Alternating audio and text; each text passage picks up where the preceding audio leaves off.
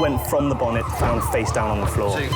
Paediatric trauma It's call. a stabbing quadrant. 25 feet from a ladder onto his back. He's really unwell, and I think anaesthetics need to see him before he goes to theatre. Daphne? Daphne? How is everybody then? Chilling?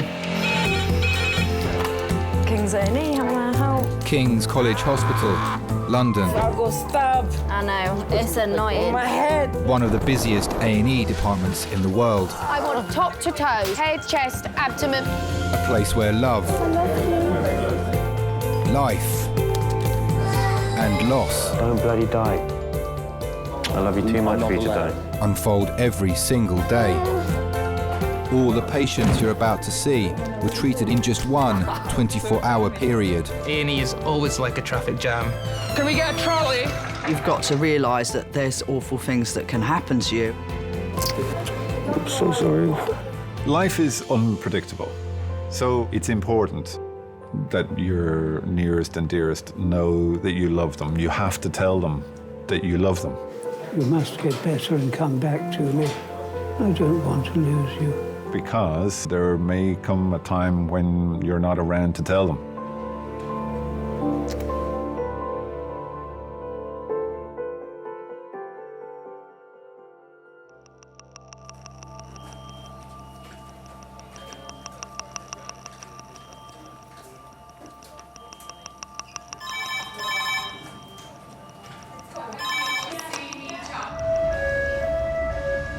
Adult trauma in 9 minutes. That's an adult trauma call in 9 minutes. A traffic accident has taken place, and paramedics are on their way to King's with casualties. What are we getting? Which one are we getting, the pedestrian or the motorcyclist?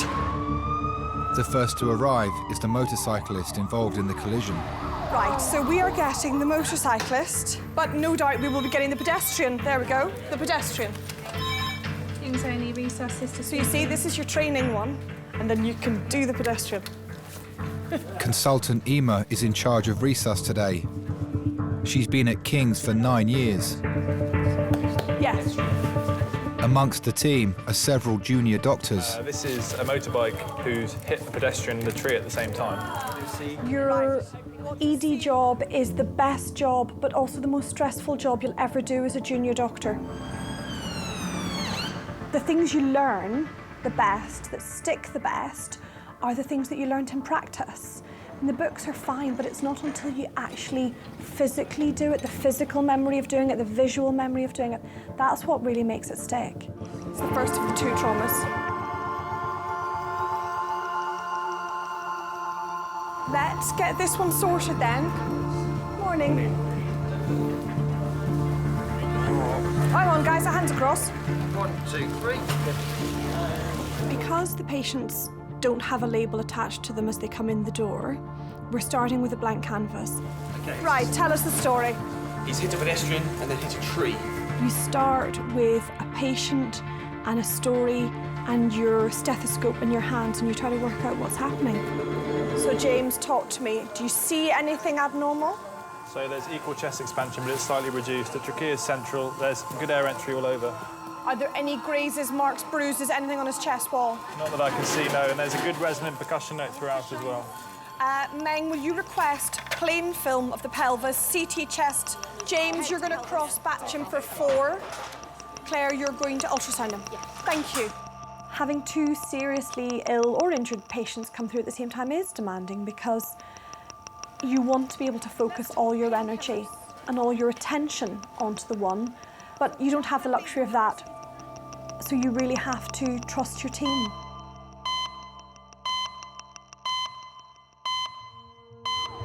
The second patient from the collision is arriving at King's. He's the pedestrian who was hit by the motorcyclist. This is the pedestrian, so this guy's going to get the full works as well.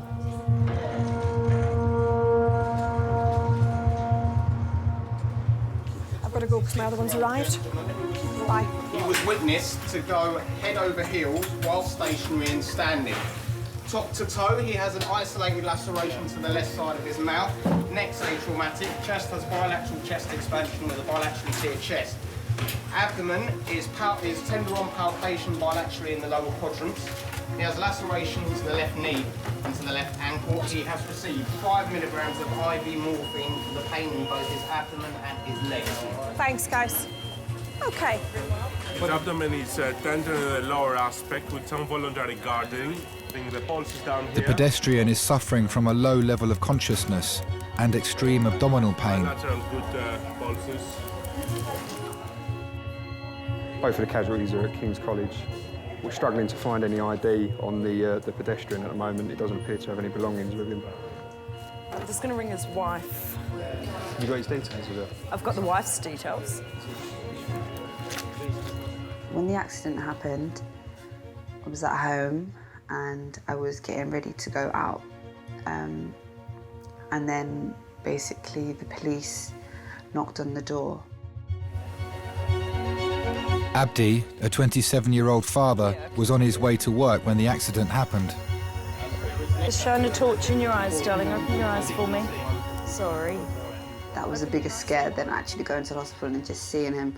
The police they just make your heart come out your chest. It's just scary when they come and knock.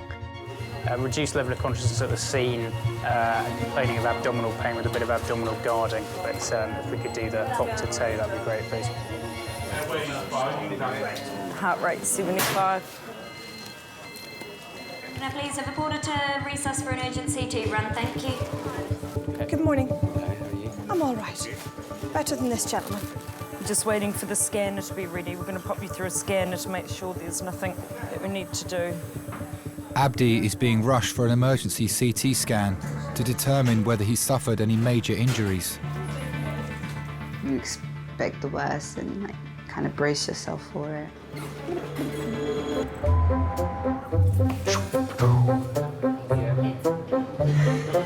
Why is this shut?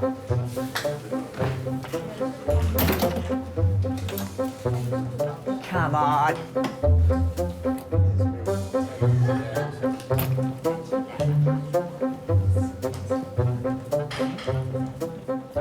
$22. Now, where was that?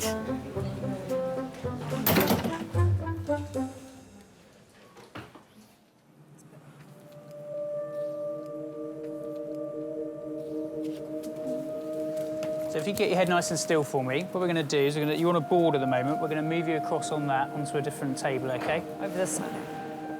27-year-old Abdi is having an emergency CT scan after being hit by a motorcyclist on his way to work. Where's your pain? Of course I can. I met Abdi on holiday. I met him on my last 2 days of my holiday. My first impressions of Abdi, they were good. He was a shy person, very quiet. After a while, he was lovely. He was really nice. I thought, I found a good guy. When Abdi found out I was pregnant, he was so happy. He was really, really, really happy. When the accident happened, Jabril was 2.5 months. He was really small. He was 2.5 months. So we was married for a bit.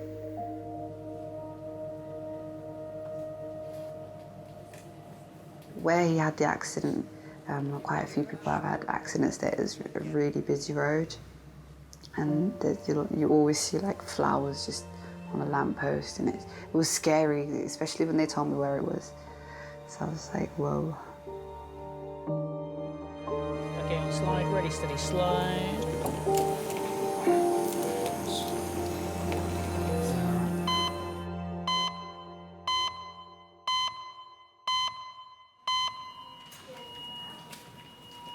You all right?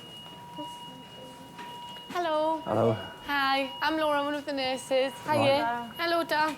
25-year-old Sarah has learning difficulties. She's been brought into King's by her grandfather and mother after collapsing whilst out. All right, mate. Nanny can't come in, darling, at the moment, love. All right. Come on now, it's a good Oh, hello, darling. What's the tears for? Oh, Danny. Oh. Nan's outside. Well, look, you've got your mummy here. Eh? And you've got your granddad. That's great, isn't it? We went to pick her up from home to go to Orpington, do a bit of shopping. Do you know where you are? Yeah, you are. Casualty. We got to Orpington and she could hardly stand. I said, there's something not right here. And I rushed it straight down to King's. Should we find out what's made you come to hospital today? Yeah, my legs. Your legs? What happened to your legs? Can't walk properly, could you? Can't walk properly. No, were you wobbly? Yeah. Wibbly-wobbly on your feet? Yeah. Yeah. Sarah's learning difficulties are the result of an inherited genetic disorder. It all started with the right eye protruding. They put her through a scan and discovered that the tumour was pushing the eye out. And she had patches like birthmarks over her body, quite big ones, which is a disease called neurofibromatosis. What's she normally like, as in day-to-day, the dribbling a new thing? No, well, I've never seen that before. So that's a new thing, yes? OK, what's her mobility normally like? Is she mobile? Yeah. She was mobile, but obviously we have to watch her steps because her eyesight's not 100%. Yeah, with the optical. Yeah. And is she normally like, it's her own food? She started having chemo, and that started shrinking the tumour. There was a build-up of fluid around the brain. And they couldn't operate on her because her brain was still growing.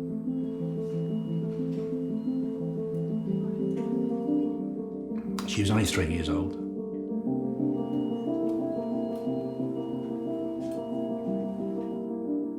We were devastated. We were absolutely devastated.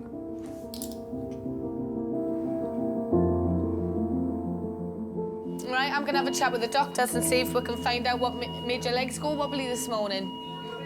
This is another girl called Laura. Hello. Hello. So she's another one of the nurses like me. So if you need someone, just shout Laura and you'll get one of her. OK? All right. All right. Number 5, trolley, to be scrapped.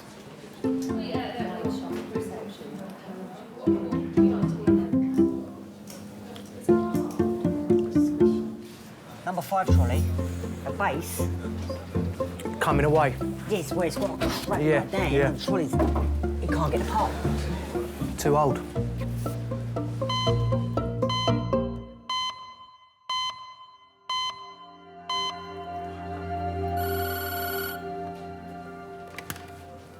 Resus. Yes, you can speak to me. I'm the major trauma consultant. Hello. Abdi is on his way back to Resus after having a scan. Yep. Doctors are reviewing his results to determine the extent of any internal injuries. Yep. I just need to get some details from you. You're not in any trouble or anything. But what do you remember? I do remember seeing that green. So then you've done that, and then do you remember, did it all go black, or do you remember anything after that? Every day in the ED is different. We get 400 patients a day. I think you have to be conscious that you're probably part of the most stressful day of that person's life. It's just a normal day at work for us, but that is almost certainly one of the worst days of their life. And you have to respect that, and you have to allow them to feel that you really care, because you do. So it doesn't look like there's anything serious going on, OK? Chest is fine, tummy looks fine, everything, all the important stuff looks fine, OK? You're nice and still. Just nice and still. Nice and still for the minute. Abdi's scan has come back clear. He'll recover in King's before returning home. And the other way? Is he going to CDU? Yeah, he will. Let me take some of these off. So we're going to move you to our CDU, which is like a little ward off the side of A&E. Just keep an eye on you a bit longer before they send you home. Do you have any children? Yeah, one little baby. They're gorgeous. Boy or girl? A little boy. And what did you call them? Jibber. You warm enough? Yeah. You just have to take care in general, especially when you have children. Just take it easy, because sometimes you feel a bit sick after you've been through something like this. Can't just run across the road, it's dangerous. You might be looking, but you never know, the driver might not be taking as much care as you. So always be very careful. That's what I would say.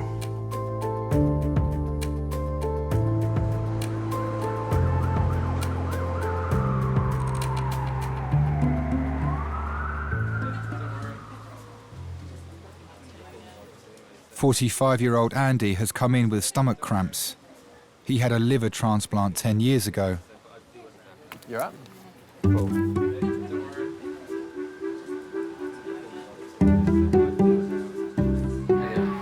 Okay. So listen, I had a chat to the liver transplant team, and she's really keen to get an ultrasound today, okay, just to make absolutely certain that there's nothing kind of new to clearance off. So I've been up the stairs and organised that. They're ready to see you now. Okay. Do you have any questions so far? No, it's all pretty standard. I mean, I've been coming here and, you know, for so many years now, I know it all. Okay. You know what I mean? I know my body pretty well now. Okay, no problem. I'll arrange that. All right, thanks a lot. I had a liver transplant. It was a bit of a change. Once you have someone else's part of their body in you, has got a memory, what likes and dislikes that person who had it before. You might hate chocolate, for argument's sake, and then the person who you got the liver off is a chocoholic, and suddenly you find yourself eating bars of chocolate without knowing why. Hello, sir. All right, mate. We'll be taking you up for your scan in a moment, sir. Yeah, don't have to call me sir. Sorry, full to have it. What's your name, mate? Andy. Andy. In my case, it was more, I don't like hot food. I don't like very, very spicy food. Because the person that I got the liver off obviously did like lots of very spicy food, I found myself like going to we'd go to a Chinese restaurant and I'd order like this really mad spicy stuff. And then I'd end up not eating half of it because I didn't like it. But it was like I didn't know why I was ordering it. So that's quite strange about having a transplant. You usually have a bit of a wait up there, Andy, so Yeah. maybe up there a little while. I've been quite a few times. You know the score, mate, yeah. I was brought up in the East End, sort of Dagenham area. My mum didn't have any money, so, you know, we were quite poor, I'd say. Due to his liver transplant, Andy's stomach pains have to be closely monitored. He's being taken for an ultrasound. Quite a strange childhood I had, I'd say.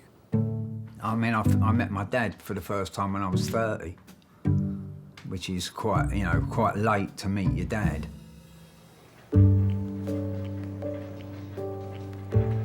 You can't miss what you've never had. Like, I mean, I went to a psychologist,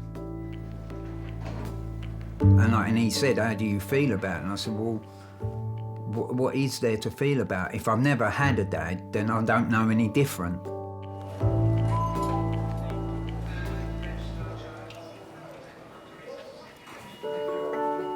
Sarah's genetic condition requires a permanent tube in her head, which drains excess fluid from her brain.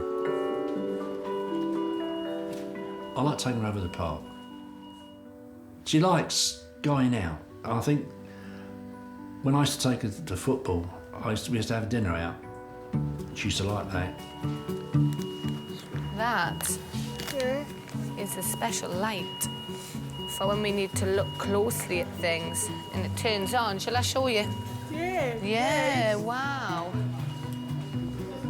Hey, see, look.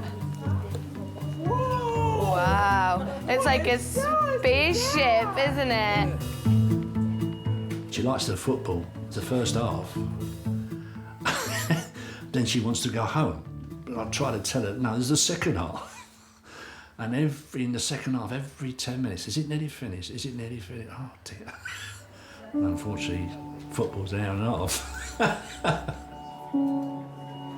Child are playing. I wonder how they're getting on. Hey? I wonder how they're getting on. Do you think they're going to win? Yeah. How many goals will they win? 4-4-4. 4-4-4. She's got a sense of humour. She's got personality, and that goes a long way.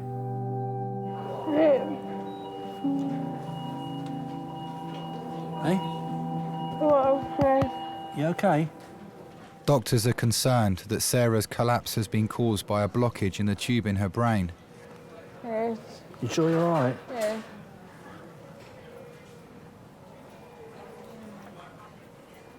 You're not, are you? You sure you're okay? Yes, You're not, are you? I want London. Yeah? You go in there. Hey? Hang Hang on a bit, love. Sorry, buddy. I think something was, she's slurring again. You all right, sir? Yes. How's things? All right. No, she's look at her face. Can you do that for me? Look.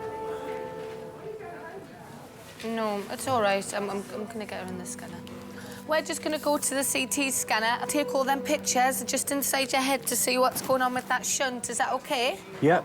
Yeah? So let's go. Right. All right, then. Sarah's neurological symptoms are getting worse. She's being sent for an urgent CT scan of her head. She was about 7 years old, I think, when her dad died. It was devastating for my daughter. You know, it was really bad. They checked me out, and then they checked my husband out and found out my husband had the same condition as what Sarah had.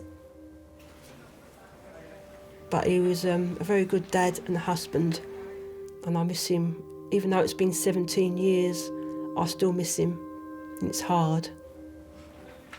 It will always be Sarah that keeps me going. And if I'm a bit low, she's always there for me. Sarah's my life. Without Sarah, nothing.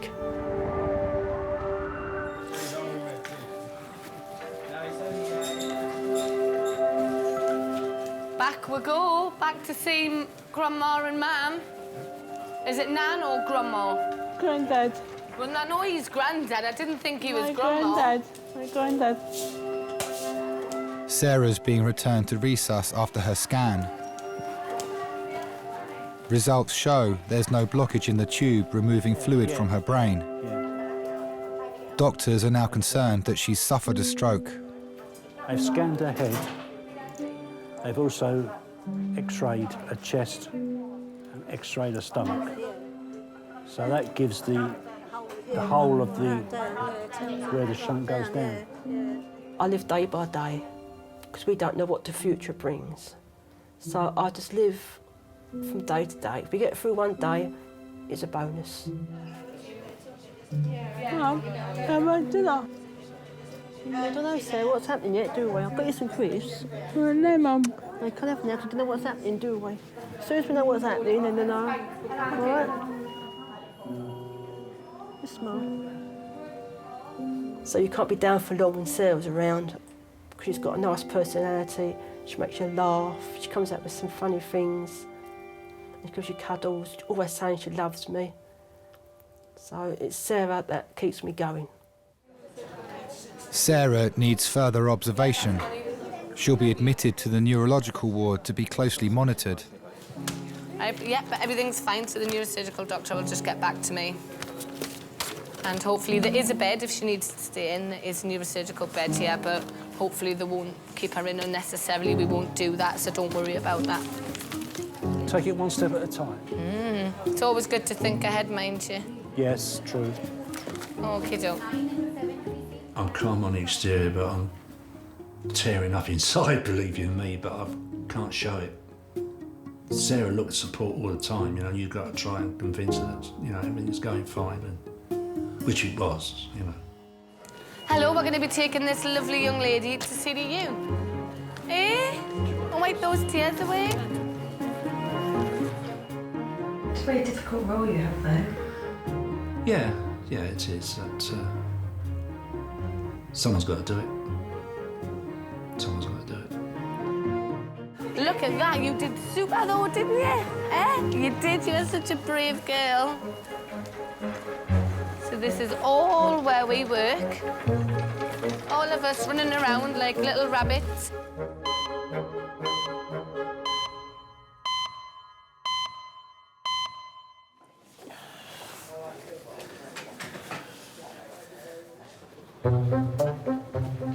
Okay. Yeah, he seems to know where he's going. Andy is back from his ultrasound. Okay, you're going to be put in ADU, okay, mate? Right, what's that? It's just up here. Actually deficient. Anyway, Okay. there's someone in there. Yeah, it's all right. Oh, right, okay. Okay, take care and all the best. Look after yourself. Yeah, and you, mate. I was a bit of a punk rocker in my day, fully immersed in all that in the middle of town, living in a squat in Camberwell Buildings in Waterloo with punks, skinheads, all sorts of people. So it was a good place to be.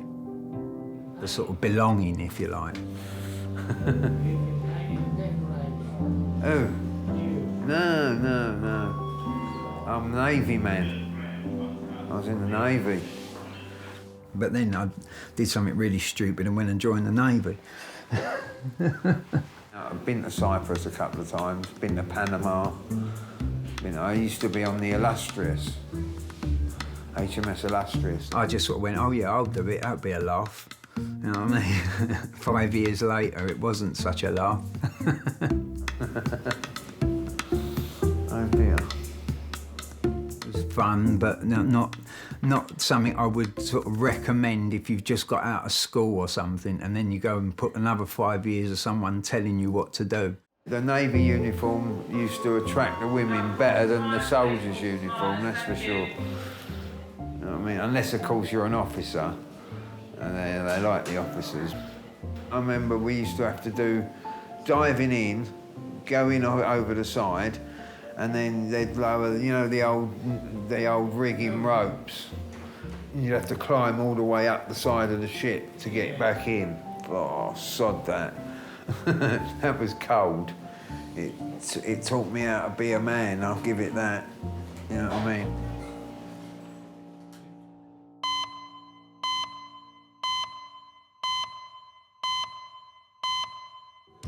S goes round. That's how Okay. it's insurance. So this is a hemorrhagic stroke, you say? Would you put a label on it? Okay. Dr. Sammy has just started her shift. It's her 24th birthday today.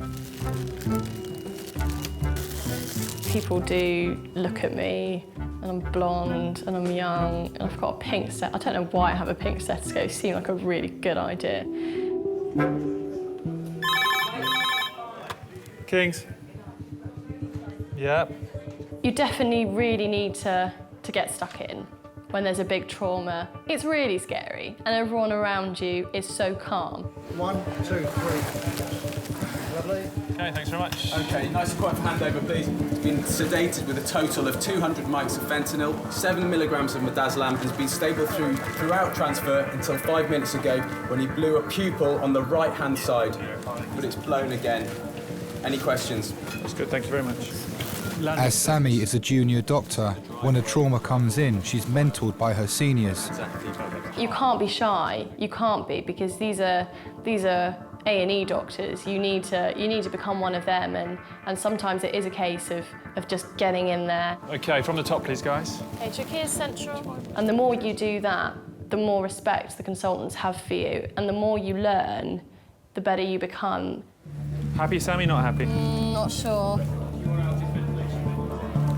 Okay, Sammy, right wrist is free if that's blown. You can come back to the right wrist. Yeah? Would you be happy to put anything through that line? We'll see. No. Okay, well, it looks a bit blown. I think people think I'm a bit strange for loving trauma because it can be very gory. But in those few minutes that you've got with them, you could save their life. Just get a good line here and get that one out. We don't need that great. Sammy, just bring it. No, it's in. It's definitely in. Okay, that's fine. But this one's in. Okay, well done, Sammy. That's all right. Okay, good to go? Oh, you're welcome to come see to us if you want.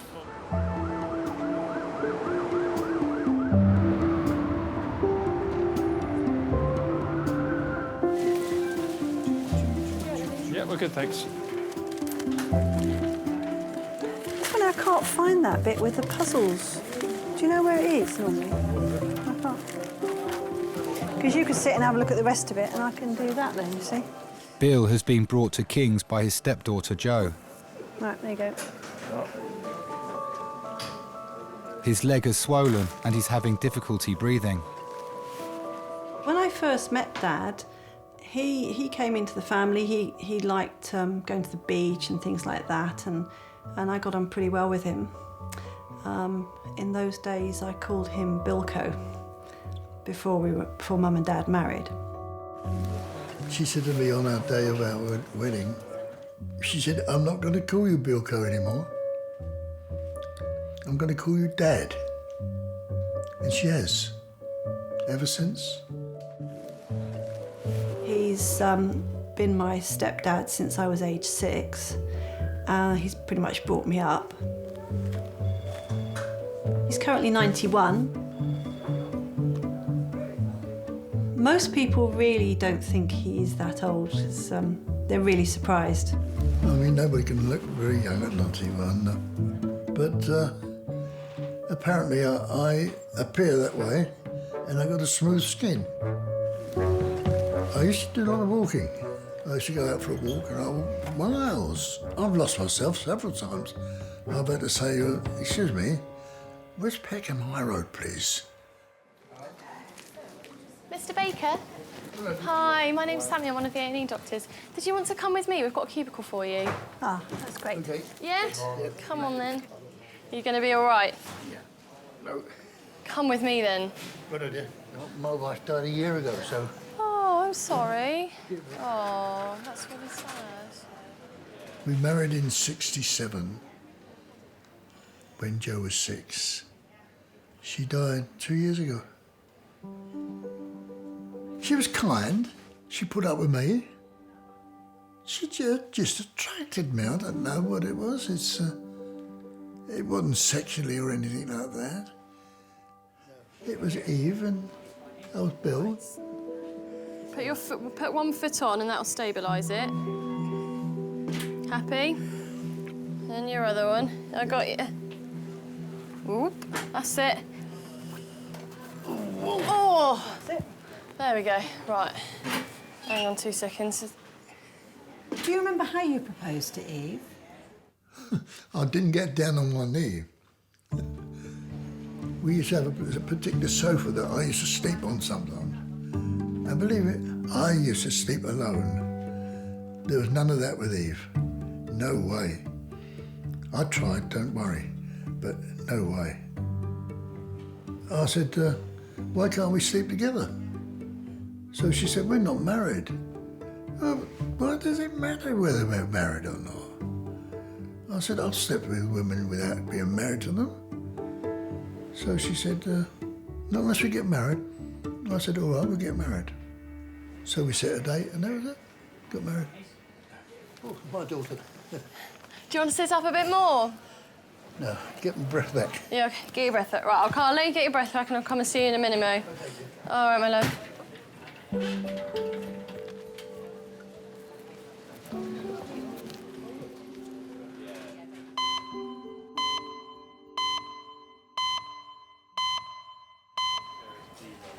Tim? Yeah. I've got curry. I've got chicken curry and chips for you. Chicken curry and rice for me. So if you want some of mine, use that mat. Right. It's well nice. Want some of this rice? No, I'm all right, baby, thank you. Hope you don't stink this room out with my curry. Here's a no-carb diet out the window.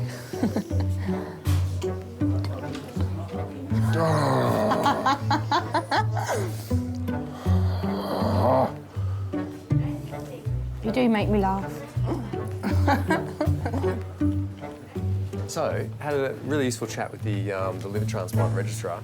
That your ultrasound's pretty much normal. There's a tiny little blood clot in one of the veins there that she's not concerned about it. Well, I'll get some sort of painkillers now. Why don't I get you a little bit of, the buscopan you want, don't you? Yeah, so why don't possible. why don't we just add that? Is there a person that you can ring Oh, my transplant coordinator. Yeah, I mean, there is, but I mean, why I would want to ring her, I don't know. Only if things are not settling down. If you were to need earlier review, that's what she's suggesting you do. Right, if things don't settle down the next week. She's like a force of nature, she is. Oh, Right. yeah, Scottish woman. You don't mess with her. No. All right. Sounds fiery. So let me get that buscle pen. OK, lovely. And then we'll get you on your way, so... I am very much happy-go-lucky. I've had quite a few things sort of happen to me in my life. Like I had a liver transplant. I've had pneumonia in foreign countries and been on a life support in Abu Dhabi for like a month or something, 2 weeks, something like that. So, you know, I've had a lot of things happen. The thing that I've always thought is there's no point sitting and moping about it. So, you know, it's better to have a laugh and just sort of get on with it, and then, you know, what happens, happens. OK, then. All the best. Take care. Yeah, and you, mate. Speak to you later. Hello. Sorry that took me so long. Right, so I've been told a little bit about you. Oh, good. Tell me, in your own words, what's brought you in? Oh, my goodness. His legs... Look at the size of that. I know. It's basically overnight. It's swelled up above the knee suddenly. Dad's been treated for prostate cancer. Right, OK. And he did have... His breathing's getting worse, and he did have evidence on his liver and lungs. Right. But it had gone into recession. I'm just wondering whether there is any connection. Maybe. Do you normally wheeze? No, not normally. So this is new, is it? This wheezing is new? It's fairly new, in the last few weeks, really. You get breathless just coming down to the kitchen for your supper. Exactly. Yeah, no, I know. Although he has still been persisting with going out for his paper in the mornings. I go for Man needs his paper. It's not all that far. Well, it's a quite... About a mile each way. No, how it's not much? as much as that, no. It's about 300 metres each way. It's pretty good going. It is pretty good going. Take it easy, though. Right, nice deep breaths in for me. You shouldn't have favourites, you really shouldn't, but sometimes you just can't help it, and there are people that you instantly warm to. And it can be, like in his case, that he did remind me of my own granddad. Fine. What I am worried about is that you have a clot in your leg. Now, you're at high risk of getting a clot because you've got the prostate cancer, which makes your blood thicker. Now, the problem is when you get a clot in the leg is that it can travel up to the lung, and then you can get very breathless. So when your daughter says it might all be related, it could well be. So that's my sort of clinical feeling on it, that there might be a clot in the leg. So we'll send you off for a scan, I think, have a look at that leg. I'm going to x-ray your chest as well, see if we can see any reason for your wheezing and give you something for your tummy. It does happen quite a lot. Someone's come in with a pain or a random symptom and we've done a scan and found something that we were never expecting to find. And I don't think anyone will believe how common it is. It happens all of the time.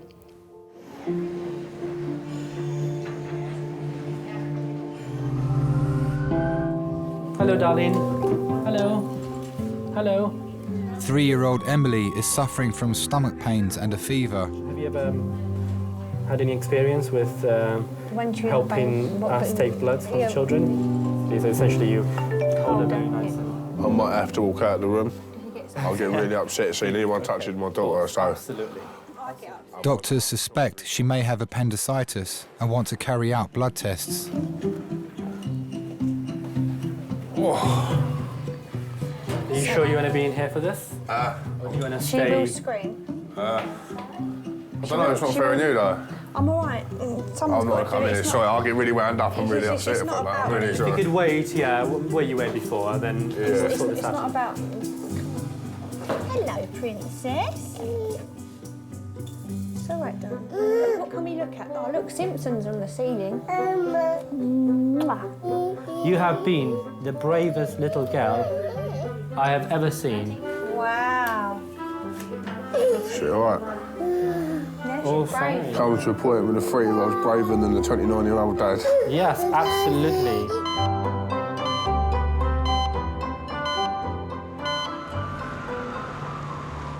Put that on. It won't go any lower. We had to have a ladder before, but unless you can just about manage it. Oh, that's pretty good. Bill has returned to Majors with his stepdaughter Jo. Junior Dr. Sammy is reviewing the scan of his lungs to check for any blood clots. Up a bit, that way a bit. Great, thank you very much. All right, bye. Mr. Baker, did the medical registrar have a chat to you about your scan results? About my... Scan results? Yes. So he told you there's no clot in the leg? There's plenty of water. Plenty of water, OK. Gosh, you are still very wheezy, aren't you?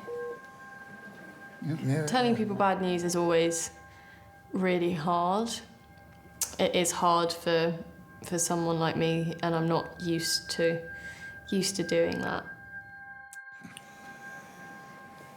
Did you see anything?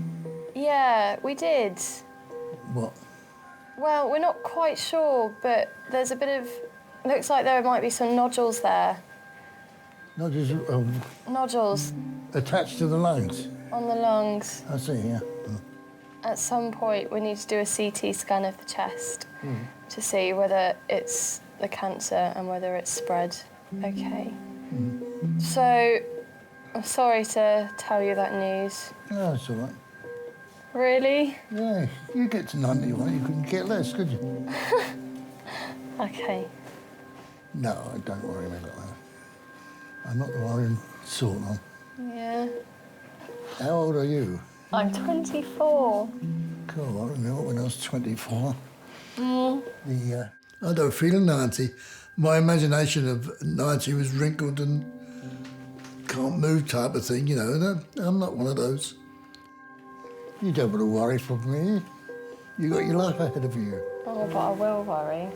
No, you won't. Do you know what? It's my birthday party tonight, and I'm still going to be worrying.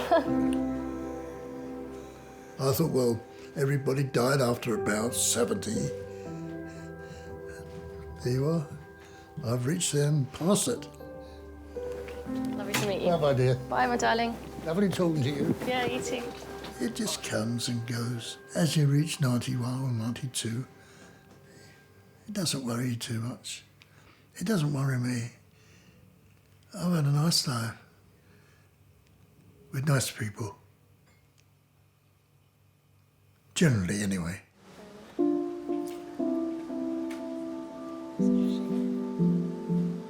Oh, I was in such a good mood when I started. Now I feel absolutely rubbish.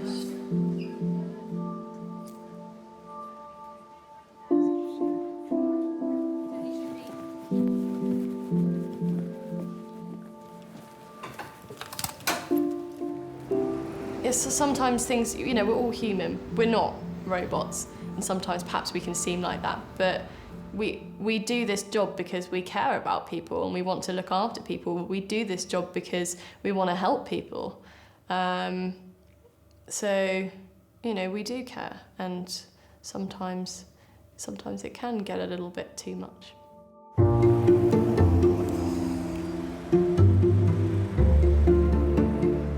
She's 24 today. She says she's going home to a birthday party. The little nurse. Oh, right. The pretty little one. Right. She's not a nurse, she's doctor. The doctor. Yes. She's nice. Yes. And, Oh, it's her birthday. yeah.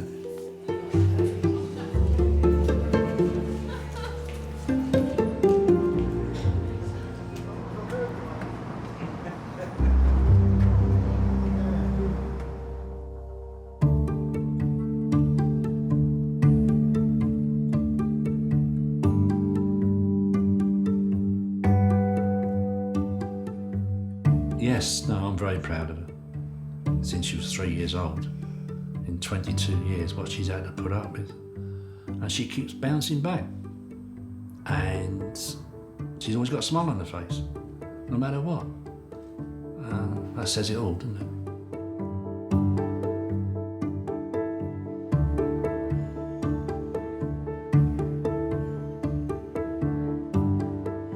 You take the good with the bad. You know, you never get good and only good. For every one good moment, you probably get 3 or 4 bad ones. So, you know, you have to try and make the good ones memorable. That's the way I look at it. At least you can say I lived. You're only here once, so, you know, go for it. And, like, you know, if it all goes wrong, so be it. You know, c'est la vie.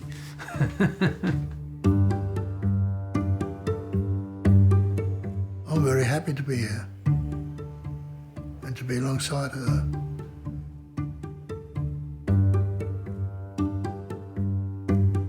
Proudest moment being a father to Joe.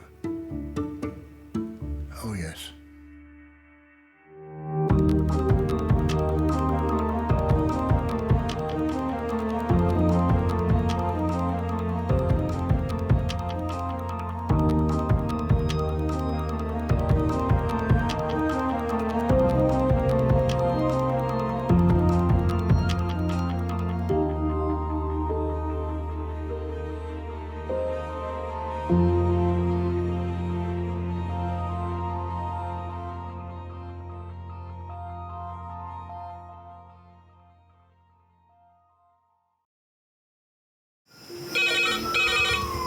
Went from the bonnet, found face down on the floor. 2, 3. Pediatric trauma call. It's a stabbing, Cordray. 25 feet from a ladder onto his back. He's really unwell. I think anaesthetics need to see him before he goes to theatre.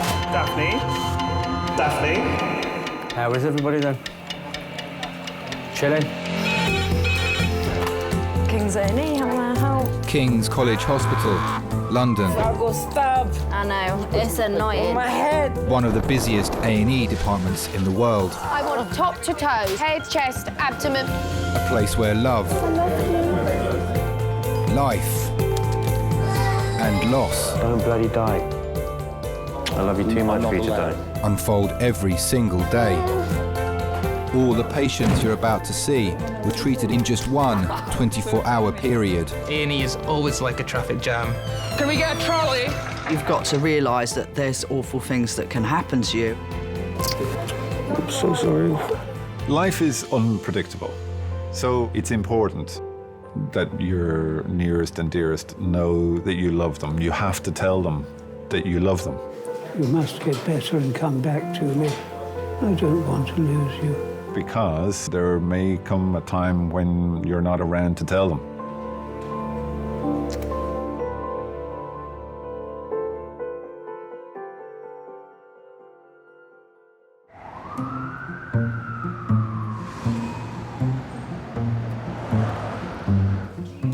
Have we got plans for everybody? Yes.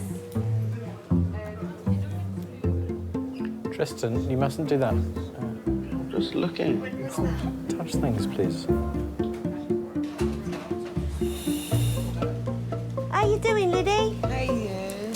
How you doing? All right, thanks. Are you out of it on that Entonox? Yeah, I'm doing well. All these tattoos you've got. I know. You were obsessed with flowers. No, I'm obsessed with Michael Jackson. Let me see.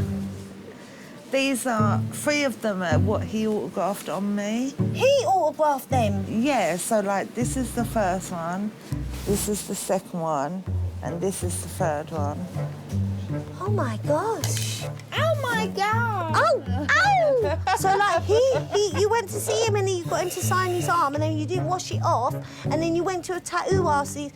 Wow. Well, the second one. I think whenever you walk into an A&E department with an injury, it's really important to have someone there for you that you either love or someone that you have a relationship with or someone that, you know, you share a room with or have spent some time with. Makes the whole situation a hell of a lot easier. All right, love. Well, I'll see you later. I'll come and check on you before I go home. I'll give you another little moment. Oh! You are really good at that. I've got 2 left feet, darling. I couldn't dance to save me life, I tell you. I can't even do the moonwalk. I think everybody needs someone. It's unfortunately not everybody has somebody. And that's where we are. You know, we fill that little space where no one else is.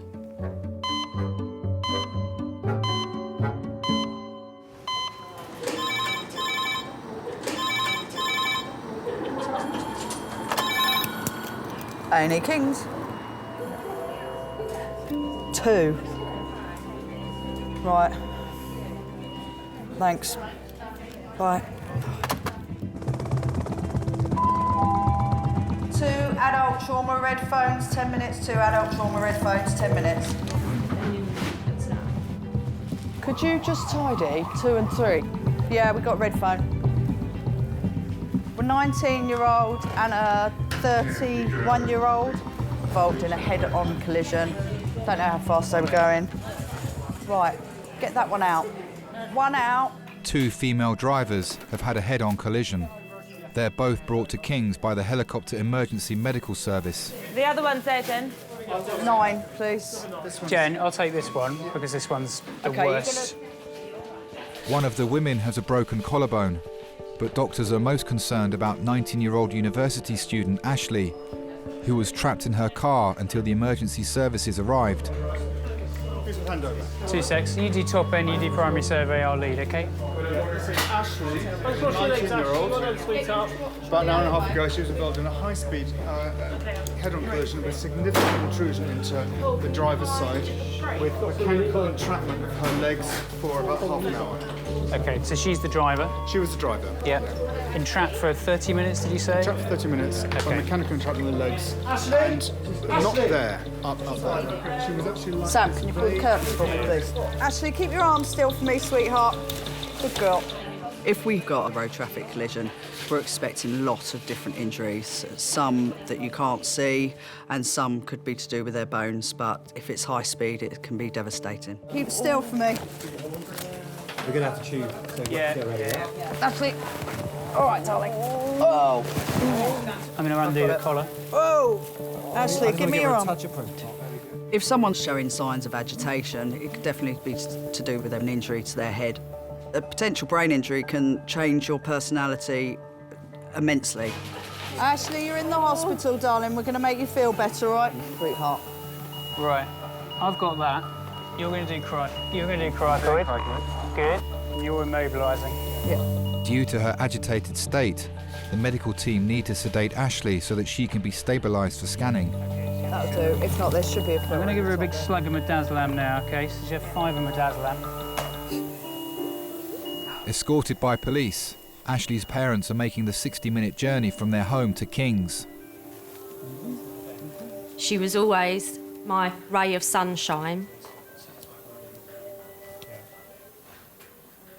I was cooking roast chicken, carrot and swede to mash together, potatoes and sweet corn.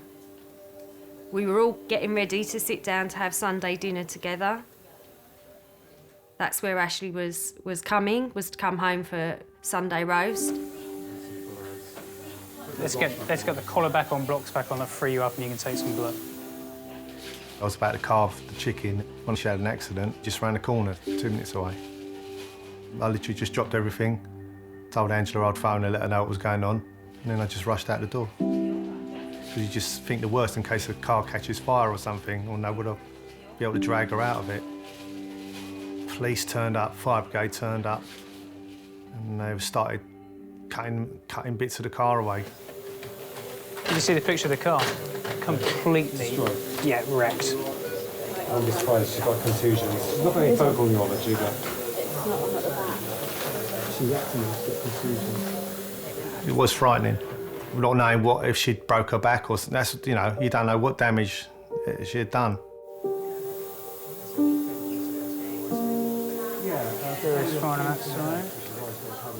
She was a fantastic child. She used to like astronomy. My dad actually bought her a telescope so that she could look at the night sky with him. As Ashley was growing up, I didn't have to persuade her to do her homework. She was very conscientious. She's always loved animals. She's been pulled towards being a vet.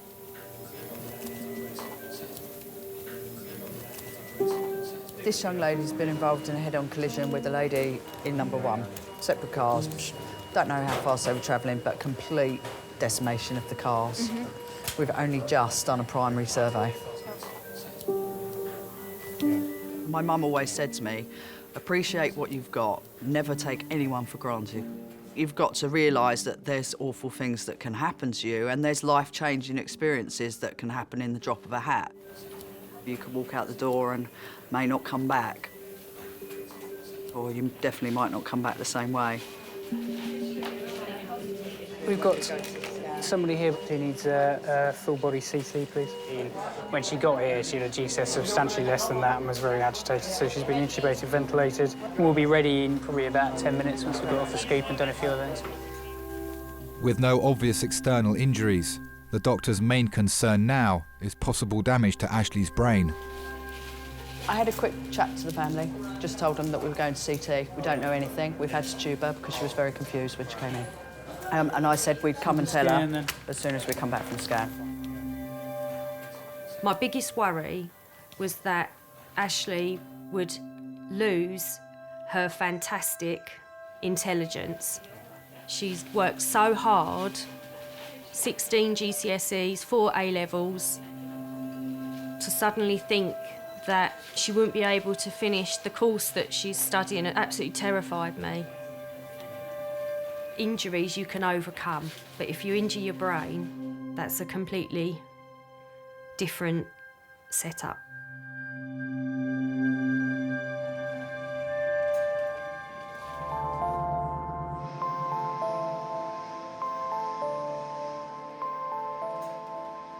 Veterinary student Ashley is having a CT scan to find out if there's any life-changing injury to her brain after her head-on collision with another car 2 hours ago.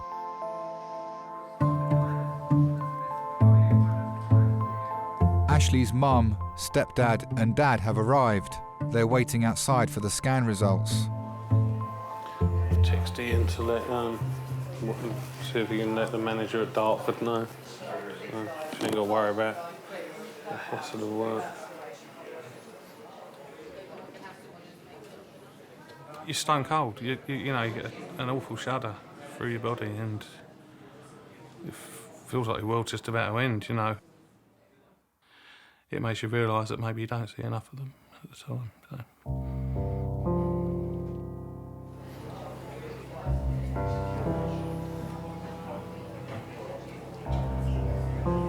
Ashley was 7 when we split. She was quite angry, I think, that her father and I couldn't work things out.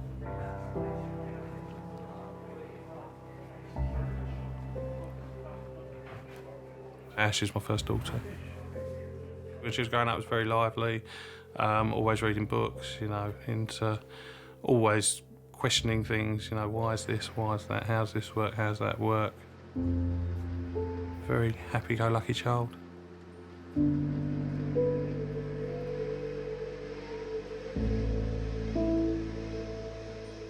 I still saw them quite a lot after we initially split up. But as our lives have gone separate ways, you know, the contact's obviously got less. It's hard. You're going to wake her up soon? And I'm going to wake her up in ED. And wake her up in sleigh time, otherwise you'll just be in the same situation you were in before.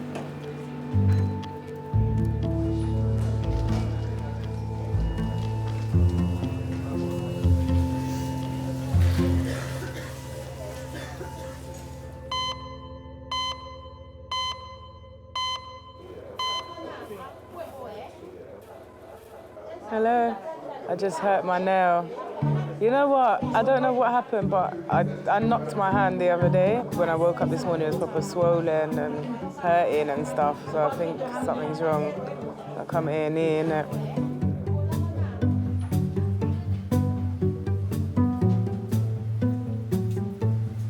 So you get bloody freezing rain here, bloody cold. Yeah, burping, freezing cold. Hello, King's A&E. What's her name? fell out of a tree. Fell out of a tree, yeah. Yeah, and we'll call Kate.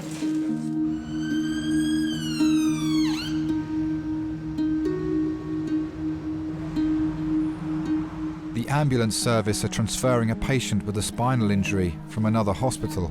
Oh, hello. It's the trauma consultant. Your spinal injury patient's just arrived in recess. While her son was spending the weekend with his dad, 38-year-old shop assistant Stacey was at a party when she fell from a tree. Guys, are we ready? Yeah. This is 38-year-old Stacey, who at 8 o'clock this morning fell approximately 5 feet from a tree onto her head.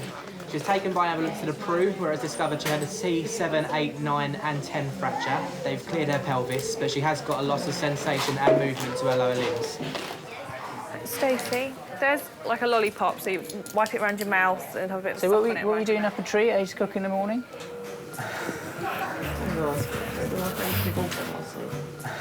Divorce party? Yeah. That's new. I've had a very quick look at the images, the pictures they've sent over from Bromley, and it does look like you've got some damage to your back there. We're going to re-CT the whole spine, chest, abdomen, pelvis. She's the absolutely crazy one. I'm the boring one. If it's going to happen, it'll happen to Stacey. I saw her the night that she was going to the party. I went round to her house. She was going to go, and then she wasn't going to go, and then I said, you're sitting here on your own. I'm going home. Go to the party. She said, but I've got work the next day because she had work on the Sunday. I said, yeah, it would be sensible, have a couple of drinks, come home at 11. No. It was an all-night party. And the accident happened in the morning.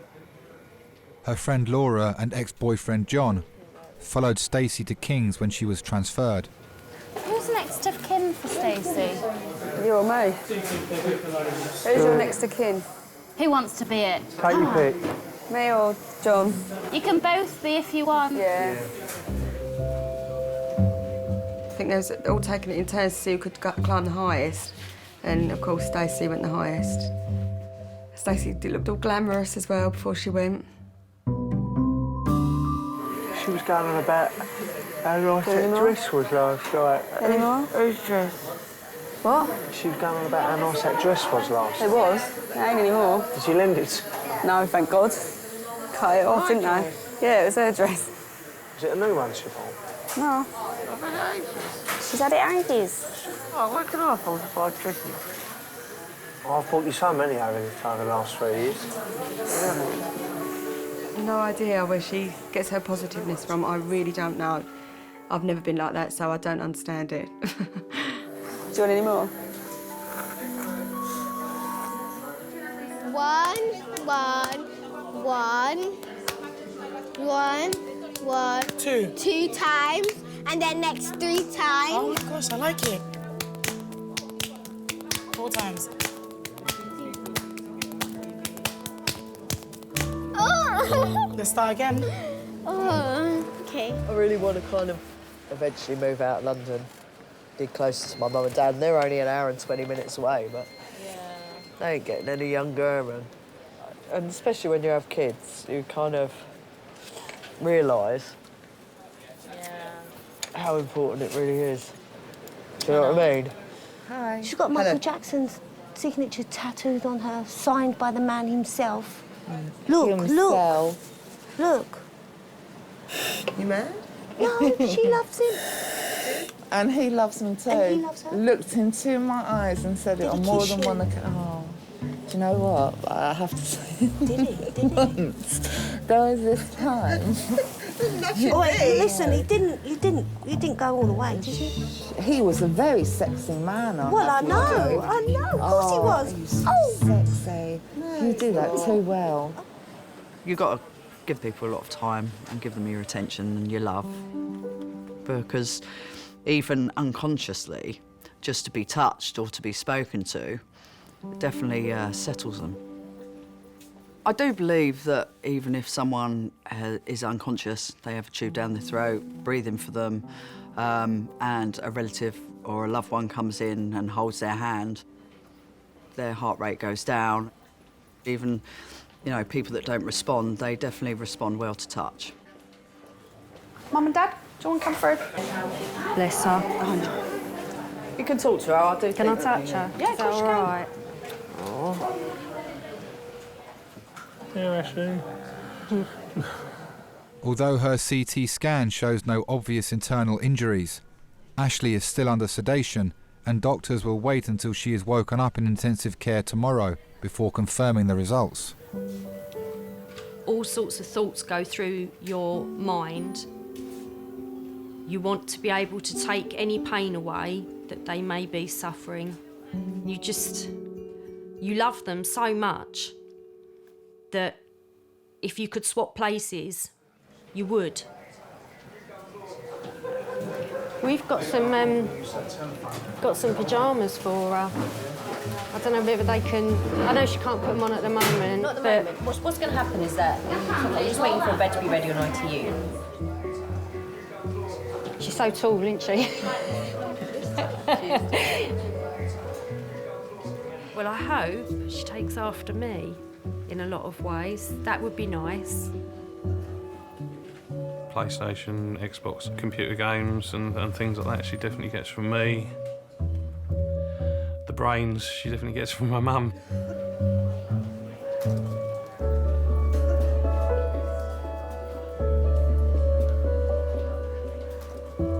Angela got married first.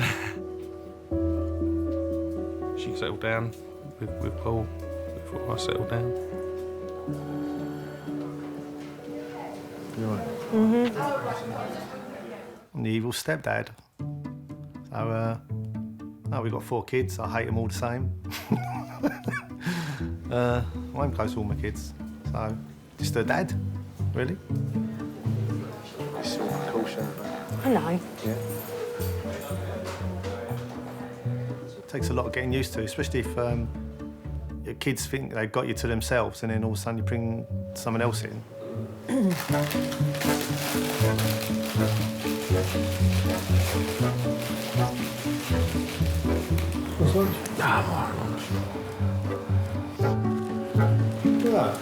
How many are you getting it? Remember Rubbish. the packet used to be like that? There was a danger of actually falling in the packet when you were in. Well, they were 7.5p as well, weren't they? They used to be like 3/4 of that on top.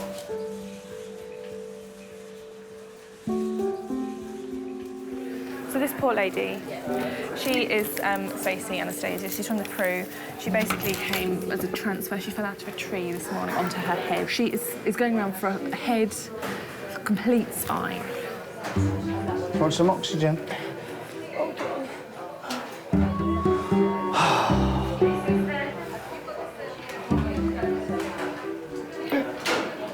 I don't know what to do. Right? I don't know why she split up with John, really. It's a shame, because they are such a good couple. I think a lot of stress. The oxygen's all right. It's going down a bit, John. What would it do if you put it on? Oh, that's better.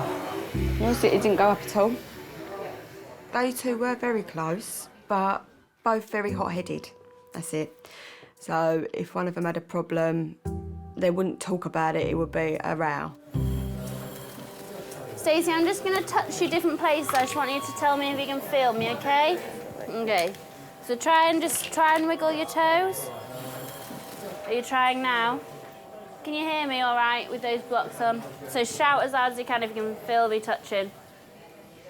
Listen to the nurse, Stace. Do you feel me touching? No. And here?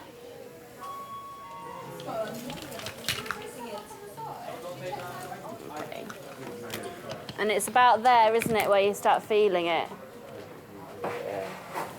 So here. Okay. All right, perfect.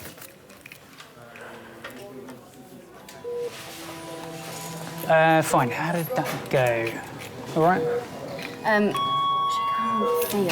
She can't feel anything from her hip down. She can't wiggle her toes. Right, she's paraplegic.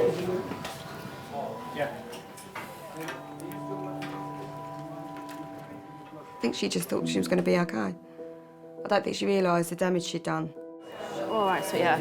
Let's get you around. No. We need to just go around and scan.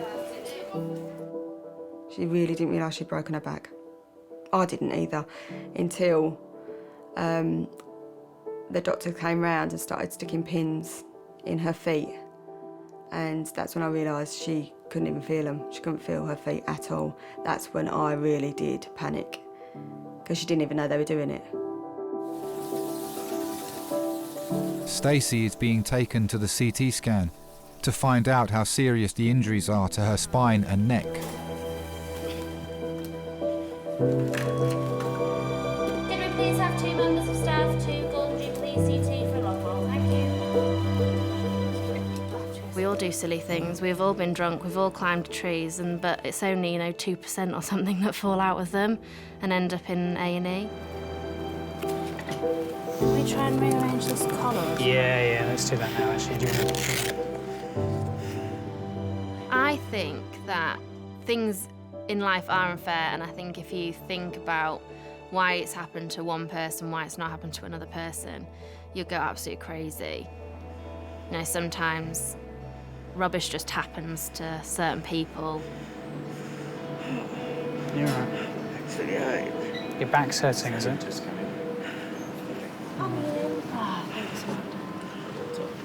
So we're going to roll you and move you across this thing. You going to be all right? Yeah. Or do you want some more pain relief? I'd like some pain relief, please. I think we're going to need to give you a bit of stuff before we move it. So you're not very happy. Let's give you a bit more morphine. We'll give you a bit more stuff before we move you, okay?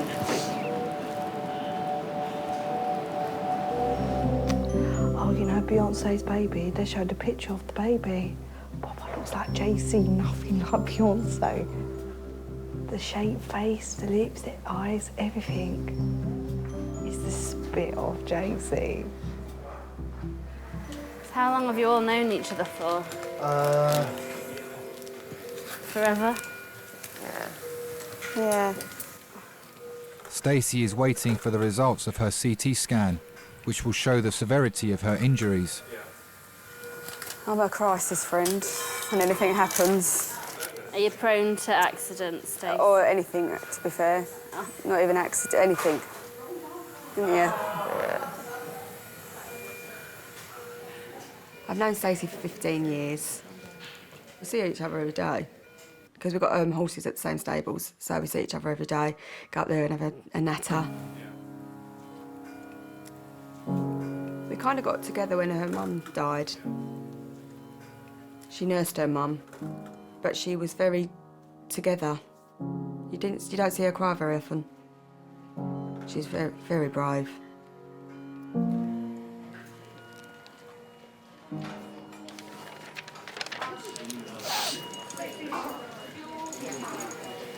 Hello. Hi there. You all right? Yeah. I'm one of the trauma consultants working here. Stacey, you all right? Do you don't mind me just chatting to your friends? You fine? Okay. So I've just had a look at the scans of your back. So you've broken your back in 2 places. So that's the bones. The bones don't matter, really. What matters is the spinal cord that sits underneath the bones. And obviously, Stacey, we're obviously concerned, I'm sure you're concerned as well, that you've got no feeling in your legs at the moment. So what we're going to do is put you through another test called an MRI scan, okay, that lets us get a very clear idea whether there's been any injury to the spinal cord, and if that has, how bad that injury is, okay? And that'll decide whether we need to do anything urgently in terms of surgery to sort of stabilise your back and stop things getting worse, okay? I'm sure you want to know what's going to happen, whether this is going to get better. I can't tell you at the moment because I genuinely don't know. Only time really will tell that, and more information that we'll get from the next scan we're going to do. If we do. Okay. So I was thinking, what is she going to do if she can't walk? Who's going to look after her? Because I just don't know. I was her next of kin in hospital. She hasn't really got anyone. Not family-wise. Calm down, do you want some oxygen? Do you want some oxygen? No. I think where she's obviously had to get used to it, where she said, no, Mum, her dad lives far away, so she doesn't really see her dad. We didn't even know how to get in touch with him that night. So, yeah, all she's got is friends.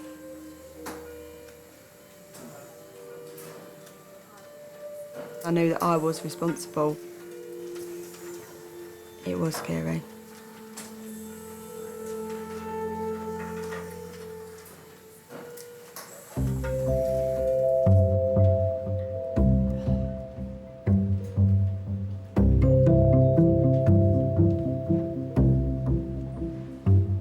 Peter was brought to hospital 2 hours ago with abdominal pains. Let me just ask you first, your pain in your tummy and the swelling, how long has that been there? Well, it's been a reoccurrence. I've been twice Yeah. into King's, Yeah. and it started again recently. Right. So how long's it been like that? Well, since I came out after the endoscopy thing, you know. Yeah, endoscopy. Never- So you're saying about your diet, are you just drinking, not eating food, solids? well, I'm trying to eat, but I found bachelor's chicken soup had helped me a great deal. Hot. Yeah. I like Andrew's liver salt. You must be in the minority there. Is it? Well, it's good for the I know it's good stable. for having a little clean out. Yeah, and then I like my milk. Yeah. Because that does help, you know.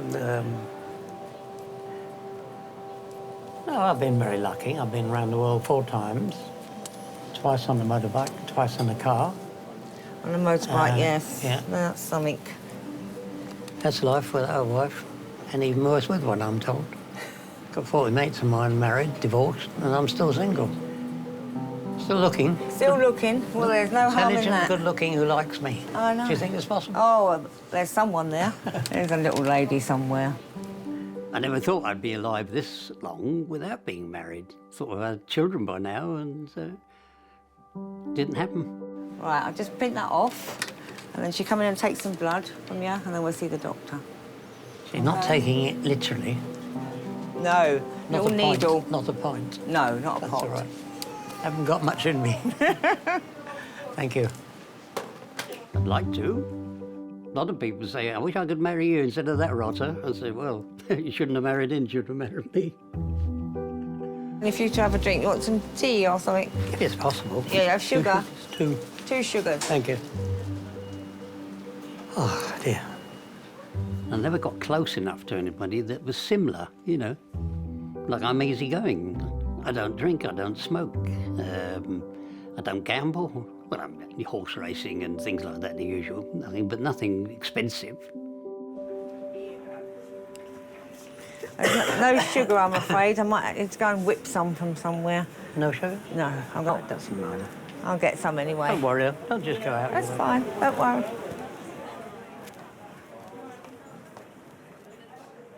Is that what you call tea?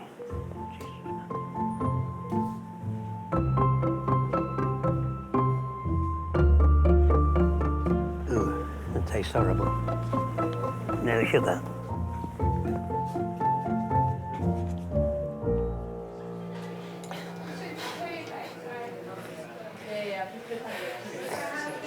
Stace, why are you so tense? I need you to relax, yeah? Stacey will shortly be going to the MRI scanner to find out if her paralysis is permanent. I'm really scared. Yeah, I know. Listen, everything's going to be fine. Stace, look at me. You're going to be all right. What's wrong? Yeah. Sweetheart. You won't, because you're going to sing to yourself in there. You'll sing. Eh? Yes, I know you are. Stace, come on, darling. We're here, aren't we? Stacey, look at me. Stace, look at me. Stace. Stacey, look at me. No crying, she'll lose even more fluid. Come on now. It's okay, Stacey. I need this hand to be still, otherwise you can't have the medication, sweetheart, okay? Nurse Emily is giving Stacey some medication to ease her panic attack. Are you starting to feel that a little bit? Yeah? You okay, Stacey? Wow, that's amazing. gonna give her a tiny bit of oxygen. Bless her. I can't believe this. Can't believe this. It's just one of those split-second decisions, isn't it? Worst nightmare.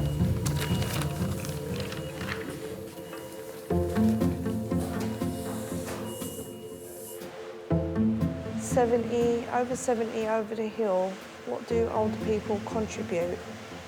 Both Nelson Mandela and Winston Churchill were over 70 years old when they were eminent leaders of their countries. Ageism is everywhere and can be so insulting. Before it used to be over 60. Yeah, but there were leaders over 70, but they weren't doing any manual work. I saw on London tonight there was this man over 100 and he was still working in the office. Over 100 and still working, bloody hell. And there's people like youngsters that can't even be bothered to find a job. They should be ashamed, really. Yeah, but that's the generation, isn't it? What is the new generation going to be like? It makes you think, innit? Hello. Hello. I'm Amanda. I'm one of the technicians. Just pop your arm straight so I can take the blood and pop in the tube, OK? Hello, Amanda. Hello.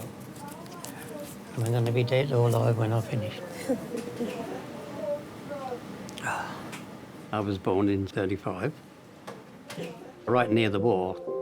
We lived in Austria. Mother was studying the doctor in Heidelberg, right?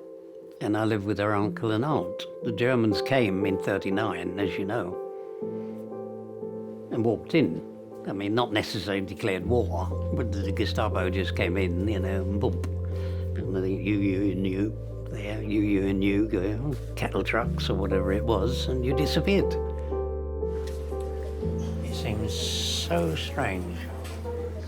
All these things, I've never been ill in my life. As I said, I was in the concentration camp for 6 years, never was ill once. Did you? And I weighed 3 stone when the Russians released me. I had blonde hair, blue eyes, spoke German, Russian, Polish. Mother was Polish. Well, you've still got the blue eyes. Yeah, they're still there somewhere. A little bit lighter, shall we say. There aren't any next of kin. I'm the only one left. Mother died. My father apparently had been killed just before the end of the war, so I never saw him again. So really, I'm on my own. Not much I can do. Busy life you've had, haven't you?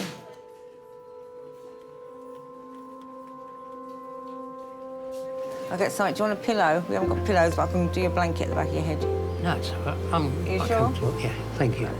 Thanks for your help. All right.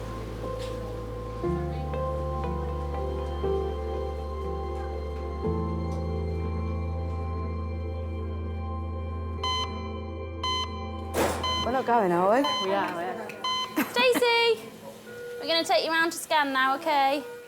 Although Stacey's CT scan showed no damage to her neck, doctors are still worried about her spinal cord. She'll now have an MRI scan, the results of which will tell doctors whether she'll walk again. My worst case scenario for myself, for my family, is for any form of ability to be taken away. So if any of them broke their back and they were in a wheelchair, if any of them lost their sight, their hearing, anything like that, it would be, for me, the worst case scenario. Just every time anyone comes in like that, my heart absolutely sinks.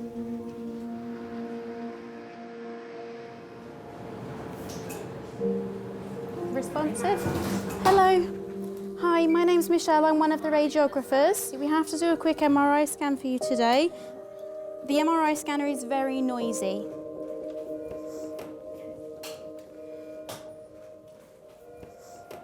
I do like to experience different things in my life. Me and Laura went to Ramsgate last year. We had a brilliant time. It was in the winter and it was snowing, and we took our shoes and socks off and went in the sea just to experience the cold sea.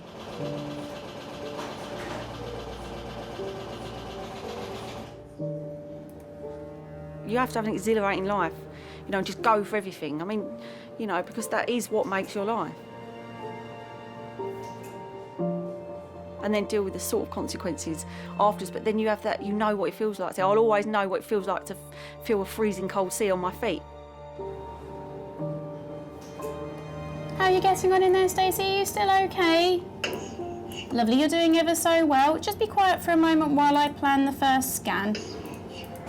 What do you think of the top of the C-spine there? 2, 3, 4, 5. All right, okay, bye. The C-spine is degenerative change that he said about, so it doesn't need any further imaging, so that's fine. So did he think it was just swelling as well? Yeah, he said it doesn't look like anything. Well, that is good news. It's good news.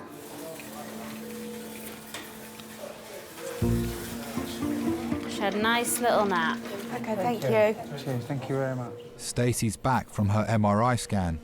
Yes, so they're still waiting on the report, but on the scan it doesn't look like there's any major compression of there. Obviously, when there's any type of fracture, there's some swelling around the bone. They were saying that they think that it's going to get better and better with reduce of the swelling, and obviously there isn't any massive spinal cord injury, so it's the best outcome, really. Good. So you're a very lucky lady. Very lucky, very lucky. Okay? You always will them to get feeling back. Thanks for everything. No worries. When they say, I can feel that now, all of a sudden you get these butterflies in your stomach. You think, oh my God, this is amazing. This may not end up to be the awful story. On the in that side. That side, John. Scratch. Don't watch it to the back. Or if I do this, could you just stick to the bottom of my back? No, fucking sit still. Don't be so stupid. You're such an idiot. So scratchy. John, can you reach my leg again, please? Please, love, just this one. Please.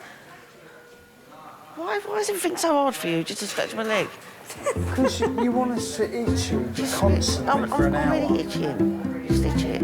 Yeah, there. Just scratch it really hard. Can you do 2 hands? No. Please, John.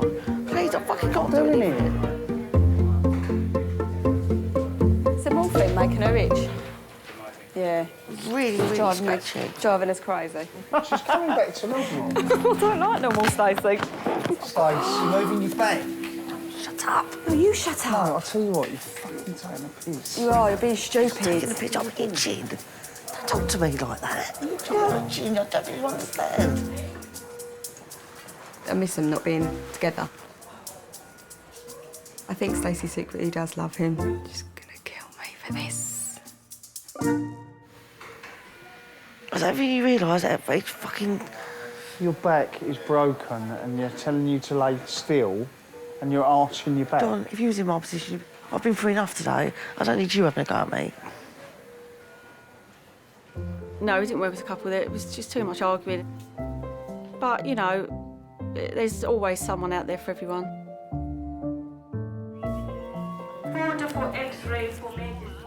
OK, we're going to take you around on the trolley. And if you don't mind, they're going to transfer you onto their trolley when you get round there, OK? I have to be realistic. If somebody came along, I mean, I've had offers from younger people, right? But I don't think that would be sort of practical. I am getting on a bit. What about my stuff? Have you got anything valuable in there? Of course I have. OK, take it all with you, OK? OK, leave your jacket here, because your jacket will be fine. No, well, it's valuables in that. All right, OK. Never should part. How lucky was that? What? You. Thank God for that. No, I'm concentrating on getting better. Can you believe I broke my back? In 2 places. Mental, isn't it? Yeah. Thanks for coming down, Don. Oh, you know I'll come down, eh? I'm gonna let you go through this on your own, am I?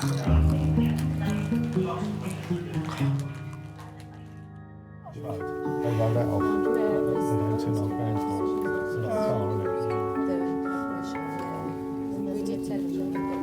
I think she's been shaped by all of us in our own way. Whatever she ends up doing in later on in life, I will be proud of her.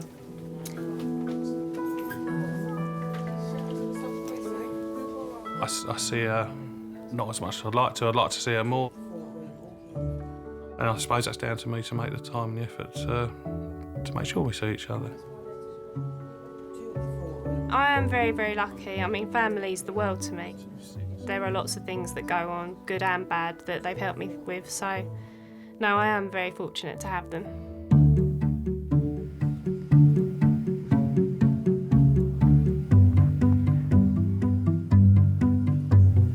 She does make a nice cup of tea, but she never likes putting sugar in it.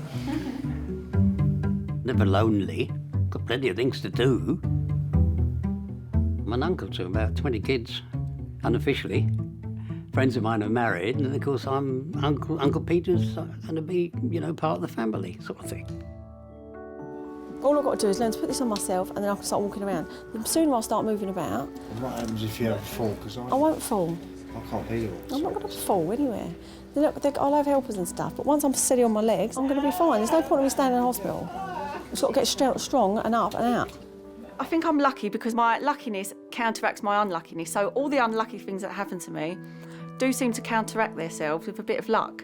So I seem to manage to get out of them somehow. I think I can stand. Really? Oh. About that eye, I think. Yeah, sit back down then. Don't look at it. Can you feel your feet? Yeah. Riding horses for so many years and falling off, you do put your body out of sorts. And I have had a bad back for quite a while. I used to sort of go into bed and get up in the morning. It would take me ages to get out of bed because my back would hurt. But since I've done this, I just spring out of bed. So I think it's probably realigned my spine. I don't know, but I don't have a backache anymore.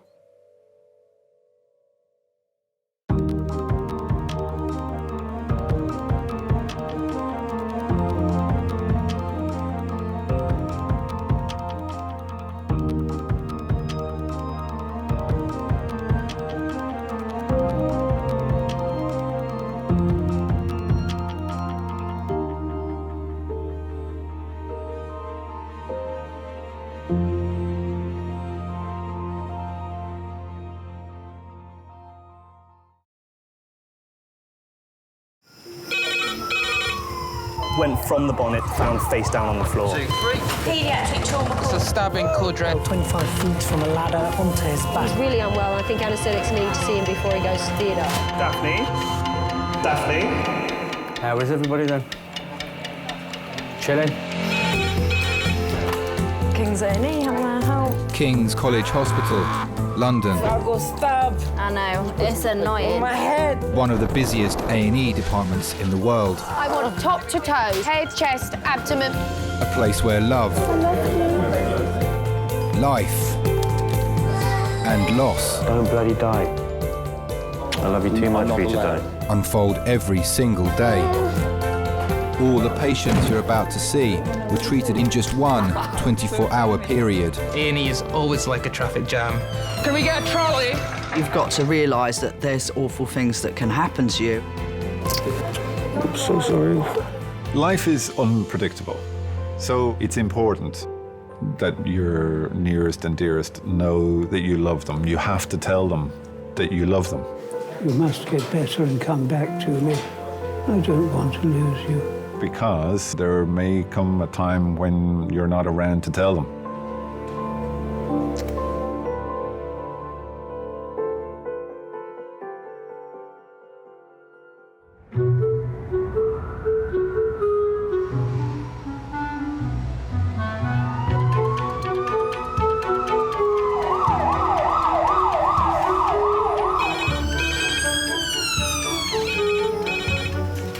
Hello, King's A&E. It's quite busy for a Thursday morning. Adult red phone, 7 minutes. Adult red phone, 7 minutes. I am at the moment. Becky's just on her lunch. I'm on call from now. I've worked at King's now for 3 years. I've been working at Guy's and St Thomas's after I qualified. I'd been on a ward there, and I had the chance to go to Afghanistan with the TA. I spent 3 months in Afghanistan, and while I was there, I just realised I needed a little bit more excitement than what an NHS ward can give. So I ended up as an ED nurse. Turn this beer around, please, Yeah. Graham. And then is he on monitoring and had some recent obs done next door? Yeah.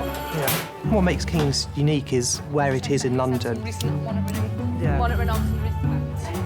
I don't know if any other A&E has the same mix of people, and the mix of people you see changes what's expected of you. But at King's, you always have to be ready for anything. You can always assume that it's going to be a busy day. You can never predict what's going to happen, really. Also on shift is consultant Jackie, who'll be the major trauma lead today. I'm just going to nick to the loo really quickly. I don't think that's acceptable, Jackie. Well, it'll be less acceptable if I don't go. OK, you from prison. We're going number 1. He's such a fool. How awful this time of morning. So just fly back. We're just going to make sure you're OK. Just take this one off so I can do a few tests. No fighting, come on, hello. Right. Right, I've just been punched and bitten by this guy. So I need some cuffs on. If you've got cuffs, I want them on him now. Can you take the leg, and this gentleman's going to put these cuffs on him? Please let me fucking over. Hang on, relax. He's beaten me and punched me. No. Relax.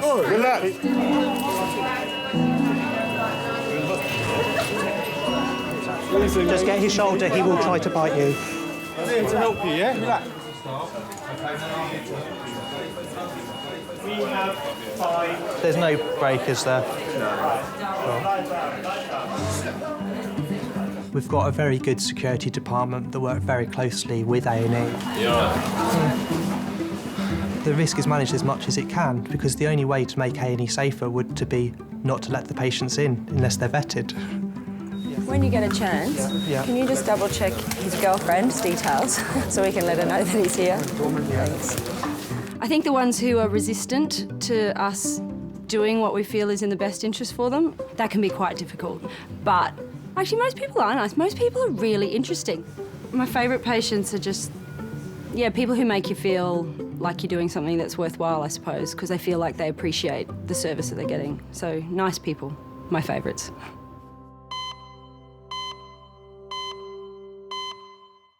Do you want a cup of tea? No, I'm all right. Sure. Might have coffee. I bet it tastes like shit, though. Yeah.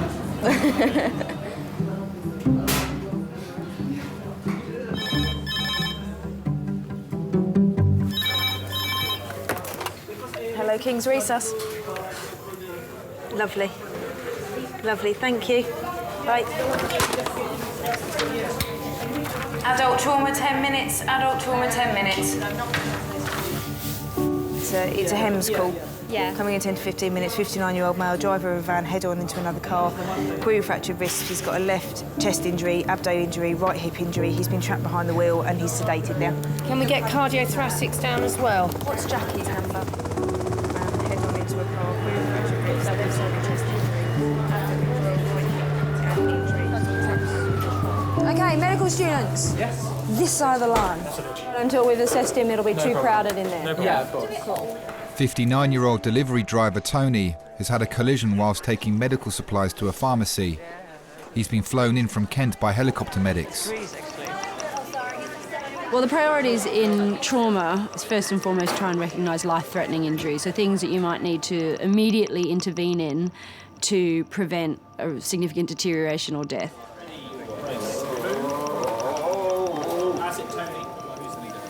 This is Tony Arch. He's a 59-year-old driver of a van who went head-on into a small hatchback.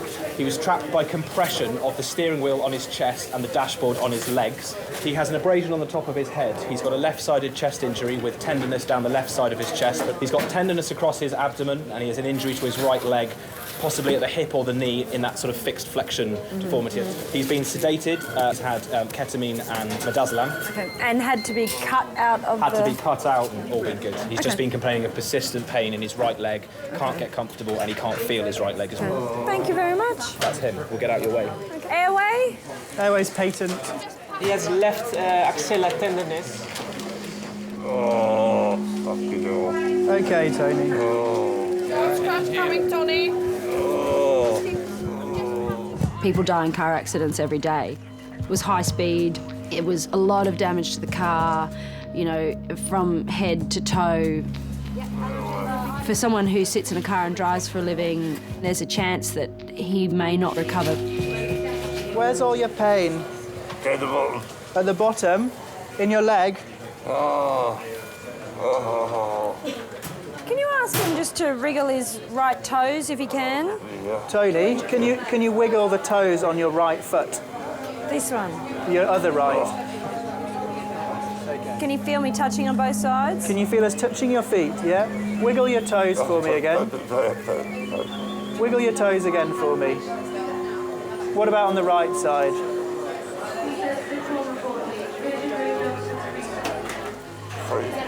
I know, we're going to warm you up.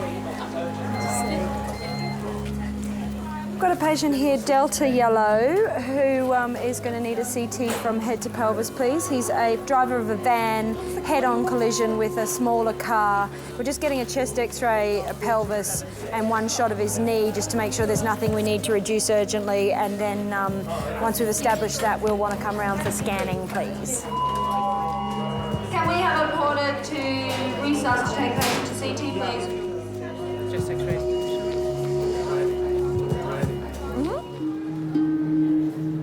Delivery driver Tony was airlifted to King's 30 minutes ago. Doctors are worried that he could have internal injuries and may be paralysed. Driver of a van, head-on into a smaller car, trapped by steering wheel and dashboard. We'll go on slide. Ready, steady, slide. Oh. Well done, Tony. Well done. All right, listen. Okay, Tony. We're going to do this scan of your brain, all right? Yeah. And I need you to keep your head dead still, because we don't know you don't have a broken neck at this point, all right? Okay. It won't be long. Tony's wife Trudy, daughter Tracy and dad Jack have arrived and are waiting for news. We met when we were 17 and then we got married when we were 19. He goes at 4 o'clock in the morning to work, so we don't get time to have breakfast together or anything. But I always manage to shout down to him to be careful or to drive carefully. Not that helped him. We was indoors. Trudy rang me. He says that Tony's been in an accident. He's all right, but he's been airlifted to King's College, and I thought myself, well, he ain't all right if they've airlifted him. But I don't say nothing. I keep my thoughts to myself, like, you know.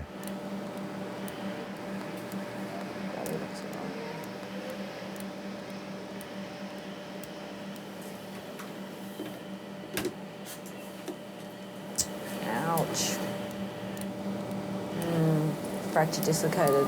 Where? Yeah, it's coming up into the acetabulum. I think it's posteriorly dislocated. So that's the socket there. It's empty. Yeah. No, it's definitely fracture dislocation. The spine, belly looks okay. Spine looks okay. It's in a billion pieces. Yeah, shattered. He was always a laugh.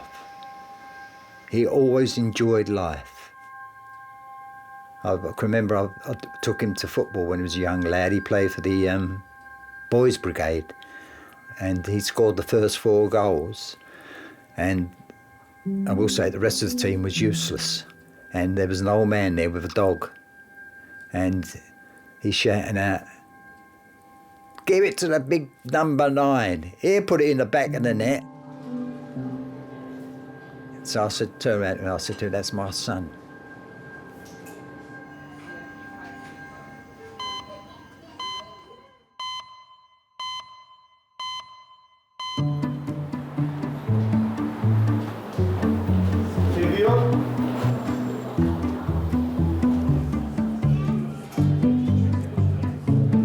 So what do you want to talk about, sweetie pie? I don't want to talk about anything. I shan't talk about anything unless I'm asked a question. Okay, love. Going out with Karen tomorrow night. Where are you going? Status quo. I only know one song. Do you? I don't know any of them, I don't think. I'm sure like it's one of them bands that when you hear it, you'll be like, oh. It's just the name of it, you can't really place what songs.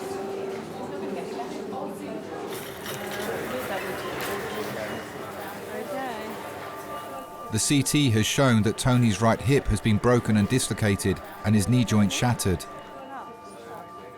Although his spine is not damaged, doctors are concerned that Tony is unable to move his right leg, so may have suffered major nerve damage. The sciatic nerve supplies basically the vast majority of muscles and things in the back of your leg. It's got a huge impact on the way your leg functions, normal walking, standing, all of those sorts of things. So if he ended up with so much pressure on the nerve for such a long period of time that the nerve died, then he would end up with significant impairment of his function at the end of that because a big portion of his leg just wouldn't work properly. Hi. Are you... Oh, hi, I'm Jackie, I'm the trauma consultant. How are you? The orthopaedic team have been called to prepare him for an emergency operation to reduce the risk of permanent damage to his right leg. Have you seen the CT scanner? Yeah, we saw them as they came through, and it does look like the acetabulum's involved. Yeah, he's probably got some sciatic nerve neurology as well. You can't move. No. And then if I get his family in, is that all right? You finished talking? Do you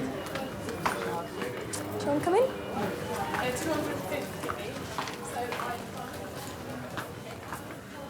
I've got some people here for you. Yeah. In much pain? Yeah. Yeah, I bet. Oh, hello, Tone.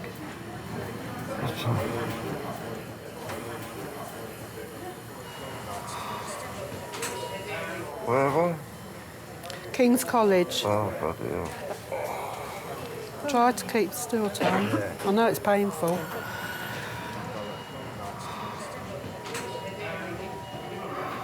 Of course, he is the provider for the family.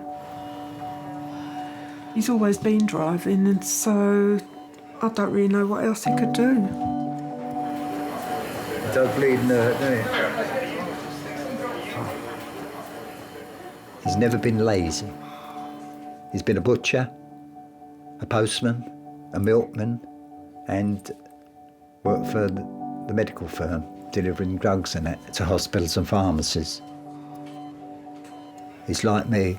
I've always worked. You've got to be busy. It's like when I retired, I thought to myself, you know, it's going to be lovely, but it's not. If you've worked all those years, it's hard to come out of that way of living, like, you know, getting up at a certain time and working to a certain time.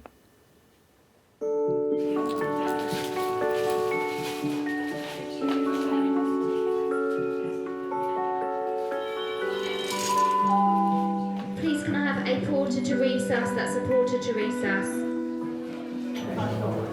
85-year-old Eric has come to King's with an ongoing stomach complaint.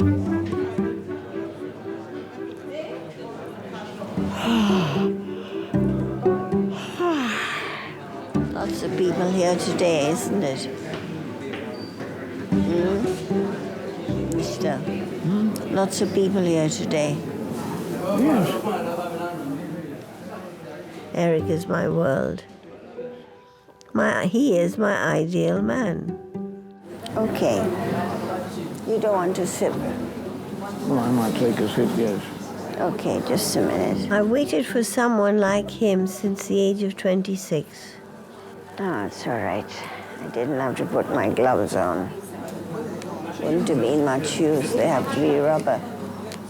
After I qualified in chemistry and physiology, I got a job at Maudsley Hospital doing some research work, and I met Eric in the canteen.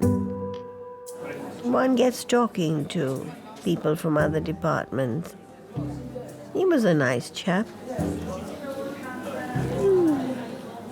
And one day in 1965, 66, somewhere around there, I met him on the road just outside Ruskin Park. And he said, Helen, would you like to go out with me? So I said, all right. So we went out with each other for a few times. We went to the pictures and for drives. He had a little car. I'll have to go and go to the loo. Okay. Give me your coat.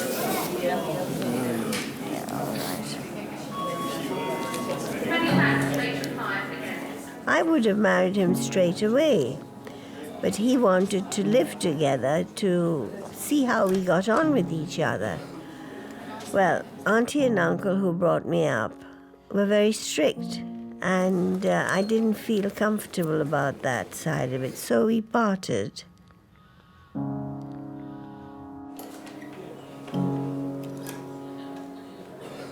We met again in 1993. I was 57 and he was 65. I went to see my doctor. I was waiting in the waiting room, and who should walk in but Eric? He had the same doctor, it appeared. I didn't know he lived so near me either. And this time we took to each other, no, not like a house on fire, but you know what I mean. By the way, when you went just now, did you go number 2? No. Oh, you didn't? Okay. I did a really good horse part. You what? I did a really good horse part.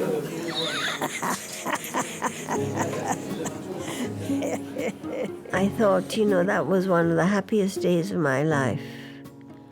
You know, fate acting in that way.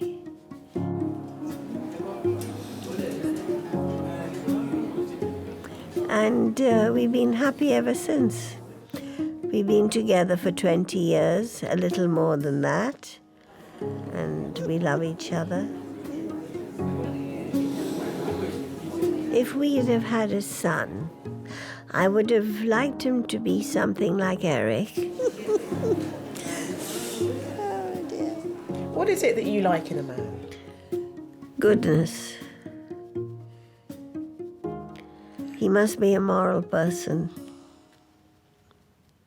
He doesn't have to be handsome, just a nice, simple person with goodness in his heart. That's all.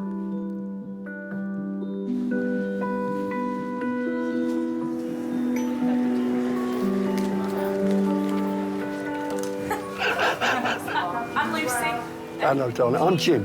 Hi, Jim. Nice to meet you. Nice. Anything you need, give me a shout. Okay. Help!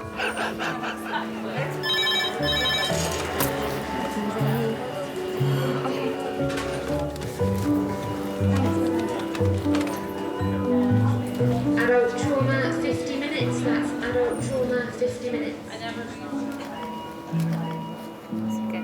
I've got no fear of hospitals. That's fantastic. That's good to not have fear. I'm usually quite fit. But at the moment... The breathing's just stopping you, is it? Slowing you down a bit. 79-year-old Jim has been brought in by ambulance with breathing difficulties. Have you got what other medical problems do you have, Jim? Well, I had a sigmoid cancer when I was 71. I was upright and on my feet the second day. My surgeon reckoned I was Mr. Indestructible. Yeah. So I am a man that recovers quite quickly. Yeah. And I am reasonably strong for an old man. Done lots of jobs. Anything physical.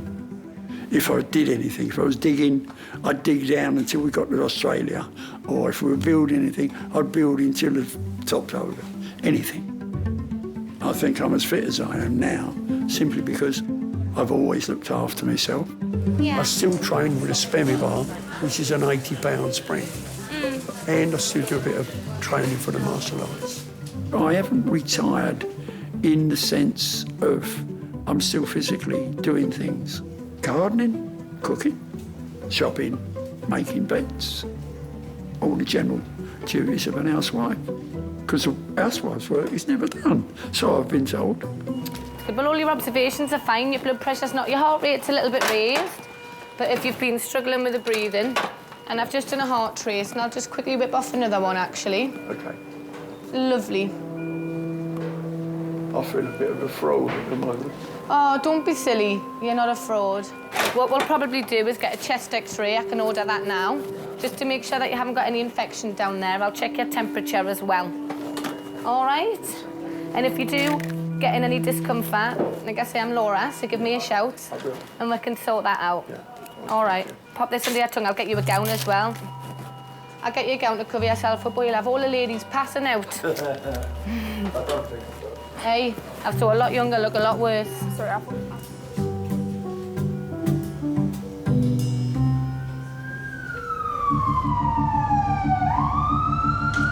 Ambulance services are bringing in a male patient under police escort.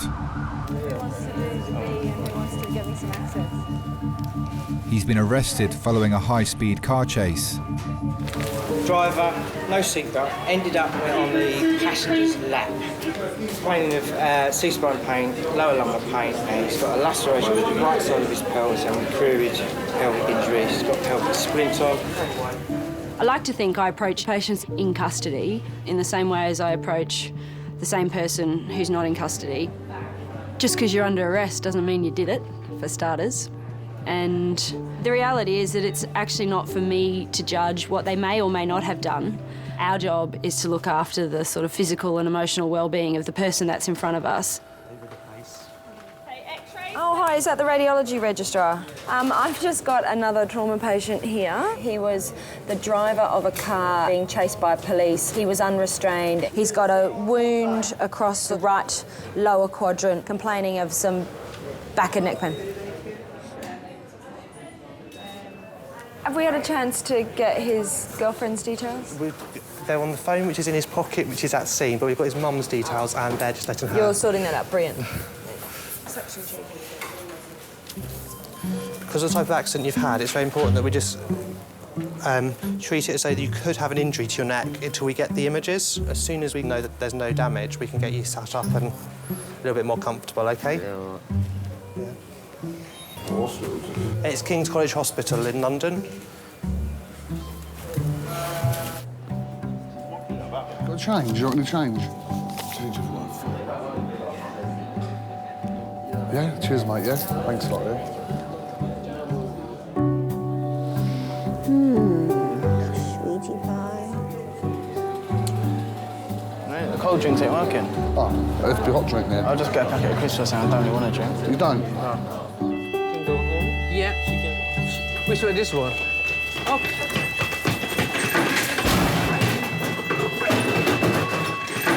Point corridor. Pinpoint corridor. What the fuck, eh?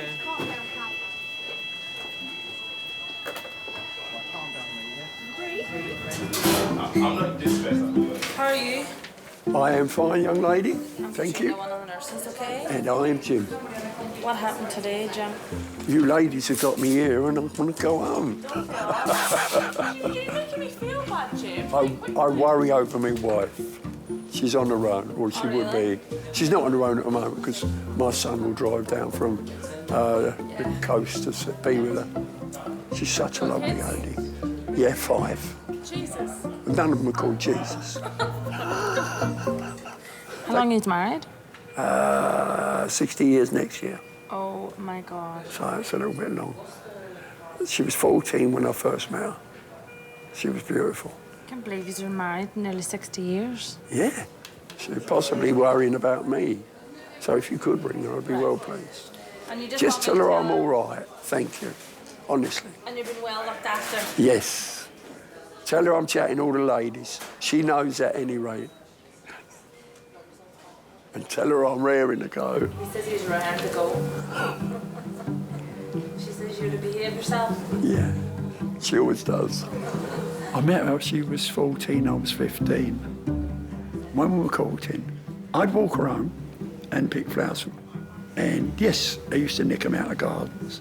But really, I didn't nick loads of flowers, a few daffodils when they were in season, roses. But I always pruned them. I never just pulled them out the ground. But years ago, I got pulled up.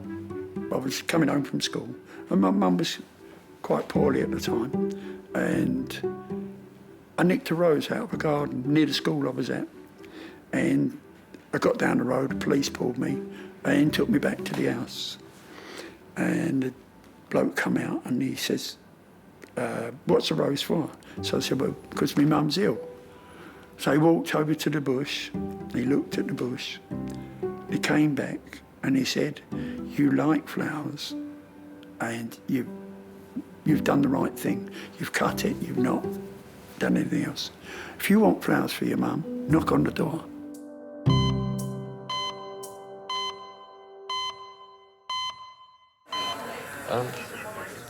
The patient in custody has been surrounded by police and security. He was RTC, he was evading, didn't stop for the police chase, 40 miles an hour, rolled his car. Tell me my other patient tried to do a runner. I missed it too, I just heard about it. Apparently he stole the shoes from the guy next door and then tried to bolt. Fool. Can I leave you to get him back into resus while we... I'm going to speak to him. Police are waiting for backup to escort the patient to a secure bay for treatment. He's in handcuffs at the moment. Yeah. They want him to stay there. So even with this many security, they'd rather him on the floor here than in a cubicle. When we get a patient through who is either agitated, confused, aggressive towards staff, it's not unknown for us to have 5 security guards, a couple of nurses, a couple of doctors, all dealing with that situation. And while we're doing that, it leaves no staff to look after the other patients. Wandering around and whatever. So even with the security here, can we put him on a trolley, still handcuffed, and take him back to... We get extra police officers. Right. I have to go back to resus because I'm trying to deal with something much more serious. Will you come and get me if there's a problem?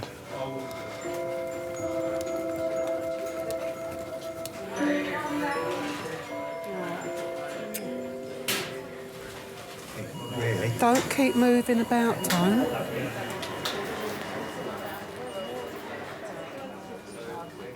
Tony is about to undergo the first of many major operations to restructure his shattered right leg. Tony, so I think what's going to happen, one of the doctors needs to do a bit more, do a little procedure down here. So what we can do, we can give you some more of the morphine for now to help with the discomfort you're in. It will also mean that when she comes to do the procedure, it's going to be less uncomfortable for you. Are you happy if we do that? Yeah, carry on. Let me go get that ready and then I'll come back, OK?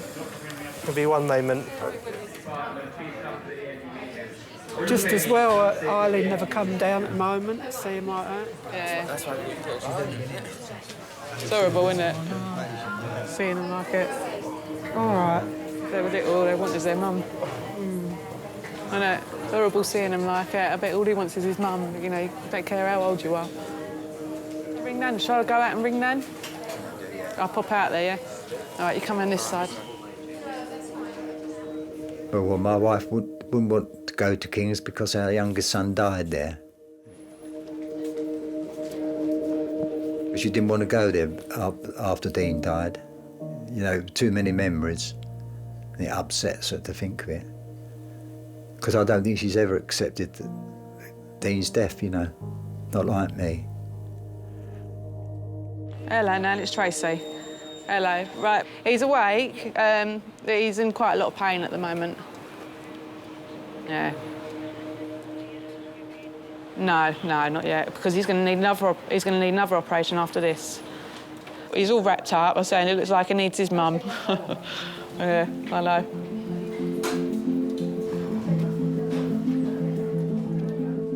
He really misses Dean. He's never forgotten him. We would have loved to have heard his brother about. Dean was 17 when he died. He had a brain hemorrhage. He was the opposite of Tony. He's very academic sort of thing, a bit more serious. Go out? Yeah.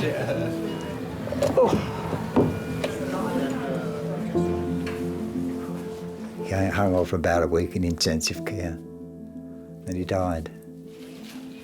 Tony sat with me we stayed there. We didn't come home at all. We stayed there all night long as well, for about a week. So I don't think I could have got through it without my eldest son being with me. As I say, my wife couldn't be there, so I'd have been by myself. Can't explain to people how you feel. You know, you're not really on this planet. Because you don't ever expect for your children to go before you, so your mind's never sort of prepared for it, is it?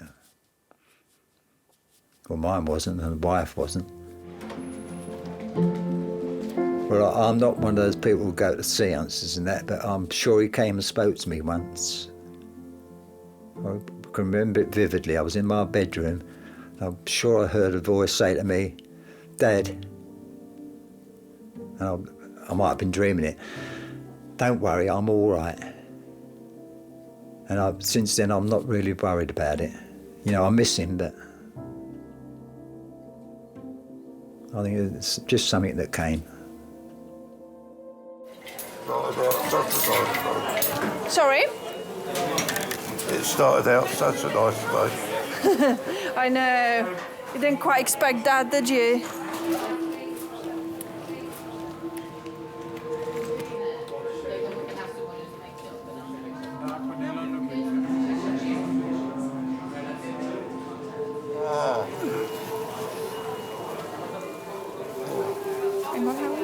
Just give him again. To relieve the pressure on Tony's sciatic nerve, surgeons will first need to put his hip back in its socket. For the procedure, Tony has been heavily sedated. You're doing really well.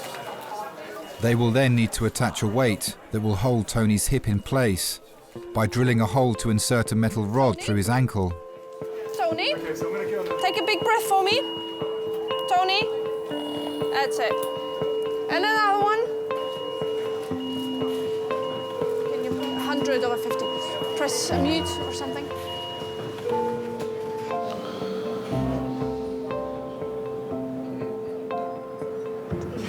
Don't look like there's anyone that's got anything urgent, no? No.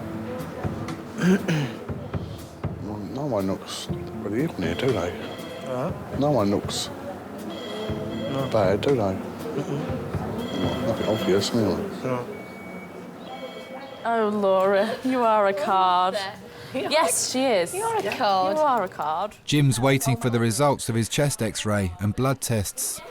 Not a tart, just a card. Yes, Jim. I heard him say it. How did you call me a tart? No, you said you called me a tart. Did you want a taxi or what? I'm being threatened over here. Jim, I would just like to alert you to something. I can't see it, I've got no glove. Yes, you can. Jim. Your choice of treatment. Stop abuse of the end. I wouldn't abuse you people. Think you're beautiful, all of you. Dear, yes. And in fact, if anyone did, I'd be the first to help. Oh, Jim, you're a good one. I don't cheat, I don't rob. I always keep my word. I'm friendly with anybody that would be friendly. I treat women with respect, men with respect. And when they don't, then there's an opposition. I don't drink as much now. I used to drink a lot. If I drink, sometimes I get into a fight. But I haven't had to lose it since I was 71. Really? Yeah, silly boy got a little bit silly. So I just, boom, knocked him on his bum. Best form of defence is hit him. Swear away. I've been brought up like. My boys look after themselves. I taught my girls to punch, my wife to punch. We're all good at it. Now, it's my 80th birthday in May, so Are you having a do? I don't want one. It's all fuss, isn't it? Oh, I don't know, you know, you get presents. That's a fairly good incentive. I've got a family I love, a wife I love. Well, what more can you ask for, I suppose? I'm not worried about money. I haven't got any, but don't worry about it. Family first, last, second, anywhere you like. My family are what it's all about. Without them, I'd be lost. With his leg now in traction, Tony's ready to be taken to theatre, where he'll have the first of several operations. Hello. Is that through the ankle? She said they've put a bar in there. Through the ankle? No. Looks like it's through. Oh, yeah, it is, isn't it? It's a good on to your mother. She'll be up tomorrow. Yeah, so look. Nice. She don't like coming here. No, but she'll be up tomorrow. She will. Don't worry about it. Oh, all right. Right? Yeah. Hang in. Hang in there. Oh, you want us to go? You sure? All right then. All right, see you later.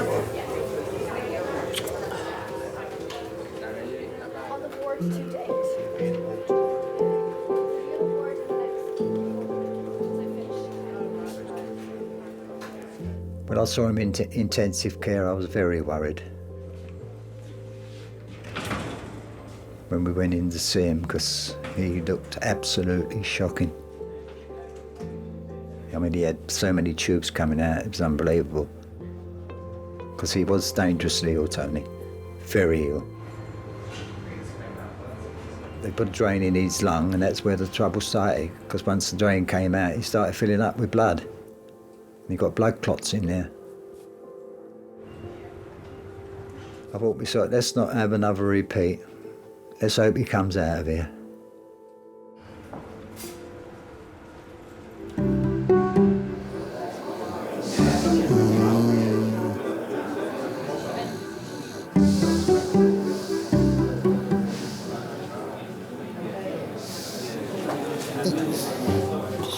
Fucking hell. That's why you don't go to sleep, you mug. What? What? Don't go to sleep. Falling off the chair. Stay awake. Do you want to assess him on the chairs? I'd love to. Do you? But try and make him... I'll come with you. I'm going to make him move. Hello, mate. You all right?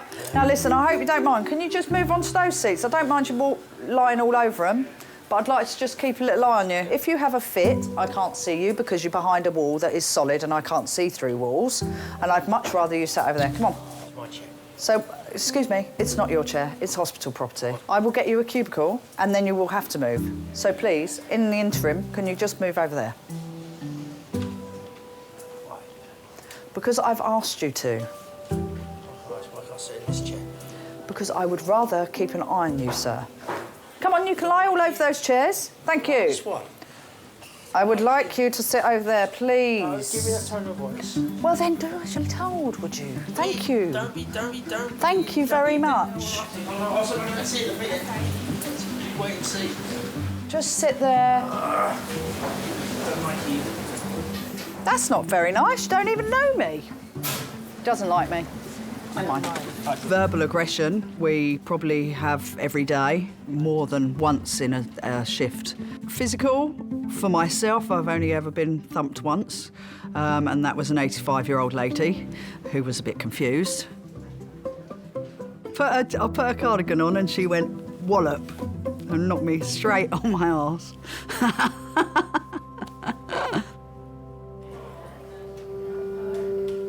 Jim's x-rays and blood tests have come back clear. Transport has been arranged to take him home. I've hit a mid-morning wall. Yeah. Do you know, I'm knackered now. I want to sleep. No, I've been up since early this morning. We need to get some sleep. We've been up 22 hours. Yeah.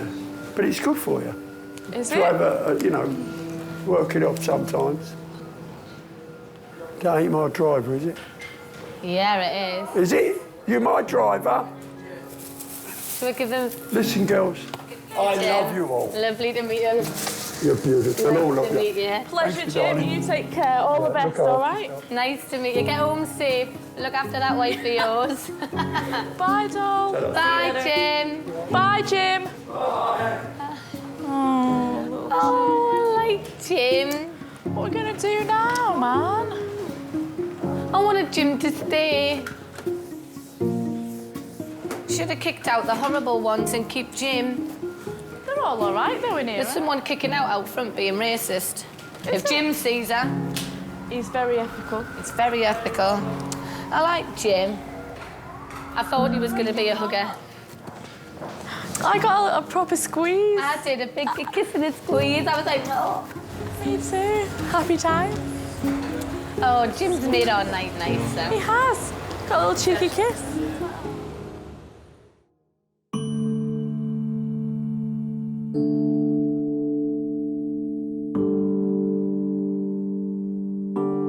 When I knew I was in King's, first thing that came into my head, Dean died here.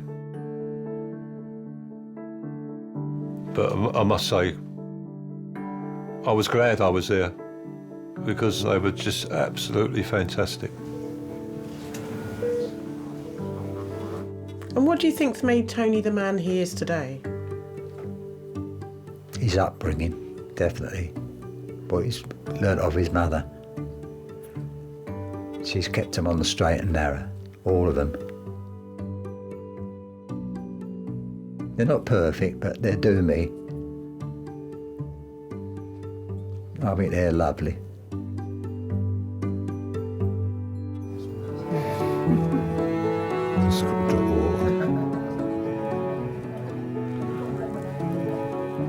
I must admit, I do get bored because I can't leave the house because I can't walk on my right leg.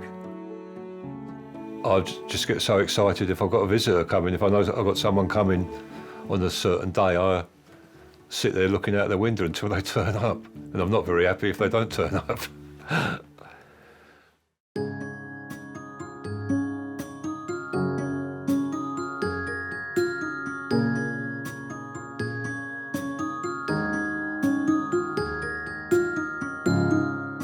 Slow down. I don't think that'll happen.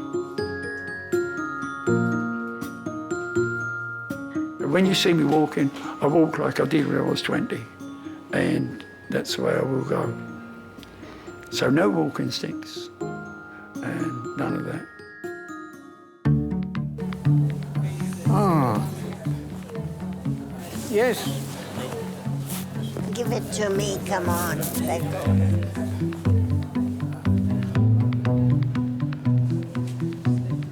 I like everybody to be as happy as Eric and I are.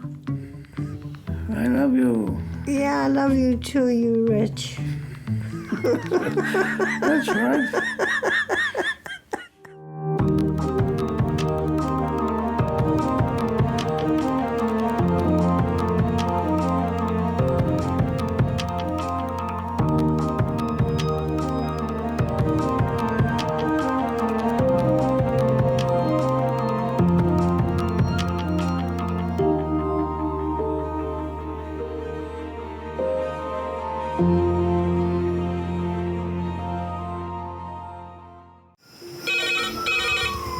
Went from the bonnet, found face down on the floor. 2, 3. Paediatric trauma. It's a stabbing, Cordred. 25 feet from a ladder onto his back. He's really unwell. I think anaesthetics need to see him before he goes to theatre. Daphne? Daphne? How is everybody then? Chilling? King's A&E, how can I help? King's College Hospital, London. I got stabbed. I know, it's annoying. My head. One of the busiest A&E departments in the world. I want top to toe, head, chest, abdomen. A place where love,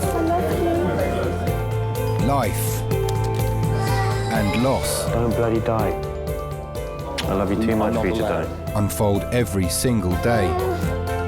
All the patients you're about to see were treated in just one 24-hour period. A&E is always like a traffic jam. Can we get a trolley? You've got to realise that there's awful things that can happen to you.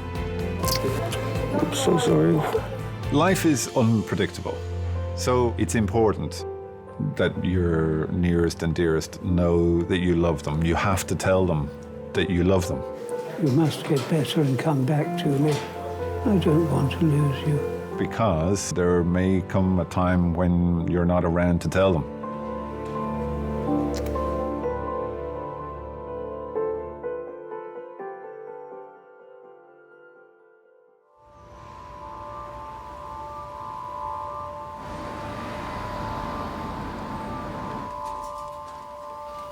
Morning.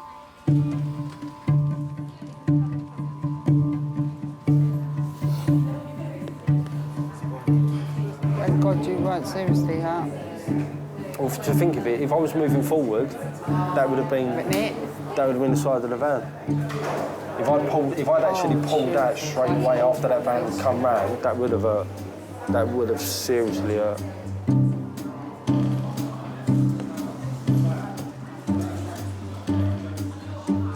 ET tube. Oh, what's interesting as well about the nasopharyngeal is the right nostril is slightly easier anatomically. Really?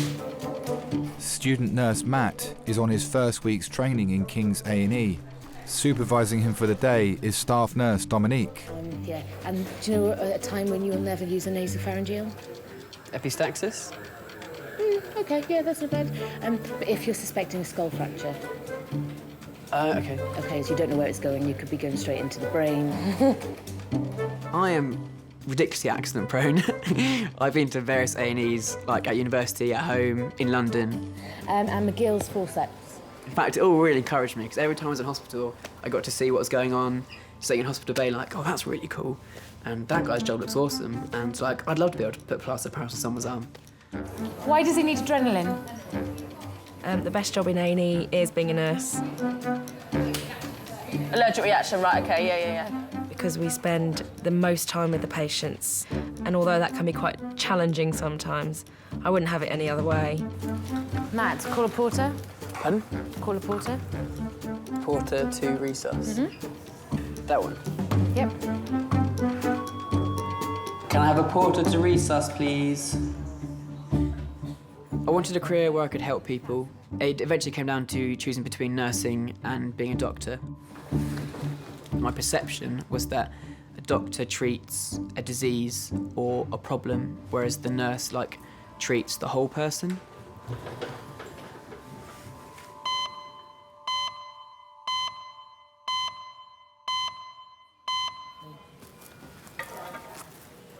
Okay. Hello, King's A&E. Yep.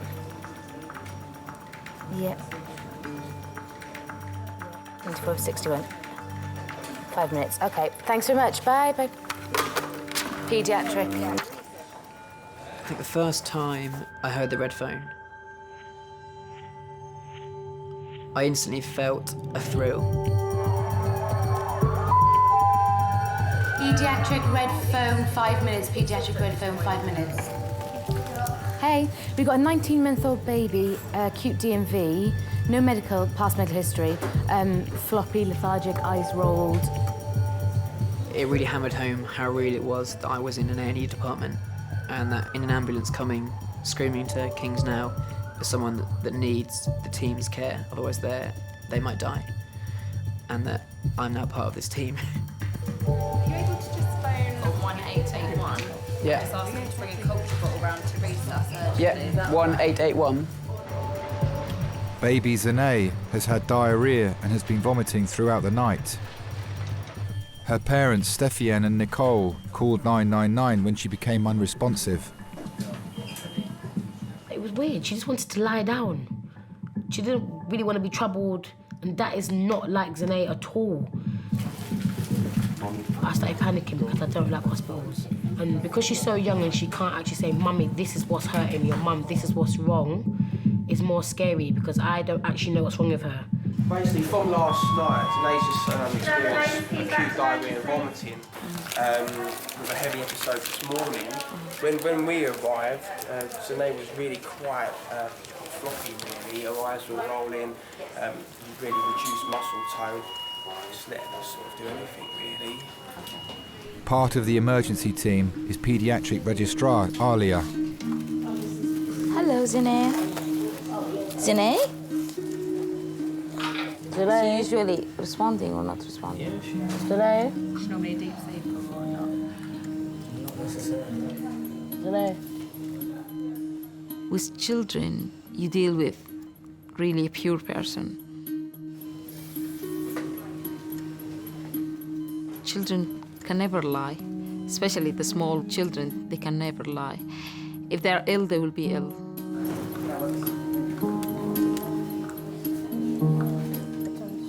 For her to be 1.5 years and being quiet will make us very tense that this child is not okay. I don't understand. I'm trying to think. It's weird. She hasn't eaten anything. Just don't stress. Doctors are hoping a strong mixture of antibiotics and antiviral drugs will stabilise Zanae. Because she's 0.65.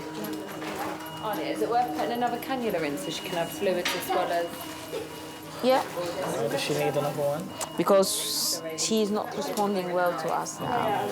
And we are in this situation, we will be afraid that there is infection around the brain and in her spine. This is my only child. I don't want to lose my only child so early. That's what I was thinking. If there was another word created better than love, then yeah. Love doesn't cut it. It's above that. So yeah, that's my soulmate right there. Now, maybe possibly tomorrow or something they'll be. So does that mean she's going to be staying here then? She's staying here. She's definitely staying here. Okay? Sorry for that, but we need to make the things. What's happening? Her glass glaucoma scale is dropping on and off, and she's becoming stiff on and off. Okay. I'm worried that she has encephalitis. Okay. When you have encephalitis is inflammation of the brain. So your breathing can be affected, your sight, your memory, every area in your body can be affected. It can be fatal. I need you here to the resus room, please, because I do have a 19-month-old. We found that there is a fluctuation of consciousness, and she's stiff on and off. We are planning to... Alia's worried Zanae might stop breathing and calls colleagues in intensive care. Okay, thanks.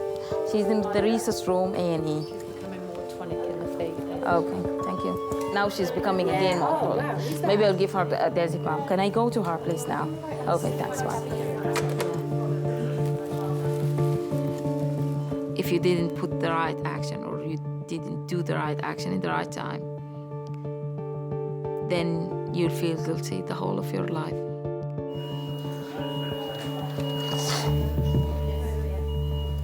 Mom's phone, she's still not answering. What is wrong with this woman?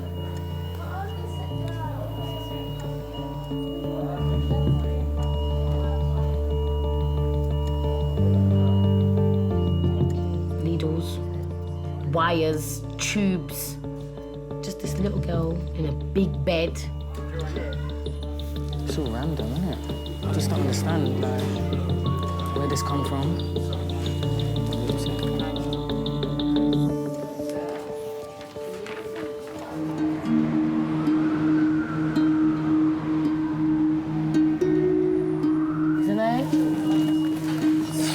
Doctors fear baby Zanae could have a life-threatening brain infection. They're hoping a powerful combination of drugs will stop it taking hold. What really struck me was how quiet that child was, and the staff were really concentrating all the way through. So I took that as a sign that the child was really quite ill.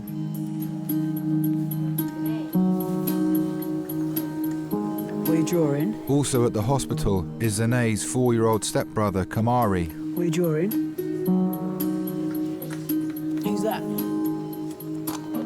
What about drawing the scariest dinosaur you can think of?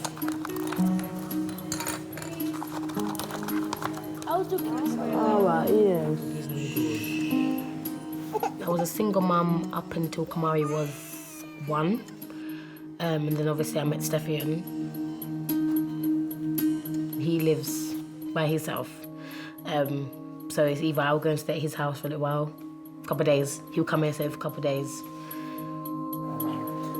I know you don't expect things like this to happen, but things happen, innit? Some days we can love each other. Some days we just hate each other. But I know that when we need to come together, we do come together, especially when it's regarding the children. We do come together.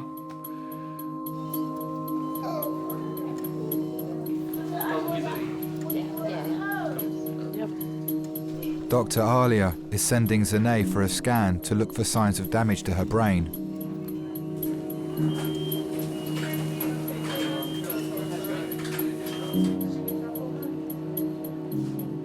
When you're a young parent, to hear that oh, your child might have an infection in your brain is the scariest thing ever. I was just thinking, oh, I hope she's okay, I hope she's okay, I hope she's okay. And it's going to be all clear. And they're going to come back and say, oh, she's fine. They're just doing that for procedure.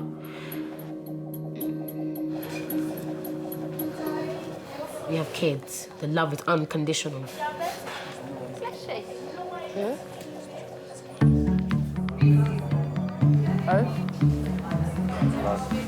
It's funny, actually. It's like when I turned up there, she was like, oh, I've done you a cup of tea already. I was like, blind, though. She went, there's a pork chop there as well. I went, pork chop? Pork chop with 2 roast potatoes and a bit of bread. I was like, Nan, you are a diamond. And then I went, oh, one sec. I ran into the van, and what it was, Rachel had cooked like a curry like the night before. She used whole grain rice. All right. Yeah, Probably good for you. Who? No, not us. You know what? It's everyone getting the same but us.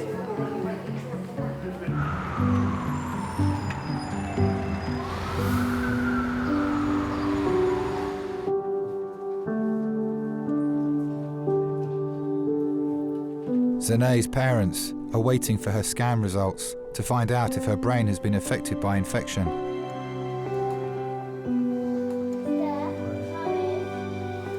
It's probably one of them, you know, like them the infection that just spread, that people just catch or something. You alright? What's Mum saying? Panicking, isn't it? What's she saying? Don't worry yourself, Come, don't worry yourself.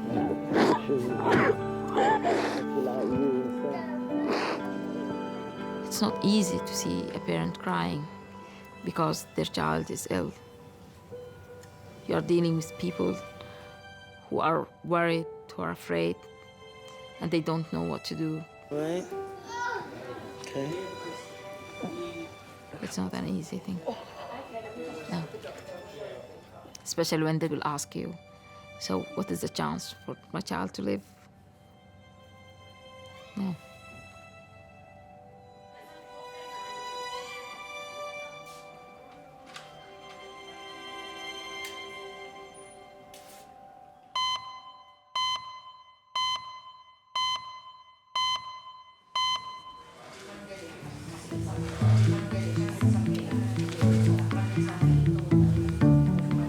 How are you going to go down there? You all right, Bernard? 79-year-old Bernard suffers from dementia. He was brought to resus after he fell at home. OK, we'll put a blanket on you. You're in hospital. Do you remember? You're in here now. I was never put into hospital. Yeah, you're here. You're in hospital now. When? You were brought in today. I was never signed into hospital. Patience, compassion. There are so many qualities that I think are important in a nurse. You're in hospital now, look. It's my badge. It says King's College Hospital on it. Ability to laugh, ability to cry. I've made you a cup of tea. Would you like some tea? Yeah. Yeah? Okay. Nice and careful, because it's quite hot. All right, so. Okay? Yeah. You got it?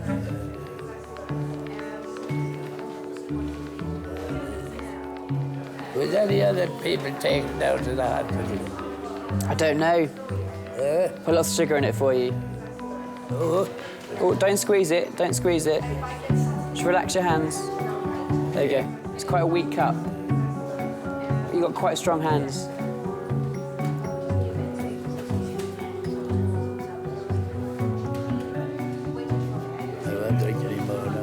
Okay. Thank you very much. That's all right. You tell me when you want some more to drink, though, OK? And I'll bring it back for you. OK. After I decided to be a nurse, my granddad died of leukemia.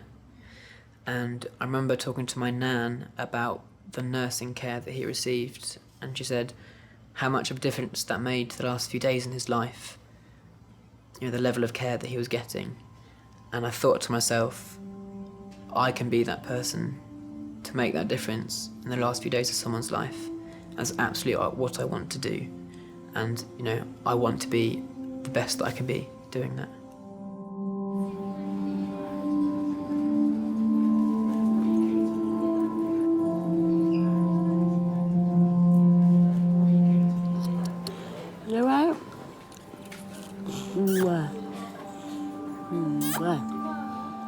Zene's scan shows her brain has not been affected by the infection. So 1. She's responded well to the large dose of antibiotics doctors have given her. Where's your belly? Show me belly. Good girl. Are you okay now? Oh, I'm happy that you're okay. I'm happy. Yes. If they're ill, they will be ill. But if they are becoming well, they are like flowers. They will just open up, and then you will know that they are well now. This little girl is such a pretty little girl. I know, little. Naturally. No, Papa, no. Leave that alone. Zene will now be moved to a paediatric ward for further observation. Yeah, you're gonna do. Say mama. Say tata. Ta. Good girl. Good girl. I do think sometimes daughters loves dad more. I don't know why, but... You better, okay? Get a lollipop, yeah? Being a brave girl, okay? I did love my dad so much. He died 2 years ago. It was a very, very strong relationship. I was sharing with him my secrets more than with my mom. Good girl. Now you are better. Now I know you are better. I'm from Sudan. When I started my job there, my salary was very, very small. So he was supporting me, like even financially. He was a doctor, that's why I became a doctor. This was one of the reasons that I became a doctor, because I loved him. You okay, Baba? Yeah. The dedication of spending time with children alone can contribute towards their life changes, you know. You don't want them to grow up to remember certain things and realize, you know, you wasn't there for this, because it can affect them. I wouldn't want Zene to keep stuff from me. I know it's going to be hard, because I know I'm going to be protective with her. I'll do my best. That's all I can do, really. Yeah.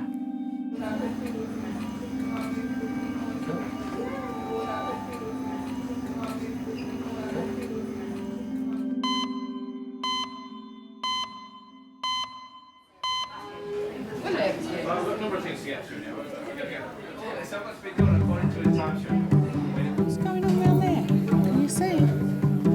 52-year-old Graham hit his head when he fell over in his bathroom. His sisters Jean and Christine have brought him into King's. That's one of the doctors. All these nice people. You're just sorted, aren't you? He's got his Coke, he's just fine. If he could sit down and have a meal every day that was fish and chips and Diet Coke, that would be the ultimate. Yeah, absolutely.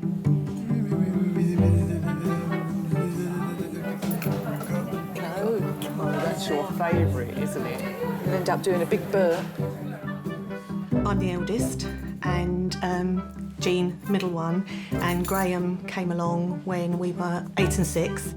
Mum had worked out for herself that there was something not quite right. When she told us, we were sat down, I could still see her sat around her legs and Graham's little cot by the side, and she said, God's given us Graham because he's special and he wants us as a special family to care for him. Oh, at least you've brightened up. Do you feel a bit more bright now? Yes. Yeah, that's the thing. He was gorgeous. He was a giggler. He used to giggle huge amounts. Oh, wow. Music was always his great love. Huge Shakin' Stevens fan, Cilla Black, you name it. There's O'Connor. Sweetheart. Oh, it's blowing up, is it? Is it blowing up? Oh, pardon. So that'll make it go down, won't it? Or let all the air out. We grew up with quite a bit of fightiness to make sure that nothing was going to harm Graham. No, it's going to be cold. Unfortunately, in those days, grown-ups and children alike could be very cruel, and we spent a lot of time protecting him because of that. Are you warm enough? We thought he was beautiful, but other people saw what we couldn't see because we saw the beauty. Oh, cold nose. I think we're probably overprotective. We get on his nerves at times, and he makes that felt. We try and do things for him. We don't have children, so when you don't have children, you sort of got a replacement child there, whether he likes it or not. See that man there? He's going to take a picture of your chest, like we did before. We've done that before, haven't we? Eh? Yes. When he loves, he loves. If he, once he starts loving someone, that's it. That's it. You're mine now. You're my life.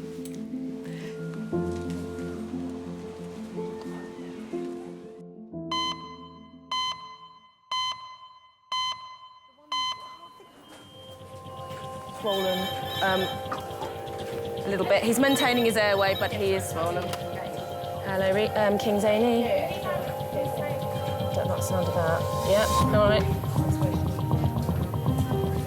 Head injury. 20. Lovely, thank you. Bye. 20 minutes? Yeah. Trauma red phone, 20 minutes. Trauma red phone, 20 minutes. Christine and her husband Dave were down from Yorkshire when Christine collapsed unconscious at her sister's house. Everything was fine. We'd been having a laugh and joke. We'd had a really good night. Christine just says, I'm just going to the toilet. All of a sudden, we heard such a bang from the bathroom. And of course, you're a bang, so me and my brother-in-law both jumped up. Goes in, Christine's laid on the bathroom floor. Sparkle. They never stopped working on her all the way. I said, this is not good, this, because, her eyes were closed and doing nothing.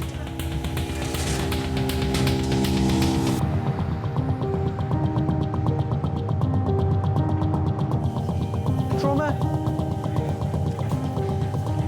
61-year-old Christine has arrived in resus after collapsing unconscious at her sister's house.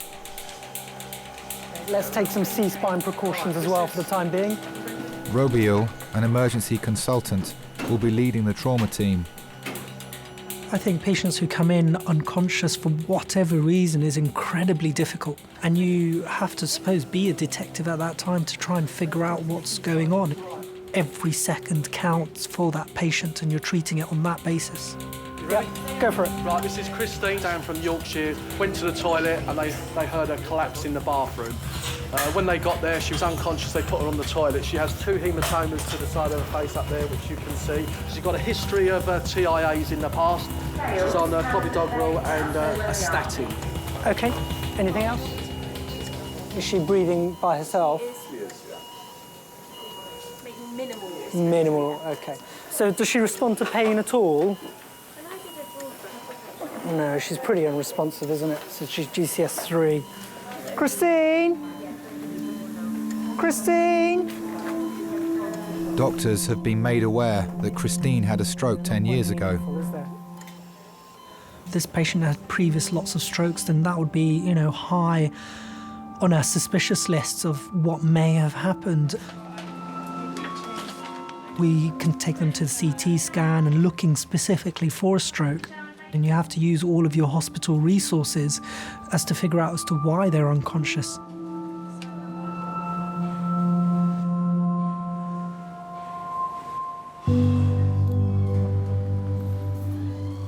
Dave is at the hospital with Christine's sister Sue and her husband Mick.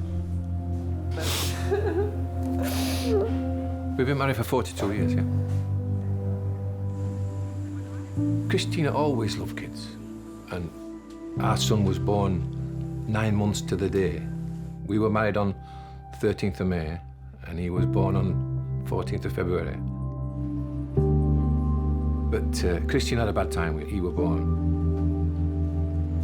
I think she was only about 28 when she had to have hysterectomy. We decided that because we couldn't have any more of his own, we would foster kids, So it was full. We had a full house. Always something going on. Always happy, laughing and joking. Yeah, nice.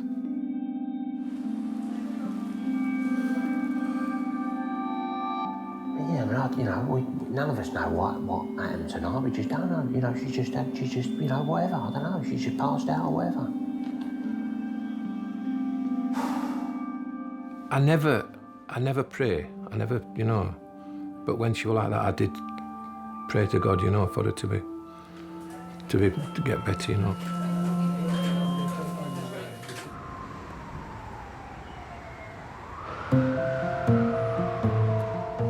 When you've had your x-ray, come and sit back on the chairs and I'll let the nurses know, okay? All right, chill. Love nurses. I love hospitals. Nurses are my favourite. Gotta say. I don't know where to go and watch. Why didn't you go home? Because this is really exciting. Graham, in a minute. Listen to In a Jane. minute. Listen to me. Listen to me. Listen to Jane. Look at me. No, me. Jane. Hello. Jane. Me. Hello. Oh, that's Jane. Yeah, listen. In a minute, the man's going to come and we're going to go for a ride, like we've done before. And then we'll take some pictures of inside your head to make sure it's all right. Yeah? Having Down syndrome has made Graham susceptible to dementia. A year ago, he was diagnosed with the condition. God, it just hit me, just knocked me for six. And you don't believe it at the time. His speech was very, very good and had a huge vocabulary, really good vocabulary. We're losing that brother we adore in such an awful way. There we go. Here's the keys, see you later. I'll wait here for you. We won't be long, ladies. I'm coming. She's going with you. Oh, you coming? Yeah, Goes nowhere without me. Yeah. Let's go then. She's an Okay, attachment, off we sorry, go. mate. Come on then. Take him, you take her. It's the fear of losing him too soon, and it's that wanting to be with him and do things with him. You hold tight. Wee. Up. 1, 2, 3. Woohoo! All right, got you, mate. That's You're it. here. We've got you. Wow. Goodness me. Oh, that was exciting, wasn't it, hey? Gosh. Whew. Can you lie down for me now? Yeah, can you lay down, darling? Gently. I've got my hand behind you. It's all right. That's it. There we go. It's all right. No, it's all right. We're here. Okay. Oh. I think you have to be understanding of Graham's dementia. If you're not understanding, then you lose the patience, which we do at times anyway. It's something that when you're really tired, it happens. Okay. I know. I'm here, darling. I'm here. I know. And holding back the tears is quite often difficult, because I'm sure you do, although we don't talk about it. There are a lot of tears. It's just the whole frustration of not being able to do anything about his current situation. We are at a point where his condition will only deteriorate. When you love somebody, it's not necessarily the happiest of experiences, because it is the worry that comes with that, because you've got a concern about that person all the time. Now, Chris is going to clean your head. Oh, look. Oh, it's like being in the barber's. Graham's scan is clear, but his wound needs dressing before he can go home. Chris is just going to put some glue on your head to stop it from hurting. He's just going to give it a clean, wish-wash, wish-wash. Going to give it a clean. And a lot of people say, oh, you're so good to him. But why wouldn't you be? All right, darling, nearly done. Okay, nearly finished. Nearly finished. Come on. Squeeze my hand. Squeeze my hand. Just snuggle up to me like this, so Chris it, can and squeeze my hand. Hold very still. Squeeze very, very still. All we're doing is what comes natural to anybody who loves someone. You do it with your partner, you do it with your child. Is it done? It's finished. Yeah, done. Finished now. Yeah, can you say thank you? Thank you. Thank you very much. I get far more back from him than I give. Haven't the ladies been lovely? And the chaps? The chaps have been good as well. Even Chris. Even Chris. Is it stiff? Yeah. It will be a bit stiff, darling. What's stiff? The glue. Oh, yeah. The glue, it tightens up, doesn't it? Is your head feeling better?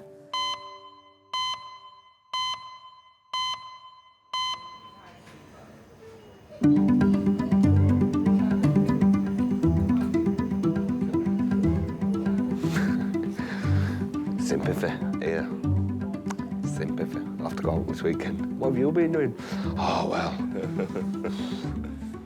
I had to save this animal, but I did sacrifice a finger. Yeah. Glad I didn't cry. Proper big boy.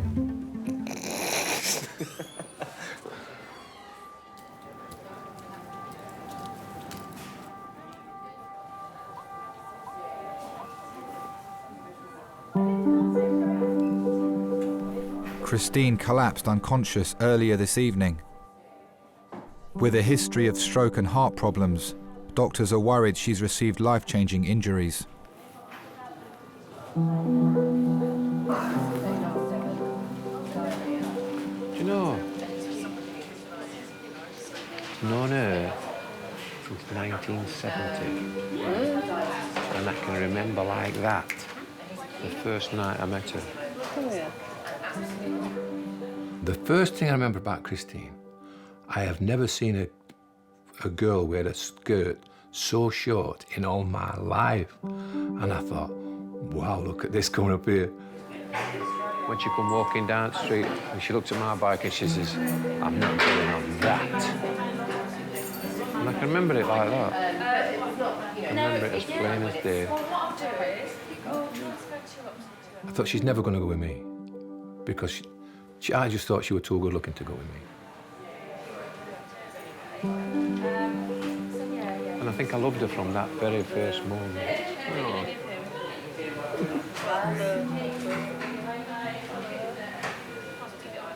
And she's done me head in ever chuffing since.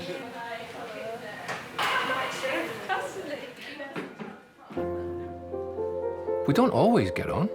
You know, we have some real proper rows, you know. Oh, man, she punched me in the face. You know, people look at me and they think, she's a right hard bastard, him. But I'm not. I'm not.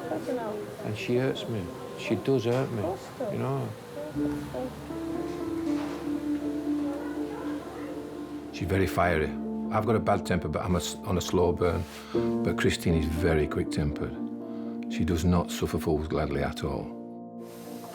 And then she says she's sorry and she thinks that's it. She thinks that's everything. It's not. I'm sorry, dear, but it's not. You know, it still hurts in here. Oh, of course it does. Oh, yeah, I've gone through years of it. Yeah. Yeah. Talks to me like I'm shit. Yeah. But she loves you to bits. She... Don't know. I don't know. To be quite honest with you, I don't know. She does. I don't know. She's done me no ends of times. Loads of times. Loads of times. She just get up one morning and think, oh, I don't want him anymore. And that was it, off. But I just kept going back for more and more and more. I must have been stupid. No, then. You know, remember on Christmas Day when Dated In were telling Angie that he were leaving on EastEnders? She was telling me at exactly the same time. No, then. Every 5 years it would, that's it, I've had enough, I'm off. Every 5 years. You just don't know. You don't know what she's put me through. No, that's right. You don't know. No.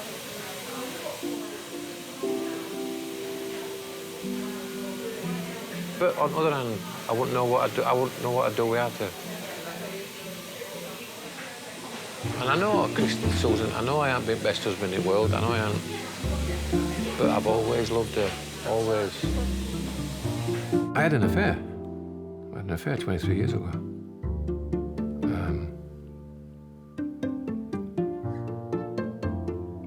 But I realised that I didn't want to go that way. And luckily, Christine took me back. She didn't have to. She didn't have to, but luckily she did. That's when she punched me in the face. You can't blame her, can you?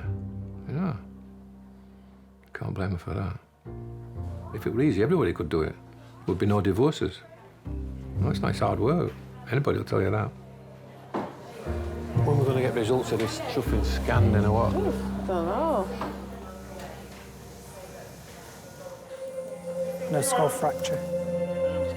Christine's scans show there's no bleed on her brain, but until she wakes up, doctors can't rule out any permanent damage.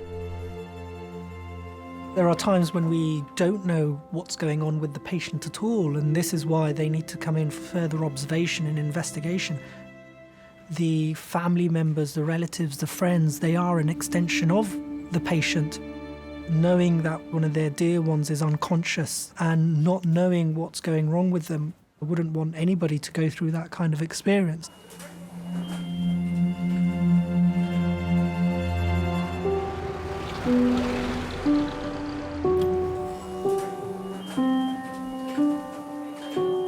It's been 4 hours since Christine collapsed unconscious in her sister's bathroom.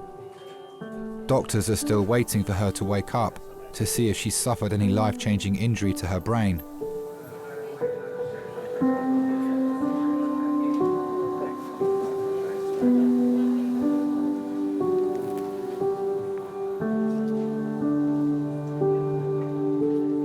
I would do anything for her.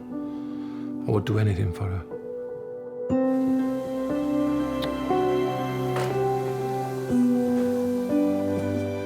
So would any man, any man who's got any, I don't know, any strength about him. If he could take the pain himself, he would do. And if he wouldn't, then he's just not a man.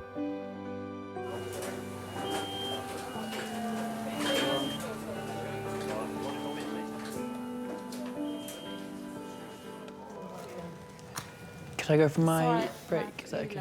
He's only asking to go on break. It's not important. His well-being is not important. Which break is this now? Is this your second? Second, yeah. Because he kept following the trauma around. Yeah, it's my own fault. Right. This is far too Go. exciting. And will you take like 40 minutes, please?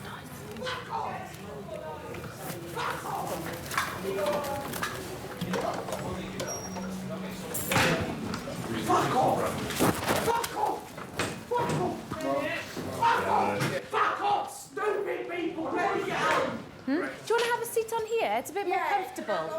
Yeah. Have a seat there for me, lovely. Stop kidnapping me! We're not. We just want to make sure you're all right, lovely. Have a seat down. On a daily basis, everything shocked me. Just relax. When something surprises you, you have to rationalise it, think, why has that surprised me? What is it about this that I can learn that next time it's not going to surprise me? I mean, the best thing about my job is the people. The worst thing about my job is the people. You know, you can have the lovely, sweetest, you know, people in. You know, you really want to strive that as hard as you can to make them better. And then you have people who spit at you, throw feces at you, vomit at you, pull out all their lines. And it really does take so much emotional energy to keep going back in and keep trying to provide that high standard of care. It's exhausting.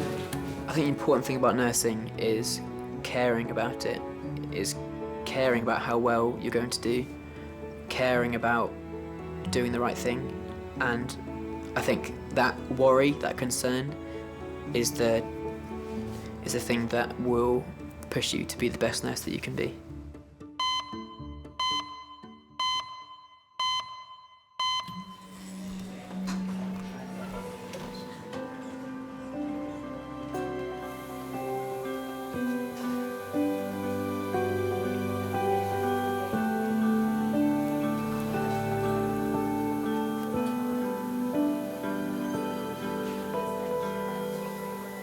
Hello, sweetheart.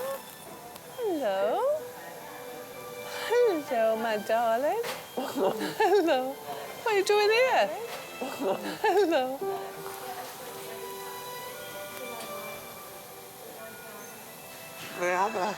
Where are you? In the hospital. What are you doing here? What are you doing here? Because you've had a bloody fall. What happened then? I don't know. Did you just black out? Did you faint? I don't know. Like coming back from best, I don't know.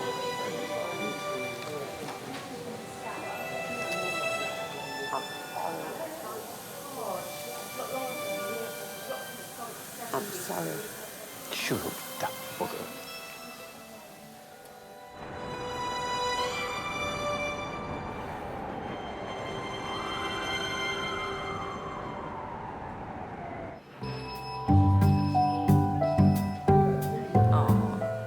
so pleased she's okay, though.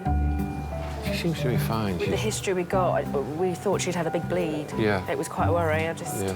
And she tells me now she had a fall about a fortnight ago. There we go.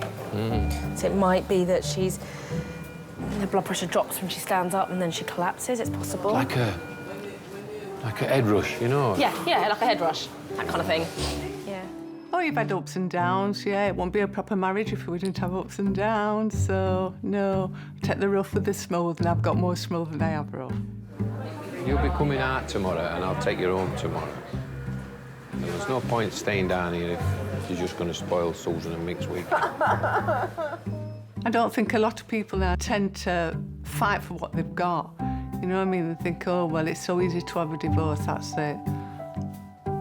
I mean, I say it, I'll say, oh, I'll divorce you tomorrow, but I won't, really. I love him. No. If you have to sacrifice, then you do. It's just what you do. Just what you have to do. Huh? I do love you, darling. I know you do. I've heard it all before. Some people can say, oh, I love this, I love that. But I can't because it's just... We just click. They're just something. Do you know what I mean? Press it. Press the button then. There you go. You like oranges, don't you? Yeah?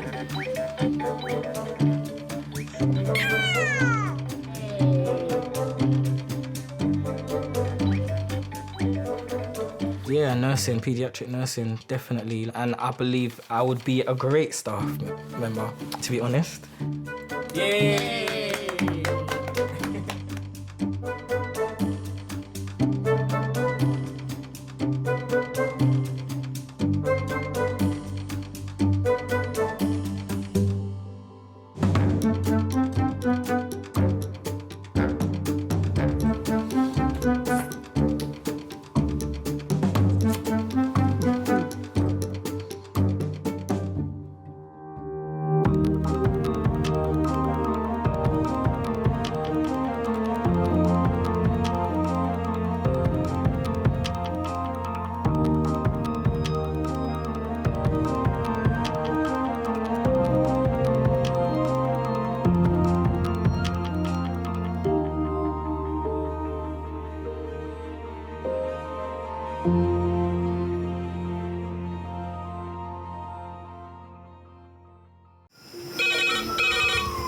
Went from the bonnet, found face down on the floor. Paediatric trauma. It's a stabbing quadrant. 25 feet from a ladder onto his back. He's really unwell. I think anaesthetics need to see him before he goes to theatre. Daphne?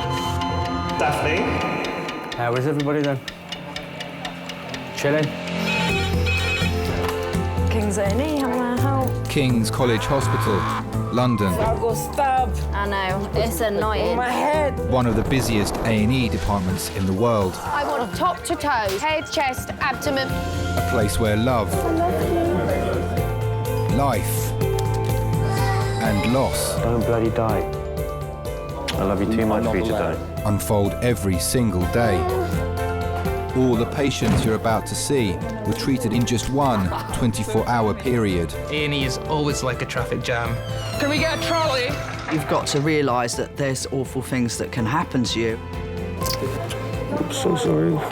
Life is unpredictable, so it's important that your nearest and dearest know that you love them. You have to tell them that you love them. You must get better and come back to me.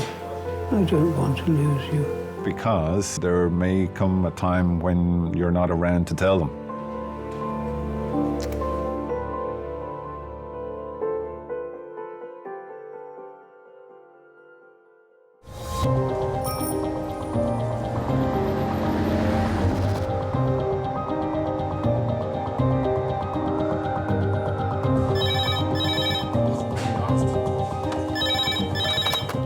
Resource Kings. Entry car, 107. Great, thank you very much. Pediatric trauma, 15 minutes. Pediatric trauma, 15 minutes. Thank you. Sometimes when the red phone goes off, I will get a churn in my tummy again without a doubt. And then, woo, you think, here goes, please God, be nice.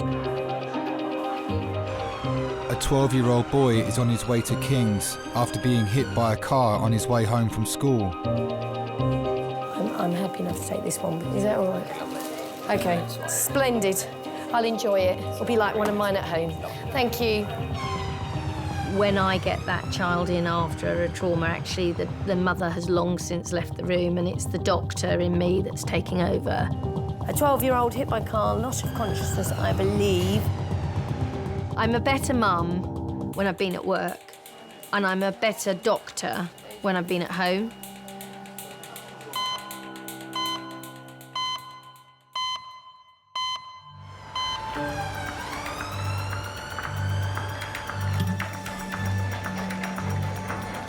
Schoolboy Eddie is accompanied by his sister Chloe, whilst his mum is trying to get to King's from a day out in central London.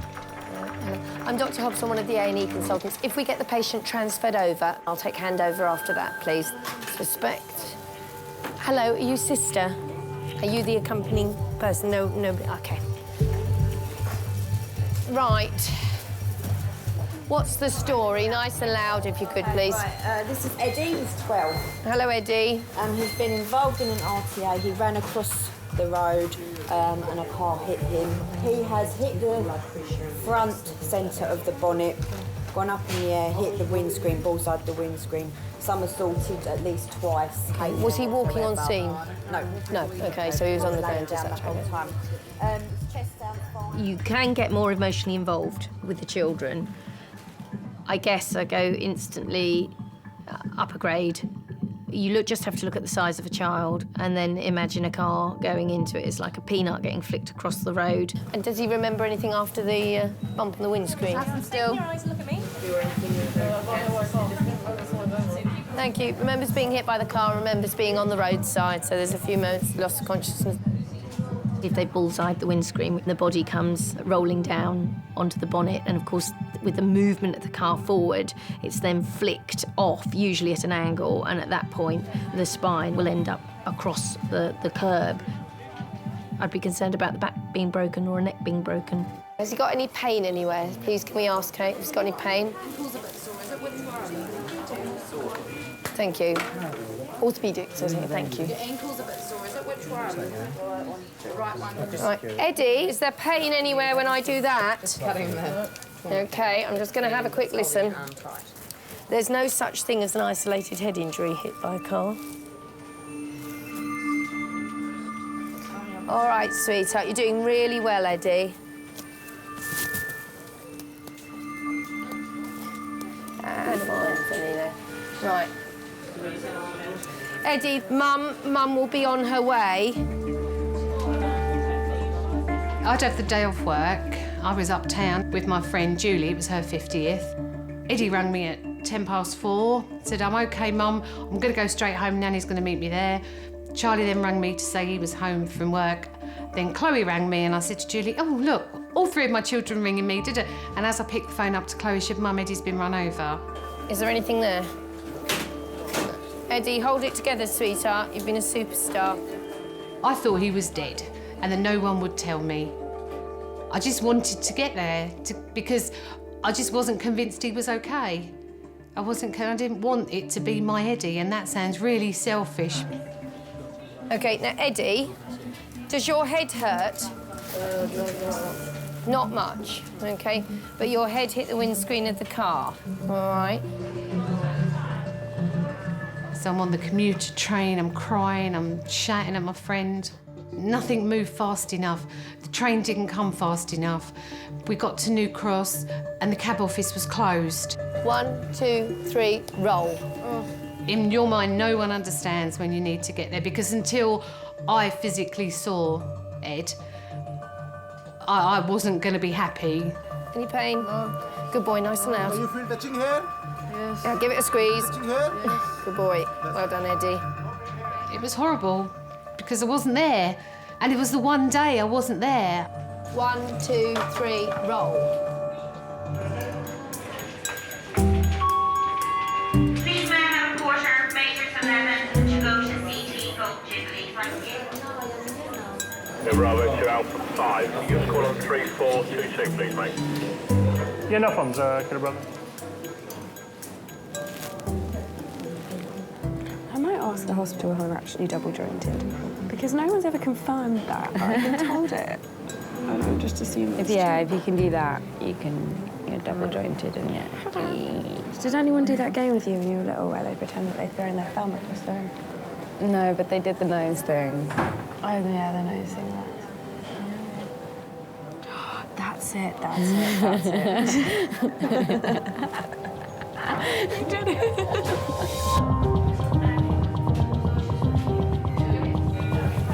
Anna, let's do the chest and the pelvis, then the CT head and neck, then you can go for the CT round to the for the ankle.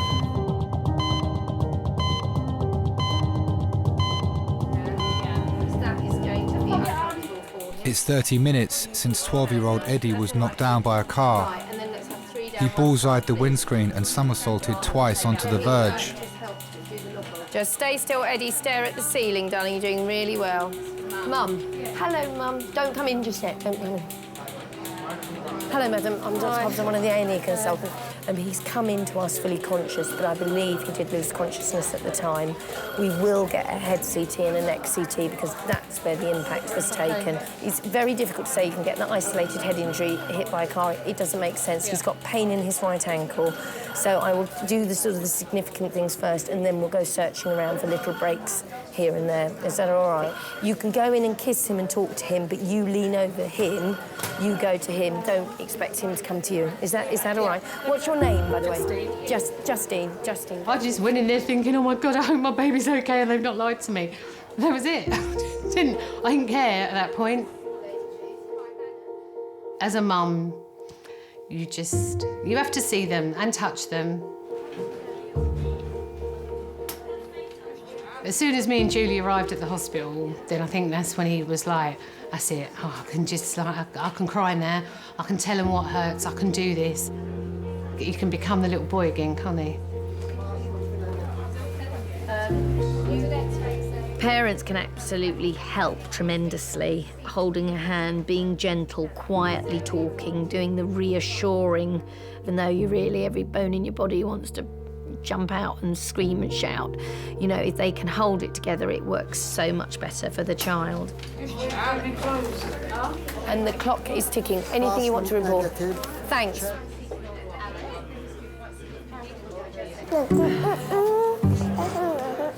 Hello. Ow. It doesn't really hurt, does it? Does this hurt? No. Does this hurt? No. Yeah? Does that hurt? Ow! Yeah. Sorry, just a quick one, sorry. Can you just secure your bag because someone could easily, while you're busy talking, especially around this area. Amy? Yeah. Yeah, come with me, sweetheart. My friend's just gone out for a cigarette. Will she be able to find me? She'll have to ask. 20-year-old university student Amy has come to King's with her friend Helena after coughing up blood. She's also experiencing headaches and chest pain. Right, have you done a urine sample for us? No. No, okay. Let me go and get the urine pot for you. And then the doctor will come and see you. Okay. Okay, I'm Emma, by the way. Nice to meet you. Nice to meet you, Amy. Nursing is to nurture. So, I mean, that's where the description, that's where the job title comes from. And it is mothering. It's tenderness and compassion and gentleness and listening. And it's why I love being a nurse. Well, I thought that I was coughing up blood. And how much blood was there? Probably like half a cup. What colour was it? Like bright red. Scarlet? Yeah. Okay. Ever happened before? A tiny bit before, like I cough up phlegm and there'd be like a tiny bit, but never anything like that. Been treated for a chest infection recently? No. Felt like you've had a chest infection? Yeah, I have asthma. Okay. I don't have any inhalers at the moment. Right. Alcohol? You've been drinking alcohol? Yeah. How much alcohol do you drink? Not that much. I don't know. You smoke cigarettes as well? I did. I stopped like a week ago. So I think that might be why the lung stuff's happening now. How much will you smoke? I don't know. Okay, sweetheart. Right, you're ready to pee for me now. How do I remember which key? The nursing instinct, because it is an art and not a science, and sometimes you can just feel something's not right. If you haven't got the caring side of it, then you can do all the clinical excellence in the world, but you won't have done your job as a nurse properly. So do you live in a shared house or what?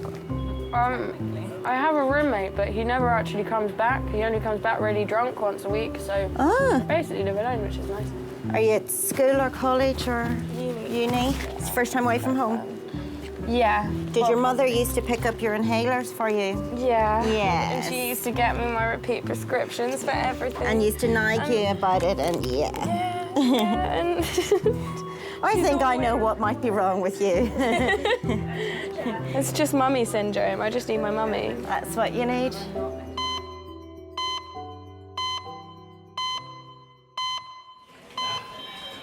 Girls, we're going to CT.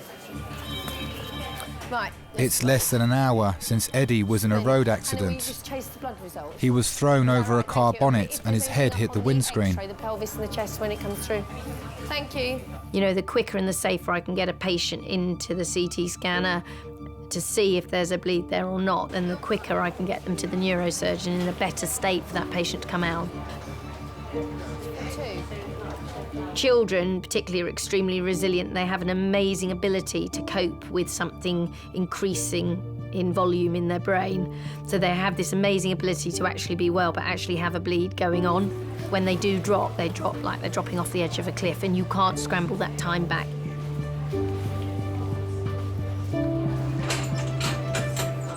Eddie, we're going to slide you over. All right, darling, I need your nose looking at that ceiling, and I don't want your head wobbled from side to side.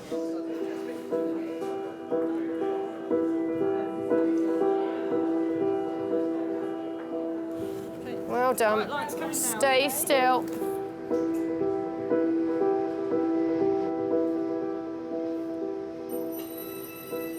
I had Eddie at home in the living room, on a stormy night. Came out with his arm wrapped round his neck, and I named him after my dad. So he's Edward, really, but he's always been Eddie. They don't know how lucky they are, do they, these children? What is it, occipital where he's... No, it's here, parietal. He is very accident-prone. He's cut his finger off when he was 22 months old and had to have plastic surgery. This was Eddie's 4th trip to A&E by a blue light. There's an awful big injury to be somersaulted twice at that size if it was really doing 20 miles an hour. But there's something not right about that.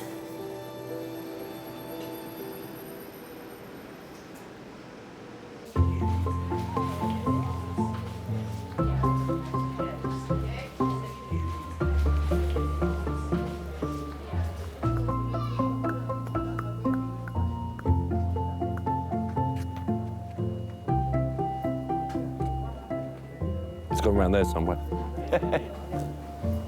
I think. Hi, David. It's Peter here. I'm okay. I've been better. I've been involved in an accident. Yeah, I'm so embarrassed by this. Really, it's like it's like I don't want people to think I'm a walking, walking accident.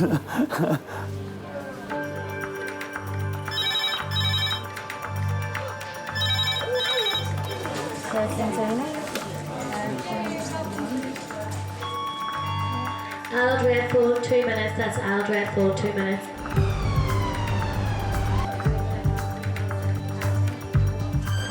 A 64-year-old woman is arriving at King's after suffering respiratory failure at home. She fell while recovering from an operation for cancer. Ready, steady, slide. Well done, Linda. Well done. She's got tracking. Yeah.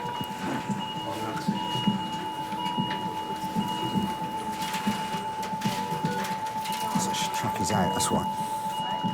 Essentially, a tracheostomy is a hole that's made in your windpipe, your trachea. And it's made there to help allow you to breathe, really, and to ventilate. Sorry, Linda. I'll be a second. I just want to make the trachea back in the right position.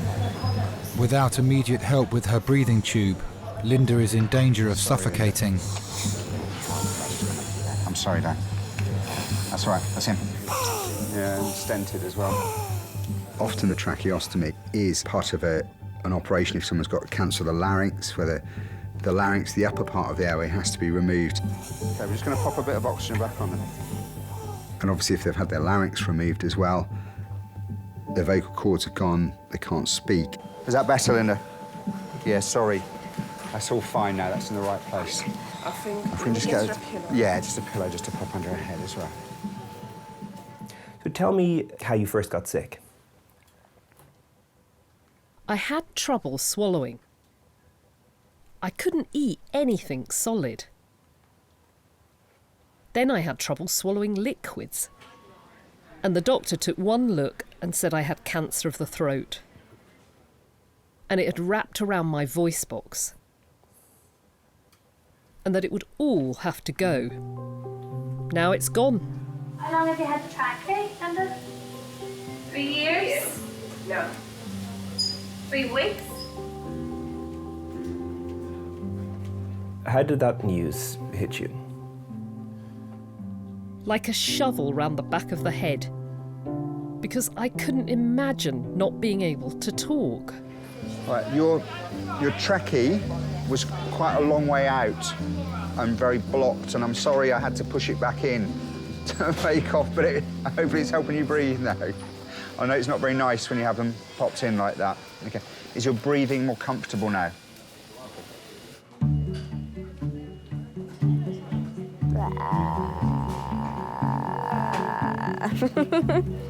That is exactly how I feel right now. It expresses it so perfectly. I'm in my 30s and I am a complete generation away from the teenagers of today, and it just baffles me. They baffle me a lot of the time as well. And the clothes baffle me. Do you want me to give you a breakdown about her? Yeah. She's first year university away from home. She's an asthmatic. She's been smoking, increased alcohol intake. She's been coughing up a little bit of blood. Her mother doesn't pick up her prescriptions for inhalers anymore. That's it. She's probably got a little bit of a chest infection. Okay. Cool. Yeah, Thank you. she's nice. Stroke call, 10 minutes. Stroke call, 10 minutes. Strobe call. I heard stroke. You heard strobe. I heard strobe, but maybe it's just a call for everyone to stroke each other. Maybe there's a specific time every hour where everyone just has to stroke each other. Well, that would probably make people feel better. That would cheer me up. Yeah, definitely. Being stroked. It's a nice thing to be stroked. I would never be a teenager again for anything in this world. It is a really stressful time. I survived, and I would never want to do it again. I'd go back to my 20s in a heartbeat. That was fun. I like the Irish lady. And the doctor's hot. She's nice. The doctor's good looking.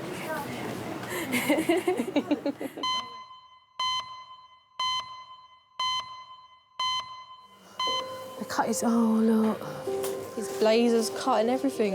Is it? Yep. Don't really care. Eddie's sister Chloe and mum Justine are waiting for Eddie to return from his CT scan. Doctors are concerned that he may have sustained a bleed on the brain after being hit by a car.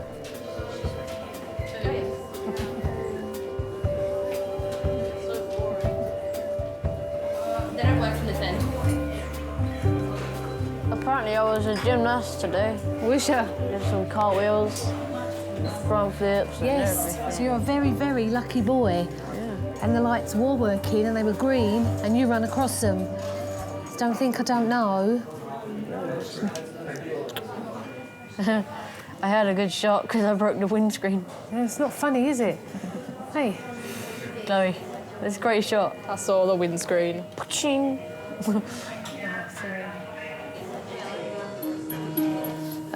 He's got blood in his urine.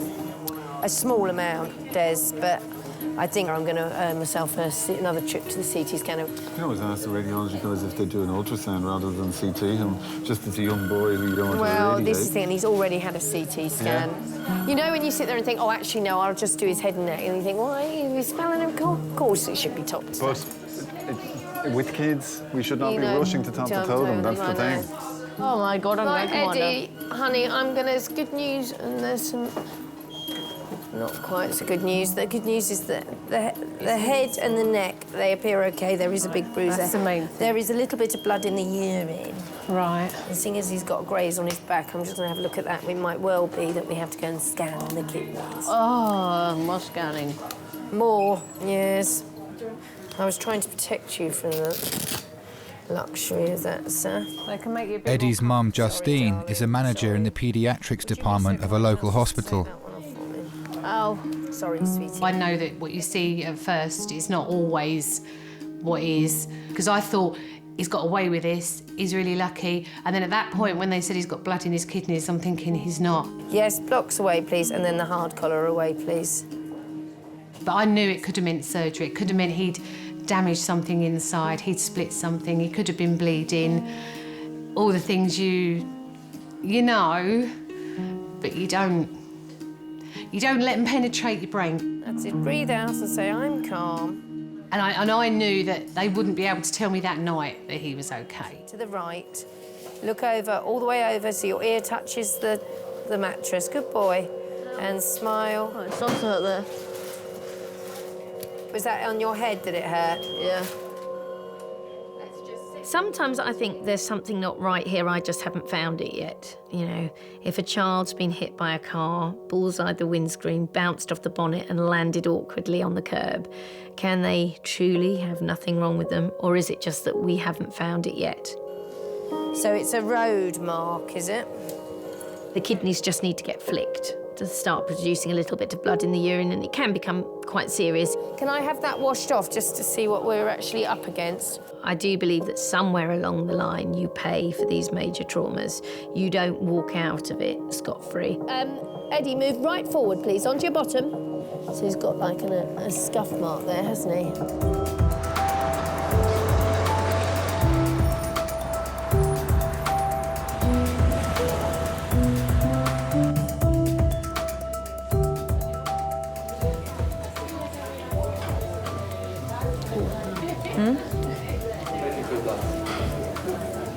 Stitches. I didn't done.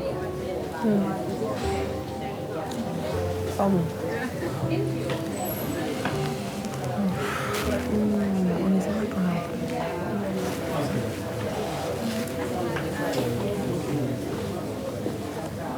It's all bruised. Thank you so much. Okay, see you in a bit, bye. What happened to you? Cycling accident. What, a car? Motorcycle hit me, On your bike? Yeah, I was on my bike, yeah. Did you have a helmet on? You know, I usually often do wear it, especially if I'm commuting to it, but I didn't have the helmet, unfortunately. And, so it might have made a bit of a difference. Swollen on your eyebrow. Yeah, I reckon it'll swell up quite a bit. Headache But later. Yeah. The resus team has replaced Linda's tracheotomy tube after it was dislodged in a fall. Hi, darling. Will you look at me? She's breathing normally again, but she remains in a vulnerable condition. It's only 3 weeks since she had a major operation to remove a cancerous growth, as well as her voice box.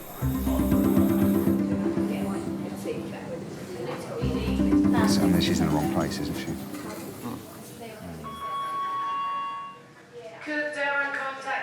I mean, she's clearly had quite a big neck dissection as well. Well, the thing is, she's got chest infection or something like that. Lovely.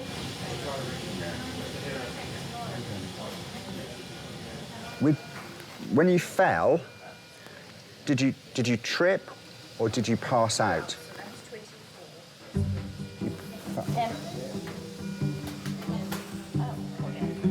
A lot of the nurses are used to people without voice boxes, so they're quite good at lip reading. The doctors are lousy at it. Have you got a headache now? Nasty bang there. But is it harder to kind of express how you're feeling? I can bang just like the rest of them. And quite often they say to me to stop shouting. Are you happy if we do some blood tests on you, or do you not want us to? Don't mind, okay.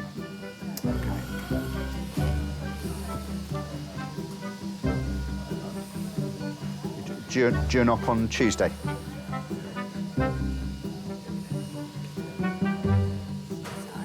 Okay, I'll leave you my pen. I'll get you some more paper as well if you want to write something down, okay? Do people treat you like a bit of an idiot sometimes? I went into my bank once and they started writing me notes. Even after I said, "I can hear you perfectly." No, she insisted on writing notes to me. So who is the idiot? It's not me.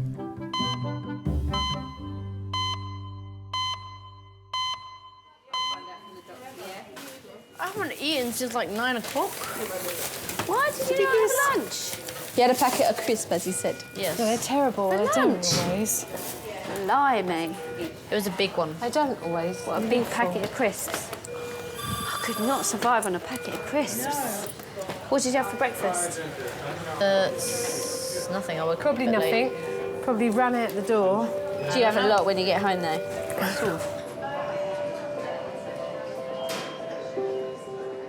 I've been on my own since I was 8 months pregnant because the kid's dad left at that point.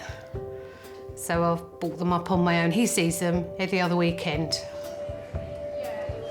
My dad died when I was 9 and I've got 2 brothers, so my mum brought us up on her own. Yeah, my mum's a really... I'm gonna cry. She's a really great mum. I probably don't tell her that often enough.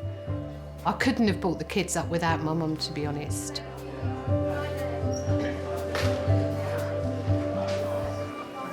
Right, next. Despite his earlier head and neck scan being clear, Liz has decided the blood in Eddie's urine needs further urgent investigation. Justine. Yeah. He has got some surface marking on his back there from the road, and he's got a little bit of blood in his urine. Yeah. Now, we can sit and wait and watch and look at that, or I can offer him up to the CT scanner. We'll get him through the CT, just check out the outline of his kidney, check all's all right. In truth, that's where I think we should go with this. Yeah, just because he's had a very significant history of injury. He's got some road grazing there, and he's got a small amount of blood in his urine. But I don't want something coming and catching you 2 or 3 months down the line. Being a parent is simply the hardest job out there. The trouble with children is they don't learn by being taught or being told things, they learn by experience. And with that experience is the risk of injury, and so often awful things happen. They're children, and children will do what children do simply because they're children. Thanks, CT. I was trying to be cautious initially just because of the fact he's had them before and he's a child. Eddie is about to have his second CT scan in less than 2 hours.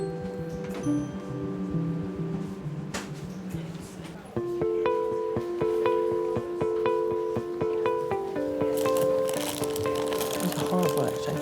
No toast. No, they're they're just too chewy. Takes ages. 20-year-old Courtney has been sent to King's by her optician, who has detected an unusual swelling behind her eyes. Courtney's always been a bit of an actress all the way through her life, and a very funny girl. She's a bit of a comedian. The social life is brilliant. Well, brilliant every payday, and then it sort of dwindles out until the next payday. She lives life to the full. She loves festivals and concerts and just generally going to the pub. Yeah, I'm not staying in overnight. You never see her at a weekend. She's always out. OK, Courtney, look, please go this way. Got to see just here. So the eyes can tell us an awful lot about what's going on. People may go blind in one eye, go blind in a certain area of one eye, which may indicate something going on further back in the brain. They may have had a stroke, they may have a tumour. Lean forward just there for me. Is we have optic nerves that connect our eyes to the brain. And if there is pressure around that nerve, you can see that pressure as an effect on what's called the optic disc. That may say to you, the pressure in the brain could be raised. I've already spoken to the medical team. They're going to admit you, and you're going to have a scan of your head to rule out anything there. And they're most likely going to try and do a lumbar puncture to see what the pressure. No. A raised intracranial pressure is not good. If your pressure inside your brain goes up, it's harder to get blood and oxygen, nutrients up into the brain, and your brain will become damaged from that. I think we was a bit dumbfounded when we walked out of that room and she just started crying. I don't think I even knew what to do. I even thought then, why are you crying? It's just fluid behind your eyes. I don't know whether I was self-consciously thinking, don't cry, because then she's going to feel even worse. It's not good. She's got to stay here. There's pressure in the back of her eyes, so something's pushing against the back of her eyes, basically. So until they do a CT scan, they're not going to know what's there. She's crying her eyes out.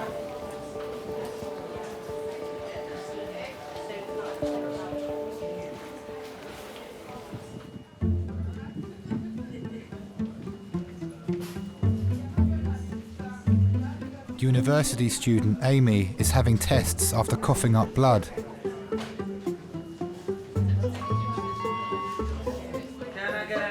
I think when people leave home and mummy's no longer taking care of them, they don't realise that they have to take that responsibility on themselves. But it is about teaching your child as a teenager how to be independent, how to look after themselves, how to look after their health, and I think most of all, how to take responsibility. We've gone wrong. I have a very, very close relationship with my mummy. We speak several times a day, every single day. Yeah. You're in A&E? Yeah, I thought so. Yeah, but just which A&E were... Oh, no, dude, we were here. Qualities of an Irish mummy are the kettle's always on, the fridge is always full, there's always something in the oven, your bed's always made, your bath's run, and she never gets annoyed for more than a couple of minutes. I found it. We're here. We're in the right place. I still get the look if I've been particularly naughty at this age. I'll still get the look off her. She doesn't have to say anything, she just looks at me, and that's enough. And can you do the look? Emma? Really?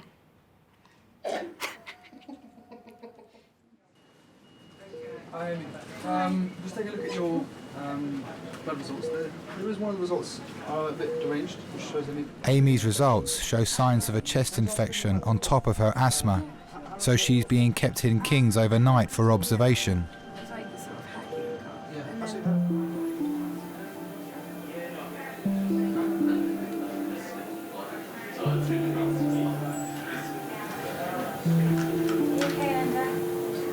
The medical team has come down to examine Linda's tracheotomy tube.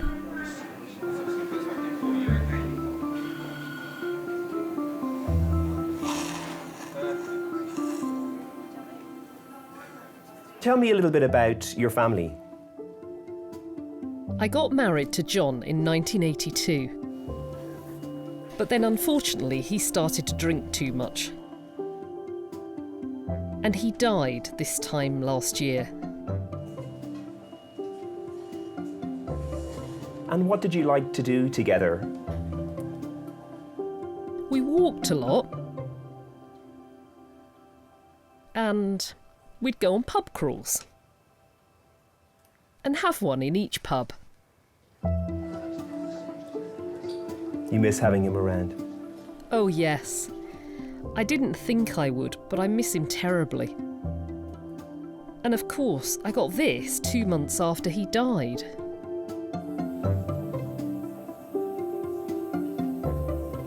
Did you ever have kids? No, I never wanted any. I'd be a regimental sergeant major. They should be seen and not heard. Terrible mother.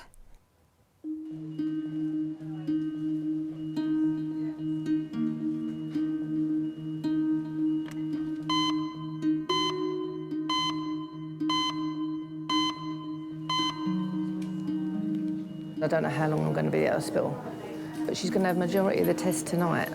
But we don't, because it's so busy here, we don't know. Hold on, let me ask her what she needs. What do you need, Courtney? Oh, I don't know if I've got to stay in or not. You have got pyjamas. Right, some pyjamas. Deodorant. Oh, and deodorant. Right, her 2 phone chargers are on the floor. She's got 2 phones. She doesn't know how long she's going to be in here. Mum. Oh, right. 9 o'clock. All right then, I'll see you later. I've got to go. Right. Courtney's having a series of tests to discover what's causing the increased pressure in her brain. This? Yeah. You just think about things that might be going to happen later on. How am I going to cope if she's got cancer? Further down the line, is she going to go? And what's going to be happening to her? I think everyone would think like that. I think I was not showing that at all. I think I was just well, for your child, she's still your child, so you just think of that, really. She's your child, you've got to be strong. If it was something to do with me, I wouldn't cope at all. I'm a bit of a baby, but I think it took over because she was my child. I think you realise what you've got when you think you're going to lose somebody. I think you realise who you've got in your life.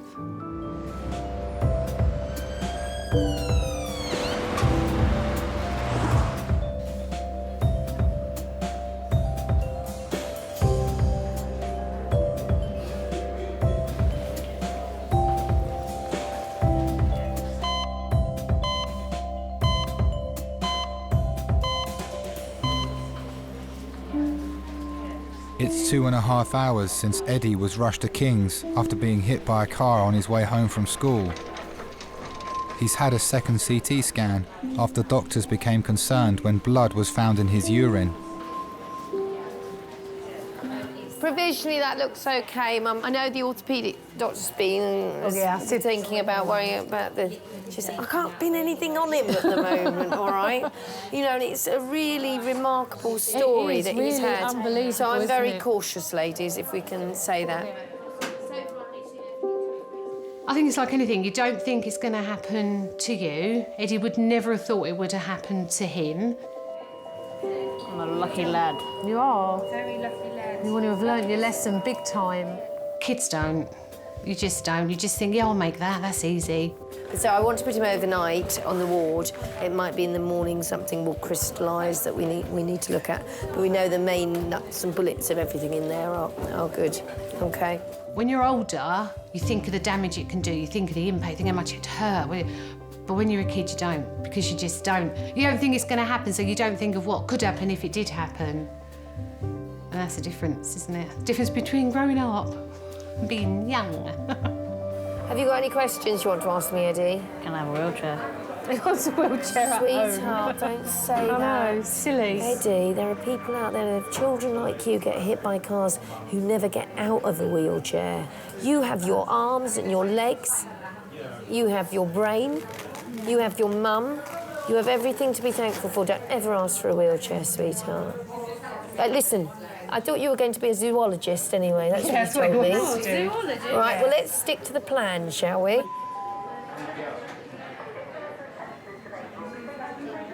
"5 hours after Linda collapsed at home, her condition has stabilised, but her tracheotomy tube is still getting blocked.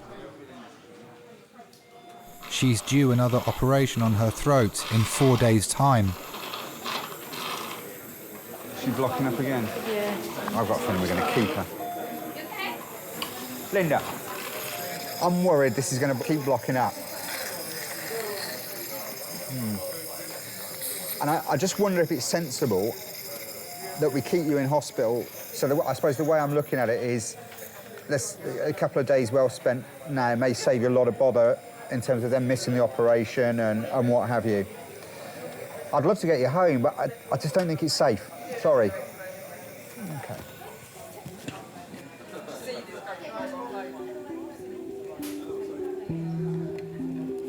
Tell me then a bit about your various careers. Lately, I've worked in the funeral trade, arranging funerals, dressing, laying out.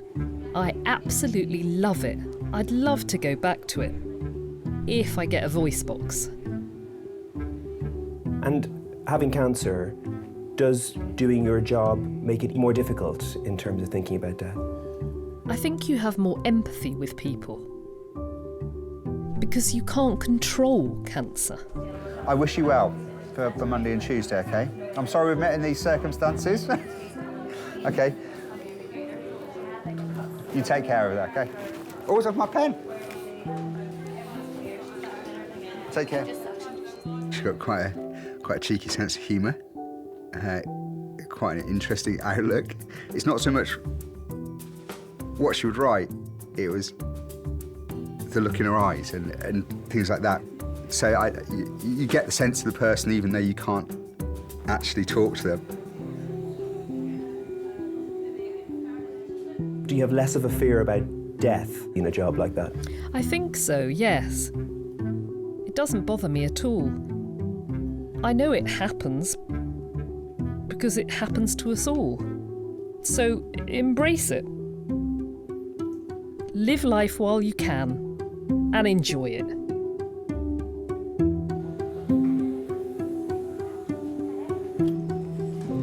Linda is being transferred to Guy's Hospital, ready for her next operation.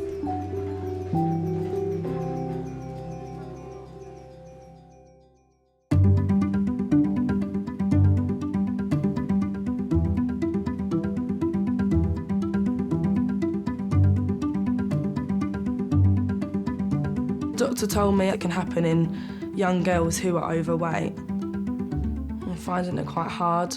I do like my food and to have a beer, but him telling me that has made me put on more weight, I think, anyway.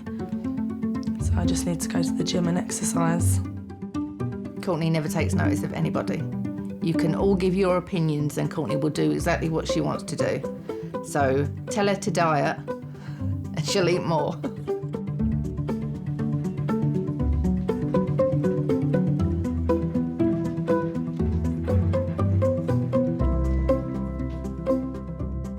I was in a little bit of trouble with my mum because she didn't want me to get hit by a car. She didn't want anything else to happen to me after that, so she didn't let me out for quite a bit. It's not cool to get on with your mum, but I like to get on with my mum because she's very nice and kind, and she's just very nice.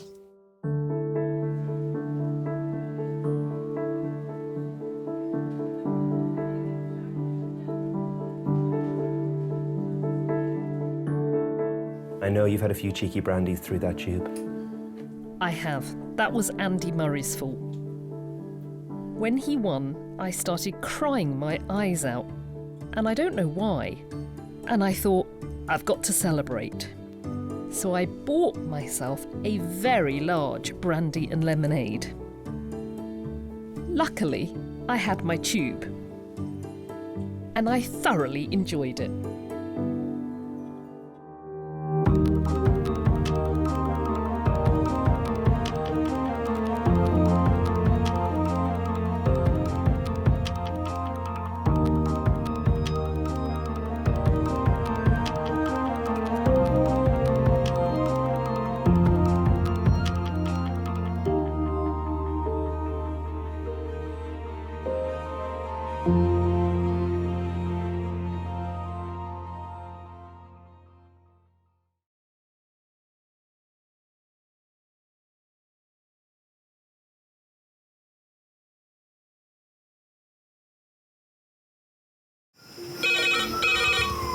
went from the bonnet, found face down on the floor. 2, 3. Paediatric trauma It's a stabbing, Cordray. 25 feet from a ladder onto his back. He's really unwell. I think anaesthetics need to see him before he goes to theatre. Daphne? Daphne? How is everybody then? Chilling?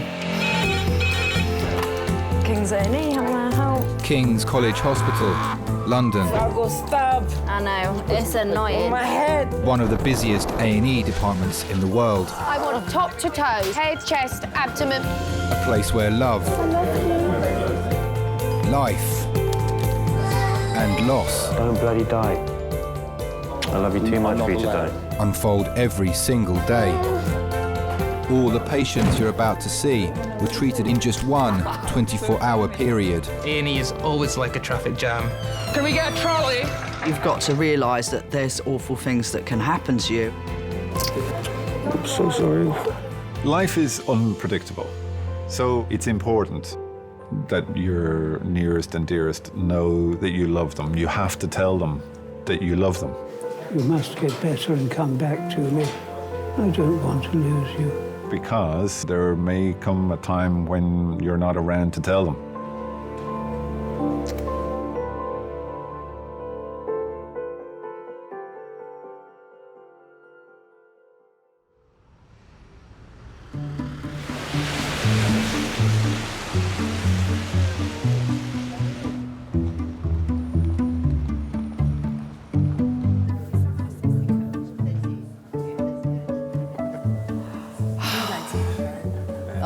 I have actually got a week off coming up. I can't tell you how excited I am. I'm going to be out here for a whole 10 days. Oh, my preference is always a night shift. I like my nights. I've been a night owl since the day I was born. I've never been good at getting up in the morning, and I never went to go to bed at night. Even as a kid, my mum said I used to just stand at the top of the stairs and scream. No, no smoking. My body is a temple.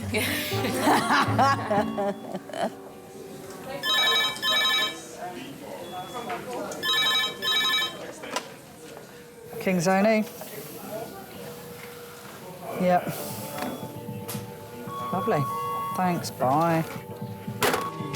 Adult red phone, 4 minutes. Adult red phone, 4 minutes. A young man has had a severe reaction to the recreational drug GBL. In 10, yeah, I just need the notes made up. Paramedics, accompanied by police, are bringing him to King's. Hello. I want a mask for him to bung on his face, please, darling. 1, 2, 3. Get him over. Right, listen, no spitting, otherwise you're going to have him. Hey.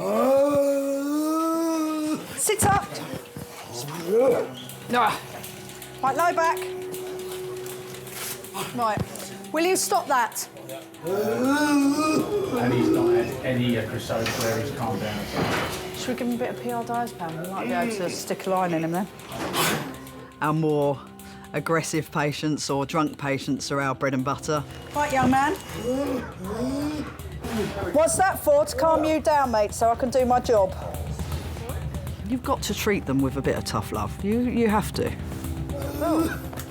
Really? Look what you did to me. Spitting. It's very tempting to be able to tell them to get lost, but at the end of the day, they're our patients, so you can't judge people. You have to just take everybody and treat them exactly the same. Oh, you disgusting man. Keep that on and stop spitting. You're awake enough to realise that. Now pack it in. I feel violated that I had snot on there.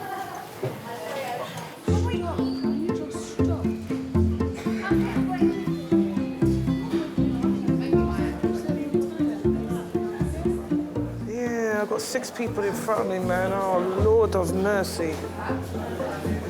I know, but it's long, man. And guess where I'm sitting? Right next to the chopped up machine. Tell me some Shakespeare. Some Shakespeare. What do you know? Macbeth. Macbeth, do you? Go on, run through Macbeth for me, quickly. I haven't done that in ages. What do you mean you've done it? School. Really? Done Macbeth? Yeah. The wicked bit of Shakespeare. Excellent. Oh, pardon me. It's big. How long do they reckon we're going to be here then? I mean, these people here were here when we come in, weren't they? No, I bet you've got to see a doctor or something. Yeah. Just tell them your water's broke, Jane, and they'll rush you. It will break. I tell you. It's all your fault, Chris, I tell you.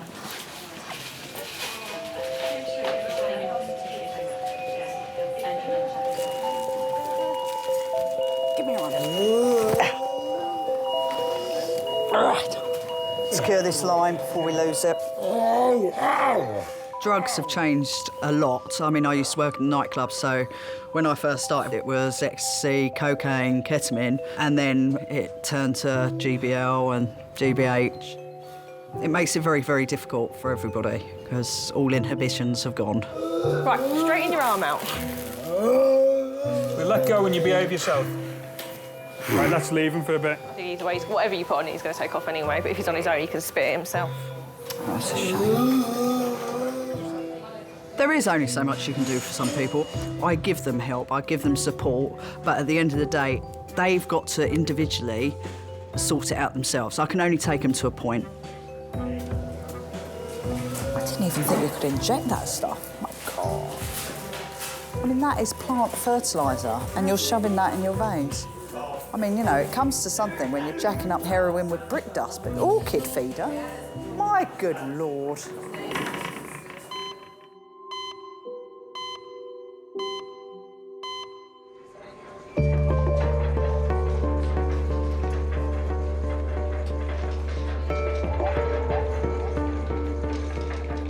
We've just had a gentleman brought back in on the ambulance and he's presented with progressive MS.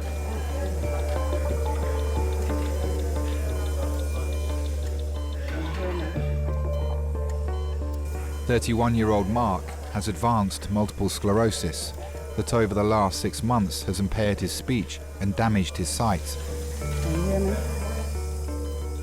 He has developed a severe fever at home and been rushed to King's by his mum, Juliana.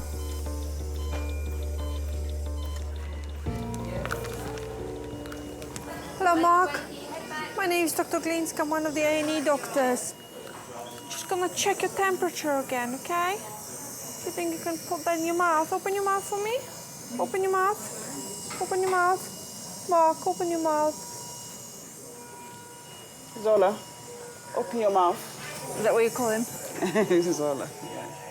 Open your mouth. Mark was called a laughing boy. You called him because his name is Zola, Mark Zola. So you called him Zola and he laughed. Very pleasant and pretty.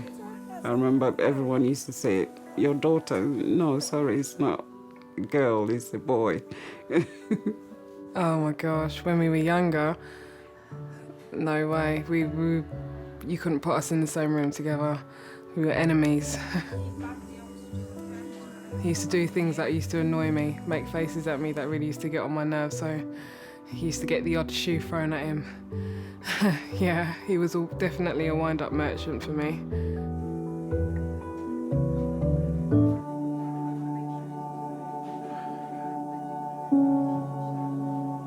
There are 3 types of MS and he's got the 3rd one, the aggressive one.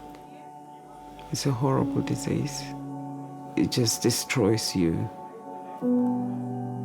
It cripples you.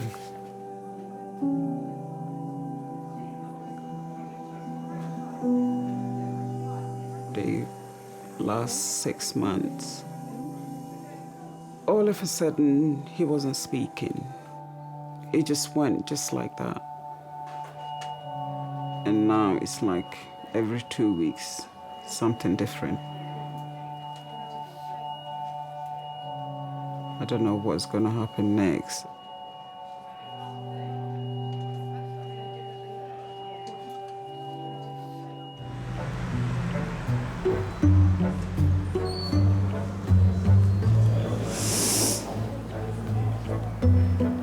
Well, this is a day you won't forget in a hurry, mate.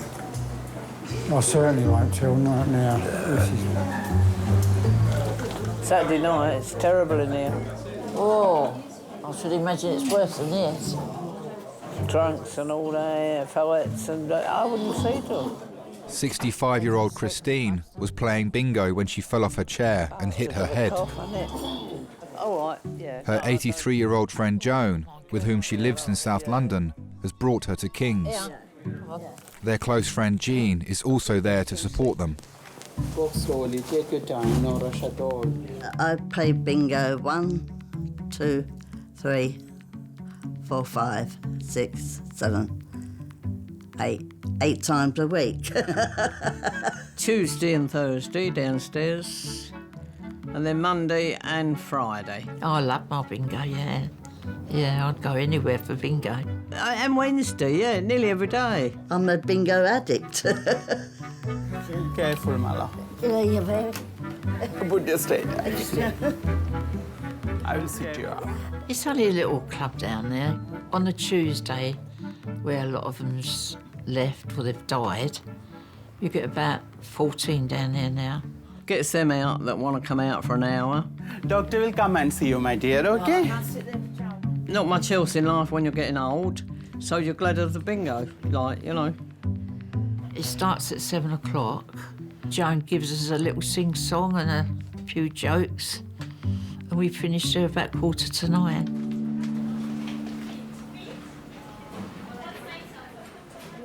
Hello, ma'am. I mean, you had a fall? I don't know what happened to the pump. And all of a sudden we heard a bang and she was on the floor. She goes out, she just passes out. She'll fall over her own feet sometimes, I think, you know. Or a thick carpet. I was over there talking to her and then someone went out and phoned the ambulance. Did you feel dizzy? Yeah. Did you feel dizzy? Yeah, it did. Way goes. So did you black out? I don't know. Do you remember what you were doing before having a fall? Yeah, I'm standing at the counter. Let me have a look at your previous note and just come back to you. Okay.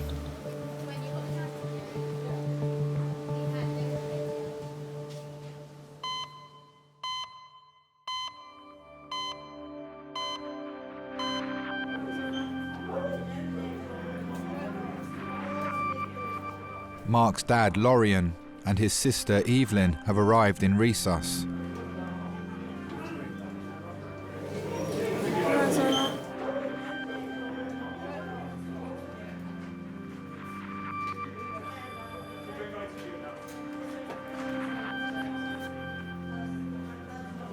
Hi, Mark. I'm just going to put this temperature probe underneath your arm. The doctors are running tests to discover the cause of Mark's fever. With his body already weak from his advanced MS, any infection could prove very serious. How long has he had MS for? Oh, about 11 years. 11 years? Really? That's really young. So he's 20 when he was diagnosed. Someone hit him on the back of his head, and that's all. So it was trauma-related? Oh, my gosh. Did it get progressively worse, or is it... Yeah, progressive, and got worse. Apparently, he was hit on the head, and he thought nothing of it. And then he said he started getting weakness in his leg. And then he just woke up one day, couldn't walk, couldn't see. We were in and out of hospital for about a year before they said to us it was MS.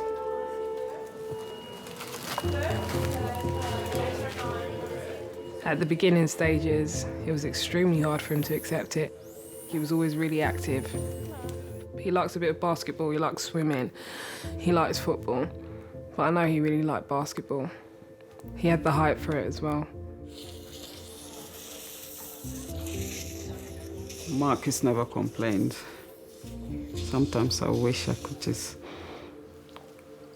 go into his brain and just know what he's thinking, but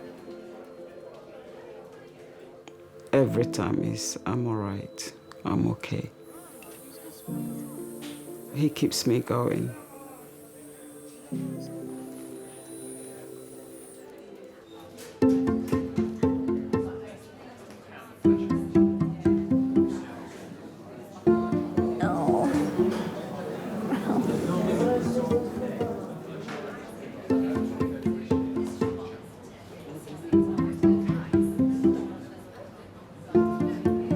you know, you should have emptied up the place when I turned up, you see. You should have... Yeah, please, just get rid of everybody, even the people in the wheelchair. The chicken tenders and some buttermilk biscuits. I want to eat, and I don't even think I'm that hungry. I am hungry. My stomach is rumbling.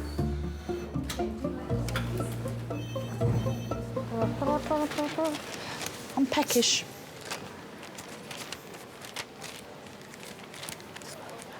Boom, boom, boom, boom, boom. Knock, knock. What are you coming in for, sweetheart? Because I had a bang on the head again. Did ya? Yeah, she falls. That's it? Yeah. Get her a cup of tea, darling. How'd you take it? Strong, like your men? Strong, yeah. Sweet at all? I had brandy in my tea, please. What sandwiches have you got? You've got a sandwich? I'll see if there's any left. I was born in Deptford and then I moved to Abbeywood. I had a pub, the British Queen, and I moved around the corner. There you go, ladies. Share them between yourselves, all right? We'll share them. Just share them. Yeah. Do you want a chicken? Bit fun. No, I don't know. Don't right there. Shut up. 17th was Sunday, 18th Monday, 19th. They're all right till tomorrow. I was born in Bermondsey, and then I met up with my fella. We got married in Bermondsey. Then we started to move down here, and I started having a family. I'm Camberwell, born and bred. I was born at the top of the road. And then when I was 23, I went on buses as a conductor. And I'd done 35 years on them. If you've got any trouble on your bus, you always had some of the boys help you. There was never any, you know, if you got a drunk on there, they'd say, "Do you want him off, lady?" "Yes, please." And they'd put him off. I do not know what I'm eating here. Rockafetta, that's what I'm eating. Well, what is it? No. And did you ever marry? No. Never wanted to marry? No.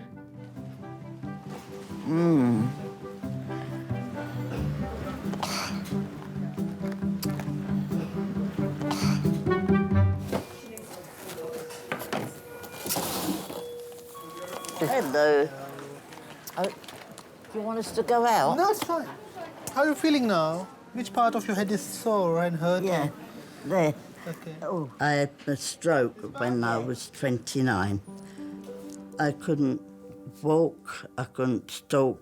They couldn't do nothing for me. But now I've got better, and then I'm going gradually getting worse. Have you opened it yet? Wait a minute. Here. You rely on your friendship.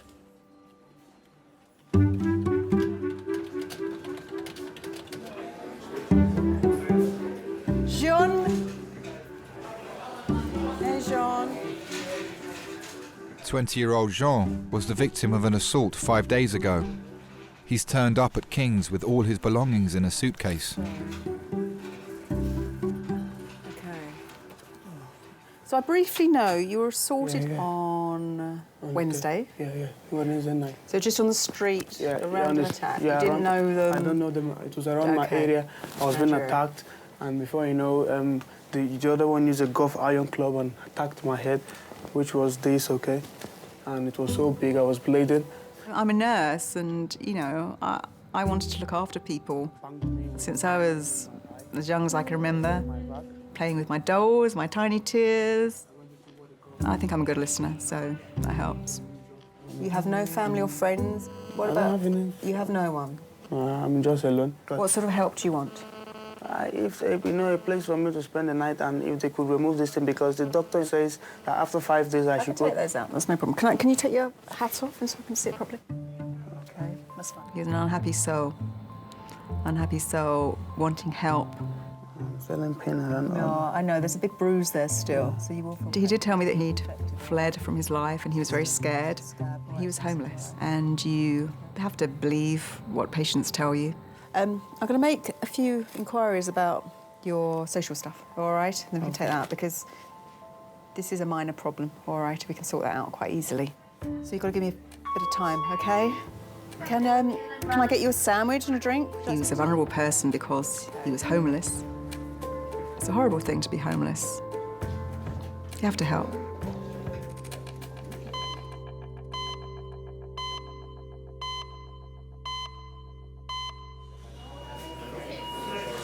Are you in pain? Is it hurt? My mum, she's his full-time carer. There's been a few times when he sacked her. He sacked her and told her to go. But that's the type of arguments that we have. But yeah, she's been there all the time. She's there all the time, every day.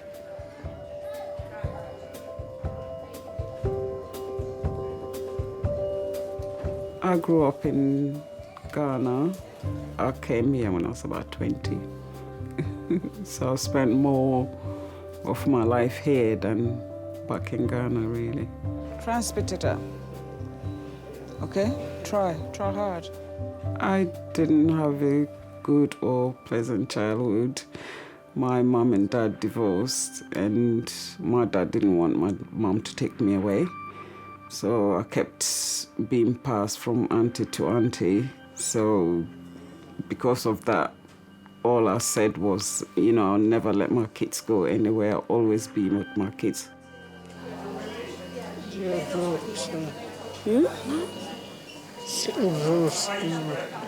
Say it again.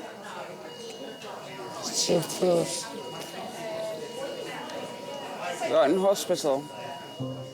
You know that? That's good. At least you're trying to talk.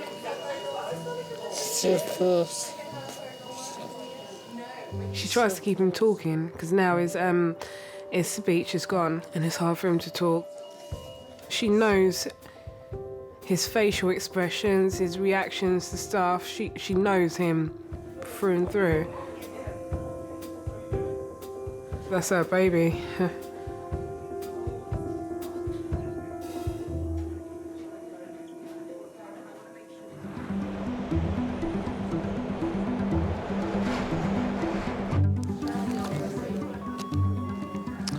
Don't go too far. Just in case you might go in. Right, who was in front? Can you see anybody that was? I can't. So hurry up. Oh, he's just driving me mad. That's why I'm getting up so late. Yeah, it's just toss and turn, arm in the air, just couldn't find a comfortable way of sleeping. And then he eats and sleeps all day. So it's like I got to feed him and then make him sleep. Yeah, 1 minute. She's just here, I'll just get her. Sorry. Gemma? Gemma? Oh, killer. Sometimes I just want to give him one little kick. And then he said had big fluffy eyes and a big fur in his big head. Oh, Lord. I said, me not getting no more pets after this little ras. Not at all. Hello? Where the fuck are you? I'm in the toilet. Oh, right. Right, they're calling you. What have you been doing? You follow me, okay? Thank you. Oh, my goodness. I hope I'm going to get reception in here. Hi, I was wondering if this is a helpline you could at all help me with a homeless young person we have in the emergency department. I think I'm quite soft, yeah. I can be tough in the right situations, but no, I don't think I'm tough, no. I think I'm quite soft. I wouldn't like to say I'm a walkover, though. So, I've had to ring the emergency social services, and they're going to pass your details on to the homeless emergency department. They're going to ring me back, so you're just going to have to wait here, OK? Because in these type of hours, there's nothing else can do, OK? Want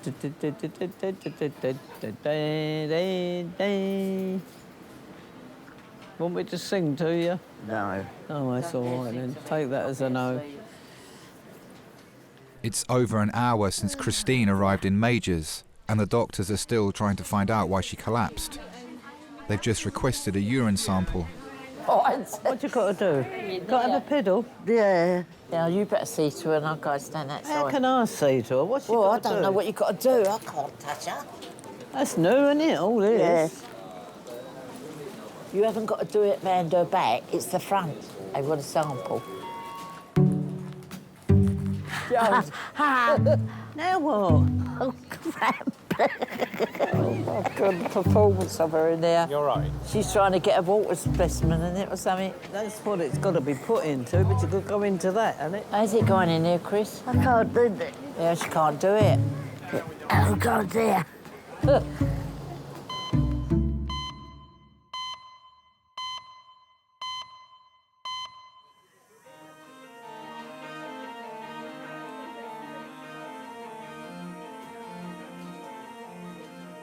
Tests have confirmed that Mark is suffering from a urine infection. He's receiving antibiotics, but his condition is continuing to deteriorate.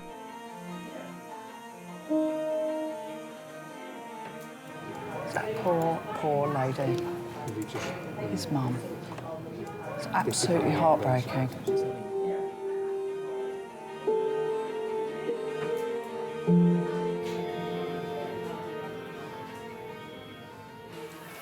I've just spoken to the medical registrar because his heart rate's gone up a little bit. I'm just a little bit concerned. So they're going to do another blood test from the wrist. I know it's not very nice. I just want to make sure that he's oxygenating appropriately and make sure the fact that he is suffering with an infection, it's not making him worse. OK? I just want to make sure that we're giving him the right treatment. All right? Thanks very much. When we went in, we just thought, OK, urine infection, it was going to be treated, antibiotics, that's fine. Even when they said his heart rate was high, I still didn't think it was that bad. I just thought, okay, it's probably working overtime to get him through this infection. I don't want him to be an intensive care patient and, you know. I think Mark has 2 infections going on, but mostly the urine and a bit of chest thrown in. There is the chance that Mark could deteriorate further. It may end up giving him, we call it sepsis, where you get an overwhelming infection. It goes into the bloodstream from the urine or the chest or wherever it starts. He's certainly looking like he's got signs of that. So, to think about maximum treatments, what would be a good idea and what would not be beneficial.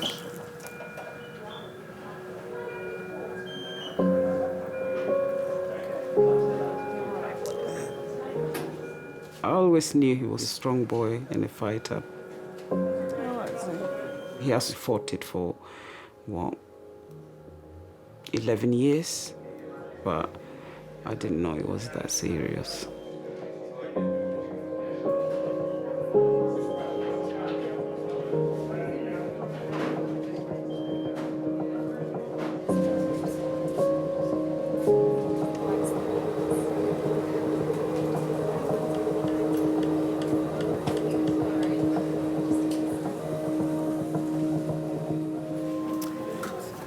Dominic, this boy, he's homeless. I've rang emergency homeless centre and they're going to ring me back, but who knows when that'll be. I haven't had someone at night for ages that's completely had no medical problems. We've got about 4 homeless people in our piles. It's awful, isn't it? It is. It's a horrible position to be in. It's I know, really I know. it's not nice at all. Sorry, sweetheart.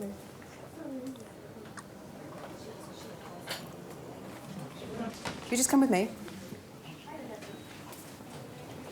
I'll just take these stitches out.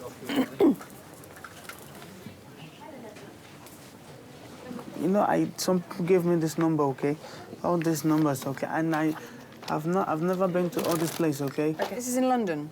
Yes. Yeah, everything, but I've not contacted anyone. Why not? No credit on my It's phone. been 2 days. But these are local places that you could go to in London. You can just walk to them. I'm still here and I'm confused. You're not confused. Some patients are willing to give all the responsibility to you. And that's fine when you have medical grounds and mental health and you're vulnerable. But it is an emergency department. It's not a social services centre or, a day centre. Well, at the end of the day, am I going to guarantee that I'm going to sleep somewhere? No. No, I don't. So the longer you spend sorting someone's social circumstances or helping with something that's not an emergency, the longer the 88-year-old lady waits with her broken ankle or the 2-year-old waits with a sore throat. OK, I'll let you know as soon as I hear anything, all right? I promise. OK, no problem.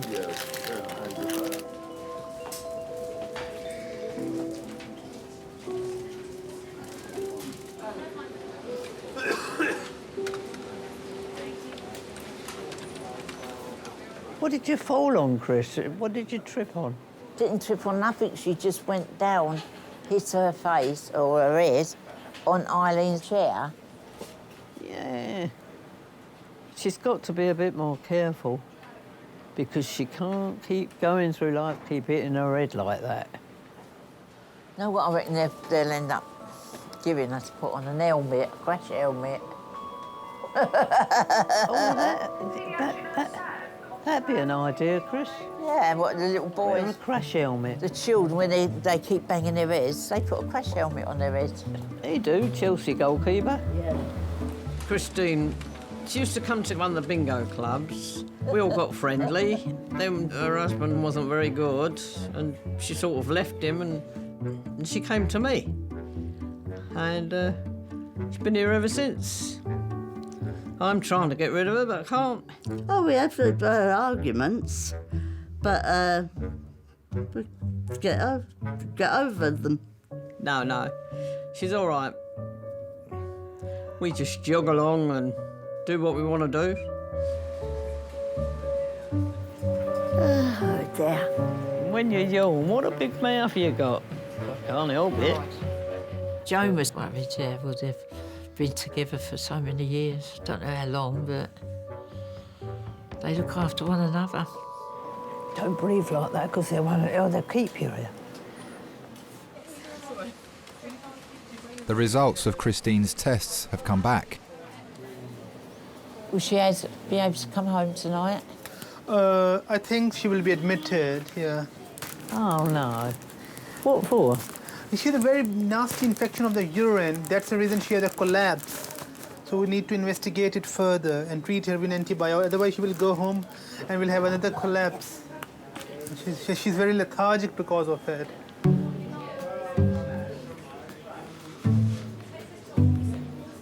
When you haven't been to the toilet a lot, talk about it. Don't leave it like this. Because you don't pass enough water, Chris, perhaps. I don't know. I pass too much. I'm fed up with buying tenner ladies. But if you don't go enough, that's building up inside and it don't do your kidneys any good. Oh, I'm always on the toilet. I wake up twice in the night going to go to the toilet. I'm always going to the toilet.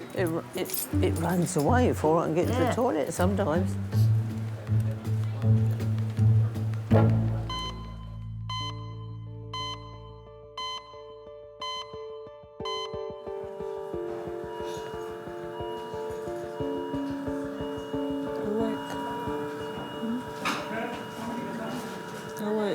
Wake up, Zola. Too much sleeping. Stay awake for a little. Mark is continuing to deteriorate and is at increasing risk of blood poisoning and organ failure. Given the seriousness of his condition, the medical staff must have some difficult conversations. If Mark's kidneys play up and stop working, then I don't think we should put him on a dialysis machine. It's very invasive. I'm hoping a bit of antibiotics antibiotic and a bit of fluid is going to work, but he seems quite weak. But you're on all the right stuff now.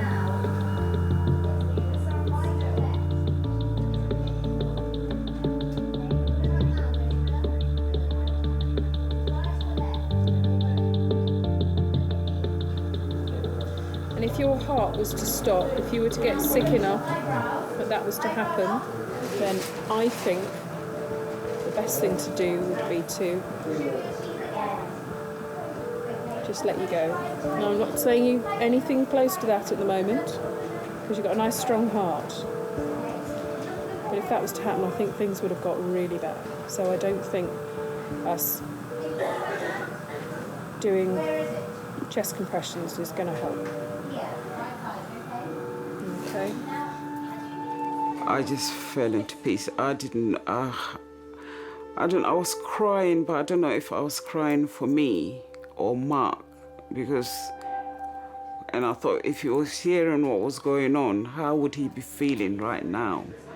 You know, is he thinking that he's going to die? And it was frightening. It was frightening. Don't give up. You're going to come out of this, okay? It's all a urine infection. You hear me? You hear me? You hear me, Z? I'm not prepared to lose you. You fight this. You can hear me. As a mum, you never, ever consider outliving your offspring, ever.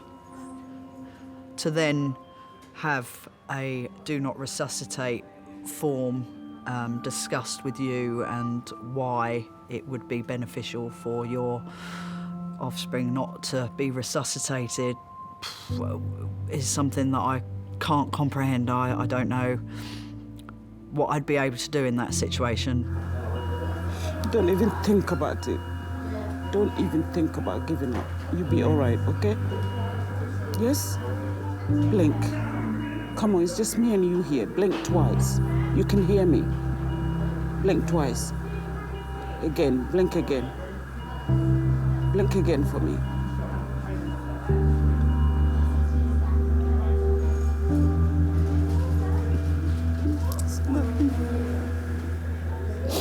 Don't let me cry, babes. Don't let me cry.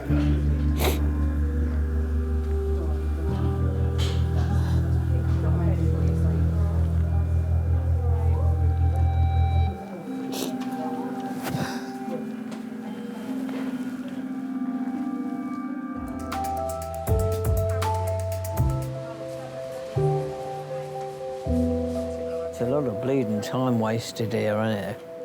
Look, I've been here so long, my skin's all falling off my fingers. So, if you've got to come up here, fetch your bed. Yeah, well, fetch your camp bed. Pack lunch. Change your clothes in. A primer stove. Make yourself a cup. Round table that you can sit on. Your own toilet roll. We'll always be friends. After my husband died, I wouldn't go over to Bingo, and then they said to me once, come up and have a cup of tea, and they come down and have a cup of tea, and yeah, I've been friends with them ever since. So I'm never on my own. It's good. You got your phone? Where is it? Turn on then. Yeah. Oh, you got. Yeah. Come, mate. See you later. See you tomorrow. Friendship is very important to me. Ring me in the morning, all right? Without fail. Yeah. Yeah, it gets more important as you get older. All my family's gone anyway. I've only got one sister alive, and she's 90. Friends sometimes are better than family. Do you reckon we'll sleep tonight? Oh, I hope I will.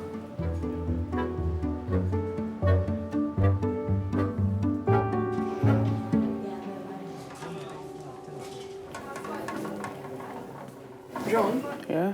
So I'm going to go home now. It's the end of my shift, OK? Okay. They haven't rung back. They may not ring back, all right? You're very welcome to wait in the waiting area till the morning, but that's all I could do, all right? I can't do any more. Sorry. Wow. This is really frustrating. He was responsible enough to do a lot of things, and you do have to, you know, sometimes say to patients that they do have to take responsibility when they can. There are patients, obviously, that take advantage of your kindness, or because it's a hospital, or because they think they can. So, yeah, you have to draw the line somewhere.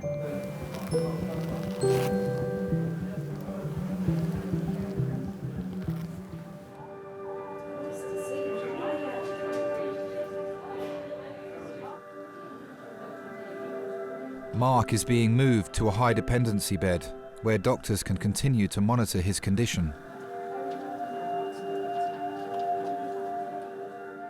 Is there anything I can get for you, my lovely? No. Is there any family going to come up and be with you? Yeah.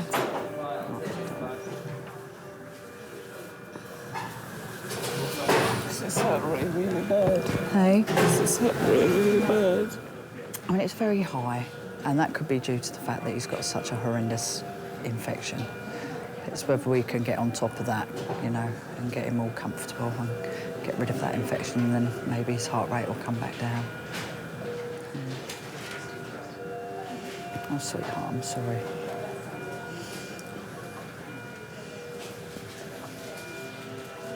I'll get you up to the ward shortly, all right, my sweet? Yeah.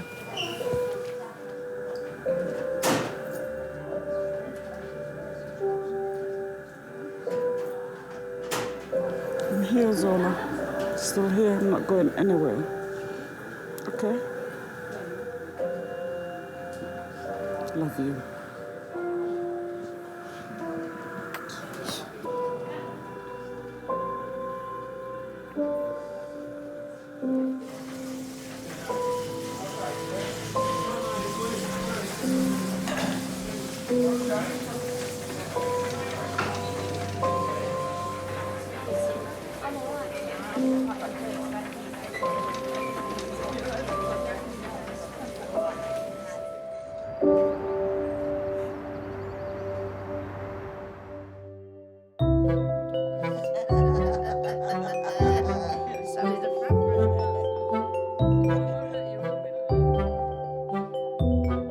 When I came out of hospital, the next day, I didn't go straight home.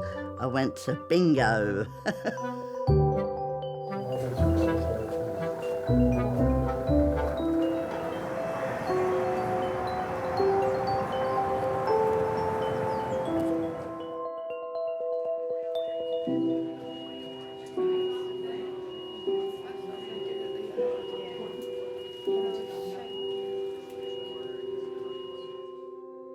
He is a fighter. He proved that to me when he was in hospital. He just kept saying, I want to go home, I want to go home. And he did. He pulled through.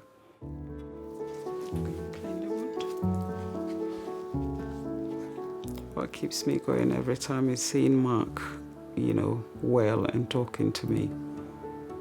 You can have a conversation with him now. Love you, babes. Love you too. Yeah. As his mom, however bad he is, as long as I'm strong and healthy enough to take care of him, I'll be there for him. I've got a tattoo of him on my arm. It's a nice tattoo. It's just his face, and it's meant to be God's hands holding him.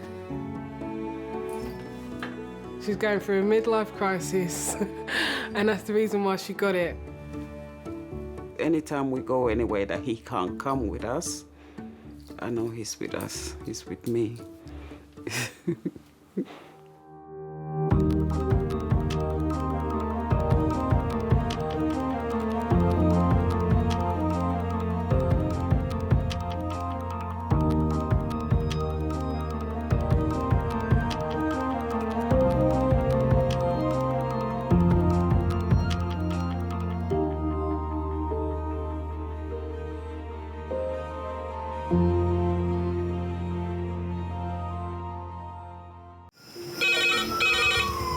Went from the bonnet, found face down on the floor.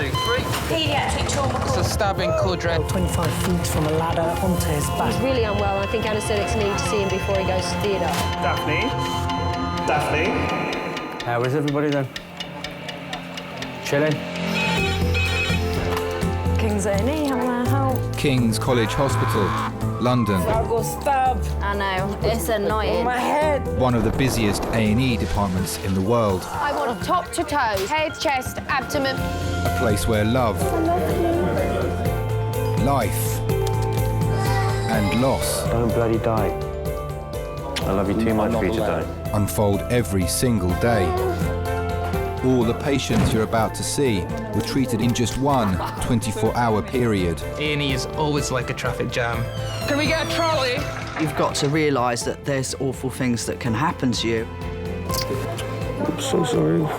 Life is unpredictable, so it's important that your nearest and dearest know that you love them. You have to tell them that you love them. You must get better and come back to me. I don't want to lose you. Because there may come a time when you're not around to tell them.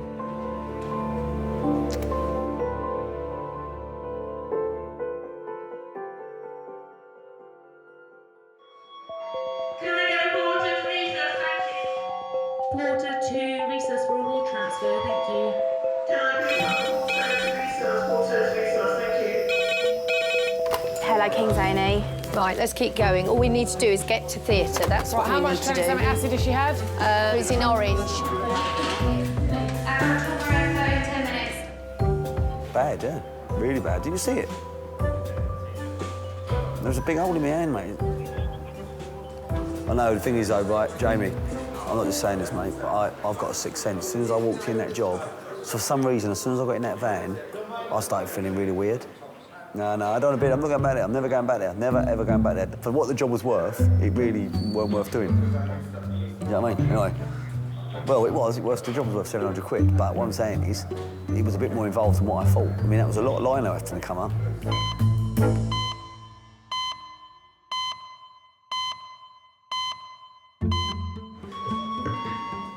Housekeeper to recess, thank you.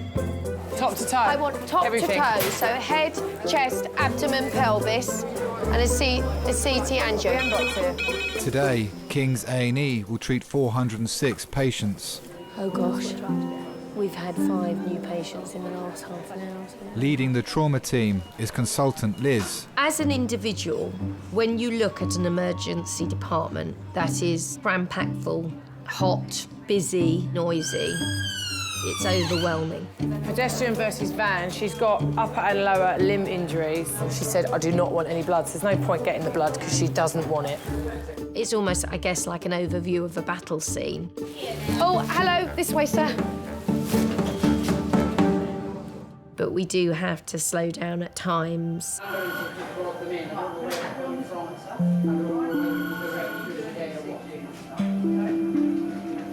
Because quite often it's the quieter patient that's the most serious one.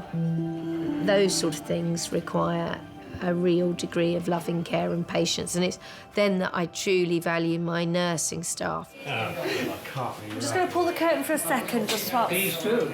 My name's Anna, by the way. I'm one of the nurses. My name's Clement. Hello, Clement. Nice to meet you.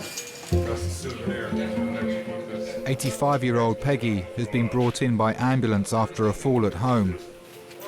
Hello. My name's Anna. I'm one of the nurses. Hello. What's your name?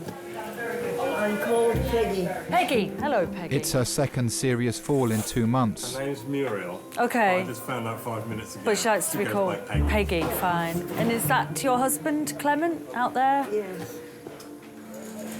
When we have elderly patients who come in, probably not used to the pace of A&E, it might be scary atmosphere for them with the noise, the people, the movement.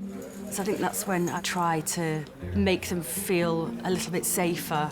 No way, darling. You stay nice and relaxed for me, okay?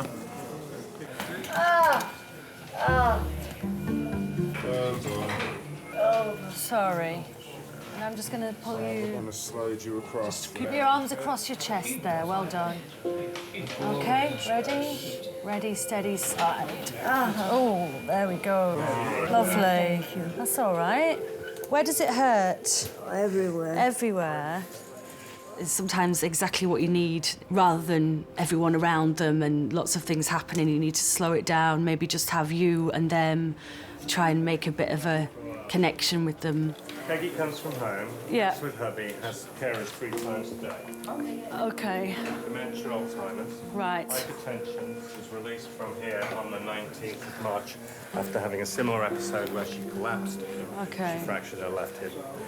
Witnessed by the husband again today, using the Zimmer frame, got to the bathroom door. Same thing. Same collapsed. Found her in the hallway. She's complaining of right knee pain. Sorry. Oh, swollen knee. Okay. So then we did the ECG. Okay, with 12 lead, which shows left bundle branch. Peggy was very self-sufficient until she fell and broke her leg. She still used to do the cooking, the laundry, all these things. Obviously, I was concerned, but not unduly worried because, OK, you know, in 6 weeks she'd be OK again. Peggy, doctor will come and have a chat with you and you'll probably go for an X-ray or they'll do an X-ray of your knee here. So we need to see what's happening with your knee. All right. Thanks ever so much. Thank you. When she came home, she didn't seem to enjoy any food and drink. It wasn't like her. About 5 days later, she fell over again, so they took her straight away down to King's.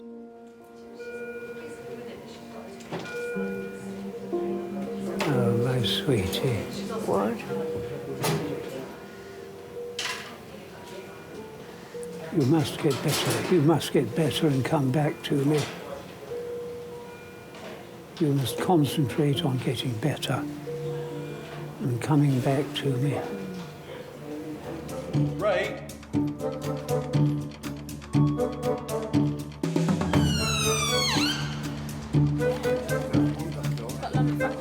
Yeah, exactly, and she's just gone over a trolley.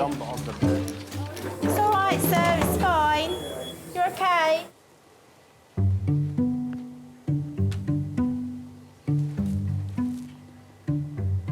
Shouldn't feel this.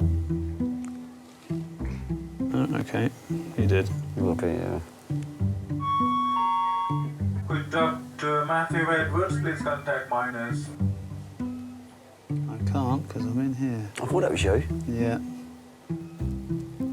Right then? Do you enjoy your job then? Yeah, I do. That's good, isn't it? I like it.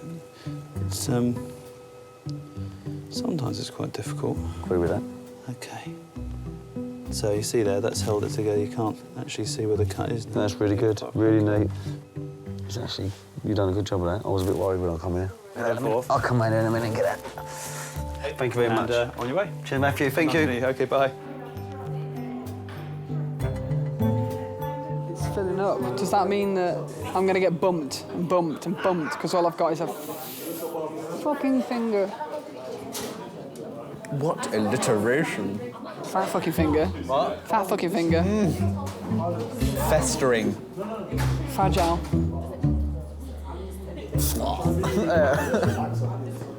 Trying to think of more. It's your turn. I'm trying to think. Your shit. I thought of festering. Festering's You're probably the supposed to be best a one in thespian. there. You can't even think of 4 words beginning with F to describe my finger. We'll look at it.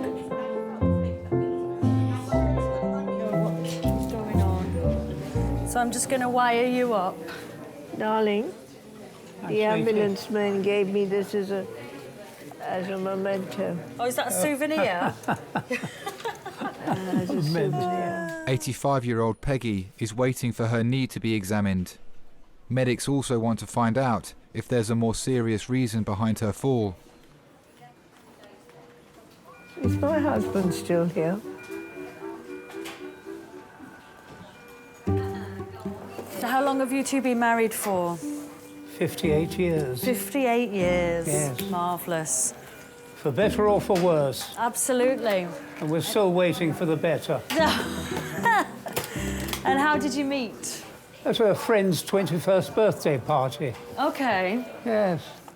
Those days sound so romantic. Well, it was quite romantic Yeah. because it was a dinner jacket affair. Okay. But I'd grown out of my dinner jacket, so I had to wear white tie and tails. Oh, really? Just like the youth of today do when they go out courting. Well, that made her think. The girl who was throwing the party said, "Oh, Peggy, there's a chap here I'd like you to meet." And I just knew. I don't know what it was about her. I just fell for her straight away. And can you remember what Peggy was wearing? Well, she was wearing a black dress, I know that. Okay. Looking very glamorous. Hand-me-down. A hand-me-down, was it? Well, it did the job. Yes, I always wear hand-me-down. The only problem was that I'd gone to the party in a pre-war Austin 7 with a very dodgy battery. And in those days, you had to have parking lights on the car. And I knew the battery would be flat if I put any parking lights on. So I parked in the lights of a large, gleaming Humber.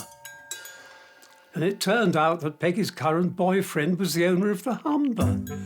So how does an impecunious, hopeful engineer with a dodgy Austin 7 prize his girlfriend away from him? Not easy. Anyway, we hit it off. When are you going to have some time off? When am I having some time off? No, don't worry, I have plenty fun when I have time off. I work hard here and then I have a lot of fun. That's the I'm way. very glad to hear it. Lots of boyfriends. Loads. No. No. Just one special one. Maybe.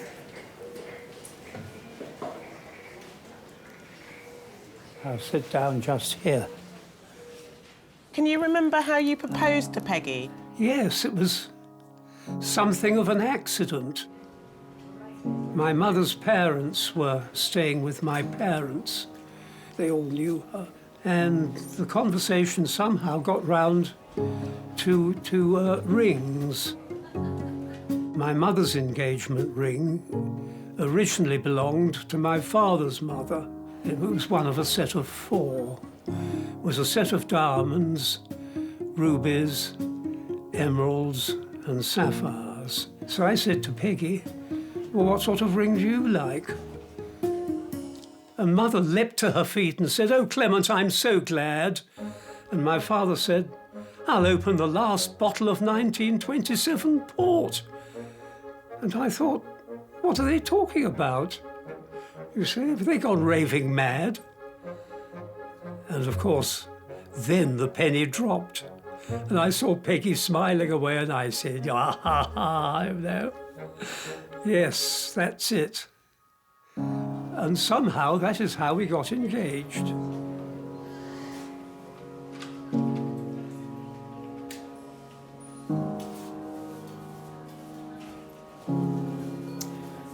All right, let's get a doctor to come and say hello to you.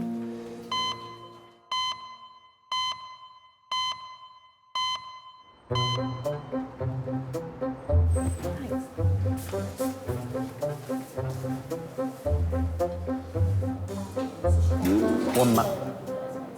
Go on, sorry. I don't know what I was going to say. One man, two... Probably one man, two governors. Yeah, but about I what? don't know what I was going to say. But it was good. 25-year-old Ben has come to King's with a swollen finger. He's here with his younger brother James, who's come down to London for a drama school audition. No, me and James are chalk and cheese, really. We get on brilliantly, but we are quite different. I'm into sport, and he's not. He's quite forthcoming, quite theatrical, and I'm certainly not that. All right. I realised I did that. Staring over my shoulder. Who do you reckon's the funniest out of you and Ben? Well, I don't like to blow my own trumpet, but no, I'll go with me. He doesn't like to be late or doesn't like to leave things to last minute. I think that's the opposite to me, so we're a good balance. He's a lazy pain in the ass. He doesn't really do what he needs to do sometimes. He needs a kick up the backside to get him moving, but he's 19. He's going to be like that, isn't he? Good addition to my stay here. What, visiting King's College Hospital A&E department? Because your brother's got a gammy finger. Shows. A&E. Hospital. Brilliant. I'd come down to London on the day to audition for my course and then spending time with Ben. And then we decided we'd go watch a show in the evening. So we went to see One Man, Two Guvnors. I couldn't really clap in the show, and when I got out, my hand had swollen past my wrist. So the only thing I could do was go to A&E. Felt a bit stupid, to be fair. I had a cut and a bit of a swollen finger. So am I coming with you to see the doctor? You're gonna have to. You're my next of kin. Yes. Apparently. Yeah. So in the eyes of the hospital, do I have no parents then? Because I've had to put my brother up. Probably. Oh. Orphan. Adult red phone in 12 minutes. That's adult red phone in 12 minutes. So brilliant. Brilliant, brilliant, brilliant. Oh, I didn't know that. Beautiful. And it was someone getting drug box. Yeah, why don't you put out a fast bleep for the anaesthetist to resus? They're here. No, that's not him. Doctors are preparing to receive 2 patients, both with suspected heart attacks. Has he got a pulse with it?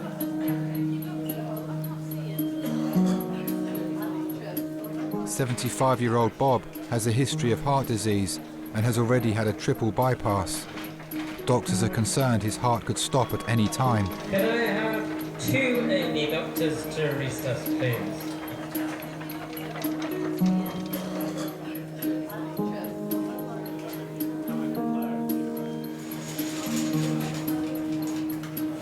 So basically, we're going to give you something just in case you had a heart attack. So if one of your blood vessels or your grafts got blocked, Yes. so we'll give you some aspirin, some clopidogrel. For now, there's a risk to your heart. So Yeah, we need yeah, to give fine. you all this, okay? And in the meantime, we're waiting for the blood tests. Yes. To find out whether you had a heart attack or not. Okay. Right, as a cardiology doctor should be coming shortly. Thanks.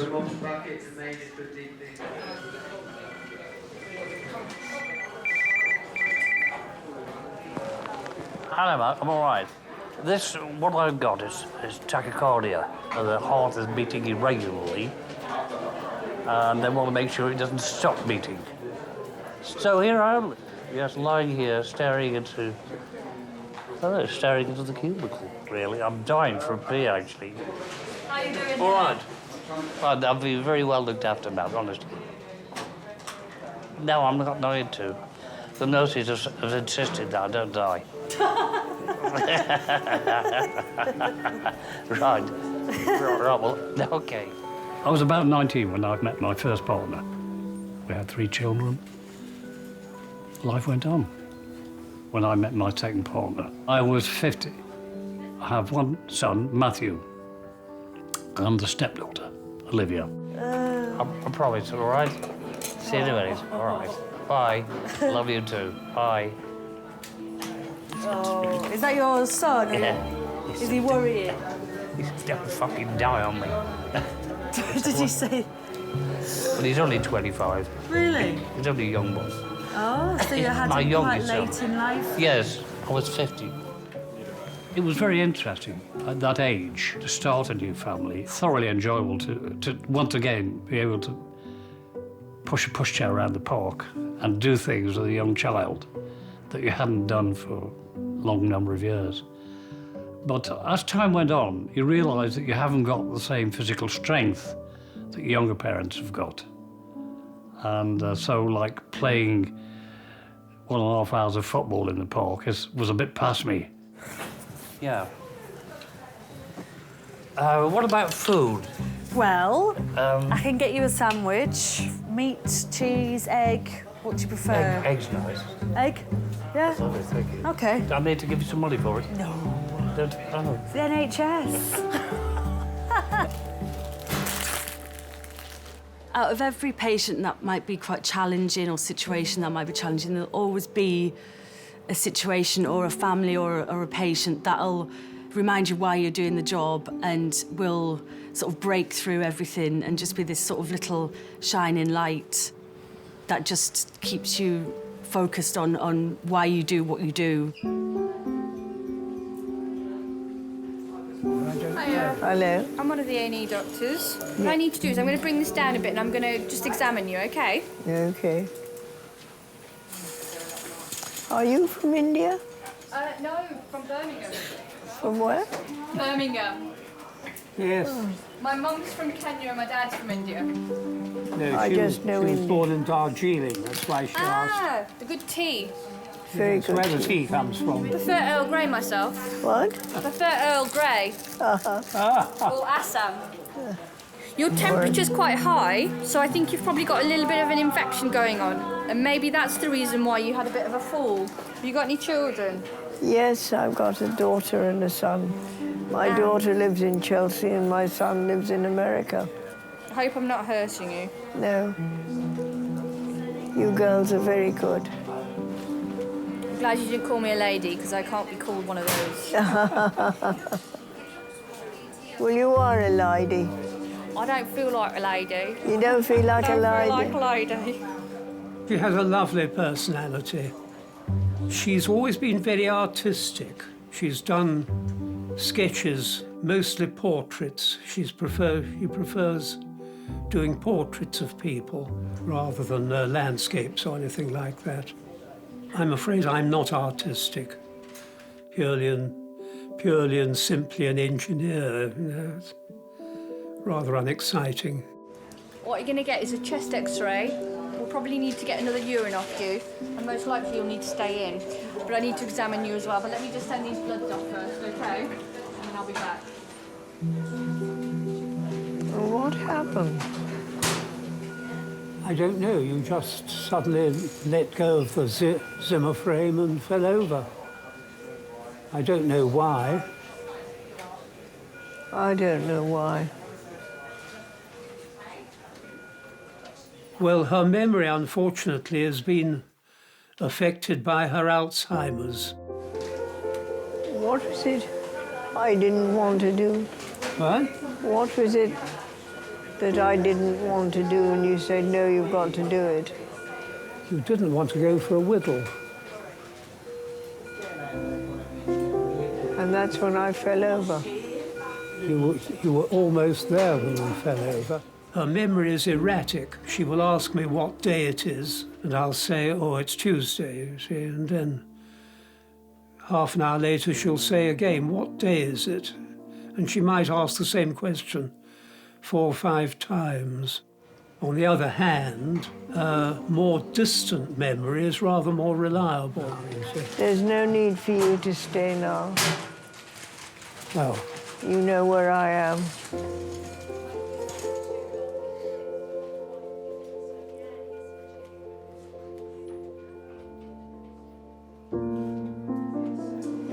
When I was at schools in Shillong, we had earthquake drill rather than fire drill.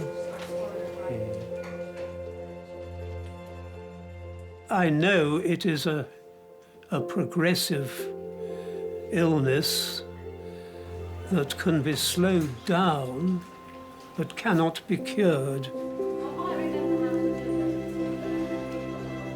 You better go home, darling.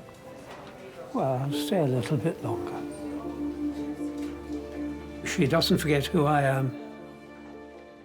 Well, we've known each other for 59 years now, so I think I'll take a bit of forgetting. Could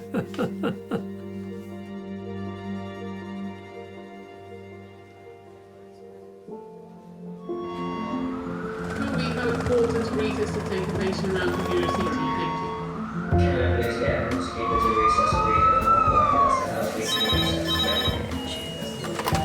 Is it neurosurgery that she's under? So his VBG's here. Quarter to recess for a ward transfer, thank you. How is everybody then? Chilling? Chilling? Happy and laughing. Ben. I'm calling we, aren't I? Okay. Hello. Please come through. My name is Dr. Kuzmin. I'm one of the doctors here. Please come through.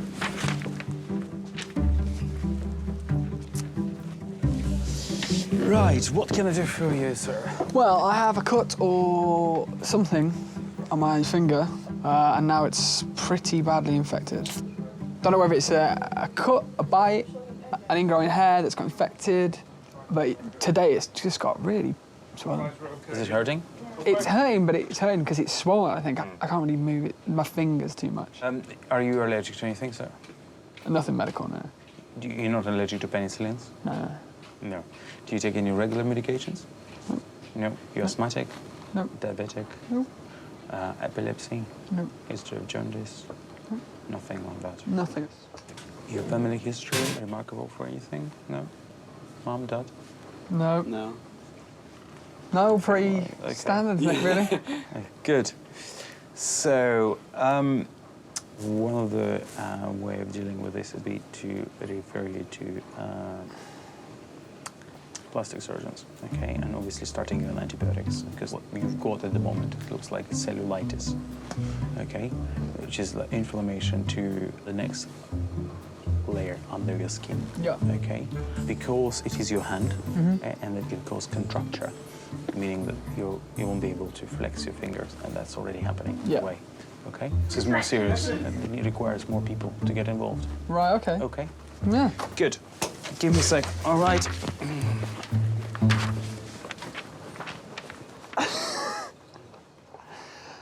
Well, I'm glad we came. Plastic surgeon. They're gonna whip me finger off. Oh, God. It's all funny, this, isn't it? Until they go, yeah, actually, your finger's dead. Yeah. Sozza. I wonder how that's happened, though, so quickly. No, I can't put a finger on it. Oh.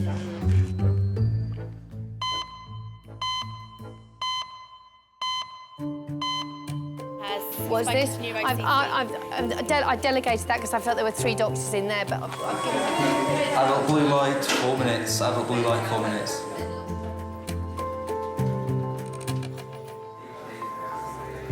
I've got a free-range egg and salad. Oh, that's wonderful. That's great. Thank you very much. 75-year-old Bob has a history of heart problems. The medical team are trying to regulate his heartbeat to reduce the risk of a cardiac arrest. Hi, Liv. She said it might be a silent heart attack, but they want to keep me in tonight because they said it's quite dangerous. Your heart could suddenly stop. Hi there. Oh, he's here now, is Matt, now? You okay? Okay, bye. This is Matthew. You're right there. Come on here for a minute. Yeah, but I've got... That's great. Look at that. Hardly been read. Yeah, they're going to keep me in overnight. Yeah. So they keep this machine going, because if they think I'm about to die... What's the prognosis? He's receiving a medication that keeps his heart in this normal rhythm. So as soon as there's a bed available, he'll go to a nicer, more comfortable... Can you come with me? He's a charmer, isn't he? Oh, yes! My relationship with my dad is very good. It's very close. I still live with him now. Well, do you want me to take some of this stuff off? You look like you've got a whole load of the hand. Or shall I put it in your bag? Because they'll bring it up anyway. Because otherwise you just got loads of stuff lying all over you. Okay. It's usually him telling me that I need to do stuff and me not doing what I'm supposed to, but we get there in the end.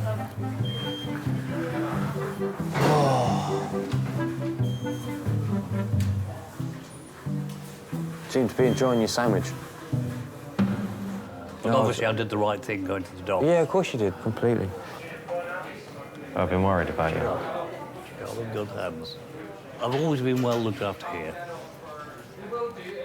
Yeah, but of course, Dad, I'm going to worry about you, aren't you? You're my dad. Of course you are.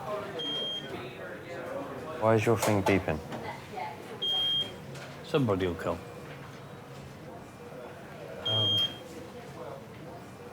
You can't tell if it's a lead come off or what.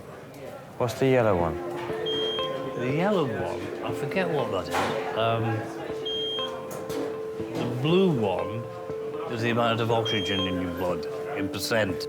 And the top one is your pulse, 78, 77. Very good. Yeah, it's normal. When you go to school, everyone else's parents are in their 40s or maybe in their 50s. But when your dad is in his 60s, you often have comments from people, oh, is that your granddad? Oh, your granddad's picking you up, or your dad's old enough to be your granddad. And I think from quite a young age, I was very, very nervous about my parents passing away. So I think in a sense, I've kind of prepared myself. Sorry, I don't mean to be worrying you. I think I'm worrying more than you are. I've been told about this sleeping thing. Don't worry about it. No, okay. Is it all right, yeah? It was worrying him more than it's worrying me. Don't worry, it's finished, that's why it's sleeping. So Oh, right. Someone is going to come to sort Thank you very much, thank you. Top man. He was very efficient, wasn't he? He came in, snip, snap. It was hard, but it's been very good having older parents because they have much more life experience. So there's a lot more that they can teach you from a young age. I love you, Dad. Love you too, Sparrow. You're a good guy, you know. I'll keep trying. You don't have to try, you're already there. Just wish I was more like you, that's all.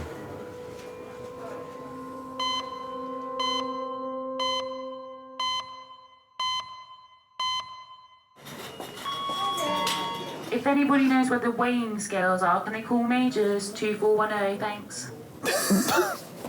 Just misplaced them. She can't find a bucket. She can't find a weighing scales. Isn't it? Oh, hello. I need to speak to plastic surgeon's registrar. The doctor is consulting with specialists about Ben's infected finger. It's quite aggressive. And he needs a plastic surgeon. Severely. To decide whether he's got to whip my finger off. What? Take a bit of flesh from, like, your inner thigh. What, and turn it into a finger? Just like a stick of meat. A floppy stick of meat. I play cricket. I think I'd be all right with that one missing, but yeah, I wouldn't want to have 3 fingers, definitely not. And this ring finger is flexed. He can't extend it fully now because of the pain. I'm supposed to be going out on Thursday night. But you're not doing that. I'm not going to do that when I've just had my finger amputated. Antibiotics as well. Oh, I'm still going Can out. Porter bring a trolley to Majors Trolley? 447, please? Bucket. Weighing scales. Weighing scales. So he came back. Oh, he's there. He's just researching amputation. They accept the patient. It's very serious. It's very serious usually. So they want X-rays, they want bloods, they want 1 gram of augmentin, and then send it to them. Just word serious 3 times. It's serious. It's very serious. His hand is very serious. Don't say things like that, because I'll have to get chisel out. I was shocked because I didn't think I'd have any problems. We were still thinking it was going to be something, nothing, here, have some tablets. Off you go. And we overheard someone say severe and extreme, and we knew he was talking in relation to us, so we were both sat there thinking, oh, maybe there is something wrong. Can I please have a porter to resource, thank you. Yeah, that's what sounds like Theme Hospital when they make those announcements. Ding, ding. Yeah, it goes ding, ding. Could the nurse in Ward 3 please clean up the dead body? And Yeah, that's right. Bob is being monitored as doctors think he could still be at risk of a cardiac arrest. Oh, God. You okay? That's better. Did you leave is my watch kicking around somewhere? Or? Where would you have put it? No. It might be in there somewhere. It's not under that private eye, is it? My dad's a very easygoing kind of guy. He doesn't let things get to him. Oh, there it is. Where is it? I think that's it. Yeah. Just... Mum bought that for you. Eh? Mum bought that for you. Yeah. I remember going with her and choosing it in Marks and Spencer's. Yeah, it's a very good watch. I had new batteries put in. My mum, sadly, she's passed now. She died 2 years ago. But she was an amazing woman. No, I've never met anyone like her. I don't think I ever will. My dad loved my mum beyond words. And yeah, when she died, it was a massive loss for him. At first, we didn't actually, my mum didn't know that she had cancer, and she started to have pains in her leg, and she always thought it was sciatica.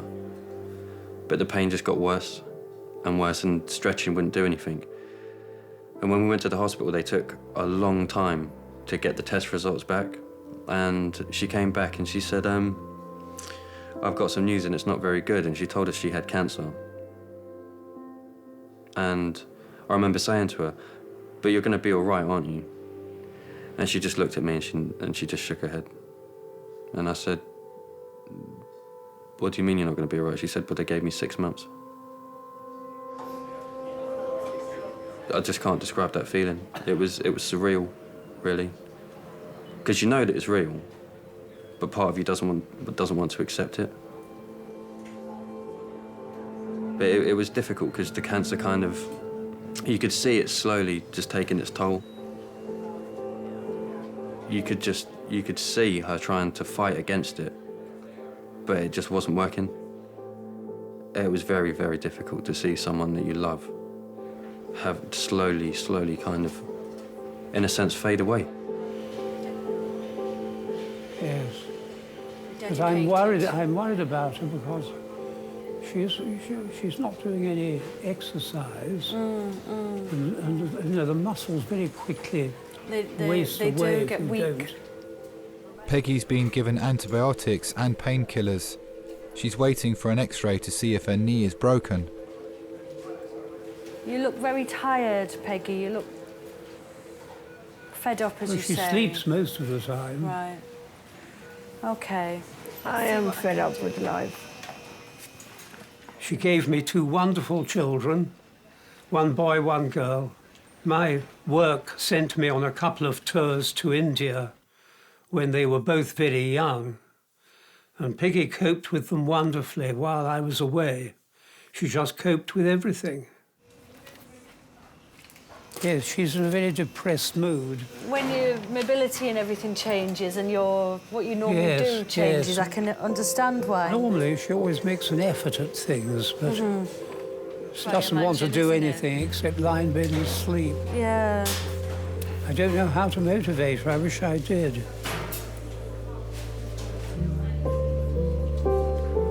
Oh, I hate it.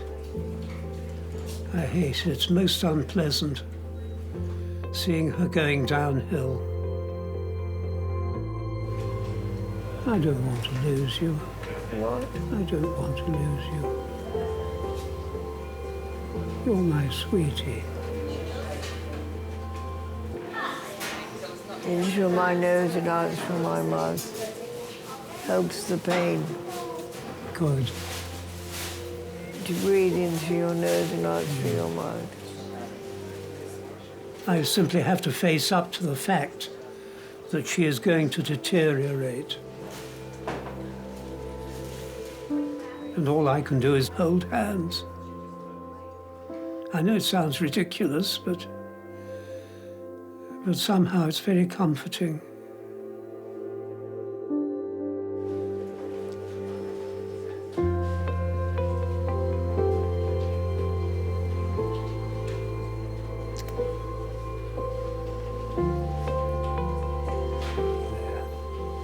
A kiss always helps. What? A kiss always helps.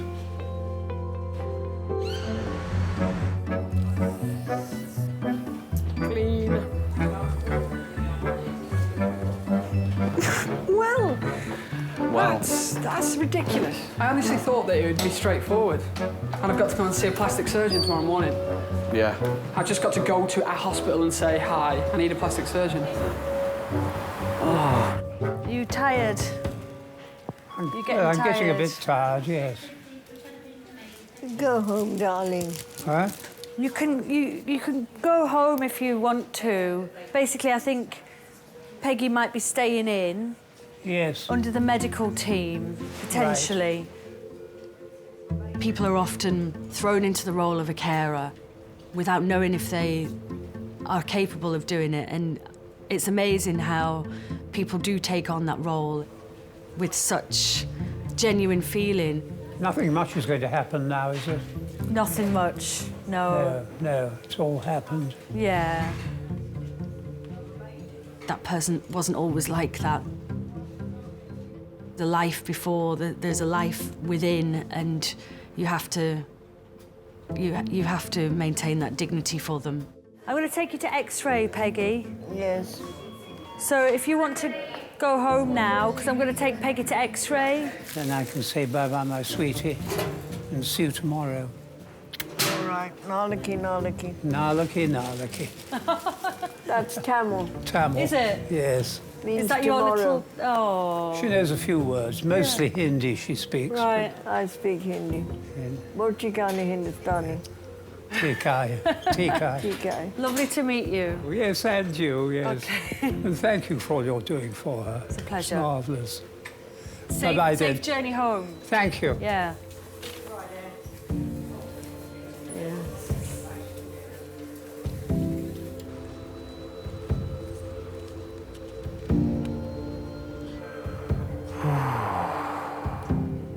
You don't have to hang around, mate. I'm tired. Oh, I want to wait for you to move, Dad. Bob's waiting to be taken to the specialist cardiac unit for further tests. I said I don't really want to go and leave you because it's a bit lonely here.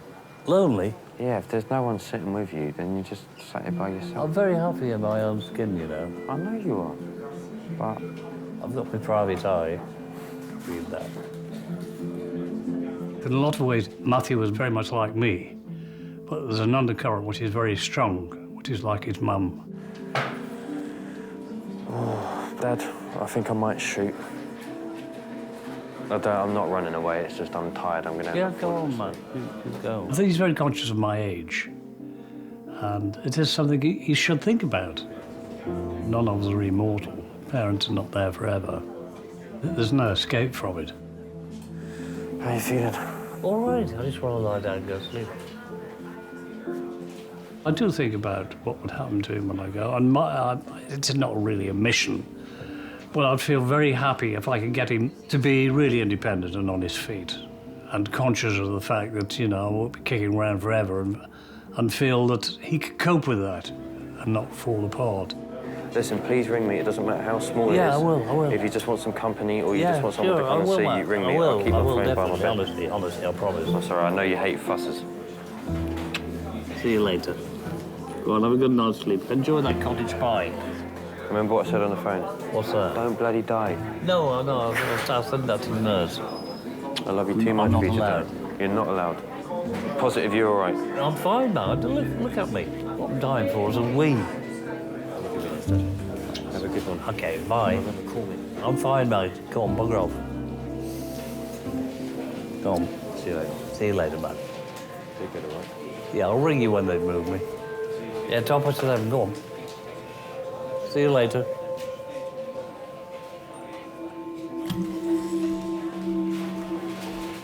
See you later.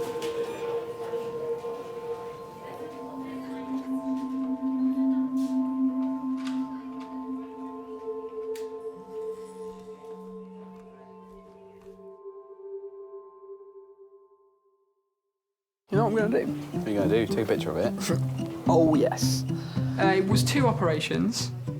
I think the original cut that got infected was a couple of millimetres, but they cut me open 2.5 inches from the middle of my finger up the top past my knuckles. Instagram, hashtag cut it off. Got a bit of a scar. Trying to think of a decent story. Maybe saving a child in front of a truck or something, but yeah, infection's a bit lame really, isn't it?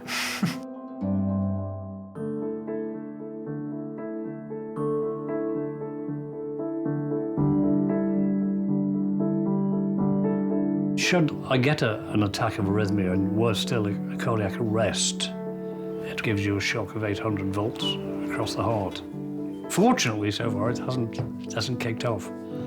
I know that because the surgeon said, if it does kick off, you'll know. It's like being kicked in the chest by a horse.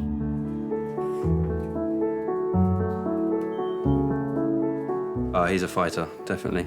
I look after him and he looks after me. We've been through so much. So yeah, I think when we move, it will be like a new start for us. And I think Mum would be very proud.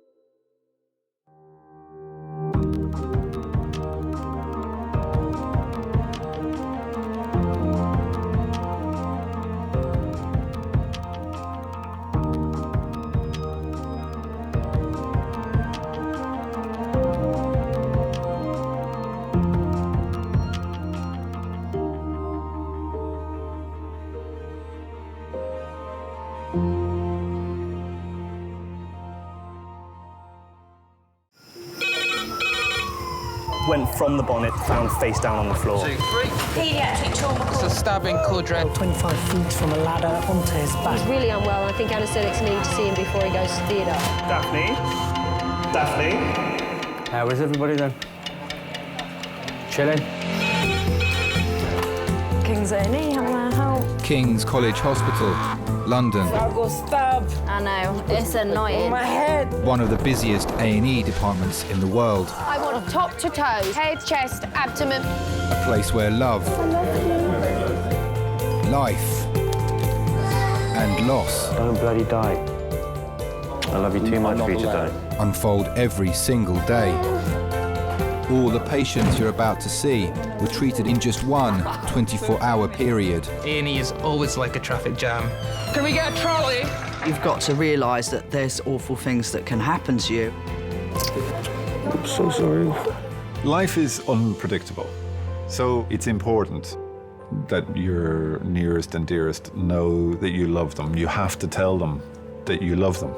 You must get better and come back to me. I don't want to lose you. Because there may come a time when you're not around to tell them.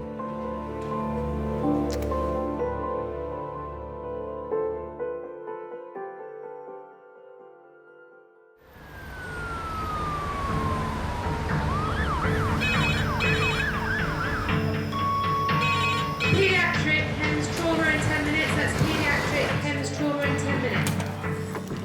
Left-sided chest drain in situ, code red. Are we all right Has here? he got a line Managed in? to get bloods off? We've got stats of 99. Can I get someone for the paediatric trauma call? It's a stabbing, code-red, pericardial tamponade. Any Kings, hello? Now, we've got access in the right arm, I think. If we can get a second one, that'd be fantastic. A&E is always like a traffic jam. Thanks. That's another one. He's unstable. So I would just get his bloods and run with him to CT. And it's always like a traffic jam on the M25 on a Friday afternoon. Firaz is a consultant in charge of resus. We still don't have cardiothoracic reg, do we? Ah, lovely. Today, his department will treat up to 20 patients with life-threatening injuries. Is he seeing anything? Got a kid just pulled out a big shot, literally just arrived at the doors. Really? There's a kiddie being shot outside the door. Can we get a trolley? Trolley, please. I'm quite well known for scurrying around. I think it's the sight of my tiny legs going faster than my body will allow. I got keep coming back, keep coming back. Can you just get them to book in another meal trauma as the next one after? No, it's fine. We'll do it as a trauma code. I couldn't imagine being a GP. That's just not me. I need the little adrenaline buzz. I need to be running at 70 miles an hour, otherwise I will collapse and die and fall asleep. Fine. So do you want the bloods? Hello, it's Firas, trauma consultant. I've properly had enough now.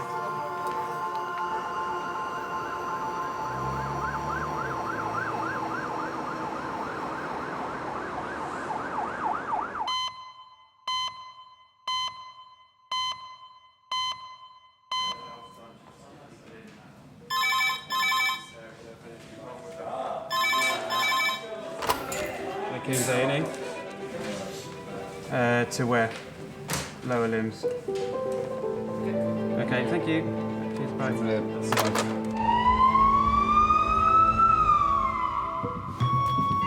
Adult Hems call, 10 minutes. Adult Hems call, 10 minutes. I'm trauma, but George is just going to lead this one. A 70-year-old pedestrian is being brought to A&E after being hit by a car. Have you got any anaesthetist yet? Shall I do airway until... No, he's done. He's here. Over 450 patients a year are admitted to King's A&E due to road traffic accidents. Right, they're in, guys. Have you got any anaesthetist yet? Okay, guys, this is Pauline. 90 minutes ago, Pauline was a pedestrian stranding on the corner when a van hit a car and she was hit by the car as a secondary impact. Injuries top to toe. She has bilateral open fractures with devascularized right lower leg. Other interventions on scene are morphine to a total of 10 milligrams and reduction of the fractures. She's had no volume issues and has been stable since the injury. Thank you. Thanks. Would you be able to get a big line in for me and just whip off all the bloods? Would that be all right, please? Trachea is central, George. Trachea is central. Air entry. Polly, equal on both sides. my name's Firas. I'm one of the A&E consultants. We'll need to get some x-rays to make sure you don't have an injury to your neck. Because you've got a significant injury down there, we can't say that you haven't got an injury to your neck. Okay, so we will get all these sorted. We'll get you off the boards. We'll get you some painkillers. We might need to obviously examine your legs, and that will be painful. George, did your orthopod arrive? Sorry? Orthopod? I still need an orthopod. Pauline was waiting for her daughter on the side of the road when two cars collided and crashed into her after veering onto the pavement. Right, should we unlock this scoop? Okay. Her daughter Jo travelled with her in the ambulance. She was only dropping her car off at the garage. Dropping her what? Her car off to have her MOT in service, so she was waiting for me to pick her up.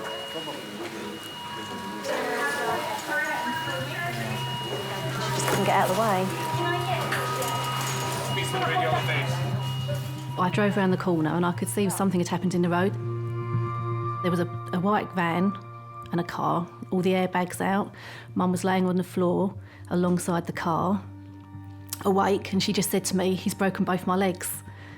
And I just went into panic mode, I think. It was terrifying. She doesn't seem to be rolling around much. No. She's not got any sort of... I just wonder what sort of neuro there is. She's not got any back pain or anything. Sorry? She is incredibly active. She's much fitter than me, would have put me to shame. She's always been very involved with her different animal charities. Every Friday she would go to the RSPCA and they would deep clean all the kennels and then walk all the dogs. Her dog is a pet for therapy dog. Every Monday she would go to the old people's home and take the dog round. Just cut through the top of it. It's easier to just open it up that way. And... It took everything away in a minute. You know, just because someone can't slow down or isn't paying attention.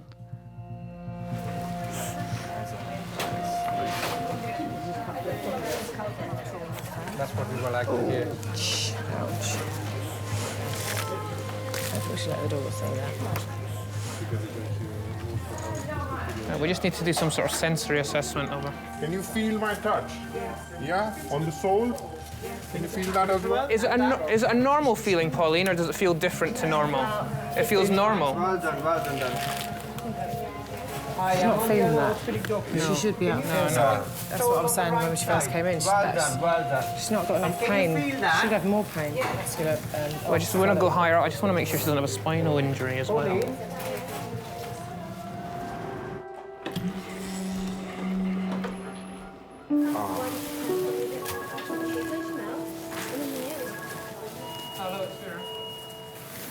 Right, that's that one. Let's start taking this one down. It's been an hour and a half since Pauline was hit by a car that swerved off the road. She has severe injuries to her legs.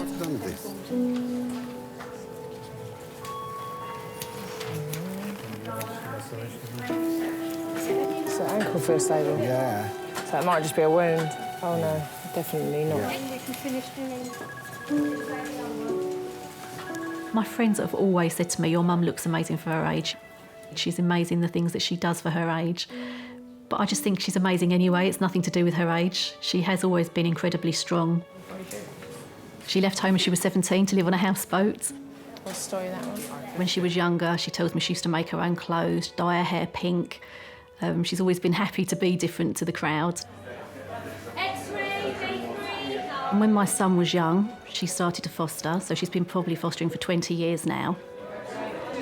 She's had teenage girls who have been pregnant, she's had teenage girls that have been in trouble and gone to school drunk, and she's had it all. Doctors are worried that Pauline's lack of sensation is a result of damage to her spine and are examining her x-rays. Because what would be nice if we can clear her neck now. I know she's got distracting injury, but she's got no pain at all. Just to be sure we're not missing huge thing. Clavicles are all right. Yeah. Perfect, thank you very much. So we'll just do one peg, yeah? Fantastic. We can clear it. See you later. I can't believe it, Mum. No, neither can I, Jade. It's so fun. I can imagine. It's going to take months, isn't it? You're just going to be so bored, not being able to do anything. For a good time with the children. Oh, Mum, we'll work it out. We'll cope. We'll always cope. She's just that person that everybody goes to. I do. If I have a problem, I sort of think, oh, I need to tell my mum. My mum will sort it out for me. My mum will help me. And she's always been my role model. If somebody said to me, who is your role model? It is my mum.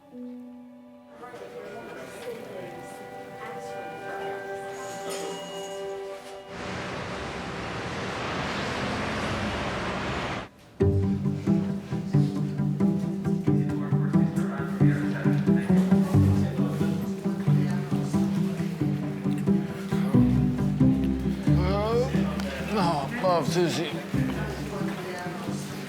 Stop hyping, they don't even know that much. No, it really does, bro. Stop being a bitch like that. Just handle your business. You should be minding that you shouldn't even be here, to be honest.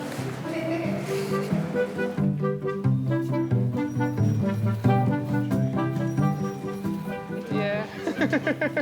Normally we get to chill out, but it's not been a chill out day. It's not been a chill out day. It's not been a chill out day.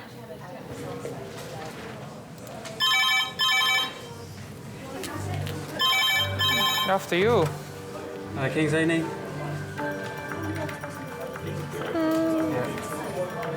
Pediatric trauma.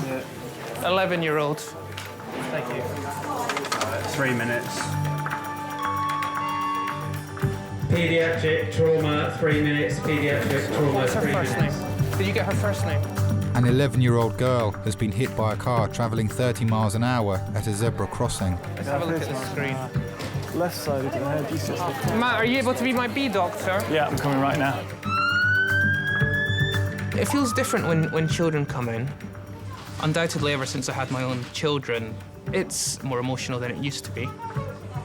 I almost straight away am thinking to myself, well, what if that was my child? What would I be doing? What would I be thinking? Because the worst thing for me is identifying life-threatening injuries and having to deal with those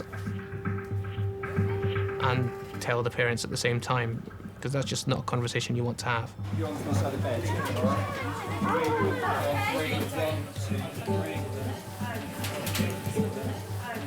Coming right up. Scarlett is 11 years old, just crossing the road. Hit by a car at approximately 30 miles an hour, knocked into the air and out of her shoes. She's got large hematoma to the front of her head. Can't get blood pressure on her, she's very agitated, can't get a collar on. She has got she's got no recollection of the events. My name's Firas. Oh, you're a doctor?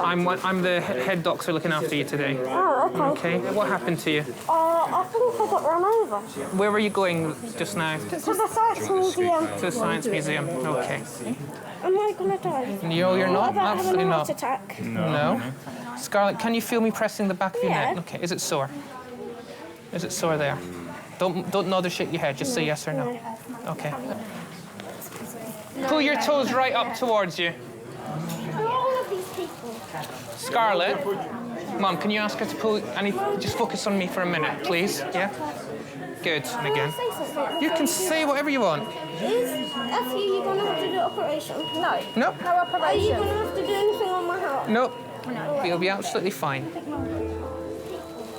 You know, the majority of the child trauma patients, they come in, they're lying flat on their back, they've got the collar and the blocks on, and then you're telling them not to move, and that's just completely unnatural for them. You know, what they want to do is they want to sit up and scream and shout, because that's what any normal person will do when they've been faced with trauma. She seems quite anxious.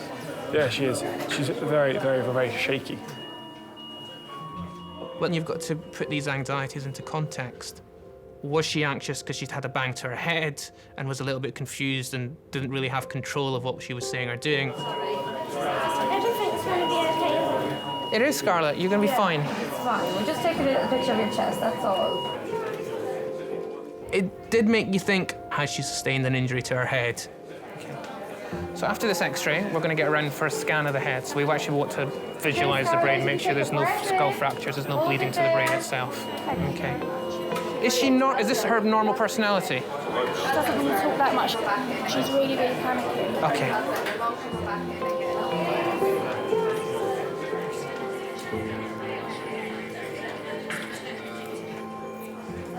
Love you so much.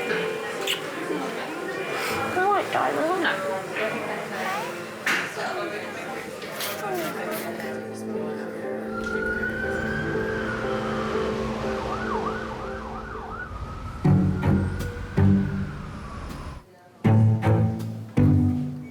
Fabian! Yo, I'm coming. You alright? Can I help you walk or you alright? Hold on, where's my phone? In my hand, fam. Hello.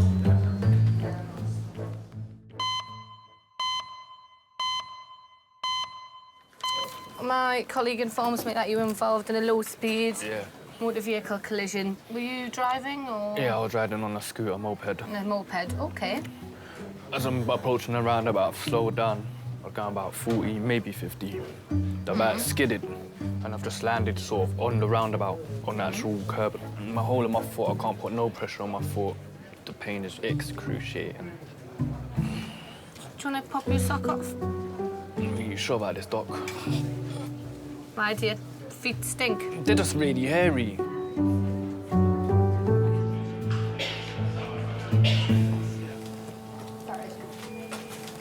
I can't now.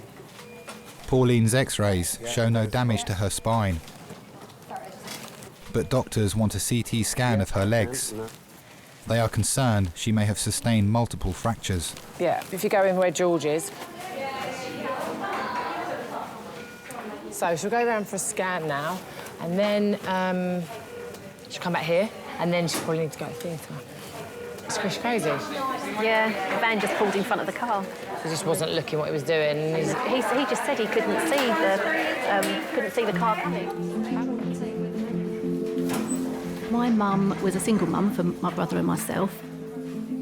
Worked all day, would then do an evening job as well to sort of manage for us. We never went without anything. Mum worked so hard for us.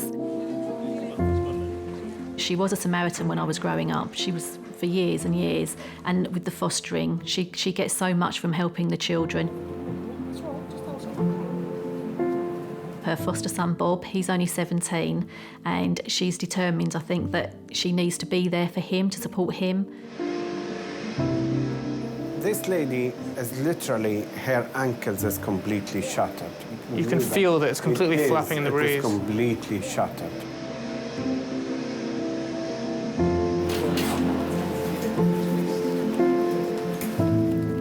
My husband's always saying to me, you know, why does your mum do all these things for everybody else? I don't think he really understands it, but she really enjoys it. She gets an immense amount of pleasure out of it.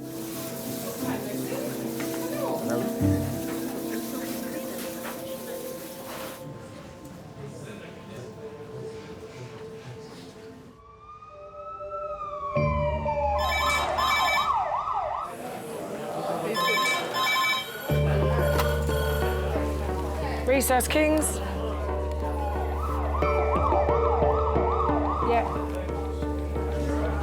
Yep. Okay, brilliant, thank you. Bye. Paramedics are bringing in a patient from another emergency department in Kent. This is the transfer from Darren. Veered off the motorway, hit a tree. King's is a specialist trauma centre where only the most serious cases are transferred.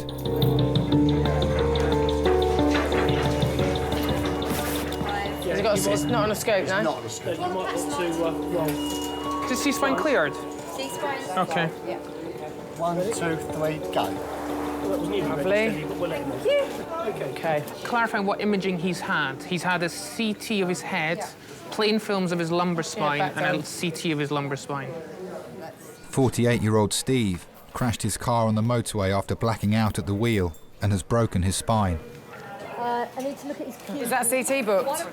This chappie is in his 40s. He was driving about 70 miles an hour on the M20, lost control of the vehicle, went into a tree, was fitting at the time, and he fitted again in the back of the ambulance. Taken to Darrant, found that he had some back pain, did some plain images of his lumbar spine, saw a fracture of L4, and then had a head CT done. If we could see what CT images were sent across. Steve's wife and daughter have travelled from their hometown in Lincolnshire and are driving from the other hospital to King's. I met Steve on a night out in Nottingham. I'd gone to ask him to dance because my friend had met somebody else. So I picked the tallest, biggest man that I could see, and he came to dance with me. And he was just so handsome and kind and generous all the time. And we just had so much fun. We met in the January and married in the June, and that was 22 years ago. It was quick, but yeah, I knew he was the one for me. Firaz has received Steve's head scan images from the previous hospital to establish the cause of his blackouts. When you have someone that sort of loses consciousness in the context of an accident, you don't know whether they've banged their head and blacked out or they've blacked out and then had the accident. That makes things slightly trickier. Yeah, no, we have had to. I think when certainly for that. And you're thinking, right, has he got a bleed? You don't scan his head thinking, oh, I'm looking for a tumour here. Once we got to the first hospital in Dartford, the doctor came over and said, "Can I talk to you?" And said, "We found a tumour on the left-hand side of his brain, and it doesn't look good." I couldn't put into words how devastating that was. Steve, hello. Hello. My name's Firas, I'm one of the consultants here. I spoke to the bosses at Darrant Valley Hospital, which is the hospital you were at before, and they've brought you here because we're the sort of specialist trauma centre. Okay. From what they've said, you've got a couple of fractures to your lower back. Yeah. You've had a couple of fits, haven't you? Yeah. Have they told you why you had those fits? Because I was tumour in the brain. Yeah, okay. Steve's initial scans revealed a previously undiagnosed brain tumour had caused his blackouts. Firaz will need to carry out more scans to identify whether it's cancerous or benign. Okay. And you've never had any fits before? No. You've been suffering from headaches recently? No. Nothing like that? No. Have you got relatives that know that you're here, or do you need us to tell anyone? My wife and daughter's just got to Darwin. It's at 10 minutes before the ambulance may over now. Right. No, the family's all been told. Okay.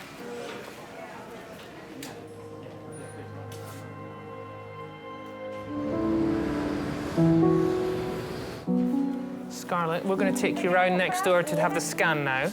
Now, Mum can walk with us, but she's not allowed in the scan room, OK? But she can come with us up until that bit, yeah? Cool. They come in, the next lady said she'd phone him down for them, okay? No it'll be done. Don't worry. Mum? Yes, darling. She's here. I'm here. Not going nowhere. Sorry? You're very brave. You're very brave. Very brave. You don't even need to ask that question. I certainly get stressed at home more than I do here, especially with kids around. Yeah. I'm sure my wife will tell you that I don't rush around at all, and she's always rushing around after me and tidying up after me. Slide. Whoa. Yep. And I'll take that on board. See, this is more exciting than the Science Museum, isn't it? Yeah. You see, this is science all the way. I can imagine that I'm going to be hyper protective, especially of the two girls. My wife's the opposite. She's very much like, you know, we'll let them jump and do things, and if they fall and hurt themselves, then that's what I did, that's how you learn. So I don't want to mollycoddle them too much, which I suspect will be my nature. See you in a second. Okay.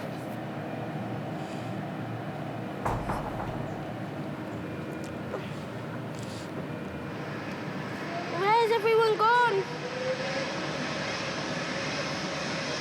Where's everyone gone? Is she all right? Sorry? Where have you gone? We're just doing the scan. Okay. Scarlett. We're watching you all the time. Okay. There's a window over there. All right. Okay. Yep. We're standing there. I'm looking at you all the time. Okay. Okay. And we can talk to you with it. We've got a speaker. We can talk to you. Okay. But we're not allowed to stand in the room at the same time as you. okay. Okay. Because we don't want pictures as well. It's just for you. We don't want to interfere with it. Okay. Okay. You've been really brilliant. Really brave. Okay. Yeah. Just give us a couple of minutes. I still can't figure out if this is her normal personality or because she's had a bang to the head. Well, it might be that this is a bang to the head. My mum says she's more hyper now than she is normally. She's more talkative than she would do. Yeah. See that above you? It's normal. But she's lovely. She's very sweet.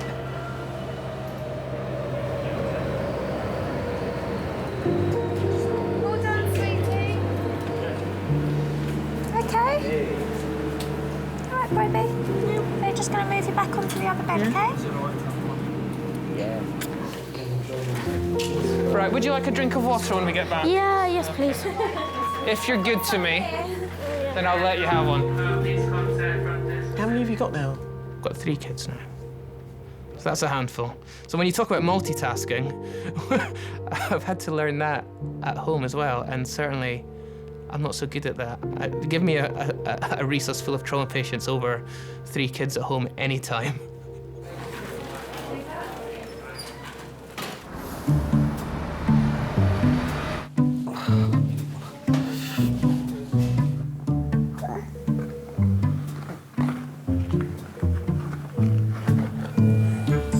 What else could we find in the bottom of here?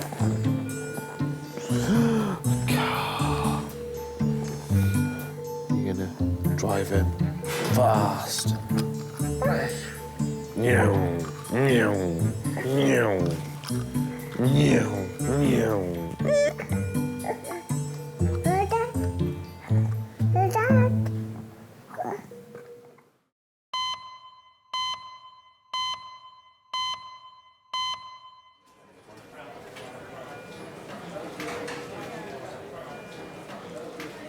Steve crashed his car on the motorway, going 70 miles an hour. He was transferred to King's from another hospital after they discovered a tumour on his brain.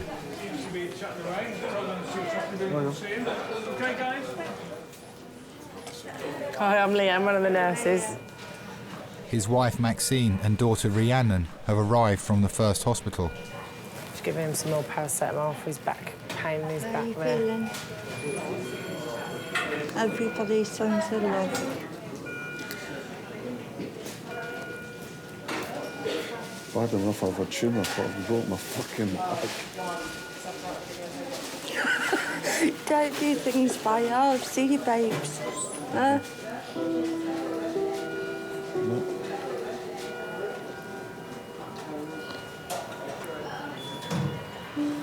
Sorry I scared you. It wasn't intentional. Doesn't matter. better? No, it doesn't.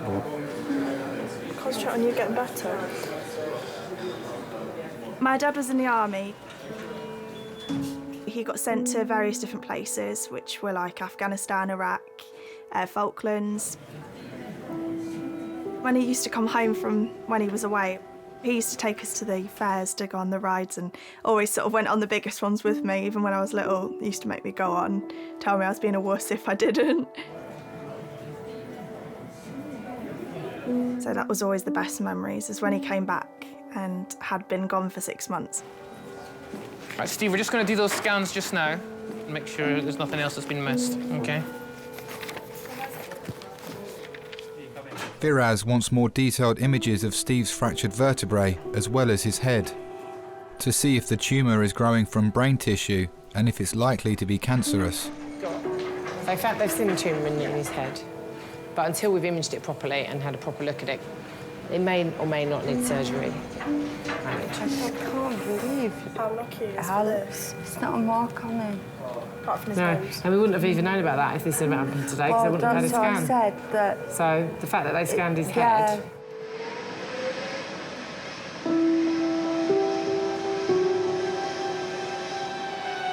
It's made us all stronger, the fact he was in the army. I mean, it's made us all really close, able to pull through anything. And you've always got to sort of have to expect the worst. So when the worst happens, you can deal with it. Like, you're able to deal with it. So say it all points to be positive, because if he'd not had the accident, Rhiannon, then they wouldn't have found his tumour. It's not just that. It could have grown too big for them to operate. Worst case scenario is it's cancer.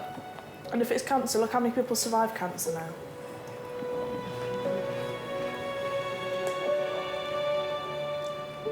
He's more than lucky. If he can survive that, I'm not being funny, cancer's nothing, is it? Even if it is cancer. It did make me think, God, what happens if something does happen to my dad?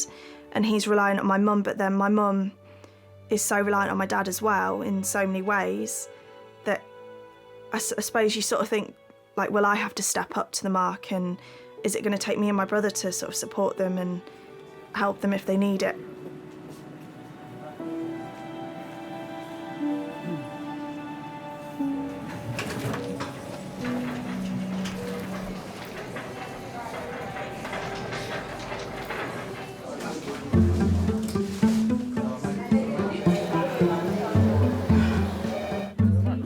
Thank you. How come you're down here? Just because you're down here. You're such a smoothie. Well, no, why are you really down here? Why are you really here?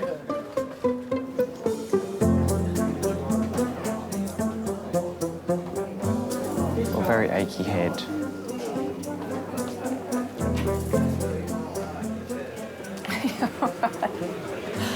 Sorry, I keep laughing. It's really unfair. It does really hurt. No. Huh?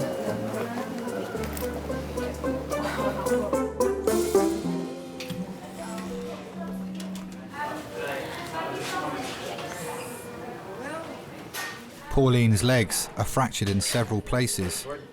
She will need to go to theatre for the first of many surgeries. Her daughter Jo has been joined by her husband Danny and her brother Nick. I mean, they reckon she won't be out of hospital for 2 weeks because what they're saying is she's got to have pins and stuff, and then skin grafts on the top, because apparently one of them is quite bad, like wound as well. I feel better now you two are here. It's awful. So awful. It's going to drive her mad. Yeah, but the thing is, Joe, it is going to heal up. That's the thing. It's going to heal, won't it? I hope it heals up to be how she's used to it being. It's better than the alternative, isn't it? Oh, God, yeah. No, of course. No, she's going to get better from it. She's going to have to stop doing things for everybody, though, and that's going to be what she struggles with. You know what she's like. She likes doing it all. It's a feeling of being generally quite useless. I suppose we all see ourselves as that person, and I'm not that person anymore. You're right. Nick's here now. Oh, is he? Yeah. Hello, love. You do feel tension, don't you? Wrong place, wrong time. Yeah. Stupid. I was just so cross that two people in cars had literally messed me up. And a big part of me is actually quite still angry about that. I'm just so glad you didn't fall and whack your head on that brick that was behind you. So lucky it was not my internal organs, because it would have killed me. If it had been any higher, you know. Why don't people just slow down a bit? I think everybody's in a hurry to get places. And I know this is going to sound awful, but I actually had to go on a speed awareness course a couple of years ago. And since then, I have been driving very responsibly. Thank you very much for all coming up. Well, what doesn't get done? I've got this horrible thing that I've got an awful lot of ironings. I'll get it all dealt with, Mum, don't worry. That's brilliant. Because I've got a huge amount of ironings. It's fine, we'll get it all dealt with. Yeah. Get rid, didn't you? Yeah. Right, we're going to get off. See you later. Bye, lovely. All right, see you soon. So we'll phone tonight and we'll come up in the morning. Lovely. Okay. Yeah. If you want us anything, Bye-bye, lovely. or you remember anything. See you later. Drive carefully, all of you, please. Yes. No. Okay. See you later. All right, then. Bye-bye. Bye, Mum. Bye. I'd like to think that this has made me take more time out to actually not be doing quite so much, because I've spent my life really sort of doing, but perhaps taking more time out to relax and value what I've got more. I think more than anything else. I'm just really lucky.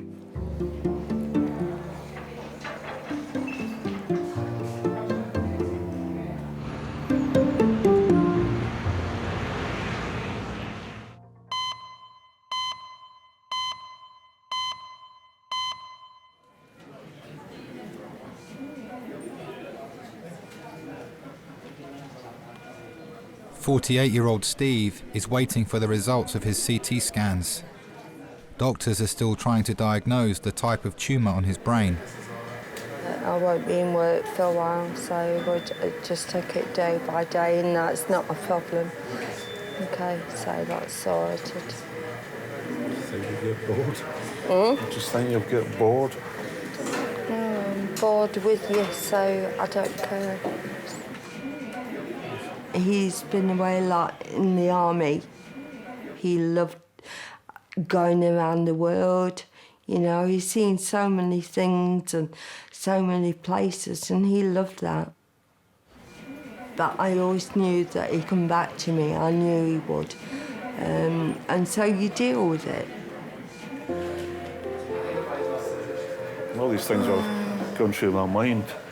I've sat lying in that bed. I was just terrified of leaving you.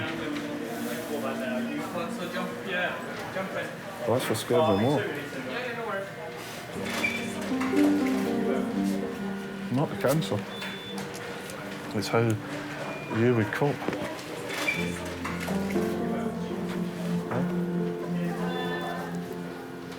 His first words when he told me he got a tumour is, "How are you going to carry on without me?" And not for him, how was I going to carry on? Because he's always been my carer. He's always been there for me. I've got a condition called cerebellar ataxia. And I had what they thought was an attack of it, which was very much like a stroke. I was paralysed down my left side for a year. He was there for me every step of the way. And if it wasn't for Steve, I would have just given up, but he wouldn't let me. Nothing's impossible for Steve. Hiya. We're at King's now, and he's broken his back. But if it's splinters of it have come off, then they're going to operate. And the same as the tumour. I know. I can't lose him now. Yeah. Okay. Bye.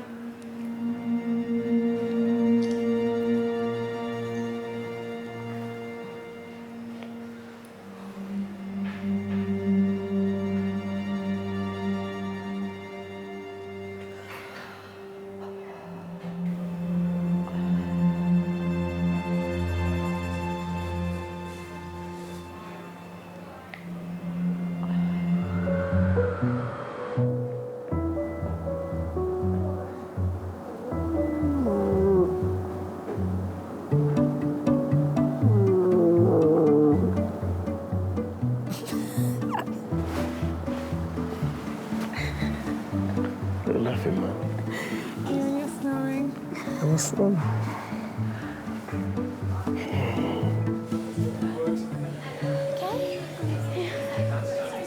This is school holidays this week, isn't it? Yeah. This is the first day of school holidays. You haven't timed it very well. With Monday. Oh, I wish I could go to a science museum. Not to be able to tell you that. When will I be able to go out? To go out? As in... to go home? You've only just arrived. Don't you like being here? Not really. OK. Looking at your scans very quickly, there doesn't seem to be any obvious bleeding there or anything that you need an operation for. Yes. Or anything serious. Does that mean heart? No, we're talking about your brain. I was worried about your brain because obviously you've got a big bruise there. Okay. So that's what was worrying us. Brain, could there be, like, I don't know what's wrong with my brain. There is nothing wrong with your brain. You obviously had a big knock to your head because you have that bruise and you can't really remember what happened. No. So that's why we did the pictures of your head. I'm not scared anymore. Good. I'm very pleased. So that's very good news that that scan is normal. Okay, but you won't have to do an operation. You do not need an operation. You promise? I promise you will not need an operation. Okay. I think lots of people travel through life too quickly and miss out on the really important things. You start, it's Monday morning, you think, oh, I can't wait for the weekend. You suddenly, that whole week's wished away and whistled by. How was it? Looks all right. Nothing that needs surgery. Lucky girl. And I think it takes a very special person to live through life appreciating every minute and savouring every minute. And unfortunately, I'm not one of them. Why do you think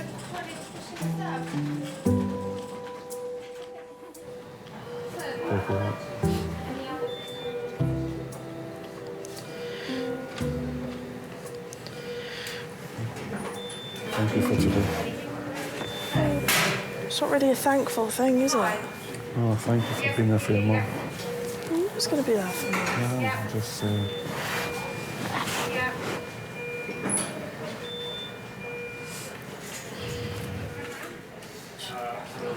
Well. Steve, do you want me to chat to you, or do you want me to wait for your missus? She's on the phone to my grandma. She might be a while. I'll tell Mum everything. That's fine. I mean, as they identified at Darren, you have got a fracture to 2 of your vertebrae. And obviously that can damage some nerves. That bit of bone is probably going to need to come out. And then we'll obviously need more information as to what's going on head-wise. Now, just looking at the nature of the type of tumour you've got on the head, it does look like a benign tumour, so it's not one of these that will spread to different parts of your body. Okay. And depending on its position, they're sometimes quite amenable to surgery and theatre. Okay. That's fine, that's good. That's good, such good news. Do you know what, honestly, that's good news. It's good.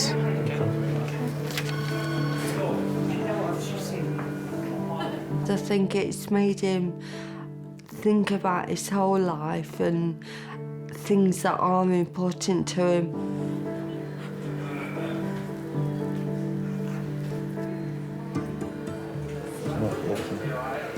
Dad, be careful, Steve. I'll do it. If you need to anything, I'll do it. I'll nag you like you used to nag me. Yeah, well, that was our job. See how this is my job. So do as you're told. I've got the upper hand now, mate. He always said you've got to lie down at some point. I think that's the hardest thing that Steve's got to cope with, is he does have limitations. He's not Wonder Man, you know. He's my Superman, but he can't do everything. $6 million man. We can rebuild him. He's done so well. So proud of him. Sorry.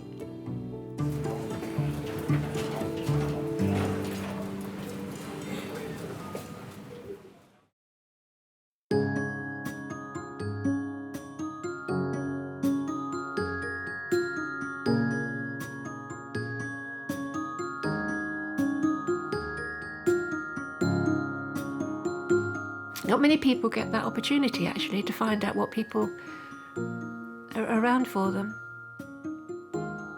It's quite comforting.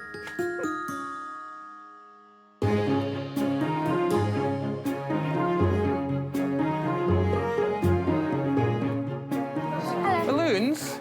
Already?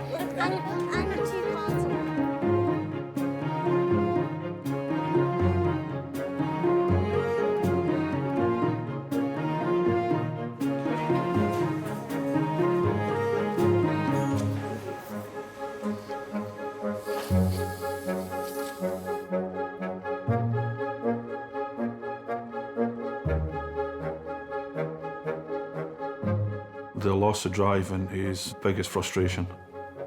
I was that used to driving everywhere and having my wife and my daughter drive me places. I'm like, no, it's a man thing, it really is.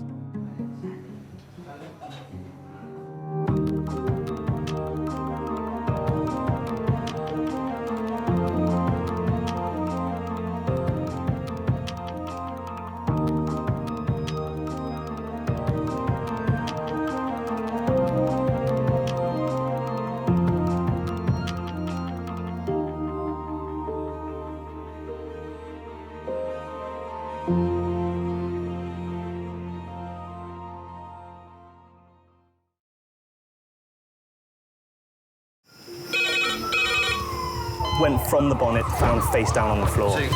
Paediatric trauma. It's a stabbing quadrant. 25 feet from a ladder onto his back. He's really unwell. I think anaesthetics need to see him before he goes to theatre. Daphne? Daphne? How is everybody then? Chilling? King's A&E, how may I help? King's College Hospital, London. I got stabbed. I know, it's annoying. My head. One of the busiest A&E departments in the world. I want top to toe, head, chest, abdomen. A place where love,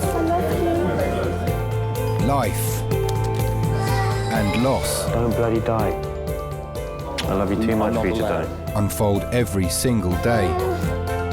All the patients you're about to see were treated in just one 24-hour period. A&E is always like a traffic jam. Can we get a trolley? You've got to realise that there's awful things that can happen to you. I'm so sorry. Life is unpredictable, so it's important that your nearest and dearest know that you love them. You have to tell them that you love them. You must get better and come back to me. I don't want to lose you. Because there may come a time when you're not around to tell them.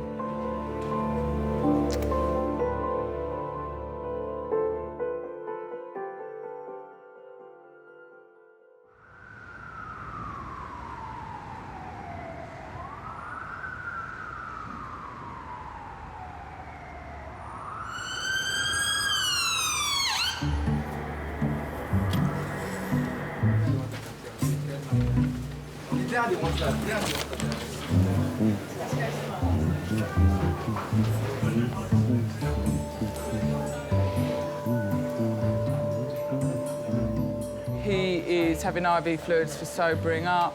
This man's absolutely hammered. Naomi stuck a line in him and he pulled it out. And he then threw himself on the floor in the cubicle. I like that name, Lopez. It's a great name. Or Jesus, I love the name Jesus. Yeah, Jesus, that's a great name because it's spelled Jesus, but it's pronounced Jesus. A is still having his fluids. I'm waiting on sobering up. He'll be here till this time tomorrow. The new man gone into 15 who's drunk, who's fallen over and hit his head. It's Saturday night, darling, and I'm afraid the drunk head injuries come in on a Saturday night.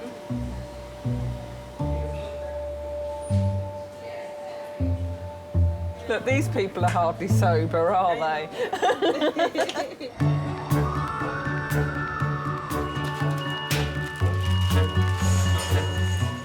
2 minutes. Head injury, 27-year-old head injury. We know nothing more. Dr. Fleur is the lead consultant on duty, responsible for every trauma case that comes through the doors. Quite combative and aggressive with alcohol, so that's on security. OK, great, OK. It's her first week in the role. Do you want to just try and keep quiet? Go across that side. Lovely. OK. OK, sir. Thank you. Well done. So we don't seem to have an immediate airway problem. However, we might have a assessment, sedation, need to scan problem. He's got an obvious head injury. Yeah. Yeah. Matt, do you want to just take the role of just trying to calm him down? If you'd asked me a couple of years ago if I wanted a consultant job at King's, I probably would have been too daunted to think that that was an option. Have you been drinking? Yeah. What have you been drinking? Jack Daniels. How much? A lot. What, since this morning or all night? All night long. Oh, OK. All night. Welcome to the world of trauma. Yep. Yeah. That's all you have. I've never been really searching for that trauma, adrenaline kind of medicine, but I've been totally surprised how much I've really loved it since I've been here. OK. All right, sweetheart. OK. We've got a trachea deviated to the left-hand side, a right-sided chest wound. I don't think I'd use the word exciting. Exciting kind of implies it is something that you're looking forward to. I wouldn't describe it like that. His friend looked a bit... Bit what? Youth. Youth? Youth. I don't even know. You're talking different language to what I understand. What do you mean? Hoodie, you know, or... But that is... they are our people. They are our people. They are our people, aren't they? Hoodie, a little bit edgy, dodgy. Street. Street, yeah, street. Yeah, absolutely. It's not for me, I'm not here. Hello, King's A&E. We also have a lot of other patients there who are elderly, who have children. So it's a very challenging environment.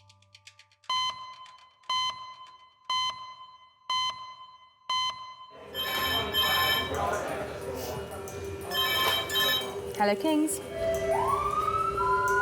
Paediatric trauma call, A&E resus, 5 minutes.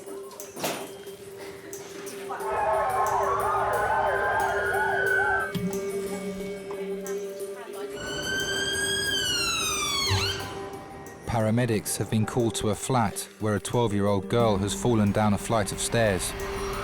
8-year-old that's fallen down some stairs, C-spine immobilised.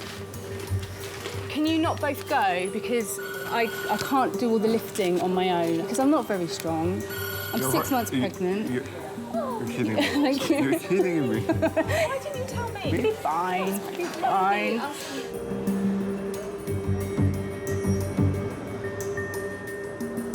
When they walk through the emergency department door, they're often at their most vulnerable and most scared. As a parent, you can't help but feel a slightly different level of empathy for that family. Yeah, get her across and then we'll take the hands over. Right, this is 12-year-old Grace. Grace fell down 8 to 9 wooden stairs. She's gone down on her back. Mum heard her hit the deck. She was grey and sweaty and hyperventilating. So when we got there, she was crouched over, complaining of back pain all the way down and C-spine tenderness all the way down. Okay. OK, Grace, we're just going to check you out first, OK? We've got a pulse of 94. We're just waiting for a blood pressure.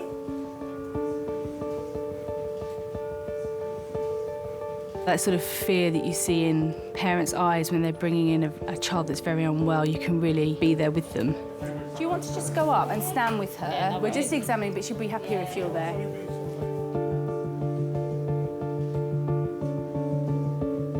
The way she fell and, you know, and how she did look, her face was grey and I've never seen her look like that. We felt the pelvis. Just feel gently around the pelvis. You're doing well, Grace. Yeah. Where I'm pressing hurts? Okay. That hurts? Okay. It's that bond you have with a child, with your own child. You know, it's you don't have to think about it. It's just an instant reaction to their needs. You just know instantly that that's your child and you would do anything in your power to protect her. But we need to do a log roll and examine the C-spine and the rest of the spine as well. C-spine. You can only imagine how terrifying that must be to be strapped down in a place you might not even know where you are. Some tenderness over the left iliac crest. And all that they can hear is the voices of many, many people. Grace, my name's Fleur. I'm one of the consultants. Now, when you're lying there now, can you tell me where it hurts the most? Yeah, more around the neckish, backish. Neckish, backish. Yeah. OK, well then we need to examine your neck and your back, OK? You always have to think, what is the worst case scenario? What is the worst injury this patient could have? 1, 2, 3. Right, well done. You're being very brave. OK, that's it. Now just try and relax a little bit. Maybe they've got a cervical spine or a spinal injury. It's okay. There, all right. Down here. Yeah, there. It's all there. Yeah. There. There, over these muscles here. Yeah. No. There? Yeah. OK, well done. The way that a child's spine responds is slightly different to an adult's, which makes actually diagnosing a spinal injury in a child even more difficult. We're going to pop the collar back on, OK, and we're going to get some X-ray pictures of your neck and of your lower back. OK, so it's sort of, it's lumbar, really. OK, fine. 1, 2, 3. 12-year-old Grace has been brought in with potential injuries to her neck and spine, having fallen down a flight of stairs at home. We get pelvic X-ray, lumbar spine X-ray and C-spine X-ray, yeah? OK. We've just had a paediatric trauma call, a 12-year-old that has fallen down 8 wooden stairs. So I'm going to request C-spine, lumbar spine and pelvic plane films. Following the X-rays, doctors will also scan Grace to reveal how badly she's been injured by the fall. She has fallen down 6 to 8 wooden stairs, bless her, on her back. Mum found her grey, clammy, hyperventilating, complaining of pain. She was really, really in a lot of pain. Ambulance come, immobilised her.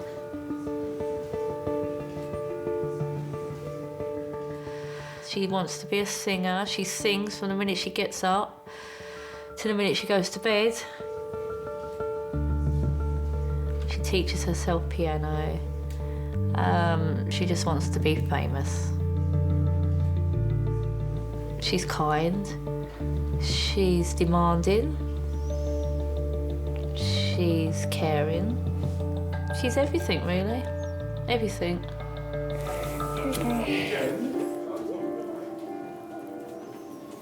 I would jump in front of a train for Grace if it meant that it would stop her getting hurt. Stop her getting hurt, I would take any pain whatsoever.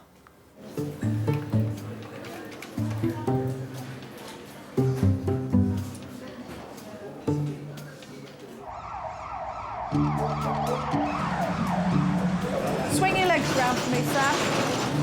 Stay nice and still, darling. Stay nice and still, OK? It'll be fine. All right, it's just going to sting for a minute. Crazy night in A&E starts with seeing ambulances parked all down the ambulance bay, walking into the waiting area and seeing it absolutely rammed. You just know that that's the start and it's not going to stop. Hey, please, why you here? Why you here? I'm gonna... This is my business. You know, you have people coming over that are very unwell, you have people that are drunk, on drugs, and then people that are upset or extremely worried about their loved one. Yeah, all of that can lead to some strange and sometimes quite aggressive situations.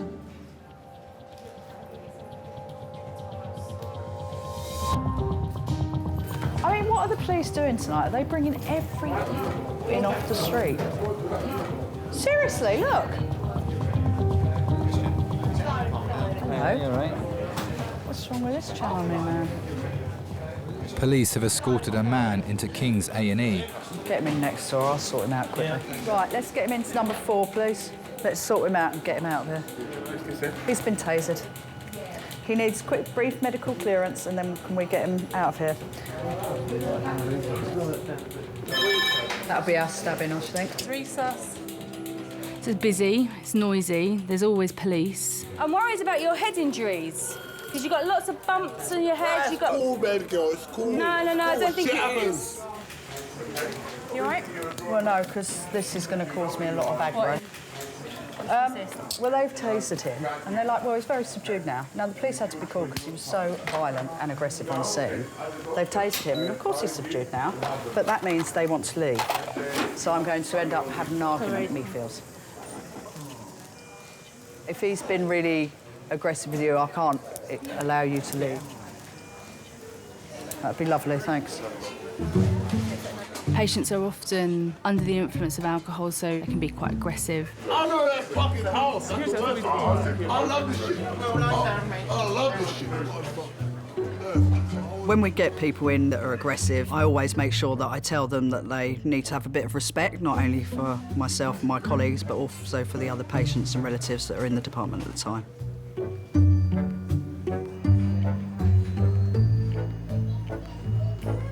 Dexter. Sarah and Andy have brought in their 10-month-old son, Dexter. He's been vomiting and has a fever.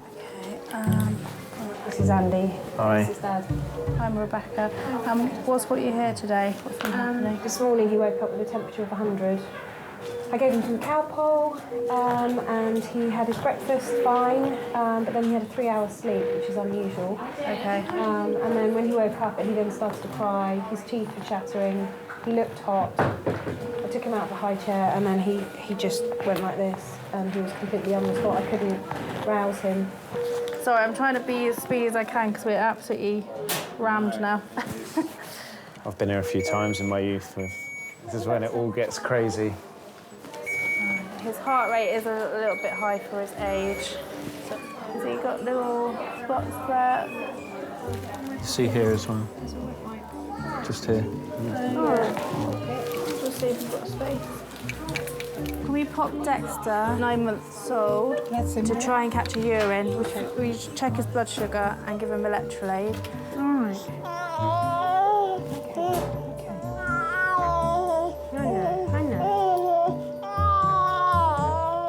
A&E is probably a very daunting environment for parents to bring their children to, particularly on a Saturday night where it's very busy. There's a lot going on that you may not want your child to be exposed to, and therefore, if you're bringing your child into that environment, you must be really worried. Can I have a porter to resuscitate the patient to theatre? Thank you. Amphitheatre. No, to resuscitate a patient in theatre. So it died. Somebody who stopped breathing. You need to get someone in, get them breathing again. Yep. Can I cancel the porter to resuscitate you? It's either few or he's dead. It's one or the other, isn't it?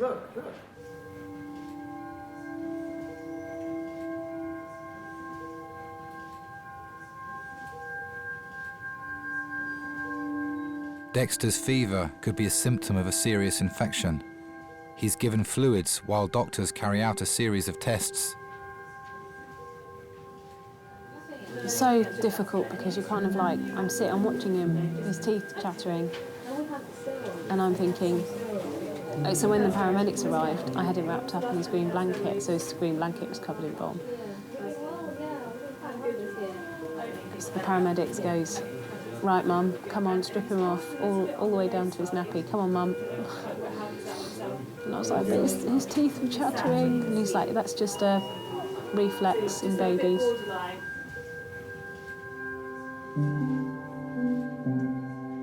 That's why I blanked my mind out to it. There's no point worrying about that worst case scenario. You know, just be optimistic, just think it's going to be okay, and if it's not okay, then you deal with it.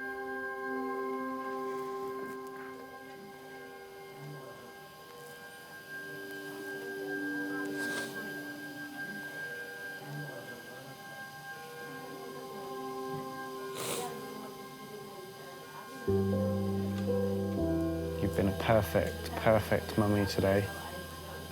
You've done everything right, everything. I always draw on the situation when my mum was unwell and you know, she was in intensive care and my dad was doing a speech at a family gathering, you know, and he's just so calm and collected, and his whole outlook on life, you know, is you have to be positive about every situation. You can't live your life in fear of those situations.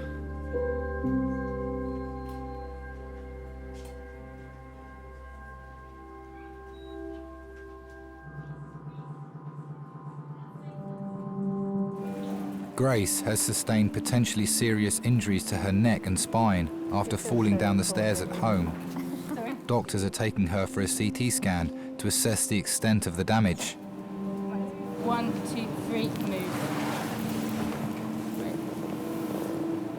Where's your mum go? She might send mum out. Just through that door. Yeah, go through that door. Just while we do the... Yeah. OK.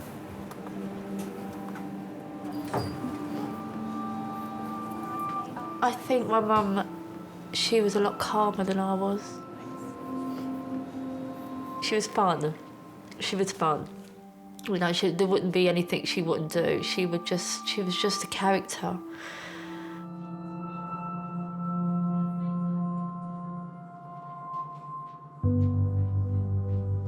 Her funeral, the whole of Bermondsey came out for her, which was amazing to see, all the young kids. You know, it was just amazing to see that they all came out, you know, to pay their respects. Well, for a little old Irish woman.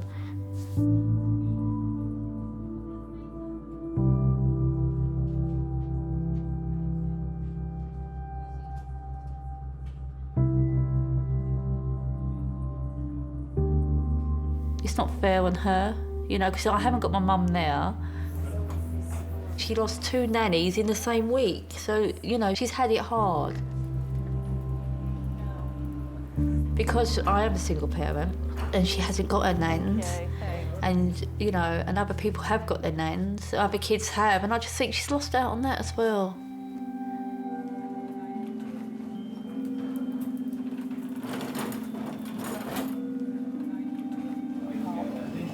How are you feeling?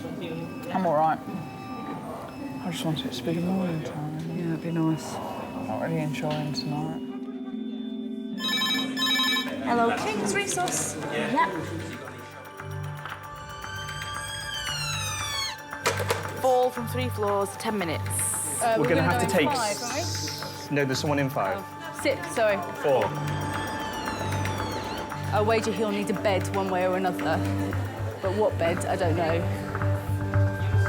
Has that gentleman over there got a bed in ASU? Do you know? On shift to oversee the hospital tonight is Gordon, King's clinical site manager. A lot of people, you know, they say, oh, who are you? We tell them, oh, I'm the clinical site manager, and say, what do you do? And I basically say, I do all the jobs nobody else wants to do. Oh, yes, you've got a bed. Oh, that's all right then. You might be coming in, it might be a nice day, nice be calm. There's actually beds in the trust to put patients in. That is the perfect scenario. But then you come in first thing in the morning, there's still 12 patients to be placed from ED, another 12 in AAU, and you know, you're starting from minus 24 beds, so you know you've got a hell of a day coming ahead of you. But you get on. Gives you a buzz. You know, I enjoy coming to work. Yes, I'm older now and I'm a little bit slower maybe, but I think because of my experience, I don't have to run around so much. Oh, I know, don't start. Sorry. You've got bloodshot eye, darling. Have I? Yeah, really bad. Check your blood pressure. Look at my eye. Somebody says I've got bloodshot eye. I need to get my blood pressure checked. You want me to check it? Yeah, can you? Just to see. I've known Gordon since I've been here, which is about over 11 years. You know, the first thing I'll always see when I say Gordon, I say, do we have any beds? And he would say to me, you are joking. Gordon's having his blood pressure measured, as it may be the cause of his bloodshot eye. You have high blood pressure? No, we don't.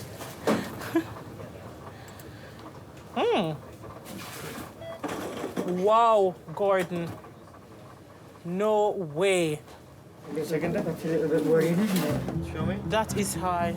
You think of sustained high blood pressure, all the damage it can cause to various organs within your system. So it's quite worrying because he has other things. Not feeling well, headaches, you're wondering what's happening here.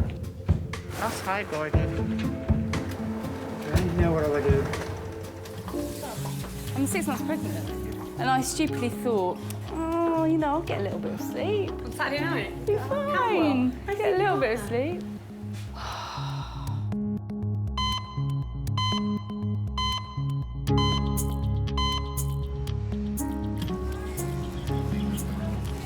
No, number 4, please. Don't like 6.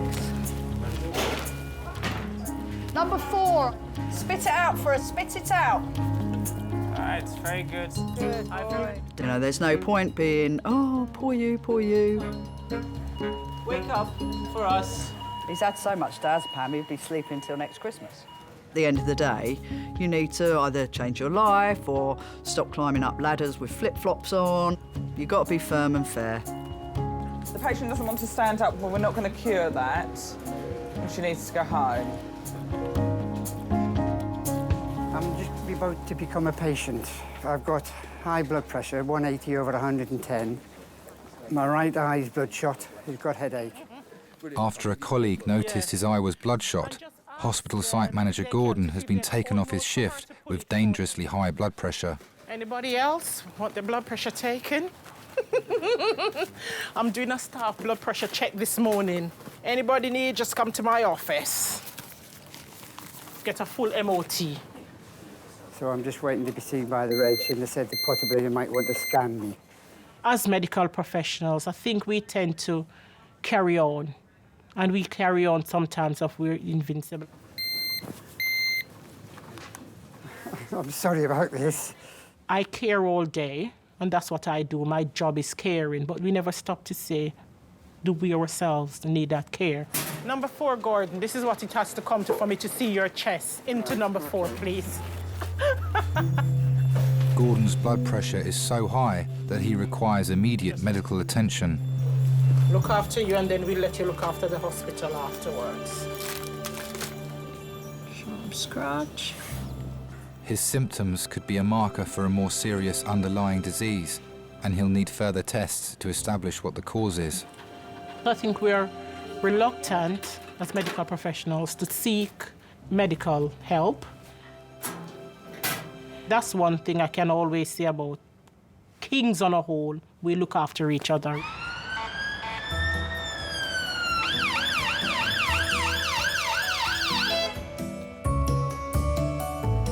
He had 15 milligrams of IV diazepam, 5 milligrams of PR.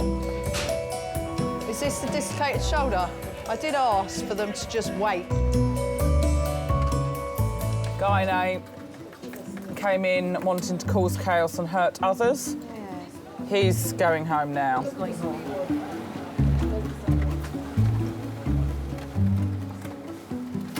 I was in so much pain, I didn't know what to do, Stuart. I thought, oh, am I going to have a major heart attack? 88-year-old Irene has been brought in by ambulance suffering with severe chest pains. I thought, oh, it must be bad, because you never pulled the alarm, even when you fell over last time. No. Thrown everything in the car and rushed up from Margate.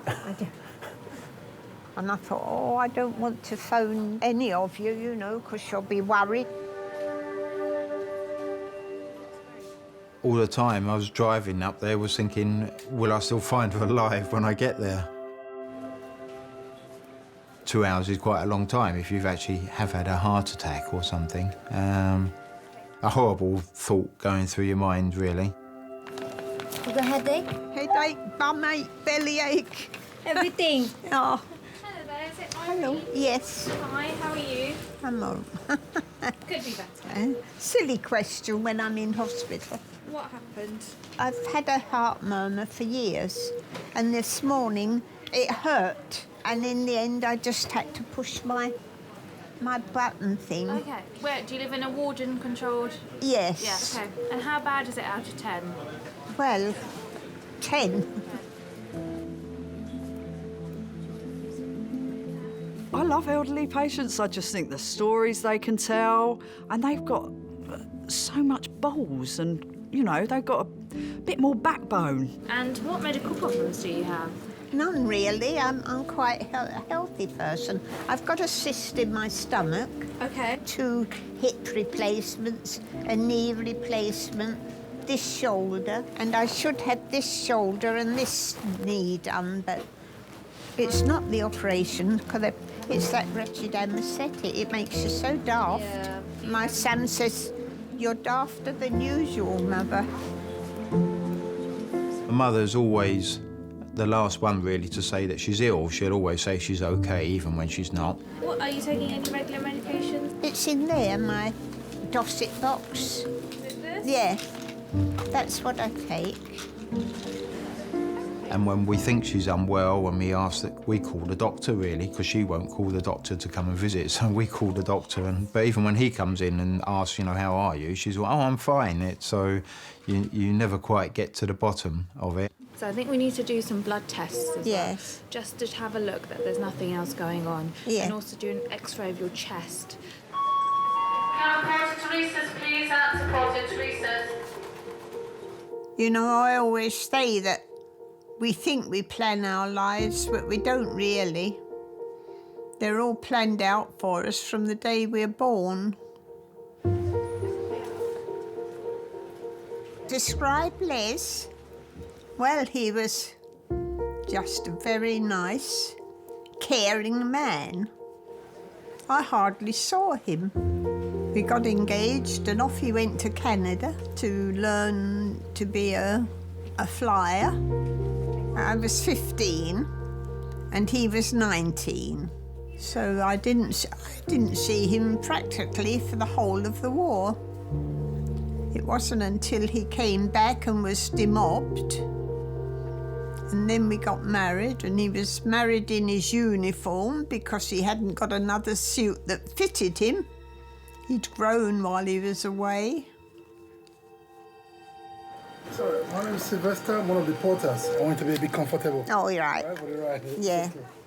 Did you say Sylvester? Yes, Oh. Sylvester. Like the cat. And I get that every time. I'll say you're fed up with hearing that. I'm not bothered anymore. I mean, you've got to remember what they've seen, what they've gone through.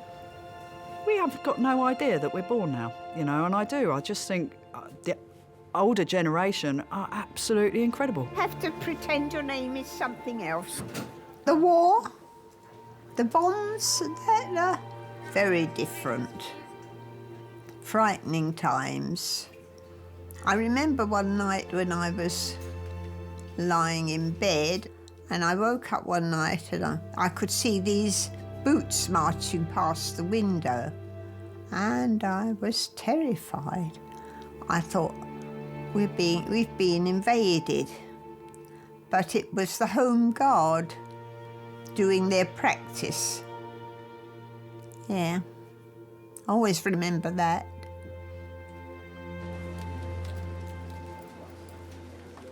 He's got a stable pelvis, but he needs skin traction. He needs to be consented, but he needs to stay here until he's awake. Yeah. You know, and I need to assess. Recess keys. There's some in the cupboard.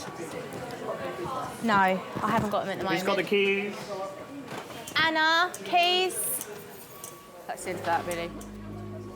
Can I please have a reporter with a wheelchair to Major's Cubicle 8? Thank you. Grace was brought into King's earlier in the evening with suspected spinal injuries, having fallen down a flight of stairs at home. I feel really sick. You've got to remember, yeah, you came down and you've knocked yourself, yeah? So... It was really scary in that X-ray thing. Have you ever been in one of them? No. It was really scary. You just panicked too much, yeah?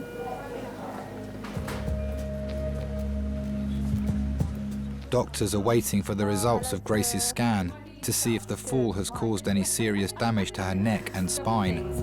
Have you got any funny feelings in your arms? Do they feel weak or pins and needles or anything like that at all? No? Okay, let me just have a look at them. Like this. Keep them up even when I press on it. Keep it up, keep it up, keep it up. Keep it strong. Stronger, stronger, stronger, stronger. Don't let me, don't let me. Ah, thanks. Oh, this might be them now. Hello. Hi. Okay. Yeah, I thought so. Bye, bye. That's all. I think it all looks all right. Yeah. I think your X-rays look all right. So what I'm going to do is just take this off. When they first come in, they look one way, and then once they've been woken up and all of the blocks have come off, it's just amazing to see who that person really is. Ready, slow? Yeah. The all clear means that Grace's neck brace can be removed. Put your socks on first, Grace. How does that feel now that's off? Wow. Not very nice, this, is it? It's very uncomfortable. Tomorrow when you wake up, I think you're going to feel worse than you do now. Okay, because all that bruising where you've taken, everywhere's taken a bit of a bang. Okay. All that bruising is going to come out. Yeah, no worries. Shall I sit you up just a little bit? Okay. Yeah? But Dr. Fleur will keep her under observation to ensure that she is safe to go home. Do that if everything is okay. Then... Yeah, that's fine. Go home. All right, lovely. Thank you. Thanks. I never really had that chance to experience or show my mum the woman I am really now, and also the mum that I am. I never got that chance. I think that she would be extremely proud. I think that she would be... I think she was always worried about me. Take it slowly, because you haven't been standing up for a long while. All right. Thank you. Yeah, I think she'd be proud.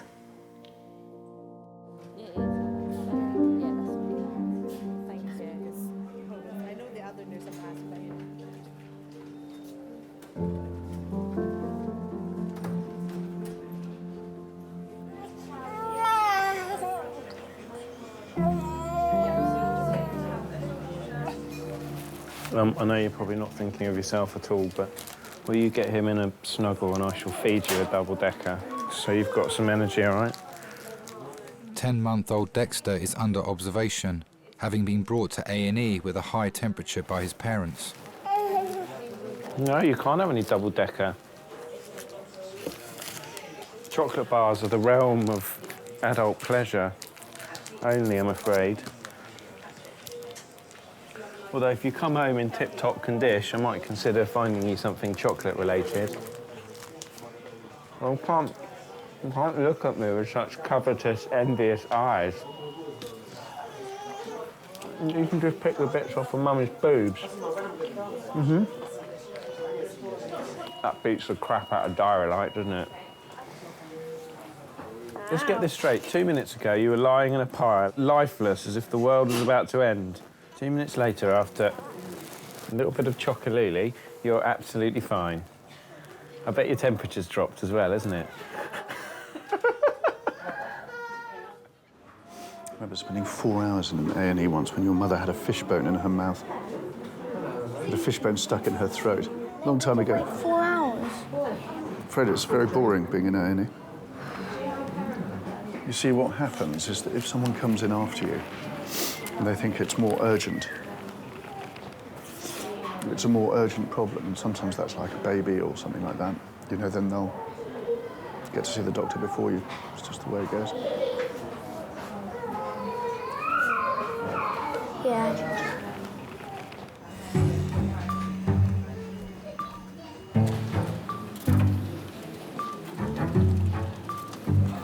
Haribos. Haribos? Yeah. Haribos? Cans on the other.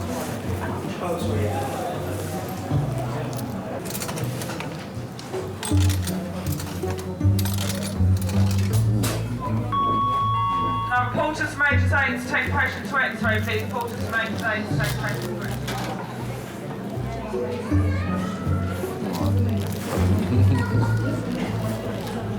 What, entertain yourself? Can I have a housekeeper to race us to top of the... You're off, boy. Yes. Look at him. Oh, wow. You're smiling as well. He had a 40-degree fever, and he had a bit of double-decker, and then he livened up a bit, and then another bit, and then another bit, and then suddenly said, you need to get a stack of double-deckers in here, and then your waiting list would be down in no time at all. Oh, wow. Chocolate is the universal medicine.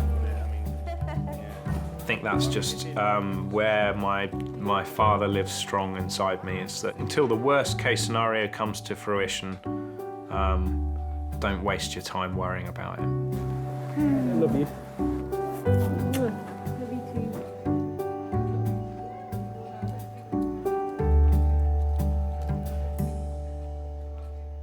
I've got very high blood pressure, 180 over 110. I've got a headache and I've got a bloodshot eye.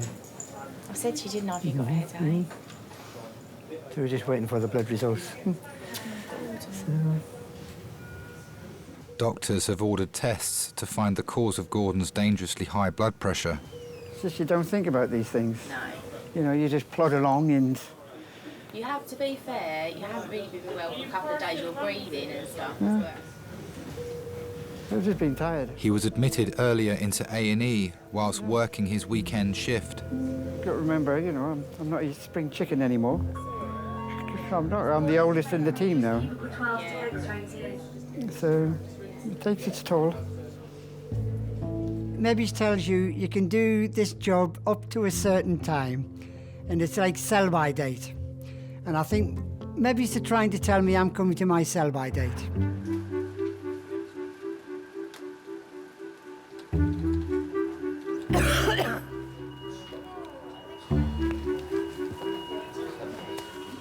Welcome to World War III.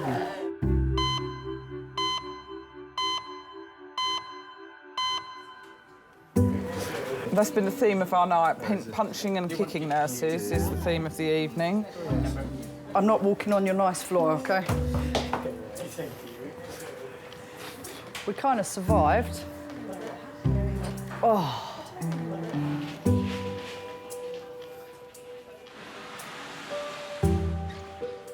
88-year-old Irene has been brought into King's by ambulance. She is suffering with severe chest pains. One of the carers said to me, "Who's that photo of that little boy?" I said, "What, me holding him when he..." "No, the little boy when he's got his fingers in his mouth." Oh, I said, "That's my Adam." That's Adam, yeah. She said, I used to do that. She said, and I still do it. Ah. Oh, dear. I don't think he does it anymore. No. Not like you when you were a baby. Yeah, thank you. Don't want to Your go green rabbit that Auntie May made you. there. You'd had one ear up your nose. You don't ever stop being a mum. You always worry if something has happened to them. Not much to do. Yeah. Yeah, big babies. Because they are big men. I think they've all got a 46-inch chest. Okay, your heart tracing is actually fairly normal. Like that, No, that's... Which is good. Okay? Yeah. So probably move you into one of our areas that's a bit more comfortable than being on here, Oh, okay? right. While we wait for those test results to come back. Okay. And if they're all normal, I think you can go home. Oh, essentially, good. Okay. Makes you realise that, you know, your parents are getting older and they actually need a bit more care and attention now than they did. You always get used to them just being there and being sort of someone you can call on or ask to do something, and all of a sudden that's not possible anymore. And it happens to us all in the end. It's just, you know, you see it, you know, I suppose you get a view of mortality, don't you, really?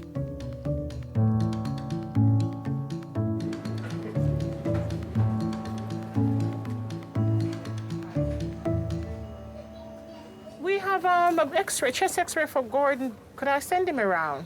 Thank you. I think a lot of times nurses and even doctors, they don't think about their own health. And that was true with me. I never thought about my health. I thought, no, I never get ill. You have the pleasure of taking Gordon to X-ray, please. Right.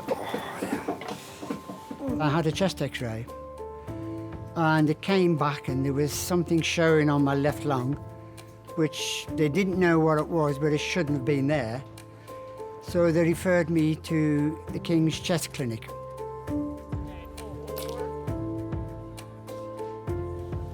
The first thing that comes into your mind is cancer. They made arrangements that I went for a special scan called a PET scan. Had the scan, then I went back to the clinic and I had lung cancer. But because somebody noticed it and said, let's just check your blood pressure, and by that one single blood pressure check, that's how everything was picked up. Possibly could have saved my life. Because now I'm getting the treatment for my lung cancer. Because if I didn't know that, goodness knows how long I could have gone on with this, not knowing.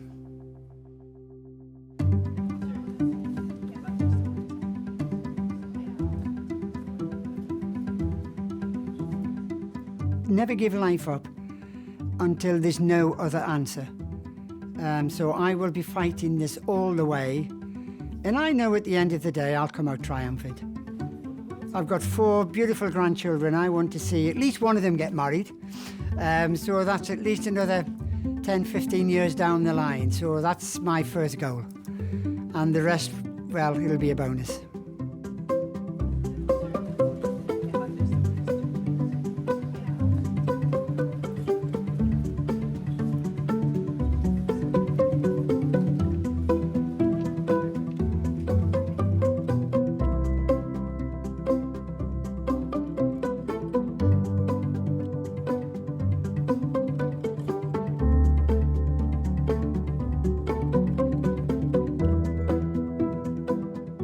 I paid for my funeral. I thought that's something less for my sons to get upset about. So I paid for all that and bought a little headstone. And on it I just put Les's date of birth and when he died, and just left room for mine underneath. So that was all sorted. What a subject to get on to.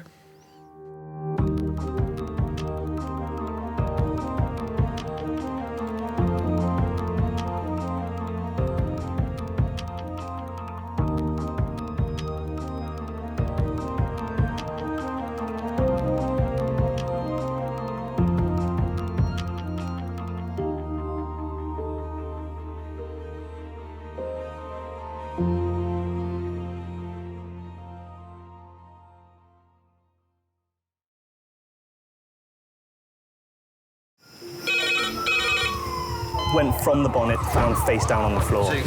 Paediatric trauma. It's a stabbing, Claudre. 25 feet from a ladder onto his back. He's really unwell. I think anaesthetics need to see him before he goes to theatre. Daphne? Daphne? How is everybody then? Chilling? King's A&E, how may I help? King's College Hospital, London. I got stabbed. I know, it's annoying. My head. One of the busiest A&E departments in the world. I want top to toe, head, chest, abdomen. A place where love, life, and loss. Don't bloody die. I love you too much for you to die. Unfold every single day.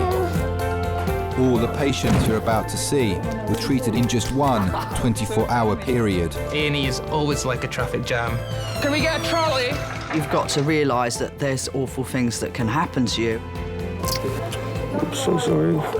Life is unpredictable, so it's important that your nearest and dearest know that you love them. You have to tell them that you love them.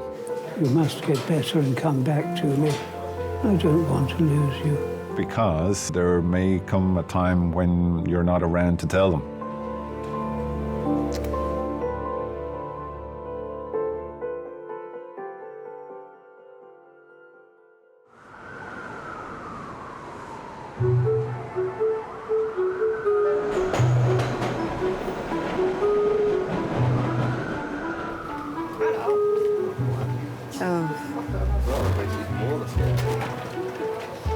horrid. I don't like Red Nose Day. But it's just another day. I just find it all just a load of famous people crying in Africa, trying to get the profile up. Famous people. All like this Okay, to I me. It's not saw, Red what's Nose. that little group?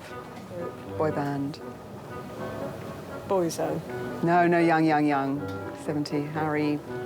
Gosh, He's my age. 17. You're, no. You're going back about 30 years, darling. What's the name? Steps. Are they No. a boy band? Yeah, One Direction.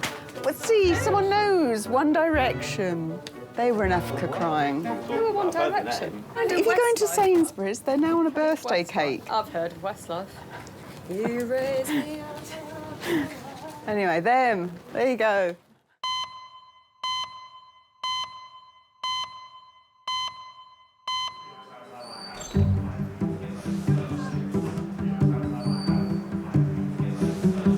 You think I call you in because there's no one here. No, I know. It was empty when I come in here. Yeah.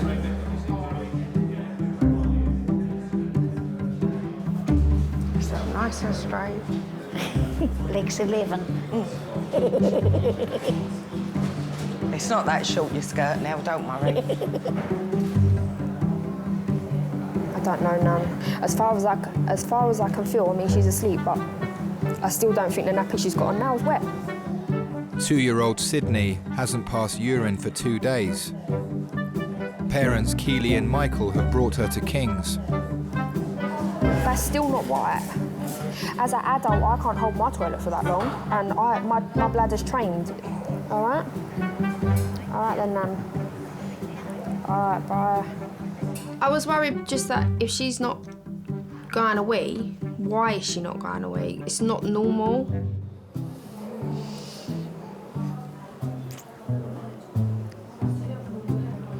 What's he doing? What's he doing to you? When I first met Michael, I was about 13 and a half, maybe 14. We met through friends, just generally hanging out. I found her on Facebook. I messaged her. I didn't think I would get a reply. But then when I saw a reply, I thought to myself, I smiled that obviously that Keely replied. So then we started talking from there and met up. Shake your foot. Shake it. Keely was loving. She was always there when I needed someone to talk to. And we've never looked back, really. Michael. We have 4 kids. Chelsea, she's 13. We have Chanel, she's 6. Caden, he's 4. And we have Sydney, and she's 2. Hello? Because I told you have to go to Nan's. No, you can't. And I said take your ass to Nan's, and if I have to tell you again, you're going to be in trouble. Just after my 15th birthday, I fell poorly and I was at my nan's house and she called an ambulance and they took me to King's College with a suspected kidney infection. I was in A&E and they took me upstairs to do a kidney scan and the midwife looked at my mum and said she's having a baby and Chelsea was born 37 minutes later. Yes.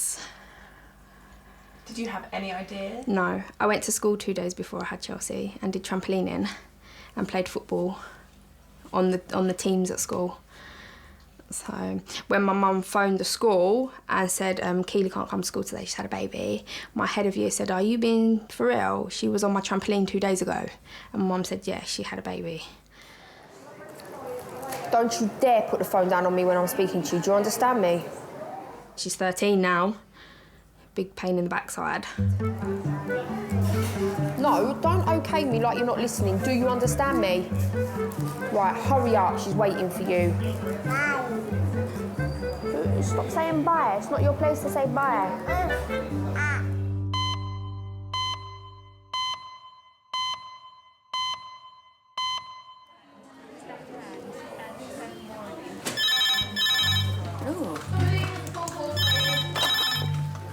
King's A&E.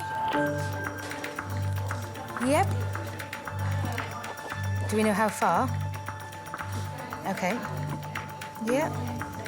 8 minutes. And they want this as the major trauma? Yep, okay. All right, thanks, bye. Bye.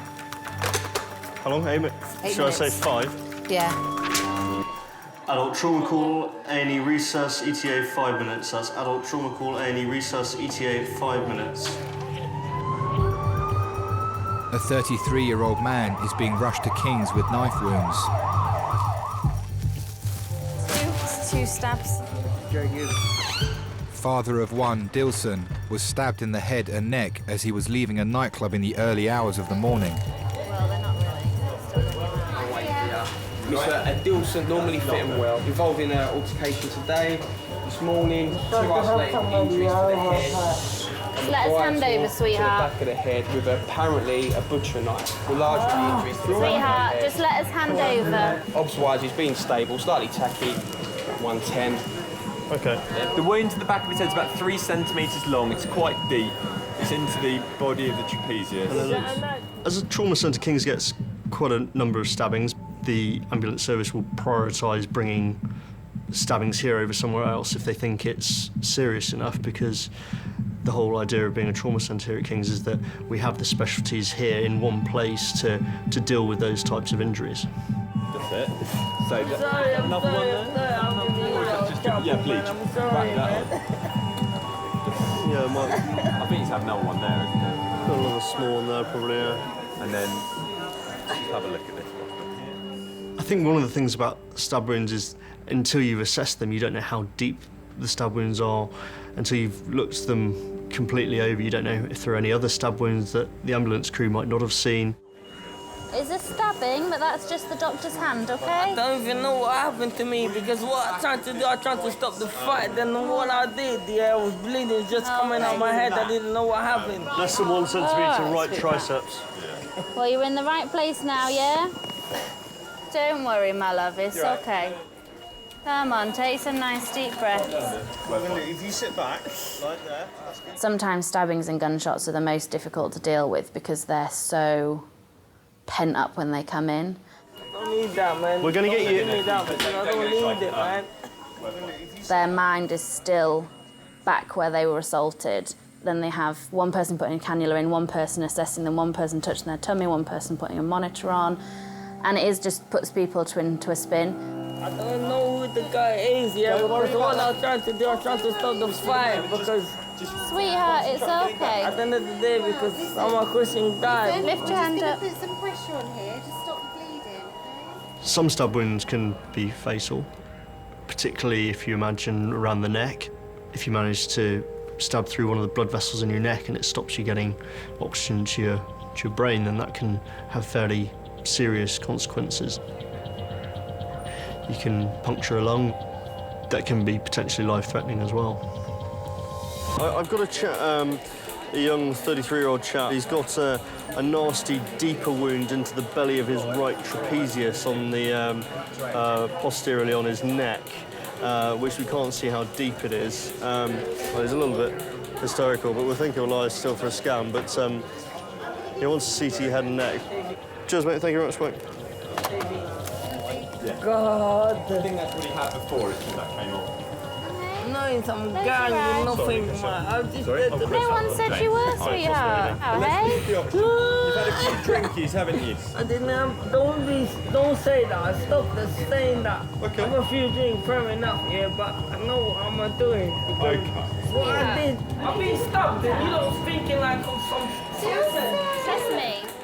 There is a border of people being hysterical, and then there's a border of people being hysterical with the possibility of becoming violent. I'm not shouting. I'm not shouting. I'm not shouting. We just need... I'm not... This is how you shout. You just need to calm it down, though, sweetheart. There's always a very thin line to tread, and you don't know if a fight has been caused by them for being aggressive. So it's very difficult to kind of put your boundaries there and say, This is who we are. This is what we're trying to do. We're trying to make you safe. You just need to trust us. Do something to me, because I got a daughter that is 12 years old. Do you know what I mean? I need to look after my daughter. What's going to happen if I die?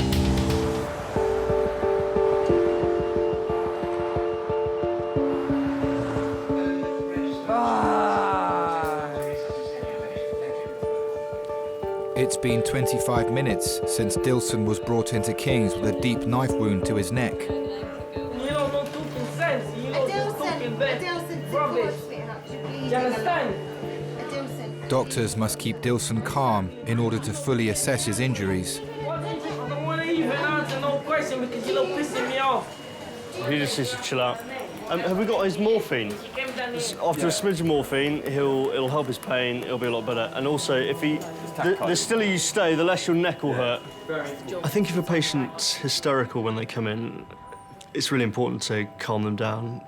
Certainly from our point of view, in terms of assessing them, getting their pain under control, for example, it can often help with that. I'm losing a lot of blood. I'd rather die, man.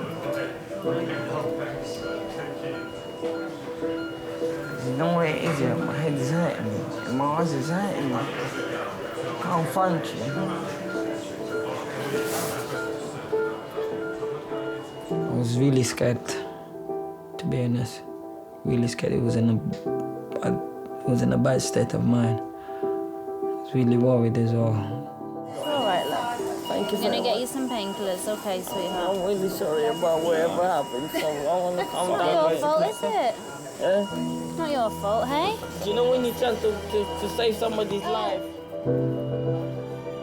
Low emotional stuff was getting to my head. Do you know what I mean? Because when you're in that situation, you start thinking a lot of things. Because you never been to that stabbing experience.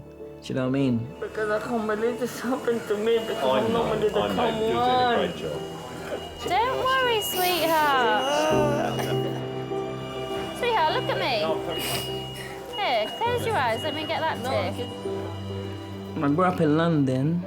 I was a quiet kid till about I was 21. That's when I started coming out of myself. You know what I mean? So I just used to be at home, doing my work, never been in trouble with no one. We'll drip in your arm, okay? So we can give you some... I'm even scared because I don't know what's going on because it's my first time I've been like that. Calm down, hey? My mom passed away in a car accident. I was about 5 years old. I was really young. It don't make no sense. But it's always the good people have to go. You know what I mean? So, grew up with my grandmother. She made me to be the man who I am today. So I really appreciate that. I'm gonna hold it, don't worry. Thank you very much for your doctors, even the paramedic that coming to pick me up. Thank you very much. I want to see, when I feel better, I want to see all of you. Just to say thank you, because I really appreciate it. I think it is quite nice when people have calmed down because all of a sudden you see actually the real person. Chick, CT are ready, okay? Be looking after me very well, even though I'm a bit whingy. If they trust you enough to have a bit of banter with you, then I think you've done your job. Come on, let's go. I have to come and see you, man. Yeah, you will. Now that Dilson is less agitated, he's being sent for a CT scan. This will show whether he's sustained any serious internal injuries. One of the issues with trauma is that the situation can change. You continually reassess the patient, so until you're happy with one area, you don't move on to the next. I think the hard thing to tell is, even if you look at a wound and say, oh, it looks quite deep, is which direction is it going in? I can't believe I got stabbed. I know, it's annoying. On my head. It's okay. Fucking hell, that's hang on. Too far, too far. Too far? Go forward. So go this way. Down. I need to wee as well. Okay, it'll be 2 minutes. I remember the day when I used to go clubbing, never used to be a knife. If anybody step in anybody's shoes, just used to say sorry and that's it, but nowadays you step in somebody's shoes, you get a knife or you get a gun in your head.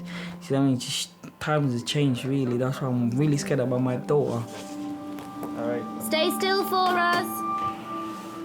I got a daughter, her name's Tegan, she's 12. I love her so much, she's my life. She means the world to me. I'll do what I can do to protect her, but it's just little kids, they're trying to prove themselves. They want to be gangsters. And what they're trying to prove a point, what, killing other people's life, what they're gonna prove. Do you know what I mean? They don't value life, they don't care about other people's life. But I value life, I care about other people's life. Do you know what I mean? They don't care.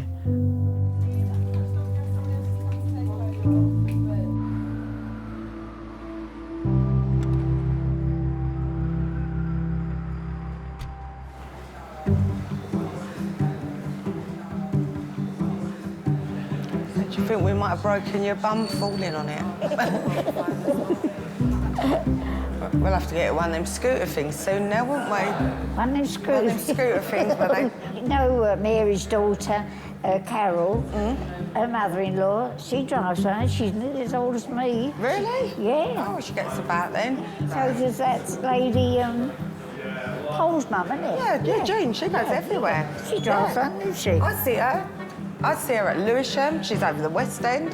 You know, she'll charge her battery up and you'll see her going over Waterloo Bridge to go shopping now, up the West End. Yeah. Scare the life out of me on one of them.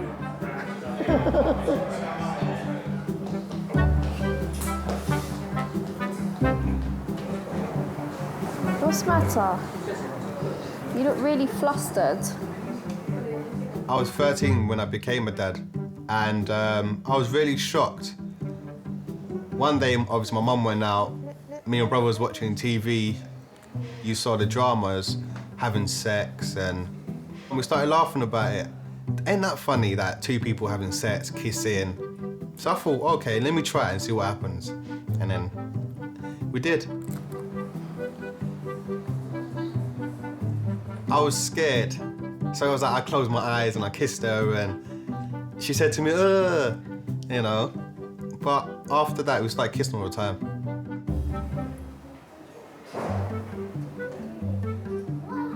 I was actually at school and I got a message on my phone because my mum bought me credit in the morning. So I phoned her and she said to me, oh, guess what? So I said to Keely, well, what's the matter? She goes, I just had a baby. And I paused for like 5 seconds. And then I was happy after that. I said to her, I'll come and see you later. And then that's why I went to go see her. I'll eat that bit. You want a bit?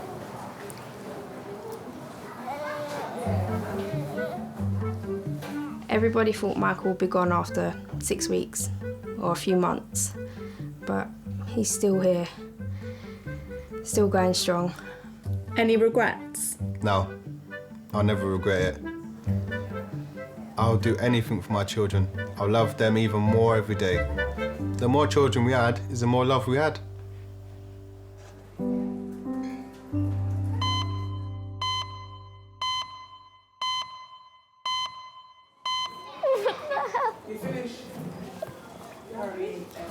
A 39-year-old woman with a red nose on. Going, I missed it at school today. Oh, it's a rabbit. Oh, I want to play with the rabbit.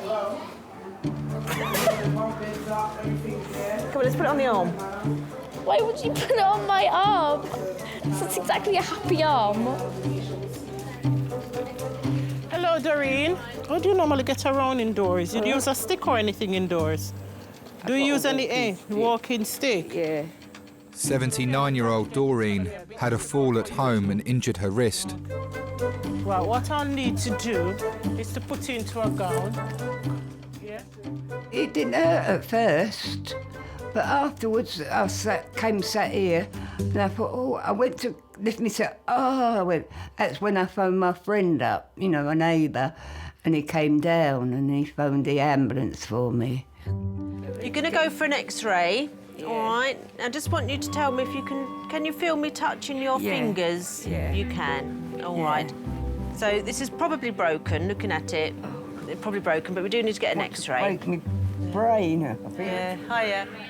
I was 18 when I had my first child, and I had them one after the other every year, which I only wanted one.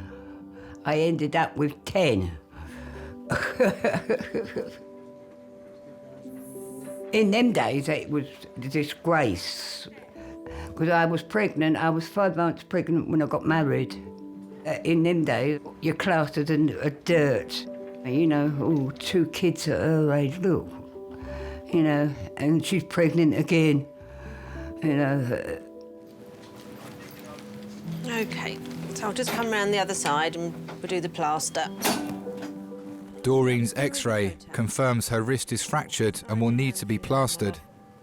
Well done. Oh, sometimes it's very hard, especially having all little ones round you, you know. I suppose if you loved someone, like I really did love my husband, you'd do anything for the one you love. But love turned to hate, didn't it? Oh, that's nice and warm. Yeah, that'll feel better once that's on. Well done. I can't sort of go into detail what was happening, you know what I mean. But I just couldn't cope anymore. So, like the 4 of my children, they went into care in Dr. Bernardo's home. OK, now this one's a temporary one, and that's to allow for the swelling to come and go. Oh, it was terrible. They was looking up at me and saying, Mummy, why are they taking us away? And I couldn't sort of explain to them why. I do regret it from now, you know. I used to think, why did I let them go? Why? And then I said I couldn't cope. Couldn't cope at all. Do you receive any help from social services at all? No. I think you might have to accept some help for a little while. No, I don't want to. But what about getting yourself dressed and washed and everything? Because you're only going to have the one arm. My daughter will come up.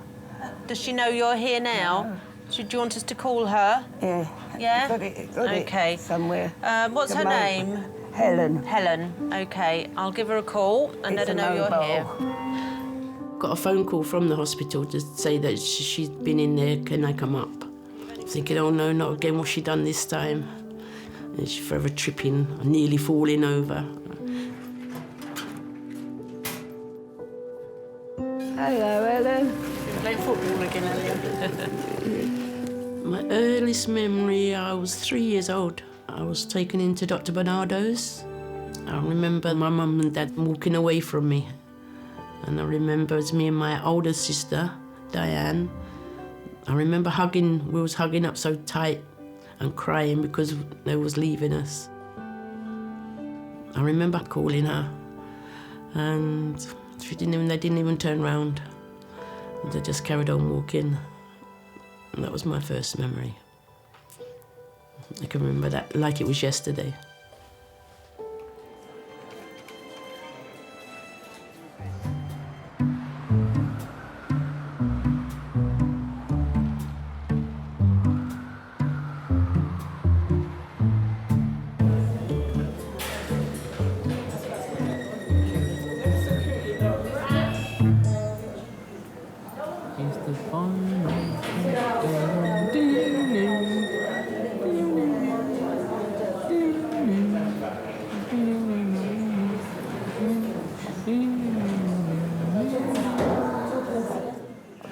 Look at me, chick. I just need to shine a light in your eye.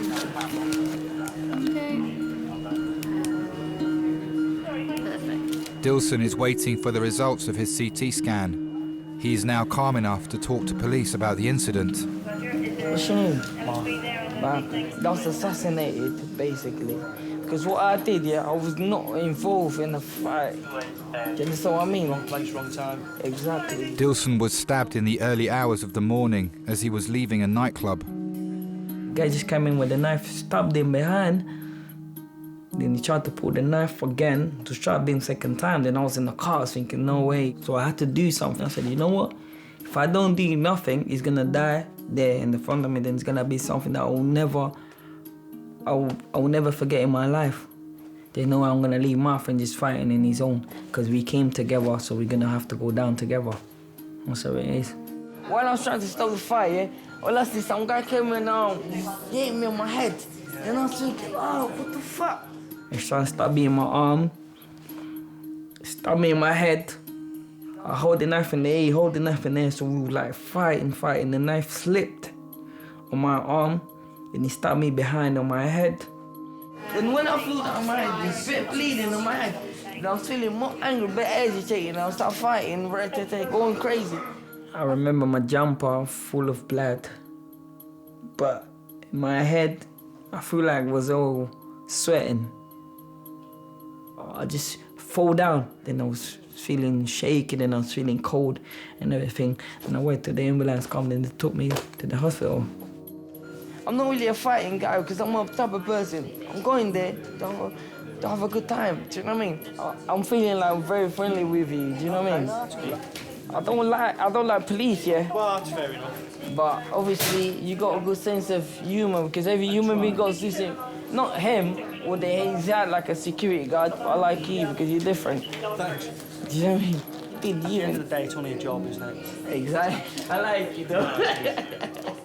I like you. I need to look after you.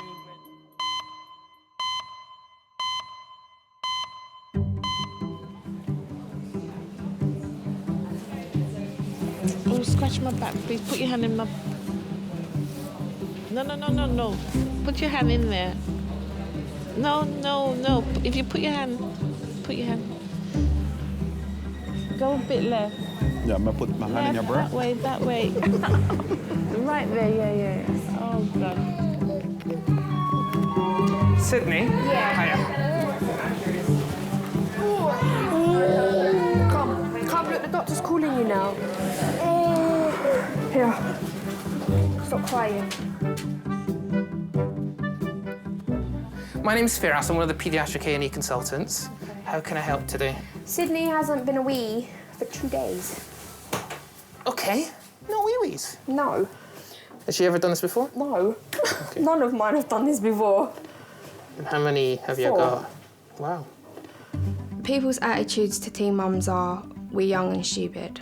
We're not young and stupid. Some of us cope better than adults. When me and Keely used to walk down the road with a pram, you know, older people used to look, and I say to Keely, oh, look, they're looking. And Keely always said to me, don't worry, we're good parents, you know, we smile at them. This is our child. Just take it one day at a time and always made the most of it. What are you listening to? Give me my TikTok. What's that? When I was younger, when I was at 13, I was most worried about not being a good dad. Because a lot of my friends, they ended up in prison or they've ended up, you know, doing bad things in their life. But it actually got me to the path where I always thought about, I've got a child.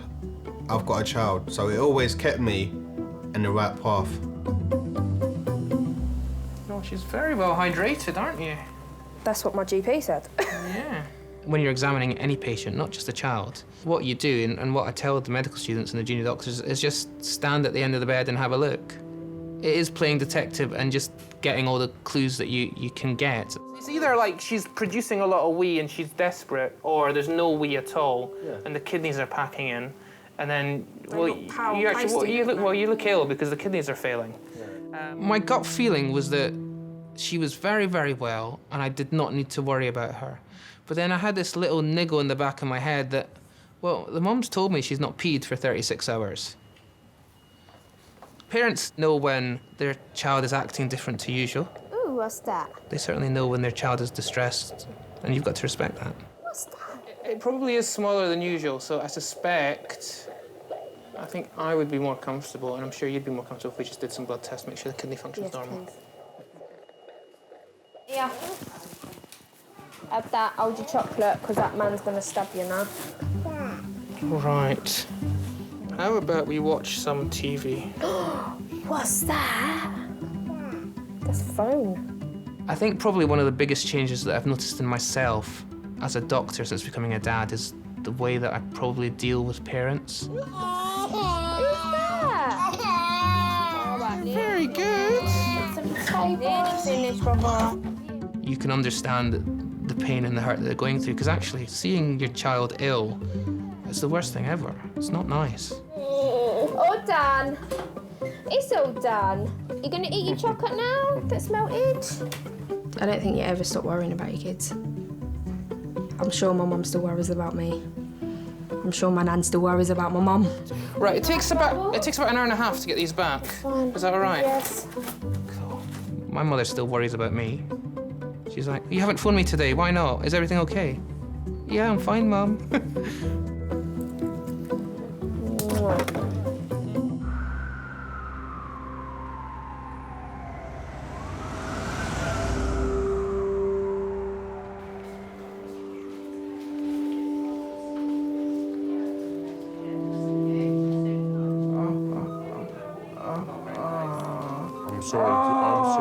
I'm sorry, listen, you're doing really well.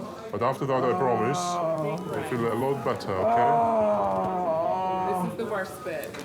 Dilson's scans have revealed no serious internal damage, and doctors can now close his wounds. Basically, I'm the miracle now, because I'm alive. Can you sit up? He was just trying to be the hero, but unfortunately in South London, you can't be a hero without getting a few injuries.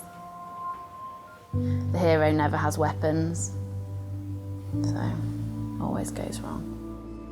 Dilson is now being taken to a ward where he'll be kept under observation.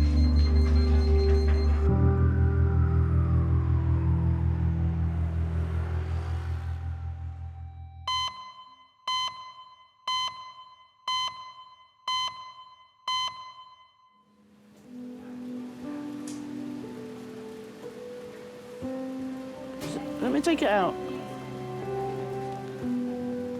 God, it's all lettuce, isn't it? 79-year-old Doreen fell at home and fractured her wrist. Ambulance driver said you've been chasing men again. I said it can't be a fine thing. I went into care when I was 3, come out when I was 11. I remember saying, the girl said, oh, she's going home to her mum. So I said, well, we're going home next week, although we wasn't. Deep down, I was wishing it, but when the time actually came, I didn't like it. We passed each other and they didn't even know us, and we didn't know them. Yeah. What is this, chicken? It tastes like chicken. Yeah? I took the lettuce out of the other one. There's only one thing I don't really understand. Why take us out knowing that 6 months later you're going to disappear? And that was my mum. She disappeared after 6 months. I left my husband. I just had to get away. Had to get out. Because I think, because if I hadn't, I would have done myself in, you know what I mean? But it's that, oh, it was very, very hard. Geez, now, that's the one that phoned you up. Did I cry? Did I get upset? No. Not when she left the second time. I thought, well, I've been through this before.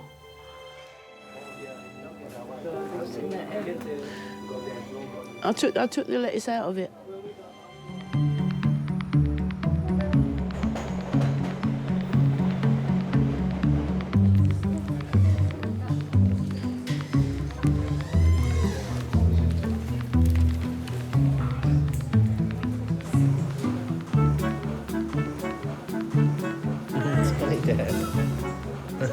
Now turn it down.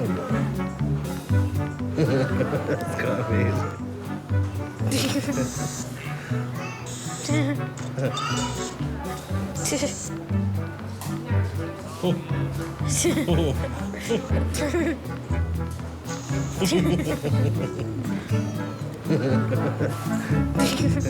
No, Sydney.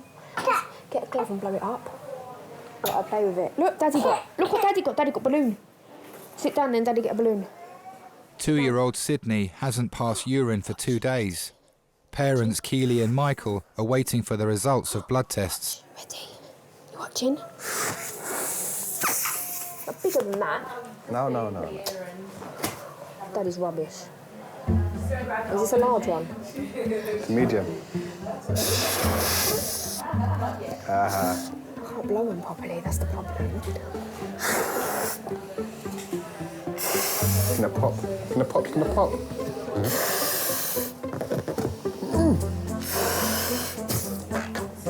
Oh, wait, man, before I need emergency help.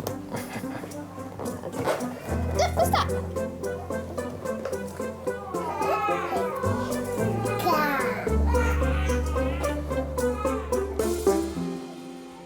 What do you love most about being a dad?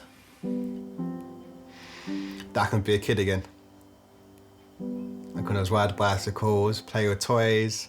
Me and the children, we always go on little adventures, hide stuff around the house, play kiss chase with the children, which was pretty fun.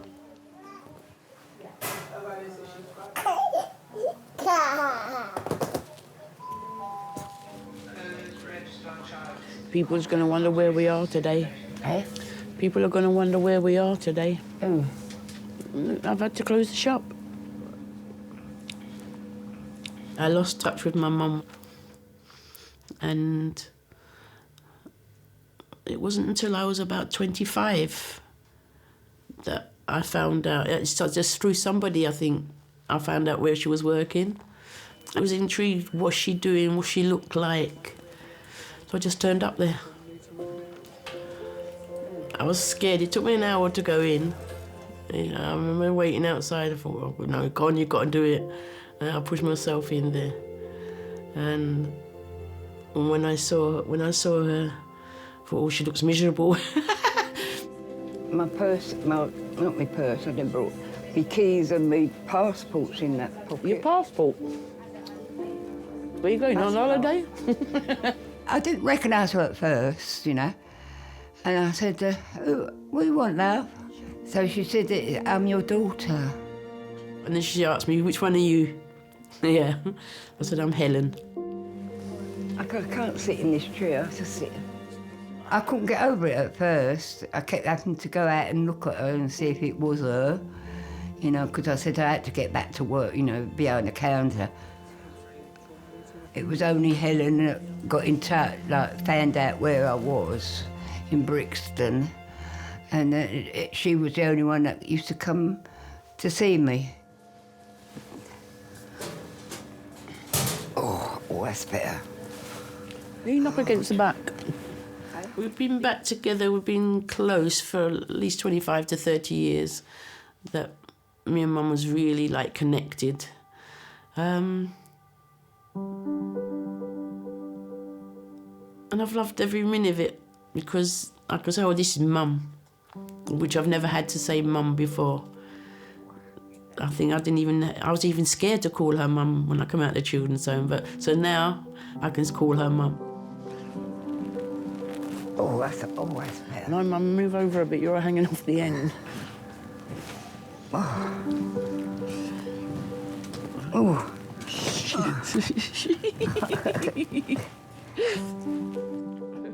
I have to forgive. Yeah. I don't know the real reason. And we all make mistakes. And that was her biggest mistake. I don't think since I've been back she's made any mistakes with me. Swivel your bum back. Look, there's my wrist. Swivel your bum back. I can't.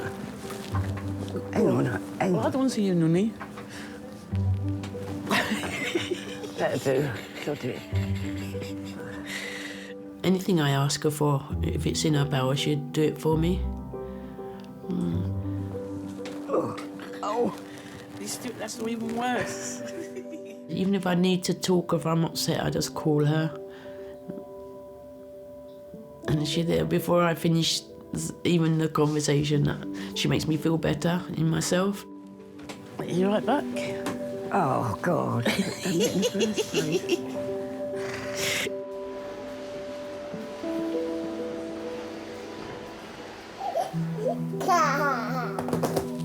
Just to say the blood test I've just run is normal, so that's very, very encouraging. So kids that are ill, that blood test's abnormal, so it's not. So it's looking good already. Okay. That's All it. right, thank you very much. I don't think you can generalise about when is the right time to have a baby. I mean, I think ideally you would like to not have a baby when you're, a teenager, because I think you need a bit of life experience. But having said that, I've seen some parents come through the door at 16, 17 who are obviously loving, fantastic parents, so you can't generalise it. You just chill, yeah? You just chill. You're causing all these problems. You're quite happy laying there. For me, it was a natural process that at some point in my life, it would be lovely to have kids. If only so that when I'm old and decrepit, they can look after me. We're happy. We like to have a laugh. We like to be with friends, acting stupid. What's this? Yeah. You have to laugh. You have to laugh just to forget the worries sometimes. You have to laugh.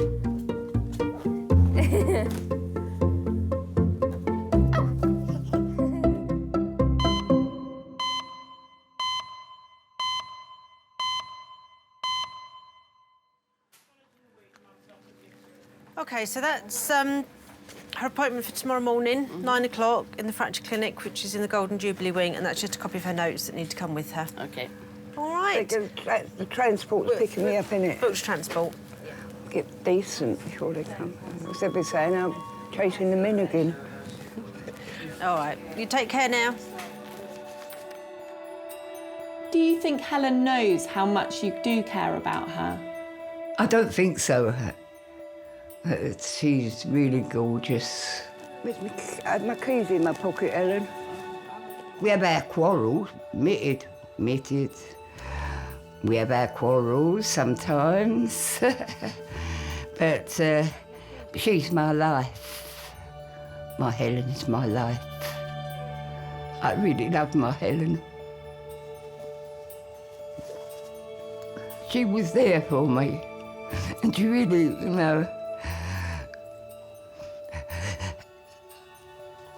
Sorry.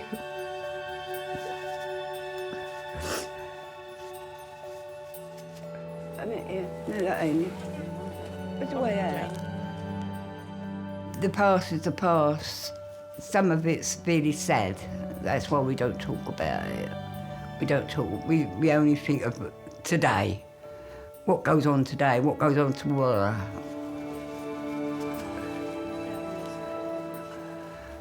Look forward to the future. That's what I always say.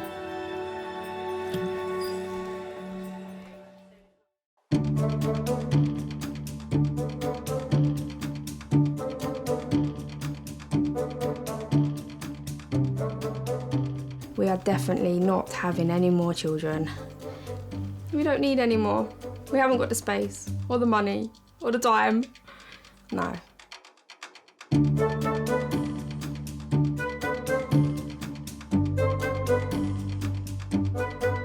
I think if Chelsea was to have a baby, I would go mad. It's not what I want for her. So she says she hates kids anyway. So maybe she won't bother.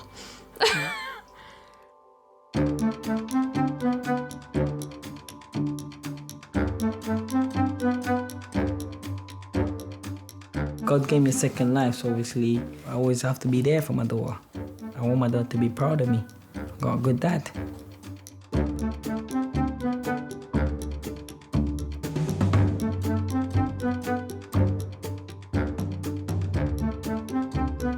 I'm young to myself. I don't feel 79. I can go out there, I play with the children out there, because people say to Helen, ain't your mum energetic for her age? I say, well, no use sitting moping about, just get on with it, and I do. That's it. I go down doing a bit of raving if I was to go up there. Like We're going to shake a leg.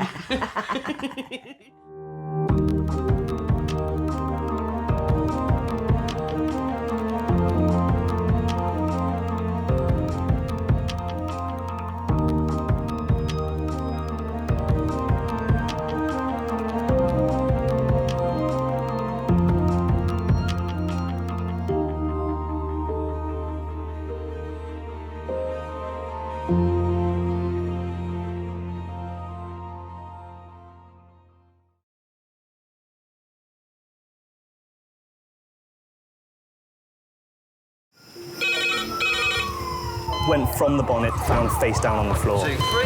Paediatric trauma It's a stabbing quadra. 25 feet from a ladder onto his back. He's really unwell, and I think anaesthetics need to see him before he goes to theatre. Daphne? How is everybody then? Chilling? King's A&E, how may I help? King's College Hospital, London. I got stabbed. I know, it's annoying. On my head. One of the busiest A&E departments in the world. I want top to toe, head, chest, abdomen. A place where love, life, and loss. Don't bloody die.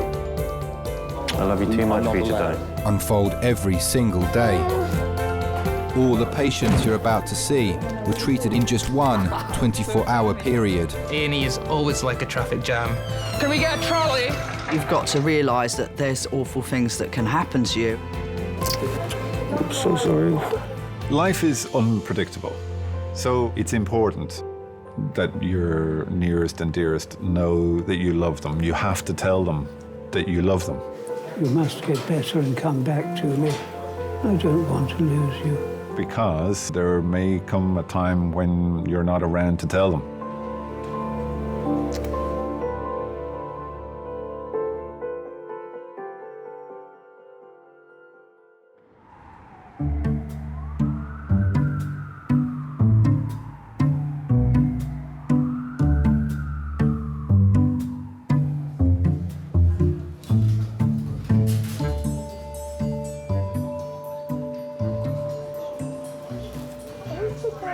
Where the woman say she's going? Eh? Where she say she's going? She's going to see how long it will take you. So that's fine. You had your break yet, mate? I am. Okay, great. Thank you very much. Thank you, you're welcome, mate. You're a lovely man. Matt is one of the nurses working in Majors today. You need to have a slight screw loose, I think, to be a good A&E nurse. You've got to have a sense of humour. My name's Matthew, nice to meet you anyway. Pleased to meet you, my dear. I think if you were to take a lot of good A&E nurses and say, right, let's put a play on at National Theatre, I think it'd probably be quite good. Because you have to put a face on. And where are you from, Barbados? No, I'm from Dominica. Dominica? Yeah, next to Barbados. So do you speak French? Yes. Ah, Parlez-vous français? Oui, un peu. Bonjour. Oh, bonjour, monsieur. Alors, vous êtes très belle. Yeah. He said you're nice. Right. I'm just going to get you in somewhere. Okay. You need to make an effort. You're meeting people on often the worst day of their lives. Hello there, sir. So it's Mr. Arthur Morris. Is that correct? I'm Dr. Harrison. Nice to meet you. 79-year-old Arthur has been brought to resus after complaining of stomach pains. What's the problem then? Well, as you know, I'm on dialysis. Yes. And you see, when I come home, and I get a bit hungry and I start eating, I'll get this pain. It starts in the stomach, then I'll get it all here. All night, for days now, I've been getting it here. And it's really got me down. And this morning, I had a choice either to go to dialysis and sit there in misery, Oh, okay. Yeah. or come up here and try and get it sorted. So I had to pick to come up here. Okay, no, that's fair enough. And you said that eating makes it worse. What about position? So if you're lying flat or sitting forward, does that make No, a if I lay down, it seems to be worse. I think because I've got an ulcer, so they say. in your tummy? Yeah. You know that. I've got an hernia, which I'm having done on the 21st of this month. Okay. And also the main artery there, but also Yeah. Aorta, yeah. that is enlarged or something. They said if it gets any bigger, well, that's it. I'm gone. But these kidneys back up. So what else can go wrong? Yeah, exactly. You've got everything in the medical textbook, it sounds like. I'm being held up by wire, aren't I? Keeping me going.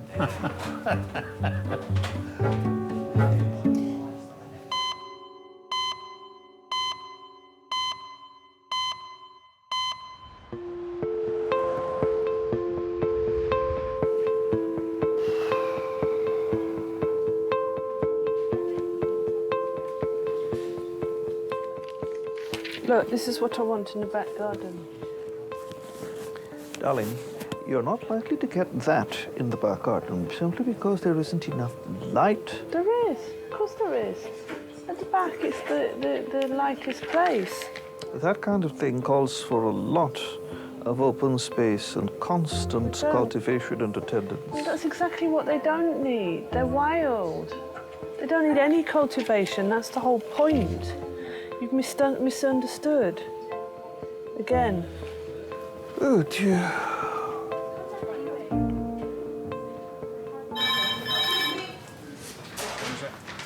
That one. Hello, King's College, Resource, red phone. Yeah?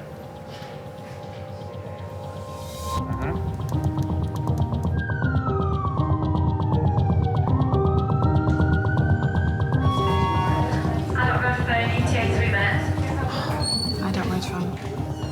A 20-year-old man is being rushed to King's suffering from acute chest pain and breathing difficulties. He has no history of a heart condition or respiratory problems.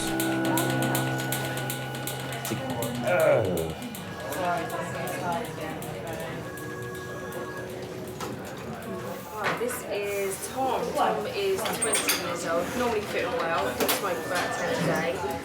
Sat reading, had sudden sharp onset of pain on his left side, so it feels like something's pushing in. Whoa. Giving him 10 milligrams of morphine to have. But that's normally fit and well.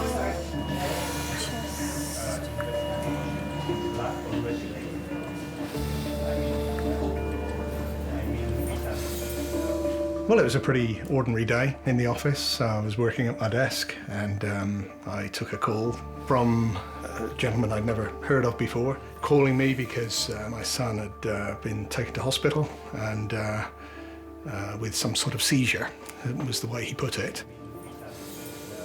But they weren't sure. He hinted at it could have been a heart attack. That was something that made me pretty nervous. My wife, she lost a nephew in his mid-20s, very handsome lad, almost the same build as Tom, with an undiagnosed heart condition. And that was one of the first things that went through my mind, just thinking, gosh, is this a case of one of these? So what time did it happen? I don't know, roughly about half an hour ago. And what did you have? Just pain, was that? Yeah, it just sort of seeped in out of nowhere, and it just got worse and worse, so. And that's on that left side, is it? You freak out when that sort of happens. You think all sorts of dark thoughts. Obviously, the worst is that he might not make it. It could be something so horrible. And you said, what kind of pain is it? Like a sort of like a pushing pain. Pushing pain? Into my heart, like. Okay. Like something's forcing me.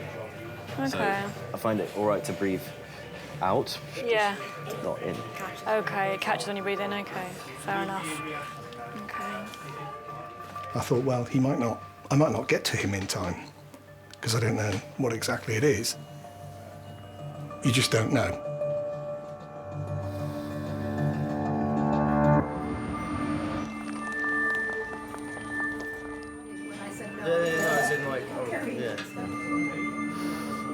It's been 40 minutes since 20-year-old Tom was brought to King's after suffering the symptoms of a heart attack.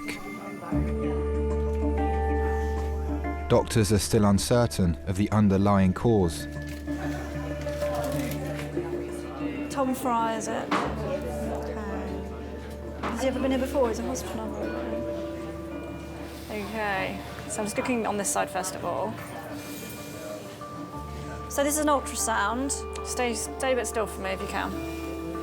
Just really had no idea what was going on.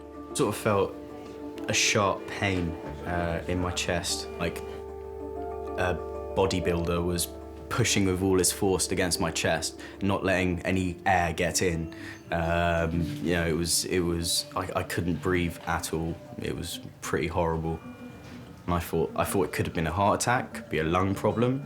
I mean, initially I really thought I might have punctured a lung. I thought I was gonna die. Yeah, I genuinely had never experienced pain like that before. I just wanted it to be over, really, I suppose. Do you smoke? I do.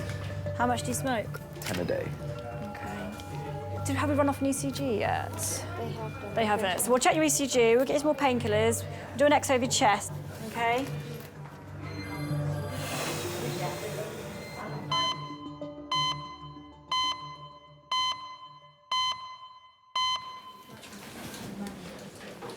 Anastasia, do you want to follow me?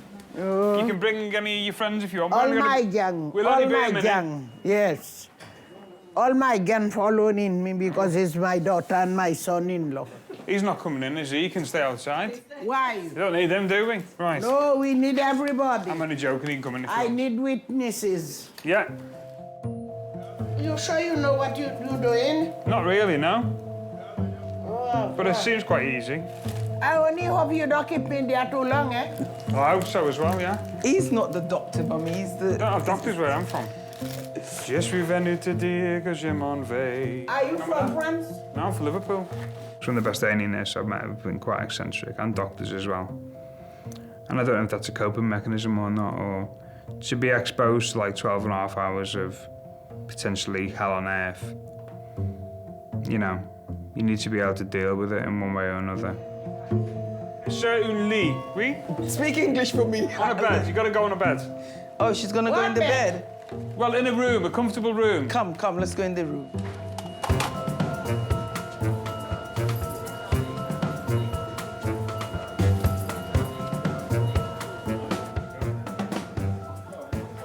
When are we going to be cold?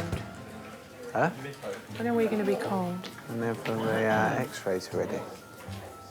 They come instantly now. Get them on an iPad. I've seen it on Holby City. This is not Holby City, this is King's College London, baby. Do you want any painkillers, Arthur? I'm not too bad. If I can do without them, I do, you know what I mean? No point in taking them if I don't have to.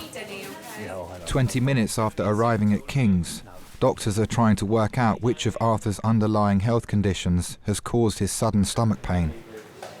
Here we are, Arthur. Just pop the smear band on. I had one of them when they evacuated me during the war. Did you? Where did you go? I can't think of where was it? Lincoln. Lincoln? Yeah, but when we got there, they was bombing that place, something terrible. So my mum brought us back home. She said, if we're going to die, we might as well die in our own homes in London. Yeah. So that's what she done, she brought us back. During the war, they never had toys or anything like that. It was always, I used to have to make the most of whatever was there. He never ever had anything new. So anything he ever got clothes-wise, and that was handed down by his brothers. So when we used to get something, he used to say, you get it new, I never. I used to have to put cardboard in my shoes and wear belts around the trousers when they were too big. That's what I say, people today, these days, they think they've got it hard, but they ain't. No. They ain't got it hard. You know, see a row of houses one day and they were gone the next. Oh. People you knew, they was gone. Whole families, you know, knew an old family and they was gone the next day. Yeah, well, that must have been pretty scary. Yeah, well, he got used to it after a while. Did you? That's part of my life. Yeah, when I was growing up, he felt safe knowing he was there. Tall, blonde hair, always had his Crombie coat on, or his suit. Always very particular in how he looked. He used to have American cars, he loved his American cars.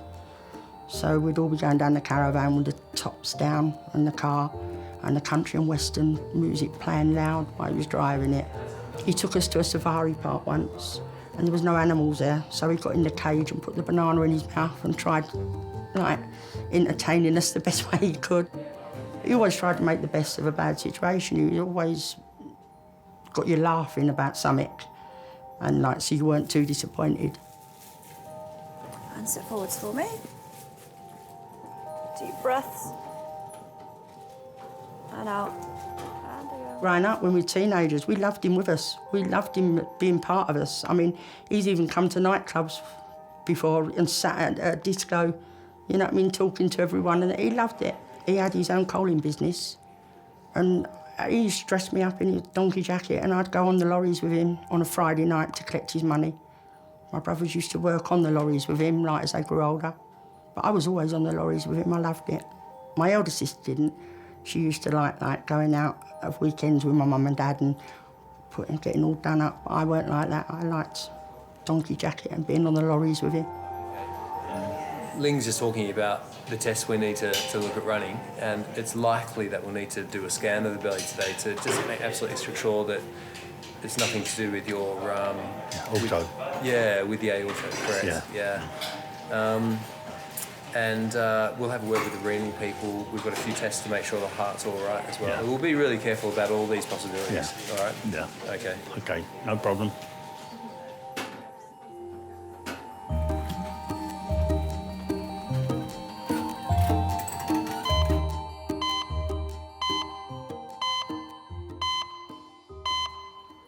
Right. From the top. Yes, please. Tango, Victor, Hotel, X-ray, uniform. Retired soldier Rocky has come to King's with his wife Cordelia after experiencing blurred vision. Tango, uniform, X-ray, Tango, November, Alpha, Golf, Victor. I think you're struggling with that one. Yeah. What is it? Why It's for a Y, Yankee? it's a Y. I'm worried that it could be a detached retina, which could lead to blindness. We are called the odd couple, and I can see why. If there were 100 people in the room and they saw me and Rocky, nobody would put the two of us together. We're like chalk and cheese. We're personality-wise, we're really different. Culture-wise, we're really different. Our outlook on life is really different. This could lead to blindness, couldn't it? Well, you've come very early. Yeah. So, the earlier it's picked up, the better. I think, to be honest with you, we need to talk to the eye doctor. Okay. And they probably need to see you in the clinic. Yes, of course.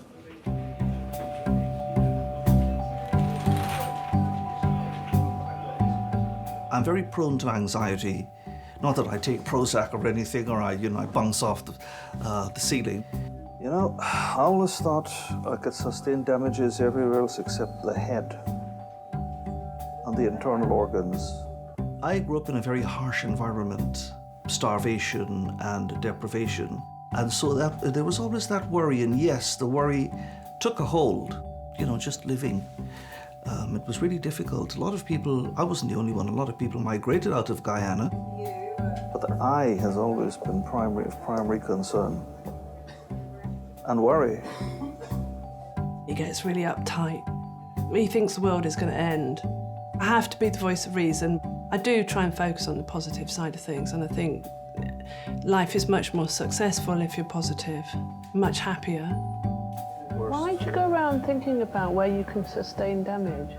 I worry when these chaps just give you the soft soap. He's not giving you a soft soap. He doesn't know. He is not an eye expert. He doesn't know. I think it brings out the worst in me, because then I start getting like a sergeant major and sort of being much more rough than I intend to be. So it sort of brings out the worst in both of us, I think, yeah. But it probably starts with him, I think.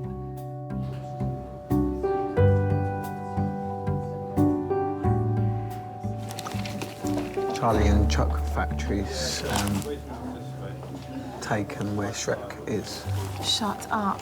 Oh, I've got to go and see that. Yeah, I drove past it last that'd week. be well good. Do you think they have kids as Oompa Loompas? Maybe.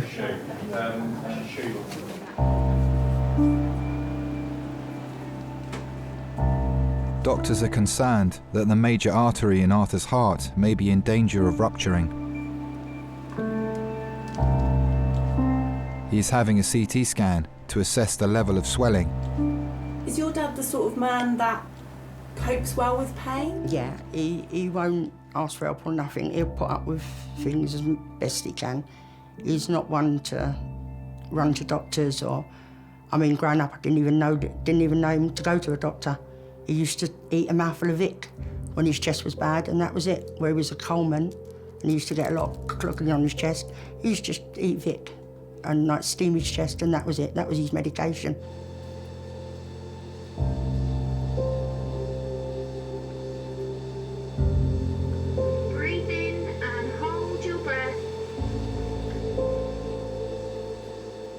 So it was a bit of a shock when he first went in hospital and had the bypass, because we'd never seen him ill before.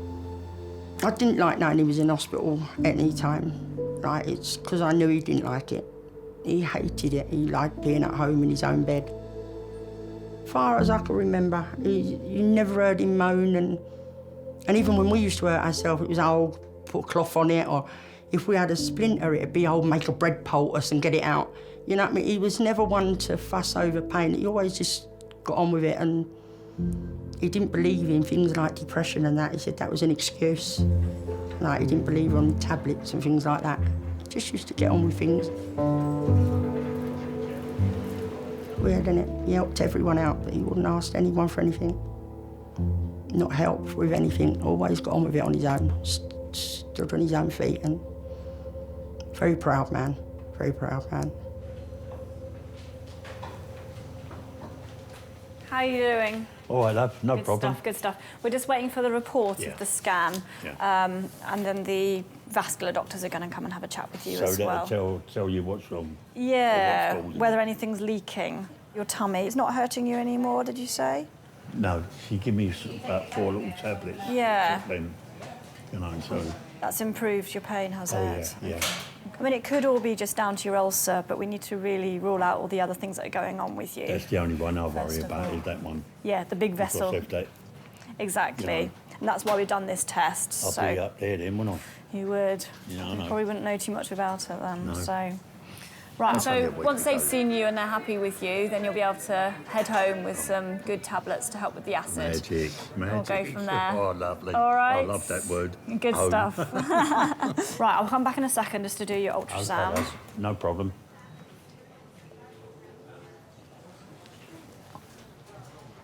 Oh.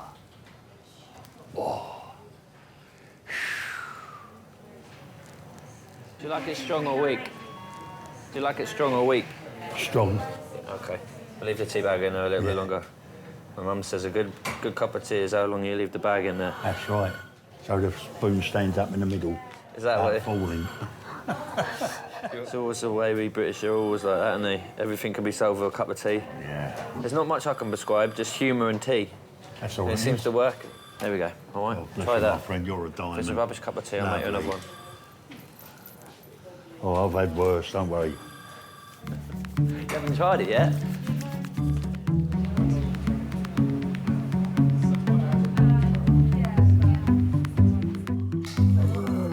Sleep. Put your head down. I'll sing you to sleep. Go to sleep. Baby cakes.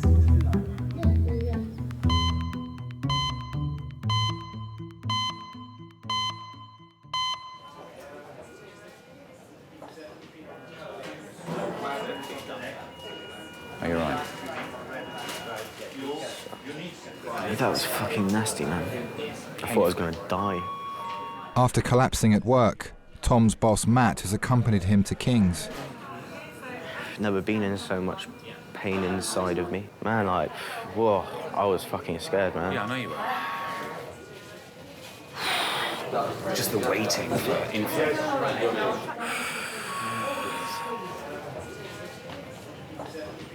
Shop will be all right. Who gives a fuck? It's not very important. I sort of do, man. I didn't want to go to university. My brother chose the academic route. I didn't. I wanted to work my way through life from the bottom. I started working in hospitality, learned making cocktails and basic sort of, bartending skills. And then eventually that got me into the wine trade. I was quite driven by the idea of getting my own place and job and having my own life. I wanted to be independent. I wanted to prove to myself and to my mum and my dad, who didn't, at the time, believe in me much, I don't think. Oh, my dad's going to be so over-worried, you know? Yeah. Yeah, it's fine.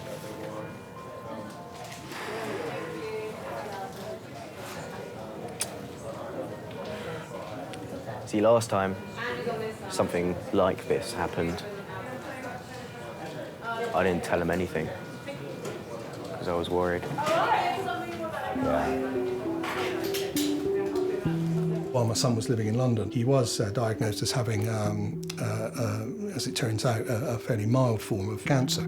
He didn't tell us, of course, and we only found out by discovering letters pushed into drawers at home when we were clearing up. And of course, you freak out. I guess I better go. You can go, man. It's cool. Oh, I don't mind. I sort of confronted him with that. He announced that he'd been treated and it was done and it wasn't a problem and he doesn't want to talk about it, doesn't want to go back there. When they're over 18, you can't ring the doctor and say, I'm his parent, I can do this, I can do that. You can't do anything. I've always kept things that I felt my parents wouldn't like to hear hidden. And I think a lot of younger people would do the same thing. You almost don't want to let them know that you're going through pain because you don't want to hurt them. He took all that on his own, dealt with it. He's very capable in that regard. We didn't even find out about it till a month or two afterwards. And then you look back on that period and think, my goodness, what was he thinking? See you later. You feel robbed as a parent of not being able to know. So you have to sort of respect that in a way and like it or lump it. But at the back of your mind, there's always the, you know, what could it possibly be?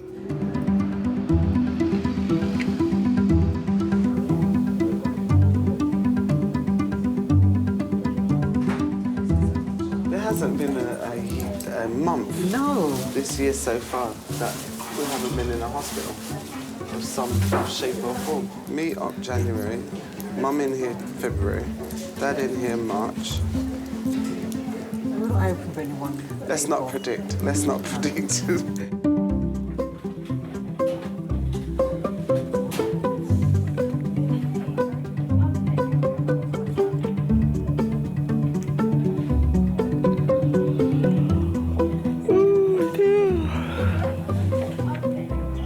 I'm still trying to get in touch with them, but these are just that's a letter and your copy of your notes that you'll need to take to them. I am worried about losing my eye. I understand that you're worried about that. They're very good. You're not just pacifying me there, Sam, are you? It is a very common problem, and the earlier they catch it, the better. Well, okay. Well, thanks a lot. Very reassuring. I'll come and talk to you in a little while. Please, thanks. Can you try not to stop fussing? Well, look, I'm right back where I started. He doesn't know what the procedure is, and most importantly, he doesn't know the rate of success, so... Yes, but he knows that they're very good. Yes, well, he'll say that, wouldn't he? It is a very common problem. You don't have to go to the worst-case scenario. So tell me how you and Rocky first met. Used to work with Rocky's sister, and one day she appeared with him, and he rushed up to me, put on his very formal English voice, and picked up my hand and kissed it, and I just thought, what a creep. I took one look at Cordelia, and my head just went where my feet were. I was bowled over. I wasn't struck at all. I didn't think that I had anything in common with him. I didn't think it was anything I was interested in. All I could think of was Cordelia. I said, you know what? I'm going to marry that girl.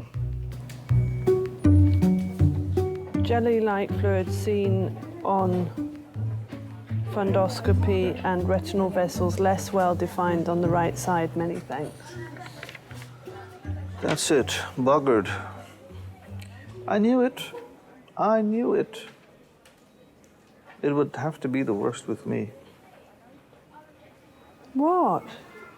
What's the worst with you? Well, what's the report saying? It just says that the retinal vessels are less well defined. That means nothing. One would hope that you might have realised that the worst very, very, very, very rarely happens.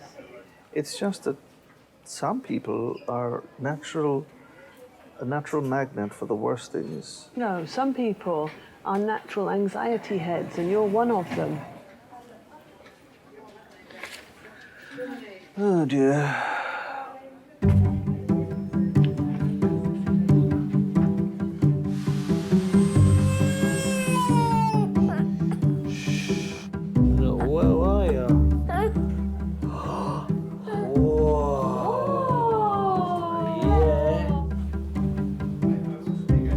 I'm so happy I can breathe. Tom Tom's dad, Bob, has arrived in resus. They are awaiting a diagnosis of what caused his chest pain. Hi. So, I've been looking at some of your tests. Your heart tracing's normal. Your chest x-ray's normal as well, just to reassure you. And the jelly scan that we did of your chest was normal too. And the other really serious thing that I wanted to exclude was a blood clot in the lung.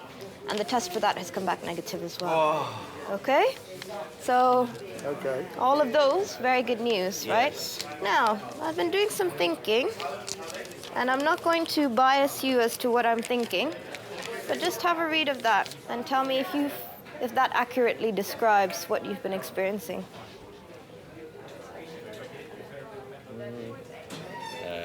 Yeah, the top down to feeling sick, pretty accurate, and then the rest is I've had those before, yeah. Okay. But nothing of the last 4. Okay. Yeah. So, I'll show you what I'm thinking then. I think you might be experiencing panic attacks. And I think we're somewhat guilty of perpetuating this because when we see people in the emergency department, we try and rule out emergencies straight away. You know, which yeah, we because you don't want it to be an emergency. Well, yeah, I can see what you mean. Because you rule out the big things first, Yeah, isn't exactly, it? yeah. And I mean, to be honest, if you had had a blood clot and I told you you had a panic attack, you wouldn't thank me for that, would you? But what got me thinking about this is that you said you were afraid that something was wrong with your heart.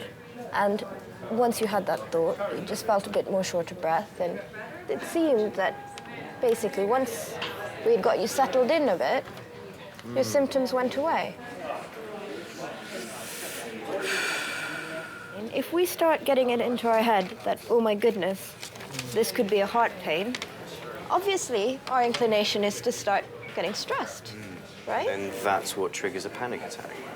I see. I mean, yeah, this is entirely plausible. Quite stressed lately because you've had 2 flats fall through with his friend. They've been trying to move into a place because they both work. Yeah, we've sorted out Albert's You've flat. had 2 falling through. You've had all the thing about getting the guarantees in place, getting all the holidays moving, sorted, how we're going to make that. You know, you have been quite wound up sometimes. Up until that point, I don't think I realised how much stress I was under. I was moving place with my best friend, and that was getting a bit complicated. We'd been gazumped a couple of times. I was commuting to work 4 hours a day, and I think subconsciously, all these things in the back of my head were jumbled, and I was thinking too much about what was happening in my life at the time, and I just didn't really have time to relax. The doctor asked him, "Have you been stressed recently?" And I'm sat there thinking, oh boy, I know you have. You know, I'd made it clear that I didn't want to be a guarantor of a rent deal again. And you think, well, have we, you know, you agonise over it as parents thinking, have you been too harsh? And, you know, you couldn't help feel a certain pang of guilt. So, is there anything, if that is the case, what would be the steps to sort of prevent it from happening again? What triggers a panic attack is the way we attribute symptoms in our body, right? So if you feel a tinge on your chest and you go, oh, that's annoying, I've got a bit of a, you know, muscle pain, then that will most likely not lead you to get stressed. It's how your brain... How you're perceiving it. Yes, it's how your brain interprets the signals of your body. I do think a lot sometimes over the top about what could be happening to me. So, yeah, that does make a lot of sense. In the world we live in, you know, it may seem as though, you know, I've got a good job, but I still get by the skin of my teeth, you know, and I think that everybody in my situation who's decided to try and get a career from quite a young age, the first 4 or 5 years of their lives are going to be tough. You got to work to survive. You got to earn money. So that would be what I worry about, I suppose. I think there's a lot of pressure to conform, that a young man should be like and stuff like that. I think that can be quite hard for them, you know. I was a bit of a difficult teenager. I liked the bevy and all that, you know, and I didn't really have much of a fantastic kind of work ethic, I suppose, you know what I mean? It wasn't until 24 really that I got me act together really. Okay, 12 minutes should be 1 o'clock to computer now anyway. At 24, I decided to stop drinking. I realised that, you know, drinking was costing me more than money. But being a young lad in the north or whatever, it was a very difficult thing to accept. Where I'm from, people drink. I was brought up not to trust people who didn't drink.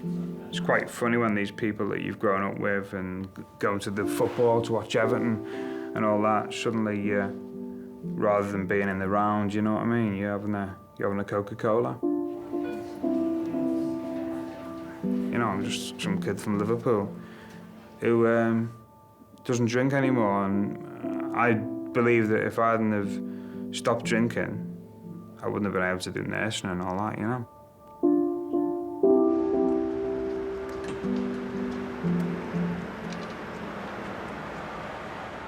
It's okay. Yeah, so I spoke to the eye doctor. I explained to them all about your eye problem. So they said that they would like to see you today, but not immediately. If there's one thing you said you love about it the most, what would that be? I think it's the sweetness and the kindness and the thoughtfulness and the caring. Booked at the moment, so you need to be seen by the on-call doctor at 6:30. Okay. Okay. Okay.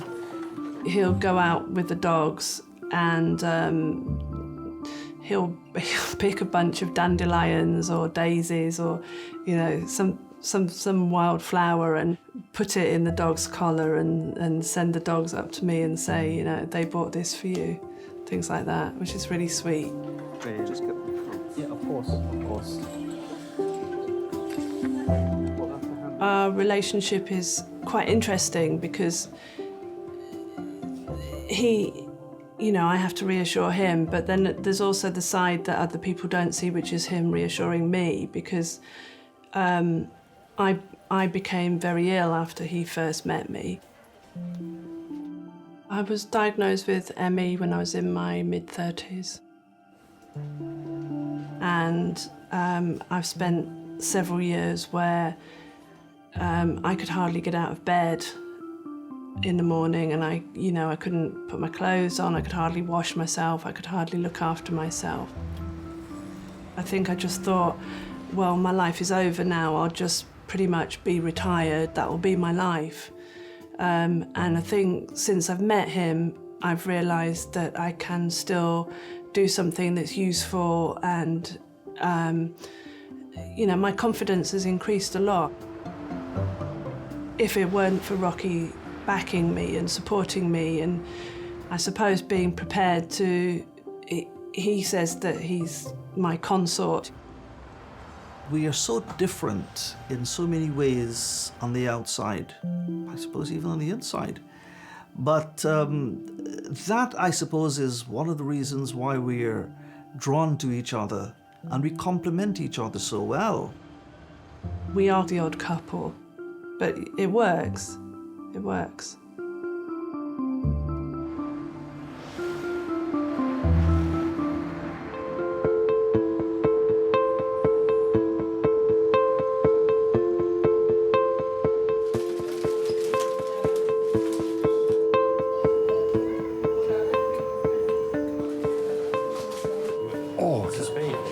That's the only. Arthur has been referred to the specialist vascular doctors at King's. They are concerned that his ongoing stomach pain may be a symptom of swelling in the main artery supplying his heart. There's a pain there. It's all right there. It's all right? Nothing there, yeah, nothing there at all. We had a look on the scan about the aneurysm. It doesn't show any changes compared to the scan a year ago. That's a relief. Which is That's a relief, yeah. Because if we were thinking it's coming from there, you would have needed to have an emergency operation to repair. That's what I was worried about. Which is a worry. You know, it's something major, and there is a very hard. Because they're always weary of putting me under anaesthetic now. That's true. Bless you, my friend.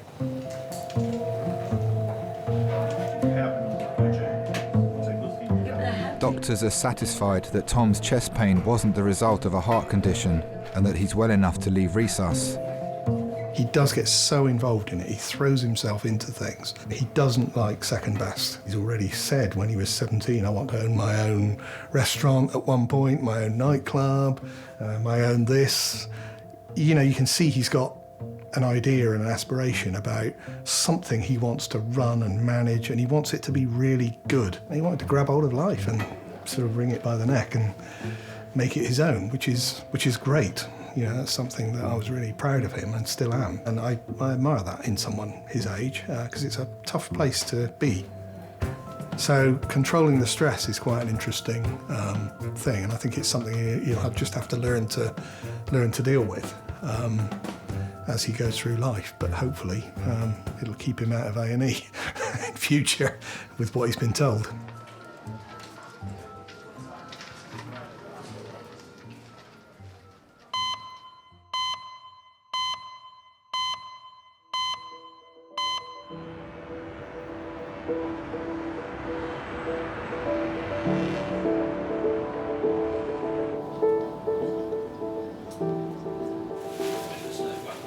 Arthur has been given the all clear. His enlarged aorta is not causing his discomforts, and with his abdominal pain responding well to medication, he's being allowed to go home. My dad is what you call a really old-fashioned gentleman. Even when he was in pain, it still wouldn't make him forget his manners or the way he spoke to people. He's an old-fashioned gentleman. November, looks like Kilo, Tango. After being seen by A&E staff earlier, Rocky has returned for his appointment with an eye specialist. Golf, Yankee, no, that's Tango, Lima. The aqueous humor, which is that liquid, that jelly-like liquid at the back of the eye, is attached to the retina, and sometimes it contracts. Just something that happens in nature, happens to everyone, and in so doing, it will pull bits, tiny film-like bits, off the retina itself, and they float around. They're called floaters, actually, which is the medical term the doctor used for the layman.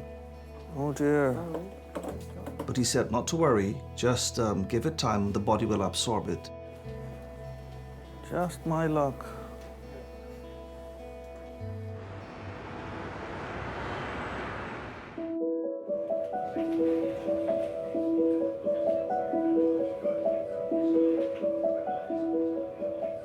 I'm impetuous, and you know, sometimes I can get a little caustic.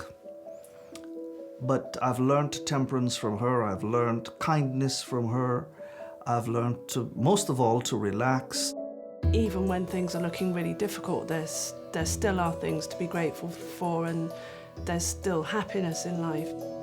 She has brought her optimism to overwhelm my pessimism.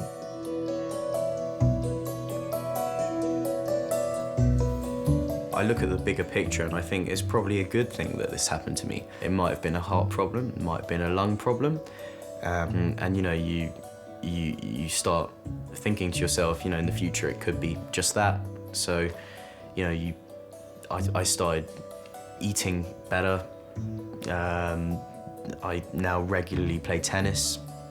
Yeah, I mean, things are put into perspective when you experience something like that.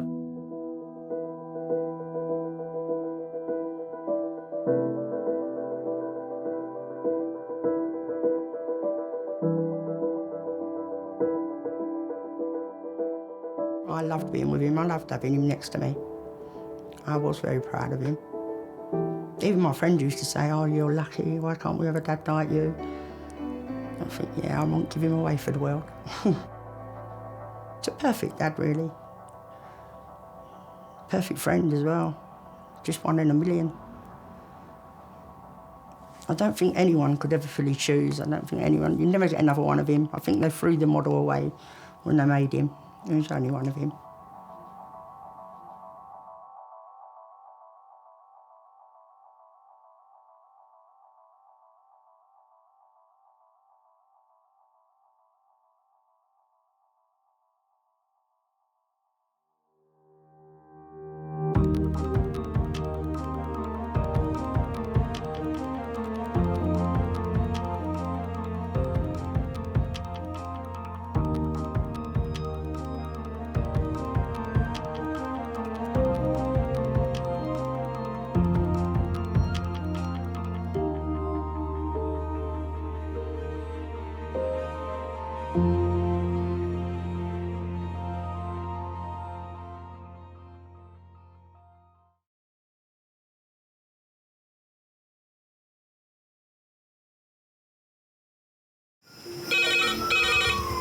went from the bonnet, found face down on the floor. Paediatric trauma call. It's a stabbing quadrant. 25 feet from a ladder onto his back. He's really unwell, and I think anaesthetics need to see him before he goes to theatre. Daphne?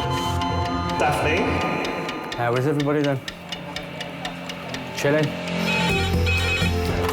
King's A&E, how may I help? King's College Hospital, London. I got stabbed. I know, it's annoying. My head. One of the busiest A&E departments in the world. I want top to toe, head, chest, abdomen. A place where love, life, and loss Don't bloody die. I love you too much for you to die. unfold every single day. All the patients you're about to see were treated in just one 24-hour period. A&E is always like a traffic jam. Can we get a trolley? You've got to realise that there's awful things that can happen to you. I'm so sorry. Life is unpredictable, so it's important that your nearest and dearest know that you love them. You have to tell them that you love them. You must get better and come back to me. I don't want to lose you. Because there may come a time when you're not around to tell them.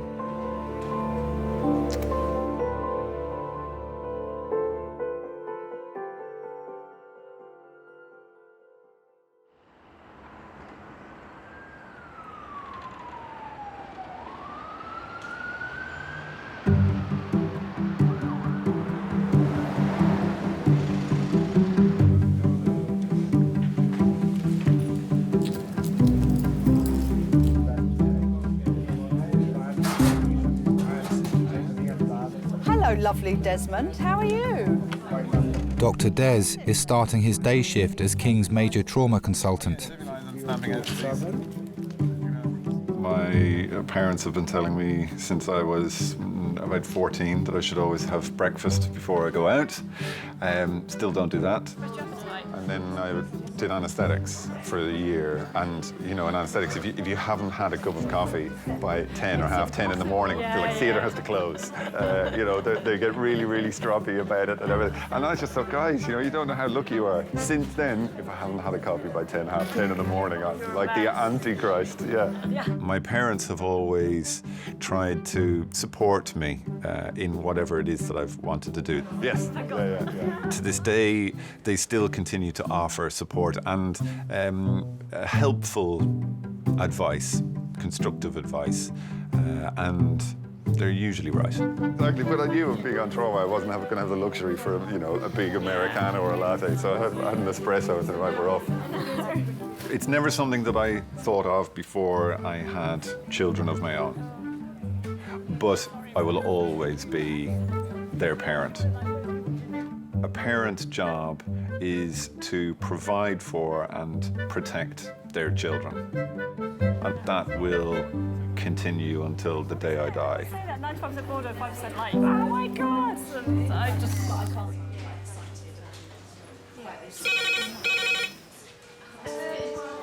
Hello, King's A&E. Yeah. Yeah, was she a pedestrian? Yeah. Are you coming by air or ambulance? By ambulance, okay. Paediatric trauma call, 25 minutes. That's paediatric trauma, 25 minutes. 6:50. A 12-year-old pedestrian hit by car, found trapped underneath the bus. A young girl is being brought to King's after being hit by a car on her way to school.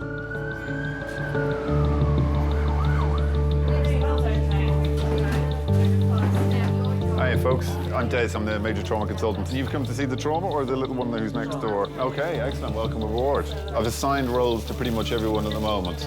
So what we might do is just we'll all stand back behind this blue line while they do their primary survey and we'll crack on. Don't worry, I will find work for everyone. I'm very good like that.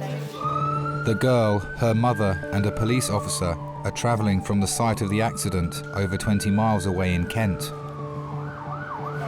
So she's going to be doing the line and the bloods. I would like you to be her runner. Yeah, her runner. If you can do a GCS and have a look at the pupils as well as doing the airway bits at the top end, that'd be great. Pediatric trauma is difficult. It's very emotive. Nobody likes to see kids in distress or injured or unwell. they seem to attract so many people from everywhere. People just want to be useful, they want to help.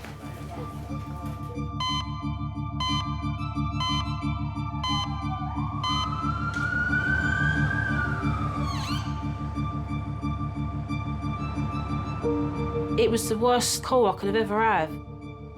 I still hear it now. I can still hear the tone of his voice, how he said it to me. Jade's been run over by a bus. It was like the whole world just crumbled. I remember turning up and she was just caked from head to toe in blood. And she was talking and she went, "Mummy, I love you." And when I heard her say, "Mummy, I love you," I thought, is this her telling me she loves me before she dies?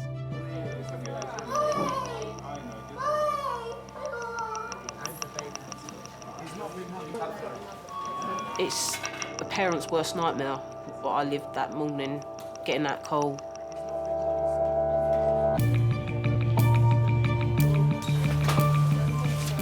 So this is Jade. Jade's 12 years old. She was walking into some moving traffic when she got hit by a car, which made her fall over and then a bus went over the top. When we got there, she was underneath the bus. The bus had been jumped out by the fire brigade. Injuries top to toe. She's got a head injury. Her chest is clear. Her belly is soft but tender and has bruising on top. Pelvis seems to be intact. Seems to move her arms and her legs, and she's just got lots of grace all down her from the bus. She's had 4 milligrams of morphine, oxygen, and no other issues with us. Okay. Airway. Okay. I'm looking for everything, and I'm hoping that I will find nothing. You really want to identify the most life-threatening problems as soon as possible. Where did that hurt? Is that just dirty abrasion, or is it a big bruise? I think that's abrasion. Yeah, it's a dirty abrasion. She's got quite a big abrasion with some road rash over her abdomen as well. Can we transfer her on the scoop? I was at East Tilbury. I just took a load of scrap metal over there. And I got back in the cab and I see I had five missed calls from Amanda. Why didn't put something? So I tried phoning her back and she said, "Dad, she's under the bus. She's under the bus." When I took the truck back to the depot, I had to go past where Jade had been run over. And as I approached it, I could see 5 police cars there.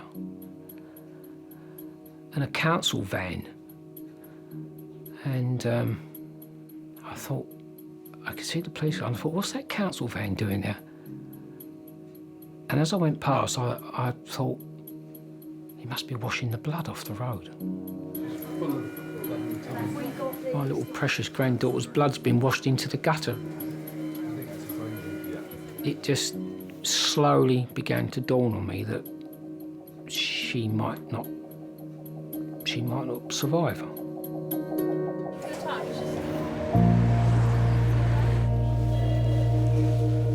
It's been nearly 2 hours since 12-year-old Jade was hit by a car and knocked under a bus whilst making her way to school. Doctors need to assess the severity of the damage to her brain and internal organs. Ready, steady, go. Oh, one moment, Katrine.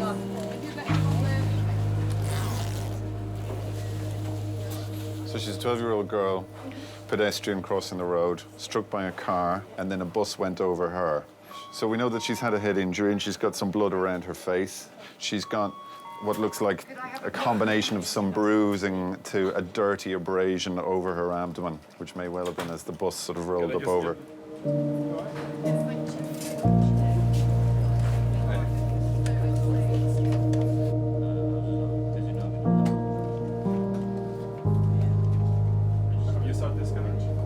Jade was born late afternoon or early evening on a Thursday. When I went home, it was so overwhelming. I thought, there was this little girl, and I thought, she's totally reliant on me, and I thought, am I going to be any good? You got this little person that you bring into the world, and it's your duty to protect her, you know, until I die. Yeah, I was reacting. I used to worry about everything. most daftest things. My biggest concern, like, as Jade was getting older and going to school on her own, was her getting run over going to school. That was a big fear of mine. And it happened.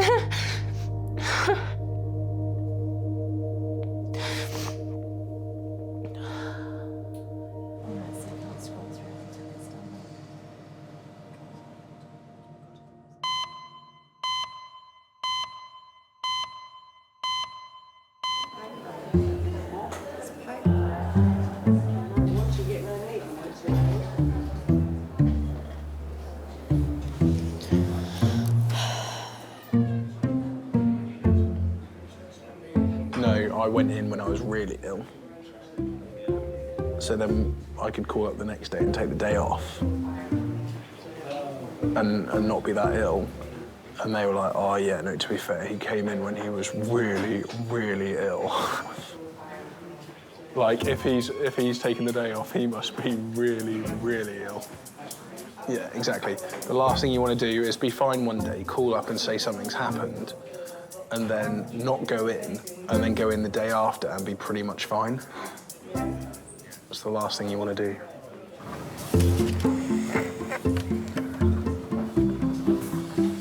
"46-year-old Brian has come to Miners after falling on his ankle. He's awaiting the results of an X-ray to see how badly it's been damaged.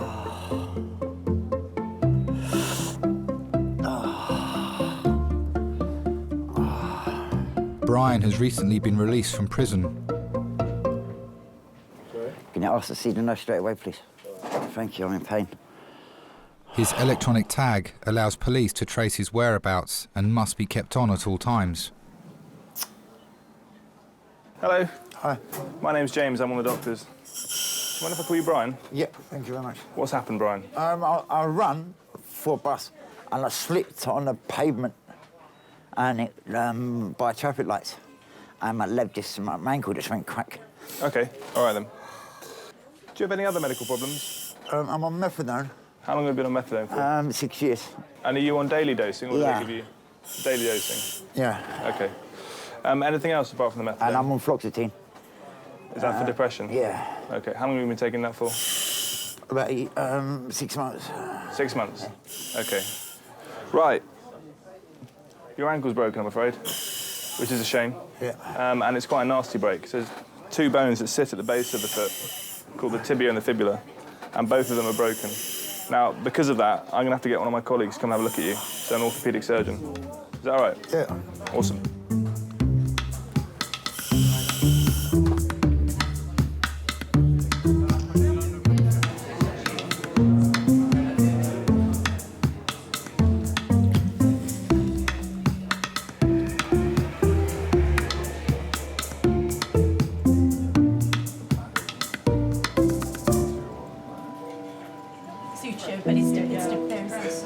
Jade has had an emergency CT scan to show the extent of her injuries after she was hit by a car and then trapped under a bus. Yep. There is a liver laceration, there is fluid around the liver, there is some fluid around the spleen. I didn't see a splenic laceration, but I'll have a better look at it. Okay. I'm not quite sure what's going on in the pelvis. Okay, fine. Well, we'll give you some air then to let on her head CT, she's got a skull vault fracture that's minimally displaced posteriorly. She's got a large extracalvareal hematoma and a small bit of intracranial blood just under the fracture. I wish I didn't let it go. It's all my fault. It's not your fault. Oh, God. From what we can see, she has pulmonary contusions left and right, and we think that she may also have a liver laceration. She's going to be going back to A&E now in the next couple of minutes, OK? I can't believe this is happening. I just want to wake up. Yeah, it does seem. Steady roll. Well done. The scan shows that Jade has sustained multiple injuries. I just wanted to get to the hospital and see her as quick as I could. She was 3 days old when I took her to church. Well, I walked straight in the door and was greeted by Sister Elizabeth. And I said, "Here, sister, there's another one for you." And she said, "Oh, she's lovely." And she really was. She was beautiful, utterly beautiful.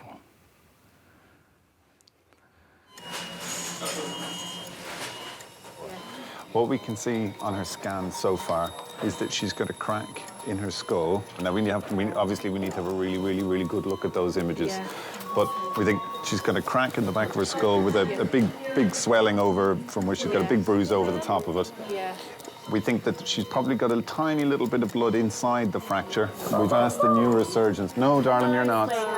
So we've asked the neurosurgeons to come and see her because we have them here. She's also got some bruising on her lungs, and you kind of expect that, particularly with her having been trapped underneath the bus, because she couldn't breathe too well underneath. Okay, and that's why we have the oxygen on. But that will get better. You know, as parents, the hardest thing has got to be the uncertainty, the not knowing, the feeling that you're not being told everything, that people are putting a brave face on it because we automatically assume that things are going to be awful.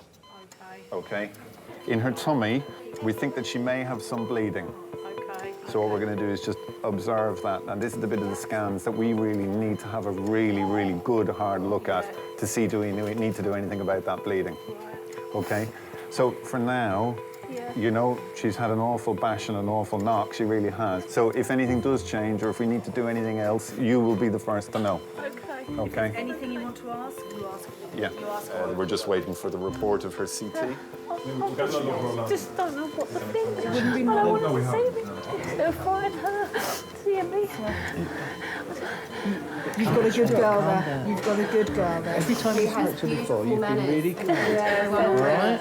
Okay? You've been really calm. She's holding her own as well. And she She's needs... holding her own. I just want her dad to be here. Paul. I just want to be in a bit where she sees me like it. It's going to make her worse if she sees me. What you've got to do is get your normal face on before you talk to her. Yeah.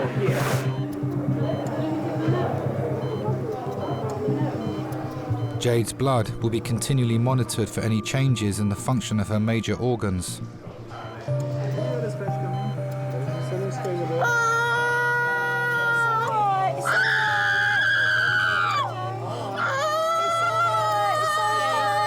It's okay. It's all done. That will go numb soon. Well done. Well done.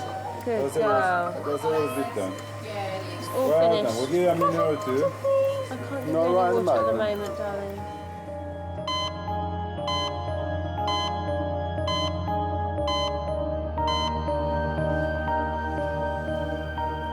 Jade's granddad Robert has travelled from Gravesend to join her mum, dad and auntie at King's. I felt a duty as a parent and a grandparent to try to sort of keep it sort of level head on things. Well, it's that paternal instinct. Even though Amanda's over 30 years old, I still see a 10-year-old girl there. I thought it was very important that I didn't start crying my eyes out when I went in there. But secretly, down, I thought this could all go at any minute.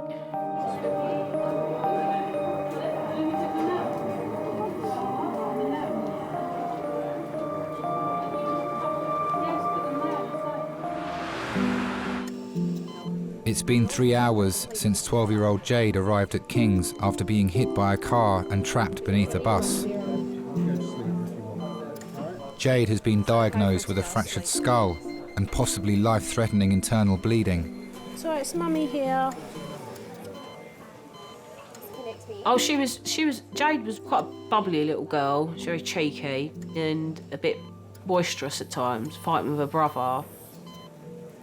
She's very loving. She's a very loving little girl. Brave girl, aren't you? Imagine it being Mummy. This happened to Mummy. A hysterical Mummy that would have to have knocked me out. She had like this brilliant blonde hair, and she was so pretty. And I just, look at her and think, oh, she's so stunning. And I think, how do I have a baby as cute as that? Well, we're not actually connected. Of course, I know you are, darling. I know you are. If this was my little one, I would be too. I really would. I'd be terrified. Of course I would. Internal injuries can be very unpredictable, and they're almost always serious. We need to have a really good look at these pictures because I can't promise you 100% that she doesn't need an operation just right now. If she does, she is in the right place to have it.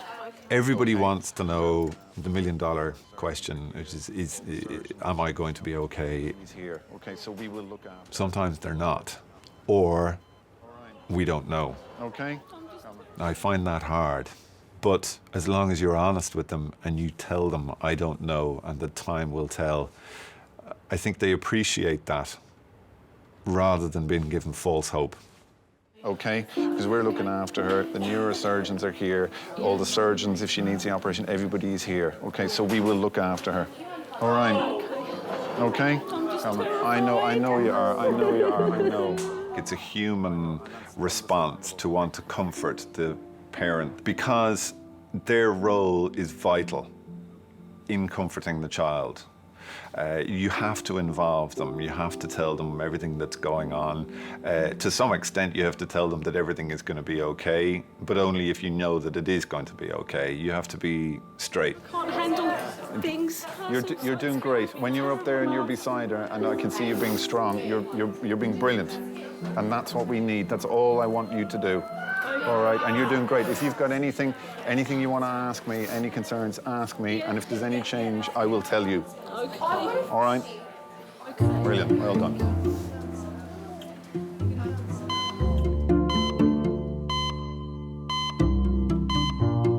My water. Yeah, do you want some more? You can go and get some more over there if you want.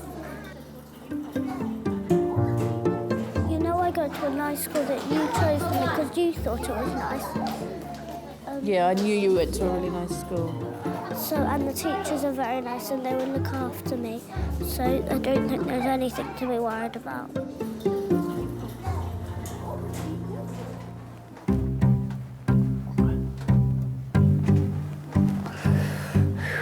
God, man, I'm in pain. Hello? So I'm in real pain. It's killing me. This is getting too tight. Brian has an evening curfew as part of his parole conditions. He must always wear an electronic tag so that the police know where he is. What's the problem? Can this tag be cut off because it's getting too tight and it's hurting? No, is the answer. We can't cut it off. We'll have to, because we've got probably nothing that will cut through that, but we'll need to figure out something.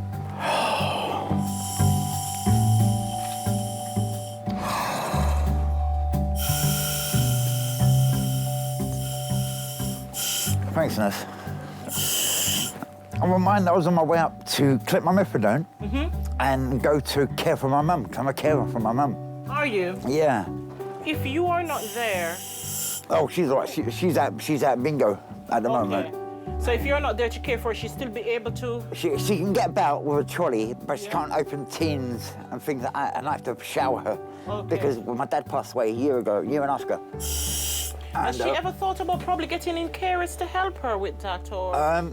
The carers that she has had before, she don't like what's happened. But I was in prison about 3 weeks ago for a month. And in that month, she couldn't have a proper shower or bath. She had to wash down by flannel. Okay. Well, what I'm going to need to do, because if we need to put a plaster on, we need to get that tag off. Is there a number on it that we can call? I think so. I'm not too sure. You could just cut it off because it's an emergency, isn't it? I have a patient here. He has an injury to the ankle that he has a tag on. We need to have the tag probably put to the next ankle. Okay? We just use what we use, just one of the tough cut scissors. Okay. I'm just going to have a butcher's at your tag. Yeah, OK. It's tight. It's tight, no doubts. Tell me, thank you. All I need you to do is stay still, because I'm going to be chopping. I don't want to jab you in a bit you've hurt. You're welcome. You can keep it. Pardon? You can keep it for me. Yeah, I have to give it back to you. Yes, I know that, mate. There you go. Cut, cut. Thank you. Done. Our patient came here once, and he was to be admitted. So somebody came down, and somebody was saying that they can't take it off because this guy took off his and put it on his cat. And they were wondering in the night, why is he walking up all over the place? You could see so much activity in his house. And when they went there, it was the cat that he wasn't home. And it's the cat prancing all over the house with the tag. Because if you do that, you get back incarcerated in it. You have to go to prison and serve your time, the rest of your time.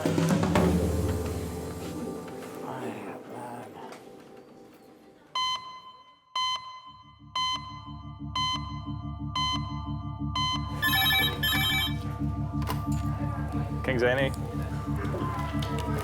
Okay. HEMS trauma call, ETA 10 minutes. HEMS trauma call, ETA 10 minutes. 60-year-old pedestrian versus car. A woman is being brought to King's after being hit by a car whilst out shopping. It's the second road traffic accident of the day for trauma consultant Des. Running a trauma team, mentally you have to be running through the scenarios before they ever come, before the red phone ever goes off. You're already thinking, what's the next one going to be?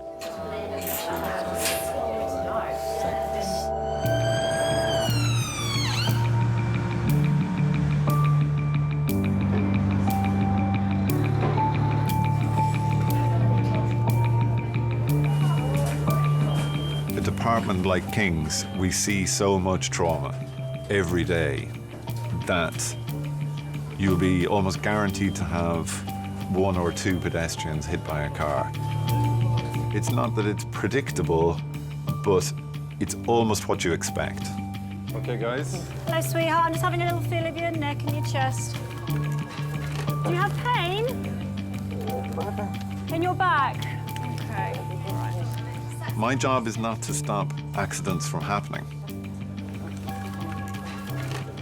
Major trauma consultant? My job is to be here when they do, to make sure that whatever the cause, immediately before the accident, that I'm able to get that person back to the person they were immediately before the accident. It is a HEMS trauma, pedestrian versus car, head injury, also complaining of lower back pain. So we will want the CT, it'll be head, but as to whether or not we want pelvis or lower back or anything, I'm not sure yet. So we're just going to do plain films, chest, pelvis and C-spine first, and then we'll give you guys a call. Is that okay? Lovely, thanks, bye. So when we've secured our line, we've had a feel of the tummy, we'll take off the scoop. We'll get an X-ray, chest, pelvis, lateral C-spine. We'll be going for a head CT, because we were told loss of consciousness, and weren't we having hit our head on the windscreen? Is it? Geraldine, how do you do? I'm Dave. I'm yet another one of the doctors here. I just want to have a little feel of your neck, Geraldine. Have you got any pain in your neck at the moment? It feels stiff. Stiff? Yeah. Okay. Happy? Yeah. Right, let's go.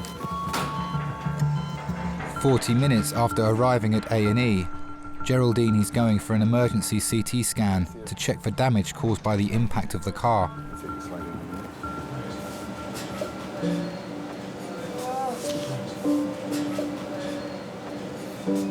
Well, the day had started off as any other day, really.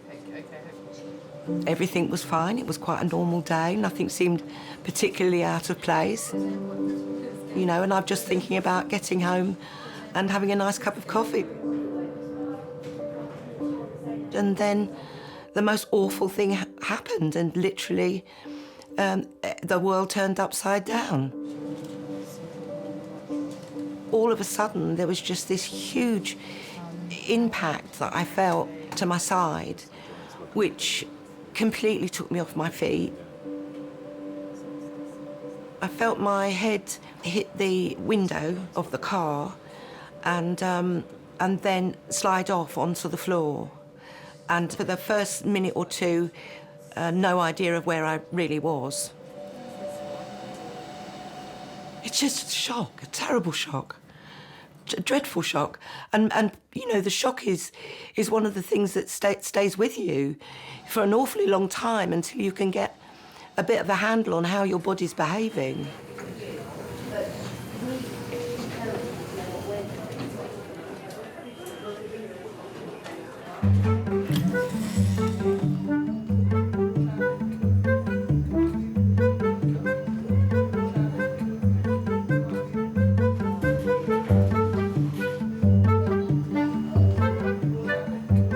I don't like the sound of it one little bit.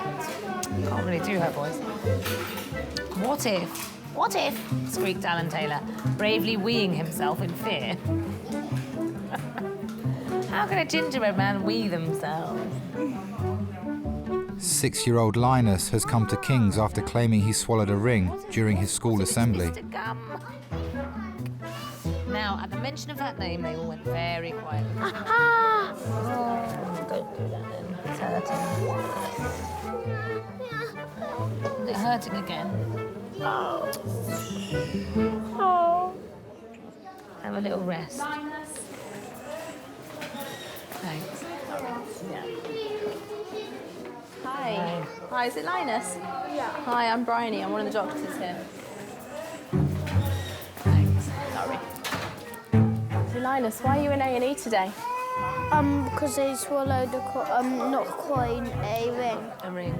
Why did you do that? I was holding it up in the air, and then it fell in my mouth, and then I swallowed it by accident. You don't usually go around swallowing metal objects, do you? I've swallowed many coins. Have you? Did Mum not know about these? No, they were secret, were they? And you definitely swallowed it, you didn't spit it out? I tried doing it, but it just didn't come out. Fine. And after that happened, did your breathing feel funny at all or normal? I couldn't breathe for about a minute. And I thought I was, like, gonna die, but then... Just want to have a quick look in your mouth. Okay, so this is just a torch and this is a big lolly stick. Okay, so can you open your mouth really wide and say, ah. Stick your tongue out. Say, ah. Ah. Okay, good. Can't see it there, so it must have gone down. We're going to send you for a scan. Have a look in that chest of yours. See what your lungs look like. So if you just sit back in the waiting room, or just here for a minute, and then I'll show you where the X-ray is. I've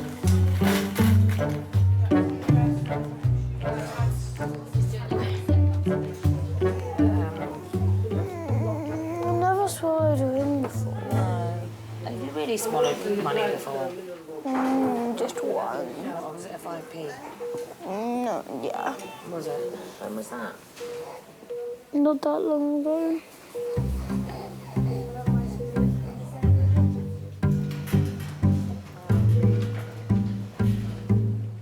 Geraldine's awaiting the results of her scan. To keep her comfortable, she's been given a cocktail of painkillers. Hello? Hello?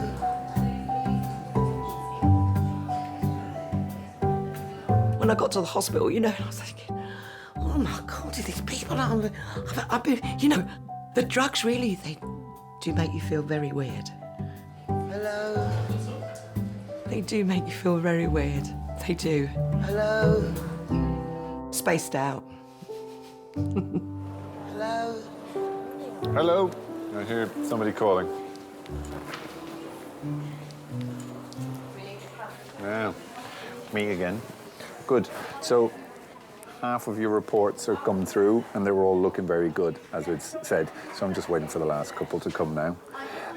What we're going to do is we're going to give you another painkiller. I know you're lovely and comfortable while we have you lying flat, but that might change when we start to move you. So we're going to give you another painkiller in advance of taking all this stuff up and maybe sitting you up, okay? All right? Back of my head is beginning to throb. That's a good sign. It means that everything else is settling down and you're getting the pain from where you hit your head, either on the car or the ground. All right. Not at all. Anything else? Any other questions or anything you want to tell me? No? Okay, fine. Great. We'll keep you posted. Thank you.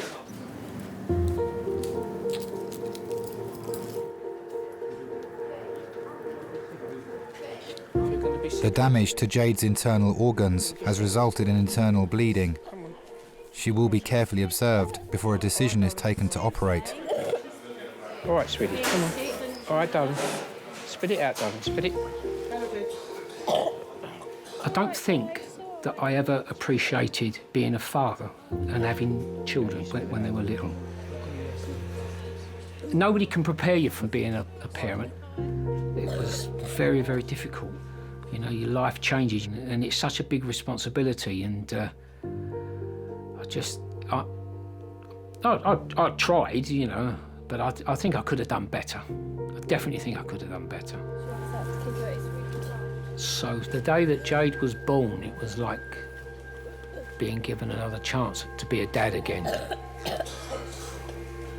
And that's why I always sort of felt she was special. This one's my first grandchild, this one was. Hey? This is my first grandchild, this one. Special, the first. It's special. The first grandchild was the first granddaughter, so always special.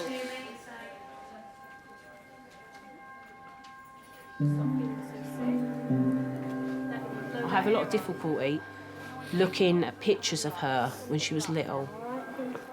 I look at them and I think, if only I knew then this was going to happen, then I could have done something to prevent it. It's a very strange bond when you have children. When they're in pain, you feel it as well. They become your life. They are your life. All right, we're going to go now, sweet. You ready? Okay.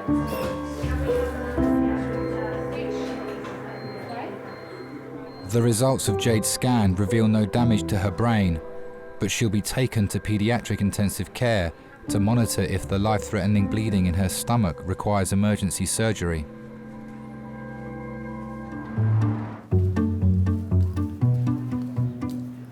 We take all this off.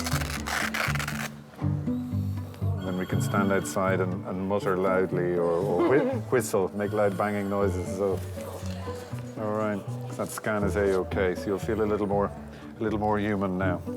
All right, okay. It never ceases to amaze me how two people can have the same kind of accident and that one will be killed and the other will walk away completely unharmed. How that happens, I have absolutely no idea, but we see it every day. Have we called anyone for you, or is there anyone you want us to call, or are you sure? Okay, fine. Geraldine has a daughter with a new baby at home. She didn't want the hospital to call and worry her. I didn't feel that I was there alone. I felt very much as though I was under the care of the people at King's A&E. Like that, I will lose it. Oh, look at that. Fantastic. That's better. Much better. Nearly didn't recognise you. Do you want some more painkillers? I'd love some more painkillers. You look all sort of tensed up. It's very painful, but I'm determined that I'm gonna. Yeah, but there's no need to be in that much pain. We'll give you something else. What can we give her, Des? Thank you very much. Not allergic to anything, are you? Money makes me go funny. Does it? I think it makes us all go a bit like that. I wouldn't know. I've never seen enough of it, so... OK. OK, I'll get you some more painkillers now. Brilliant. See if I can get them. Thank you very much. Almost 3 hours after being hit by a car, Geraldine is given the all-clear to return home that evening.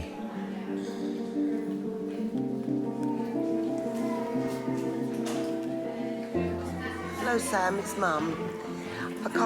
I'm not going to stay, love, because my phone's going to cut out, because I haven't got... I've been in an accident, love. I got knocked over by a car. I'm at King's A&E. I'm sorry to have upset you, love. It was a terrible shock to me. And I think for mums, we're sometimes very keen on what I call one-way love, which is, you know, where you give love and you give support, and sometimes you find it quite difficult to receive that. And sometimes we do paddle our own canoes when really we should ask for help and people to come on board. And I'll just ring you when I get home, and that will be as soon as I possibly can. Love you. Speak to you later, love. Bye.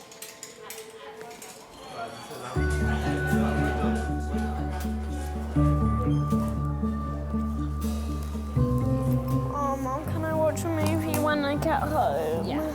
What would that be my TV time done? Just extra.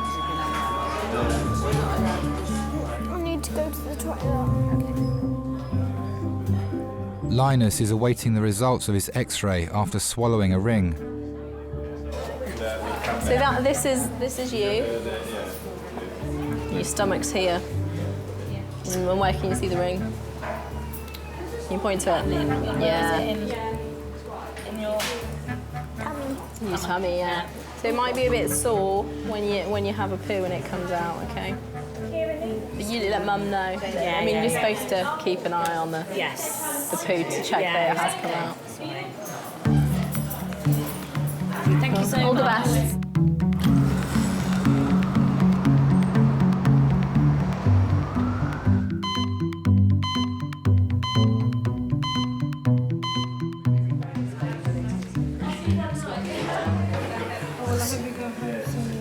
As soon as I can. The only thing is I've got no clothes and they've all been cut off. We're freezed to death. As far as I know, everything's cut off, including my knickers. I was mortified. Absolutely mortified. Where I got knocked over was opposite where I live, and I thought, all my neighbours have seen my boobs. Sit on the edge for a minute because you've been lying flat for so long. I think Have you got someone that could come and bring some clothes in and maybe give you a lift home? I'll get a taxi and go home. I just want to see how difficult it is. I think that the vulnerability you feel when you're in those positions of completely being in somebody else's hands, I think it's important to feel that somebody's there for you and that somebody's doing their very best for you. I think I've been so lucky. I think you have. It hasn't gone without me noticing how lucky, you know, and what could have been. So, yeah, I'll have plenty of people to thank. Just look after yourself now. I will. That doctor was just a wonderful man with a wonderful sense of humour. Where do you feel it? Here. Well, there's no claret, which is always good. Yeah. I'm just so glad he was there for me, and I really appreciate his bedside manner. I was planning, like, maybe a litre of gin and tonic just to ease the... But not tonight, Josephine. Not tonight, Josephine, no.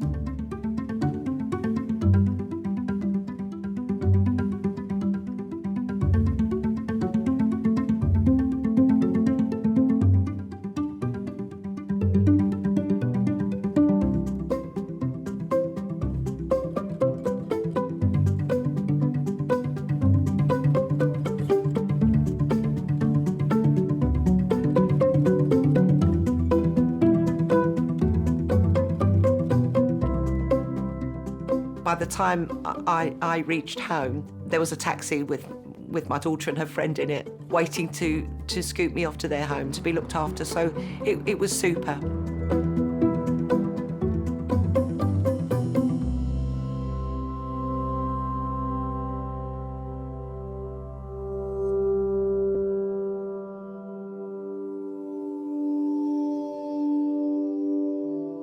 I had 2 fractures to my skull, bruised lungs, a broken collarbone, 3 broken ribs, and a broken nose, but I didn't really think that bothered me. has slightly changed the relationship between me and Jade, because I'm always asking her, "You all right? Are you all right? How you feeling? Are you okay?" And I can understand that being annoying, because if someone was asking me 200 times an hour if I'm all right, it'd probably start to annoy me as well. I don't think it's changed me.